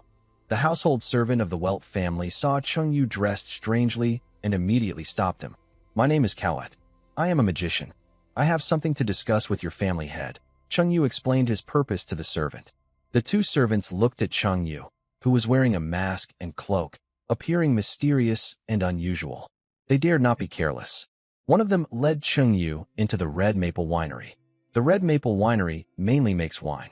The estate has many grapevines, and slaves work in the vineyard, weeding and fertilizing. After passing through the large vineyard at the end of the road, there is a huge Gothic stone castle covering over 10,000 square meters. The servant led Yu into the castle and knocked on a door. Master of the house, there is a magician who wants to see you. The door opened, revealing Lambert Welt, the head of the Welt family. He stood straight and proper, like a well-mannered gentleman. Hello, my name is Kowet. I am a magician. To avoid being recognized, Yu deliberately lowered his voice, making it sound deeper. He also took out the bounty notice issued by the Welt family. When Lambert saw the bounty notice, he immediately understood Yu's purpose. I am Lambert Welt, the head of the Welt family. Please come in. Yu followed Kowet into his office and sat across from him. Dear Mr. Lambert, are you planning to assassinate Yu? Yu asked. Yes, that scoundrel Yu deliberately mocked and teased me. He must pay a heavy price. A few days ago, Lambert was so angry at Yu that he lost his composure. The more he thought about it, the angrier he became. He decided to issue a bounty to find a killer to assassinate Yu. How much are you willing to pay for Yu's head? Yu asked. Lambert didn't realize the person in front of him was Yu. He raised a finger. 100 gold coins. Ahem. Yu coughed twice. Actually, this young man named Yu is my nephew. What? The magician in front of him turned out to be Yu's relative. He had received Yu's bounty notice and came here. Could he be here to help Yu eliminate himself? Lambert was shocked and quickly stood up, drawing his long sword and shield from the wall with lightning-fast speed. No, no, no, you misunderstand. When Yu saw Ramanti's reaction, he quickly explained. Ramanti looked confused. What does this misunderstanding mean? Yu is my only family in this world. If you want me to assassinate him, you need to pay extra. Wow, he's a tough guy. For money, he doesn't even spare his own nephew. Feeling a little relieved, Ramanti put down his long sword and sat back across from Chengyu. Mr. Kuwait, your act of sacrificing family for justice is truly admirable. I am willing to increase the bounty to 200 gold coins. Please bring me Cheng-Yu's head within 3 days. Thinking about how that bastard Cheng-Yu was betrayed by his only family, Ramanti couldn't help but smile. This is so interesting. Spending a bit more money is worth it. Mr. Ramanti, you know the rules of our line of work. You need to pay half the reward up front and the rest after the task is completed. Cheng-Yu came here to trick the Vilt family out of their money. Paying half now is fine, but how do I know you can really kill Cheng-Yu? He has a beastman slave nearby who can unleash lightning powers. He's very strong. That day in front of the estate, Ramanti didn't attack Cheng-Yu mainly because he was wary of Mina's lightning bracelet, which seemed to be a high-level magic item. Cheng-Yu walked to the window. Mr. Ramanti, do you see that small hill over there? Yes, I see it. Ramanti also moved to the window and looked at the hill a kilometer away. Cheng-Yu gathered magic power in his hand. A magic circle for a fly-swatting spell appeared, and he slapped it out. Boom! A deafening explosion sounded, and a long crack appeared in the middle of the small hill. The entire hill was split in half by Cheng-Yu's palm strike. Even from inside the castle, you could feel the ground tremble slightly. Ramanti was stunned, wide-eyed. What kind of skill is this? It's too terrifying. Now do you think I can kill Cheng-Yu? Cheng-Yu smiled. You are too strong, stronger than any mage I have ever seen. Ramanti no longer doubted Cheng-Yu's strength. He called a butler and asked him to take Cheng-Yu to get the money. Following the butler to the winery's storage room, Cheng-Yu received 100 gold coins. Today, I only earned 1.5 gold coins from selling bread, but I easily gained 100 gold coins through trickery. As expected, the quick way to get rich is written in the laws. Don't worry, Mr. Lament. I will bring you Cheng-Yu's head within 3 days. Cheng-Yu patted his chest confidently, promising Lament. With your words, I feel at ease. Lament thinks Cheng-Yu is a very reliable person. If you need to contact me, you can write a letter and leave it at the general store on the east side of Bailu Town. Okay, no problem. Back in Bailu Town, Cheng-Yu went to the general store on the east side. The owner of this store is Buck, a guide of the Shadow Society. Buck sat behind the counter, resting his chin on his hand, lost in thought. His bald head shone brightly, like a light bulb. Good afternoon, Buck. Cheng-Yu approached the counter and took off his mask. Cheng-Yu? Why are you dressed like that? Just playing cosplay. Cosplay? What's that? Nothing special. It's not important. Cheng-Yu took out 10 gold coins and placed them on the counter. Wow, 10 gold coins. Buck leaned over the counter, staring at the coins. The shiny gold was more tempting than a beautiful woman without clothes. Here, for you. Cheng-Yu smiled. Getting money from the Welt family was thanks to Buck bringing him the bounty notice. That much money. For me? Buck's eyes widened like 2 copper bells, in disbelief. Yes, Cheng-Yu nodded. Father. My real father, Buck shouted loudly, grabbing the 10 coins and rushing out of the counter in excitement. The muscular man, weighing about 180 pounds, hugged Cheng-Yu tightly. Now, Buck looked like a hero from a story, feeling like he was a loyal follower ready to serve his lord. Get lost. Who wants to adopt you as a son? Cheng-Yu pushed Buck away. He didn't like being close to a muscular man. Buck chuckled and stood up happily. Boss, if you have any orders in the future, I, Buck, will go through fire and water, willing to die for you. A monthly salary of 3,000? What kind of boss is that? A salary of 5,000? Well, that's acceptable. With a monthly salary of 10,000, I am closely connected to my boss. With a monthly salary of 100,000, the boss enjoys great honor. Someone should send a message to you later. Just pass it on to me promptly. Leave it to me. I will deliver it to you as soon as I get it. Carl comes to Cheng-Yu's estate every day with a dozen cavalrymen to buy sesame bread. He also delivers bread to other teams at the Northern Fortress. Cheng-Yu sells about 1,000 or 2,000 breads each day, earning 4,000 or 5,000 positive emotion points. Add all the points. Meanwhile, the head of the Welt family, Lament, waited 4 days without hearing from Cheng-Yu. They had agreed on 3 days, but now it's the 4th day with no news. So, Lament wrote a letter to Cheng-Yu to ask what was going on. Since Cheng-Yu had left a mailing address at a grocery store east of Bailu Town, Lament sent someone to deliver the letter there. 5 days later, at noon, a bald man stood outside the estate waving to Cheng-Yu. Cheng-Yu, someone asked me to give this letter to you. Chung-yu took the letter and looked at it. The message was simple, just one sentence. Mr. Kuwait, you promised to bring me Chung-yu's head within 3 days. It's been 4 days now. Why haven't you brought it yet? Knowing that Lament would write after more than 3 days, Chung-yu had already prepared a response. Back in his house, Chung-yu wrote a reply to Lament. Sorry, Mr. Lament, I have been seriously ill these past few days. I've spent all my money on treatment, and now I can't even afford to eat. If you send me 150 gold coins for emergency expenses, I promise to deliver Chung-yu's head within 3 days. After writing the letter, Chung-yu handed it to Buck, asking him to take it to the Red Maple Winery. Scamming is just taking advantage of someone's trust to squeeze as much money as possible. It's not a bad idea to scam an enemy's money. Near evening, Buck returned from the Red Maple Winery, carrying a heavy box. Chung-yu opened the box. Inside, besides 150 gold coins, there was also a reply letter from Lament. He opened the letter, which contained a short message. Mr. Kuwait, here are 150 gold coins. Please take them quickly. Chung-yu happily accepted the 150 gold coins. 3 days later, another letter arrived for Chung-yu. Mr. Kuwait, why haven't you brought Chung-yu's head to see me? Lamanti wrote in the letter. Chung-yu replied to Lamanti. Bad luck. I owe a lot of gambling debts, and now my creditors are holding me hostage, not letting me go. Generous Mr. Lamanti, please lend me 200 gold coins. Once I pay off my debts, I will return all 450 gold coins I received from you, and I will also send you Chung-yu's head. After writing the letter, Chung-yu asked Buck to deliver it to the Red Maple Inn. When Lamanti saw the letter, he felt stuck. If he didn't send money to Chung-yu, the 250 gold coins he had already given would be lost. If he gave Chung-yu another 200 gold coins, he could recover all his previous money and also eliminate Chung-yu. After thinking carefully, Lamanti decided to give Chung-yu another 200 gold coins. Buck returned to White Dew Town with the coins and handed them to Chung-yu. By now, Chung-yu had scammed a total of 450 gold coins from the Vilt family. This was much more profitable than selling bread. 3 more days passed, and Lamanti still hadn't received Chung-yu's head. He wrote another letter.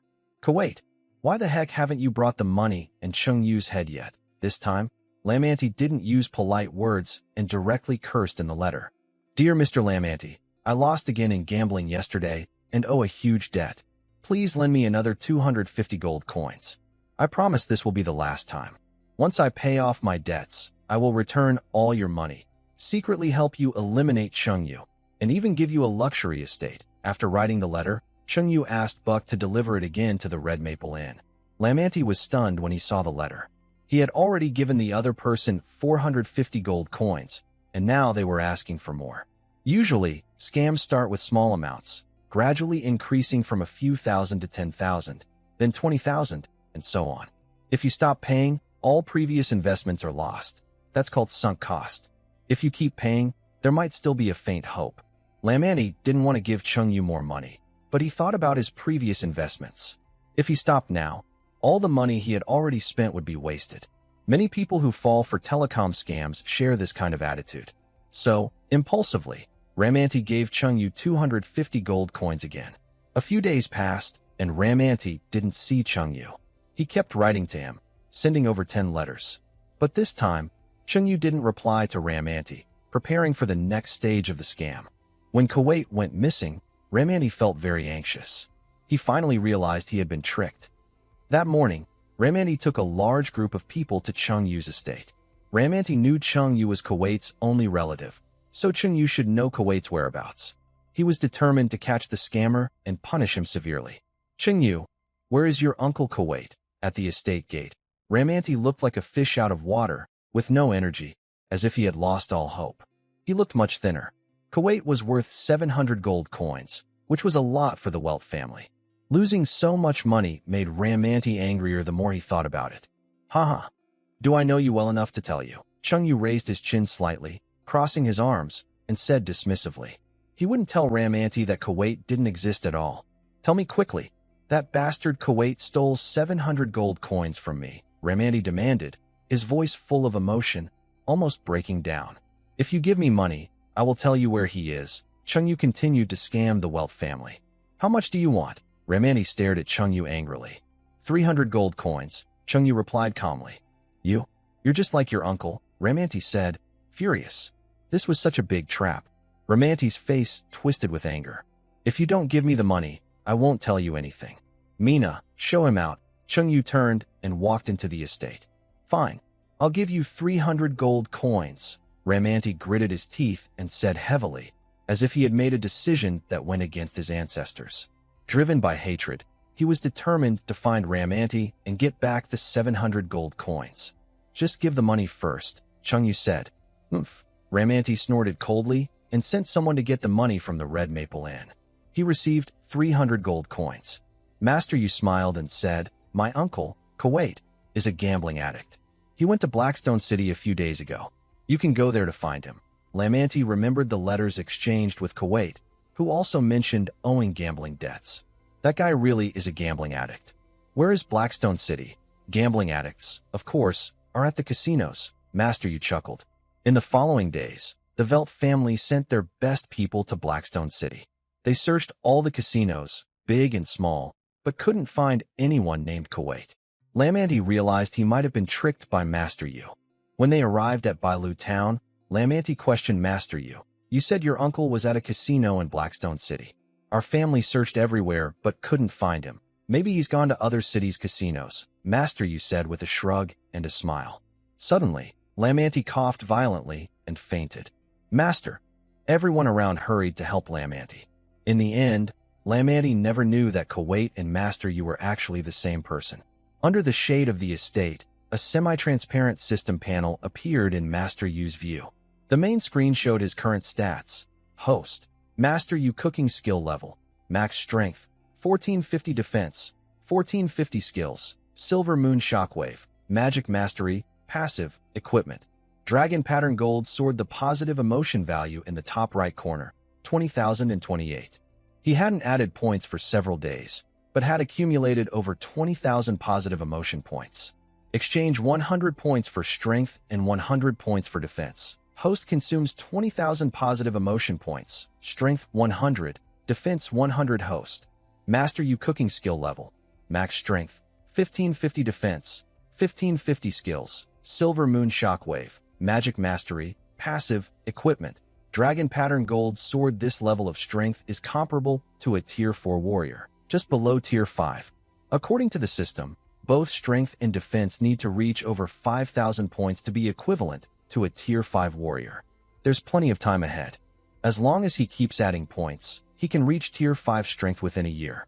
Chungyu counted the gold coins in the system's warehouse again, including the 1,000 coins he was scammed out of by the Velt family some time ago. He now had 2,886 coins. Converted to RMB, that is roughly 28.86 million renminbi. Such wealth in Snow City would place him among the upper class. After all, the assets of the major families in Snow City are only about 5,000 to 6,000 coins. Recently, Chungyu hadn't seen Charles around, and he didn't know where that guy had gone to fool around. Chungyu, I want to eat the tiramisu cake you made. Evelyn, dressed in a light green dress, came over and sat beside Chungyu. Her white silk-covered legs were faintly visible under the dress. She hugged Chungyu's right arm with her delicate arms, resting her head on his shoulder and nuzzling him, acting cute. Thanks to Chungyu's day and night training, Evelyn's usually cold personality has become a bit more lively. But this liveliness is only directed toward Chungyu and Mina. She remains quite distant from others. Aren't you afraid of gaining weight? Tiramisu is a calorie bomb that can make your weight increase rapidly. Make less of it. I just want to taste a little, she said. Good food and a good figure are hard to have at the same time. Tiramisu is so delicious that Evelyn wants to eat more, but dares not. You could learn from Mina. She eats more than a pig every day and still stays so slim, Chungyu said with a smile. I don't have Mina's strong physical fitness. Evelyn looked toward the farmland, where Mina was swinging a hoe, digging in the soil. Her daily routine was just digging holes and filling them back in, over and over again. This was her way of exercising and strengthening her body. Like a quiet neighbor girl, Chungyu hugged Evelyn into his arms, letting her sit on his lap. Through her thin gauzy dress, he could feel her warm body temperature, and her big, adorable eyes looked so cute. The soft, fragrant little elf girl made Chungyu feel very happy. Her tender skin was like a flower. Ahem. Just then, Two coughs interrupted Chung Yu and Evelyn's close moment. Someone was here. Evelyn, like a startled little rabbit, quickly escaped from Chung Yu's embrace, sat up straight, and tidied her messy clothes. Who the heck is that? Chung Yu cursed as he looked behind him. Not far away, an old man with white hair, hunched over, stood there holding a magic staff. You old fool, how dare you come here? Chung Yu recognized that the white-bearded old man was Ziran, the bishop of the Bright Church's Blackstone City branch. Last time, Ziran recommended Chung Yu to the Bright Church headquarters to become the Holy Maiden of Light. The Bright Church created a virtual beauty based on Chung Yu, fabricated glorious deeds, built a perfect image, and promoted her to spread their teachings. Now, the Holy Maiden of Light has become the national goddess of the Black Sun Empire, the dream girl of countless men. Chung Yu had always wanted to find Ziran and give him a good beating, but never found the chance. Unexpectedly, this old man came to her doorstep himself. She glanced at the corner of the yard, grabbed a broom, and rushed in front of Ziran, swinging the broom to attack him. Old fool, take this broom. Just as the broom was about to hit Ziran, he smiled faintly, stabbed his magic staff into the ground, and a magic circle appeared. A white energy shield formed around him. The broom hit the sturdy shield and shattered instantly. Young friend, don't waste your effort. This is a light protection magic. You can't hurt me, Ziran said with a smile. Hey, really? Chung Yu stuck up her middle finger at Ziran and poked the shield with it. Crack! Under the immense force, the white energy shield shattered like a mirror, with fragments falling and dispersing in the air. Did the light protection magic break? How did you do that? If Chung Yu had used magic to break the shield, Ziran could understand, since he knew Chung Yu possessed extremely pure light power. But what kind of magic is this, poking it with a finger and breaking it? None of your business how I did it. Just know you're doomed. Holding half of the broomstick, Chung Yu swung a punch and hit Ziran on the head. Ah! Ziran let out a scream and fell to the ground. Seeing Ziran curled up and clutching his head, Chung Yu showed no mercy and kicked him a few times. Stop hitting him, he's one of us. Ziran hurriedly begged for mercy. This guy's temper is too hot, and he doesn't understand respecting elders or caring for the young. Chung Yu didn't use her full strength, just a few light kicks to teach Ziran a lesson. Why are you looking for me? Chung Yu asked Ziran. This old bone is almost broken apart by you. Supporting his magic staff, Zilan climbed up from the ground and brushed off the dust from his clothes. I came to see you today to test your potential in light magic, he said. Then, Zilan took out a crystal ball about the size of a basketball from his pocket. How do I test it? Chung Yu asked. Just place your hand on the crystal ball and gather magic power, Zilan replied. The test method is similar to the strength test used for beginner magic users.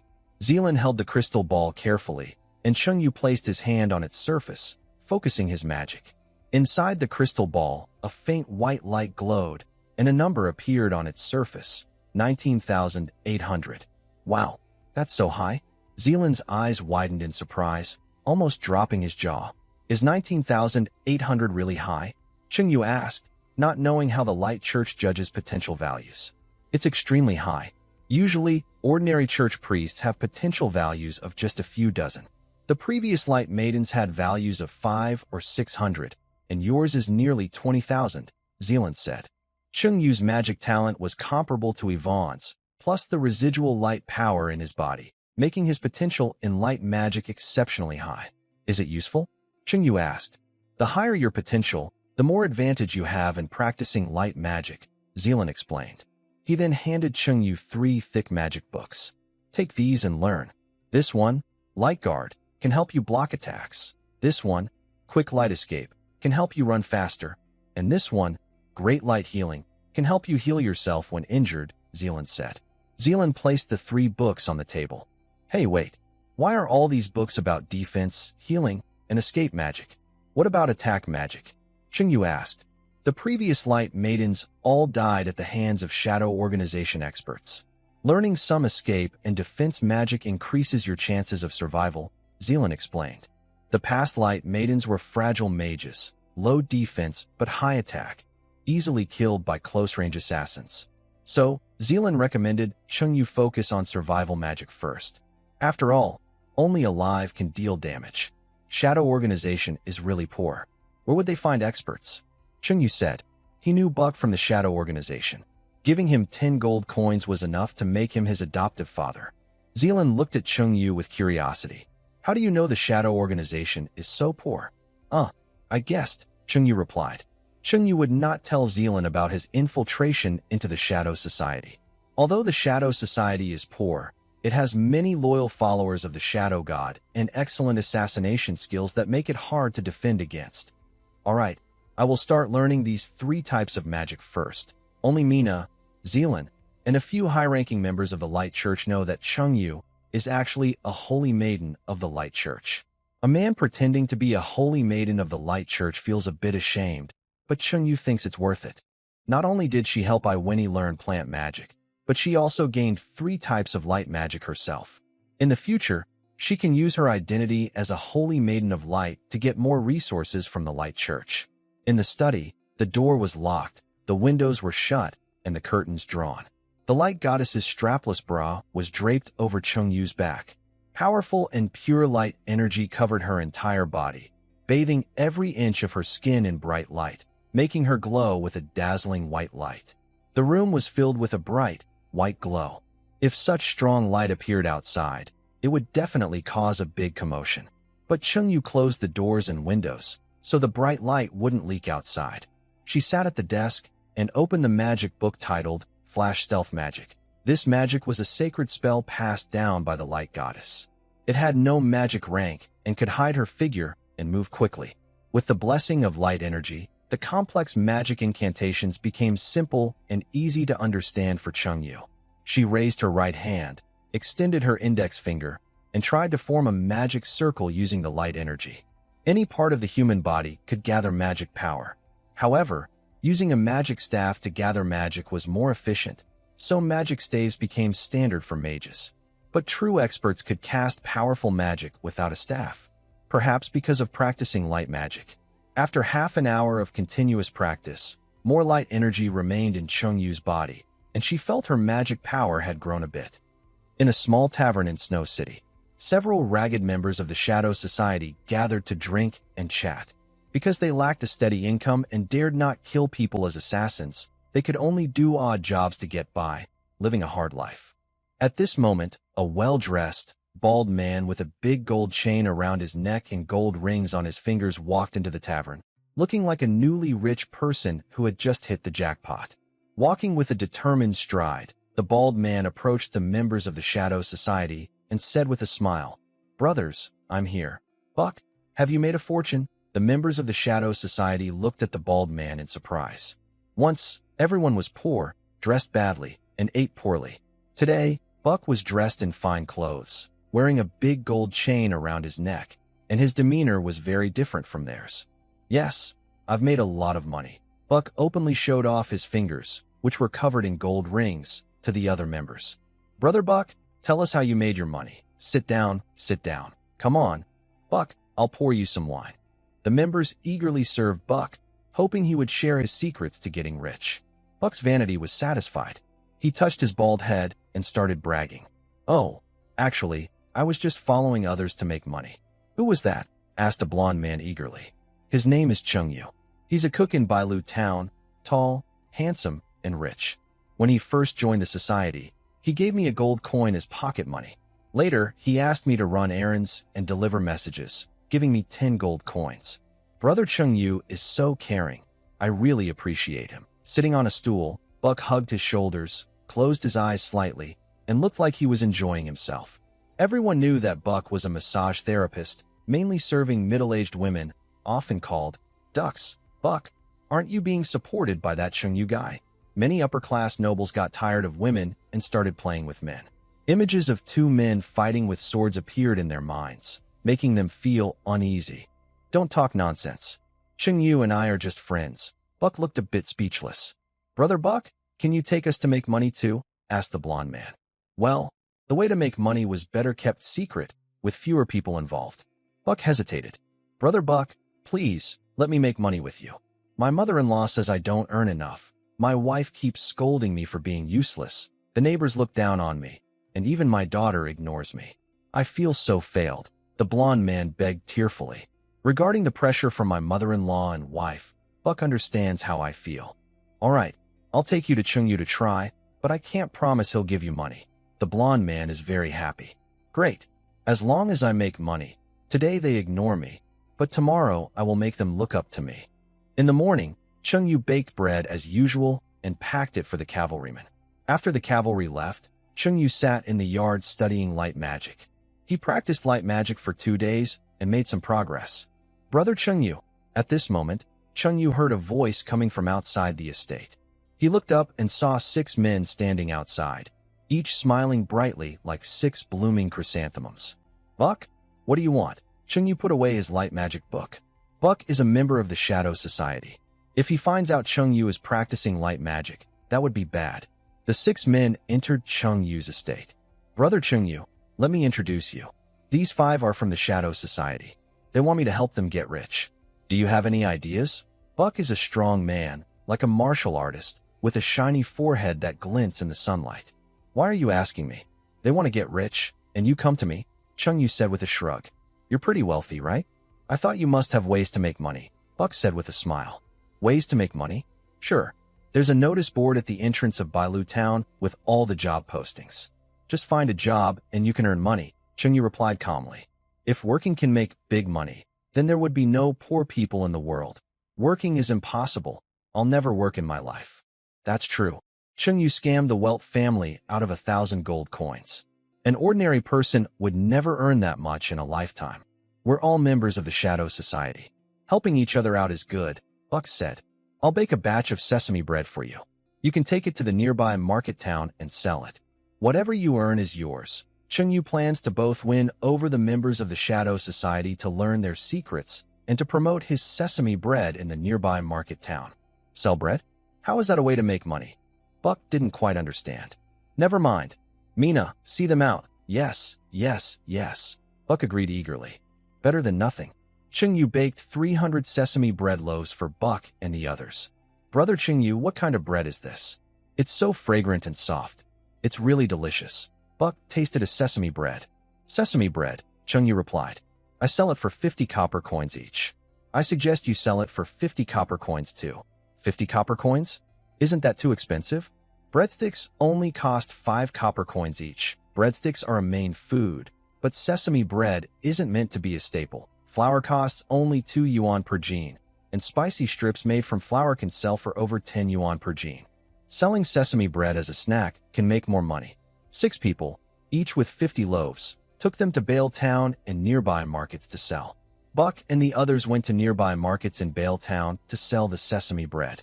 As they sold the 300 loaves, Chungyu's positive emotion points kept increasing. Positive emotion points 3, positive emotion points 5, positive emotion points 3, positive emotion points 6. Positive emotion points come from people's feelings after eating delicious food. Sesame bread isn't as tasty as barbecue, so it generates slightly fewer positive emotion points per serving. Barbecue usually gives more than 5 points at a time. Sesame bread gives about half of that, often less than 5 points per serving. In less than half a day, all 300 loaves were sold. Back at the estate, the 6 were so excited they felt like they had been injected with adrenaline. 50 loaves at 50 copper coins each earned them 2,500 copper coins. Remember, the average monthly salary for a worker in the Black Sun Empire is only 3,000 to 5,000 copper coins. Earning half a month's wages in half a day is incredibly profitable. Brother Chungyu, everyone is fighting to buy your sesame bread, Buck said happily. Do you guys want to make more money? Chungyu asked the 6. Yes, they answered in unison. Having tasted success, all 6 wanted to follow Chungyu and make money together. Come tomorrow afternoon. I'll bake a few more batches of sesame bread for you. Take them to nearby markets to sell. If they earn 2,500 copper coins every day, that's 75,000 copper coins a month. At this moment, Chungyu appeared kind and friendly to the 6 people, like a benevolent god, radiating a glow of wealth around him. Brother Chungyu, by the end of this year, we will definitely recommend you as the leader of the Shadow Society branch in Snow City. Only someone as outstanding as Brother Chungyu deserves to be the leader. With Brother Chungyu as the leader, we will surely help the Shadow Society become rich and prosperous. Chungyu looked at the 6 people with confusion. What is the leader of the Snow City branch? Like the Light Church, our shadow society has branches in each main city. The leader of the Light Church branch is called the bishop, and ours is called the branch leader. The branch leader is a middle-level officer in the shadow society. Is it really that exciting? The shadow society and the Light Church are two opposing groups. Chung Yu is currently the nominal saintess of the Light Church. Becoming the leader of the Snow City branch of the shadow society is hard to imagine. I can help you make money, but if you sell the products, you have to give me 90% of the earnings. Why? The 6 people stared blankly at Chung Yu. I'm not doing charity. If I make money, I get the biggest share. Chung Yu only treats them as salespeople, helping to sell sesame bread and giving them 10% of the sales as wages. He doesn't expect them to become rich overnight. The 6 people thought to themselves, earning 250 copper coins a day, 7,500 copper coins a month. Such an income is considered high in Snow City, and the work is easy. One of them asked, "Can you give us a little more? Maybe 50% of the sales as wages? Only 10%. If you don't want to, there are others who will. The young demon hunter will eventually become a demon." The boy who was once exploited by his boss has now become a ruthless capitalist. Of course, I will work hard. The 6 couldn't refuse such conditions. With a monthly salary of over 7,500 copper coins and easy work in Snow City, many people would be eager to take the job. Of course, if you do well, I will increase your pay. Chung Yu painted a bright future for them. To motivate workers, promising a better future is essential. We will definitely work hard. Hearing about the possibility of a salary increase, the 6 felt hopeful about the future. Sesame bread earns money from ordinary people while gaining lots of positive feelings. Special dishes like braised bear paws, 9-turn large intestines, and steamed pork attract the upper class. Both high-end and low-end markets are covered. A month has passed. Chung Yu spends his days running his estate, living simply but meaningfully. In the morning, he bakes a few batches of sesame bread for the Northern Fortress Cavalry. In the afternoon, he bakes more for Buck and his 6 friends to sell at nearby markets.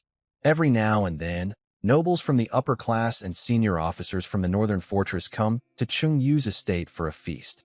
Wealthy people are generous, and these upper-class nobles bring Chung Yu good income each time. One afternoon after a month, Chung Yu is relaxing in a chair, enjoying the sun. Yvonne sits beside him, peeling grapes with her delicate hands and feeding them to Chung Yu. "This bunch of grapes just ripened today. Are they tasty?" Yvonne asks. "Very tasty, but not as good as you," Chung Yu replies. He glances at Yvonne's chest, where her white, soft skin is visible. "What are you saying? You're not serious," Yvonne teases, slapping Chung Yu's shoulder. "I'm just being honest," Chung Yu says. He knows Yvonne's taste well. "This guy? I'm ignoring you now." Yvonne gets up and leaves to practice magic. At that moment, Mina walks over. "Chung Yu, when will you take me to Silver Moon Forest?" Silver Moon Forest is the territory of the Silver Wolf tribe. Mina has been away from home for over a year and misses her parents. She also wants to bring Chung Yu along to meet the elders of the Silver Wolf tribe. "This is my human boyfriend, handsome, strong, wealthy, and good at making delicious food. Soon, the girls of the Silver Wolf tribe will envy her." Next month, Chung Yu replies somewhat casually. "You said the same thing last month," Mina reminds him. She remembers last month when she asked Chung Yu to visit the Silver Wolf tribe, and he said next month. "This month is too busy. I don't have time," Chung Yu says. He's joking. He's going to meet his in-laws. As someone with social anxiety, Chung Yu hasn't figured out how to talk to Mina's parents yet. Mina crosses her arms, looking a bit speechless. "You're relaxing in the sun so leisurely, and you tell me you're too busy? Let's go." Our Silver Wolf clan is very fun, with beautiful mountains, clear waters, birds singing, and flowers blooming. Mina threw herself into Chung Yu's arms, hugging his waist and acting cute. "Not yet. Let me get ready first." Chung Yu gently pinched Mina's cheeks on both sides, making her look like a hamster. "I'll bite you." Mina glared at Chung Yu angrily, showing a small, sharp tiger tooth at the corner of her mouth, looking very fierce. While Chung Yu and Mina were playing, a voice came from outside the estate. "Excuse me, is this Chung Yu's home?" "Mina, someone is here." "Oh." Mina jumped down from Chung Yu. At the gate of the estate, 7 carriages were parked. The horses pulling the carriages were not ordinary horses. Their fur was black and white, and each had a half-meter-long horn on their foreheads, belonging to a unicorn subspecies. Using unicorn-like horses to pull carriages meant the visitors were either very rich or very important. Chengyu and Mina walked to the estate gate. There were about a dozen men and women. The men wore noble clothes, and the women wore tight corsets and wide skirts, with broad hats on their heads. Among these people, Chengyu saw a familiar face. That person was Roy, who had participated in the first-level mage test with Chengyu before. He was a famous poet from Snow City, known for his work, My City Lord Father, which left a deep impression on Chengyu. I am Chengyu. Who are you? This is Lord Barry, the City Lord of Snow City, and his family. A young butler introduced Chengyu to them. The City Lord of Snow City, Barry, was a middle-aged man with a delicate appearance. Whether due to excess indulgence or illness, he looked somewhat sickly, with a slightly unhealthy aura. Mr. Chengyu, I have heard of your reputation. I heard your food is very delicious, so I brought my family here to try. Barry was quite cultured and remained humble, even as a city lord. Please come in. Over the past month, Chengyu had hosted many noble guests from the upper class. Most nobles were well-mannered and simply came to taste the food. A few, who were tempted by Mina and Iweni's beauty, had already been dealt with by Chengyu and fed to the dogs. Chengyu, long time no see. Roy, with flowing long hair, waved to Chengyu. Hello. Chengyu nodded politely and smiled. Do you know Chengyu? Seeing Chengyu and Roy greeting each other, Barry turned to Roy and asked, I have seen the first-level mage once during a test, once in the maze of the God of Order, and now it is the third time. Dozens of accompanying guards are lined up, ready, in front of the estate. Barrett, along with a few family members, walks into the estate. Lord Barrett, I want to make it clear up front, my goods are not cheap. First, I will clarify the price. It would be bad if this person later claims I overcharged. How much? Barrett asks. 20 gold coins. That's acceptable. 20 gold coins are a lot for an ordinary person, but for a city lord, it's not much. Barrett and his group sit at the long table in the living room. Chengyu takes Mina to the kitchen to prepare the food. Some ingredients are prepared in advance and frozen in the cold storage. They can be used after thawing, making cooking faster. Half an hour passes, and various delicious dishes are served on the table. Garlic cucumber, honey-glazed roast chicken, braised beef, garlic pork slices, salt, and pepper ribs. More than 20 dishes are arranged on the long table, filling the air with tempting aromas. Everyone eagerly ties napkins, picks up knives and forks, and starts tasting. The cucumber is fresh and tasty. This rib is crispy and flavorful, not too salty or bland, just right. The honey-glazed roast chicken is sweet and fragrant. This cooking method is very creative. Barrett's family members give unanimous praise. Positive emotion points 15, positive emotion points 12, positive emotion points 16. The positive emotion points from these people are all above 10, showing they are really enjoying the meal. This braised beef is cooked perfectly, tender enough to fall apart, but not overdone. The delicious broth fills the meat's texture, and with a gentle bite, all the spices seem to dance on the tongue. I can't find any words to describe this deliciousness. Barrett is enchanted by the braised beef. Compared to the chef at the Lord's mansion, Chengyu's cooking is far superior. After eating and drinking to satisfaction, Mina brings out a plate of cream cake as a dessert. Miss, what is this? Barrett curiously looks at the round food in front of him. The cream cake has a diameter of over 20 centimeters. On top, there is a red rose-shaped decoration made of cream, surrounded by a circle of fresh grapes. This food is called cake. It is made from flour, eggs, sugar, and other ingredients, Mina said proudly, crossing her arms. Even the city lord has never seen a cake, but she has seen and often eaten it. Wow, I am really impressed, she thought, crossing her arms again. Barrett used a fork to pick up a piece of the cream cake and took a bite. The taste was very sweet, with a rich milky aroma and the flavor of eggs. It made him feel happy inside. The others also picked up forks to taste the cake. The wonderful flavor made them feel as if they were lying on a warm, soft bed. Very comfortable. Roy, who is this Chengyu? His cooking skills are amazing, Barrett asked Roy. I don't know. Roy shook his head. Aren't you familiar with him? We've only met twice. We're not close, Roy replied. He had only seen Chengyu a few times and didn't know him well. Lord City Lord, I will go pay the bill, the young butler said to Barrett. Wait, stay in the living room. I'll go pay, Barrett said, standing up and heading to the kitchen to find Chungyu. At this moment, Chungyu was cooking the last soup in the kitchen. Barrett entered from outside, with a sickly, gentle face, smiling as he took out 20 gold coins. "Chungyu, here you go," he said. "Okay," Chungyu replied. He accepted the 20 gold coins, but a hint of doubt flashed in his eyes. Based on his past experience serving noble upper classes, paying the bill was usually handled by the butler. Why was Barrett coming personally? "Chungyu, I want to ask you something," Barrett said mysteriously, lowering his voice. "What is it? Do you have any of that kind of food here?" Barrett asked quietly. "What kind of food?" Chungyu asked, confused. "You know, food that makes people stronger," Barrett said awkwardly. "I don't understand." Chungyu looked puzzled. What is this guy trying to hint at? After a moment of hesitation, Barrett finally said, "Well, to be honest, I have erectile dysfunction. Is there any food I can eat to improve it?" Wealthy people's biggest worry is often erectile dysfunction. Looking at a group of beautiful wives, yet unable to do anything, that feeling is worse than death. Barrett heard that some foods can boost male vitality. Seeing how skilled Chungyu was in cooking, he decided to ask him, "Hey, you're asking the right person. I happen to know how to make a very powerful vitality-boosting dish, special recipe, wood root braised meat, with a strong effect to enhance vitality." His eyes lit up, and Barrett was very excited.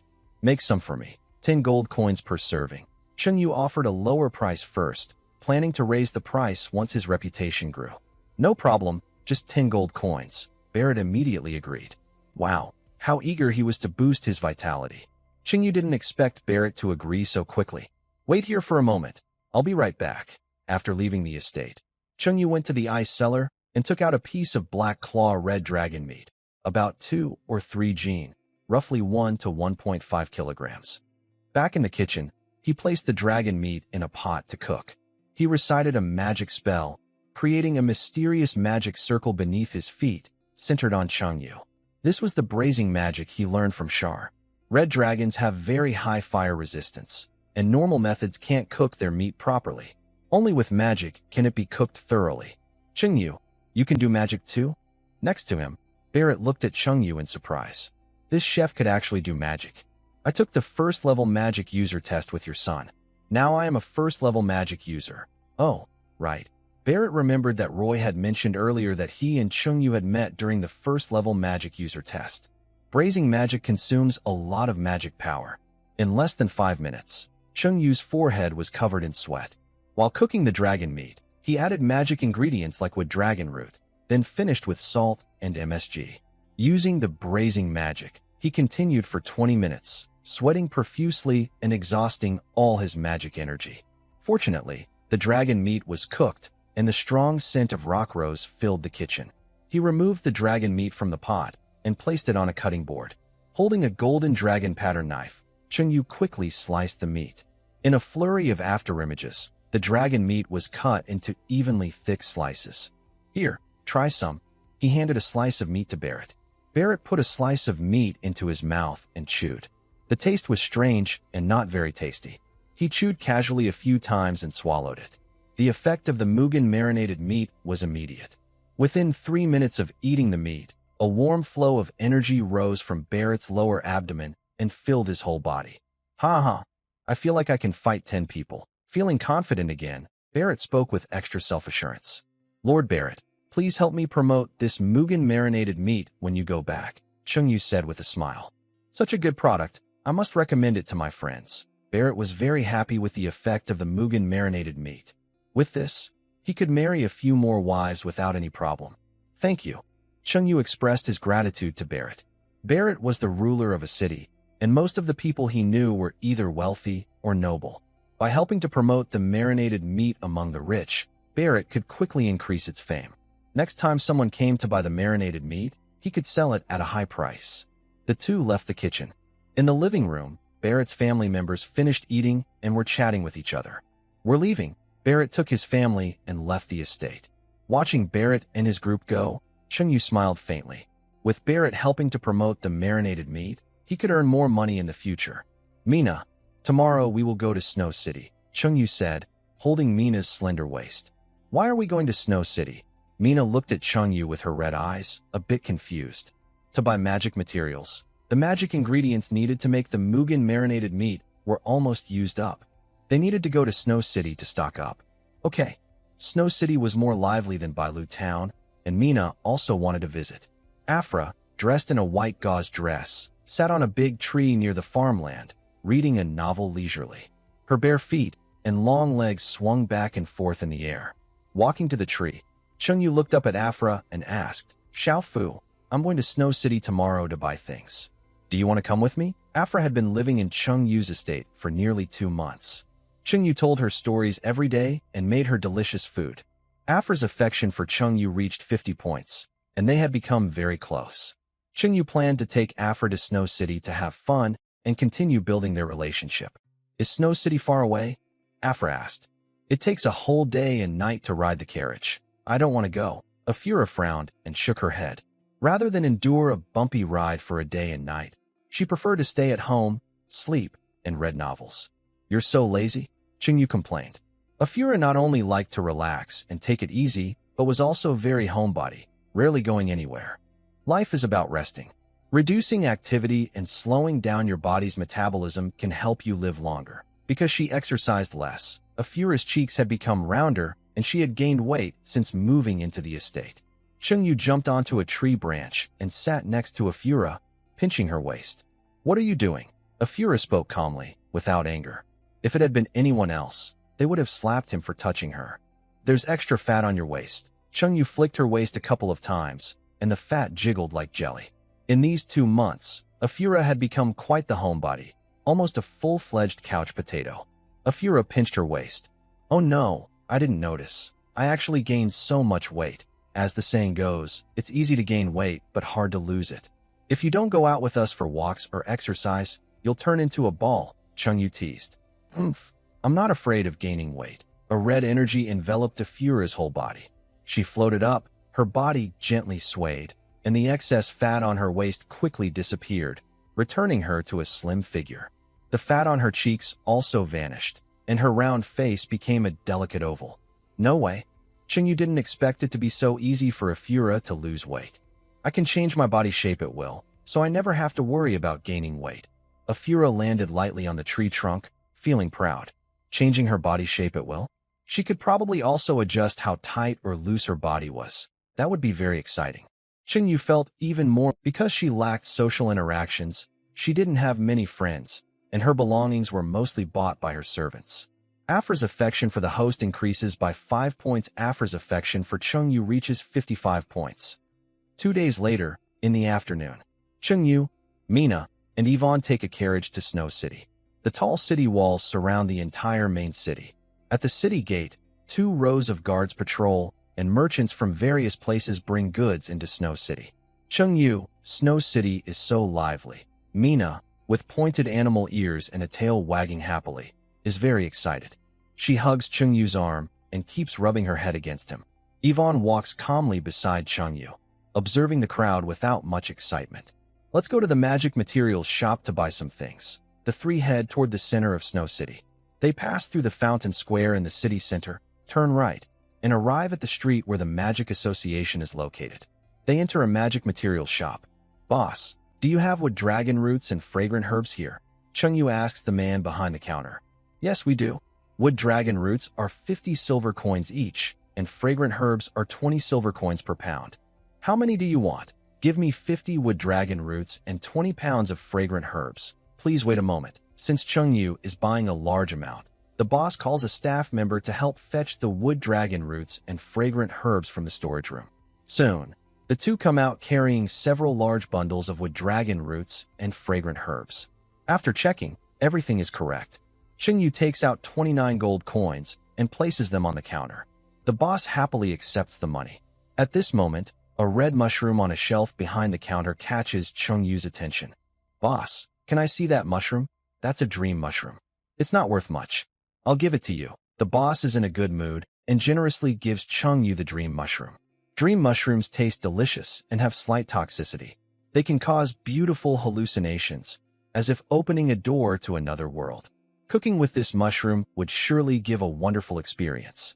"Boss, do you have more of these mushrooms?" Dream mushrooms are rare, and Chengyu wants to buy more as backup. Only 1 left. Where did this dream mushroom come from? A adventurer found it in the southern mountains. I bought it from him for 100 copper coins.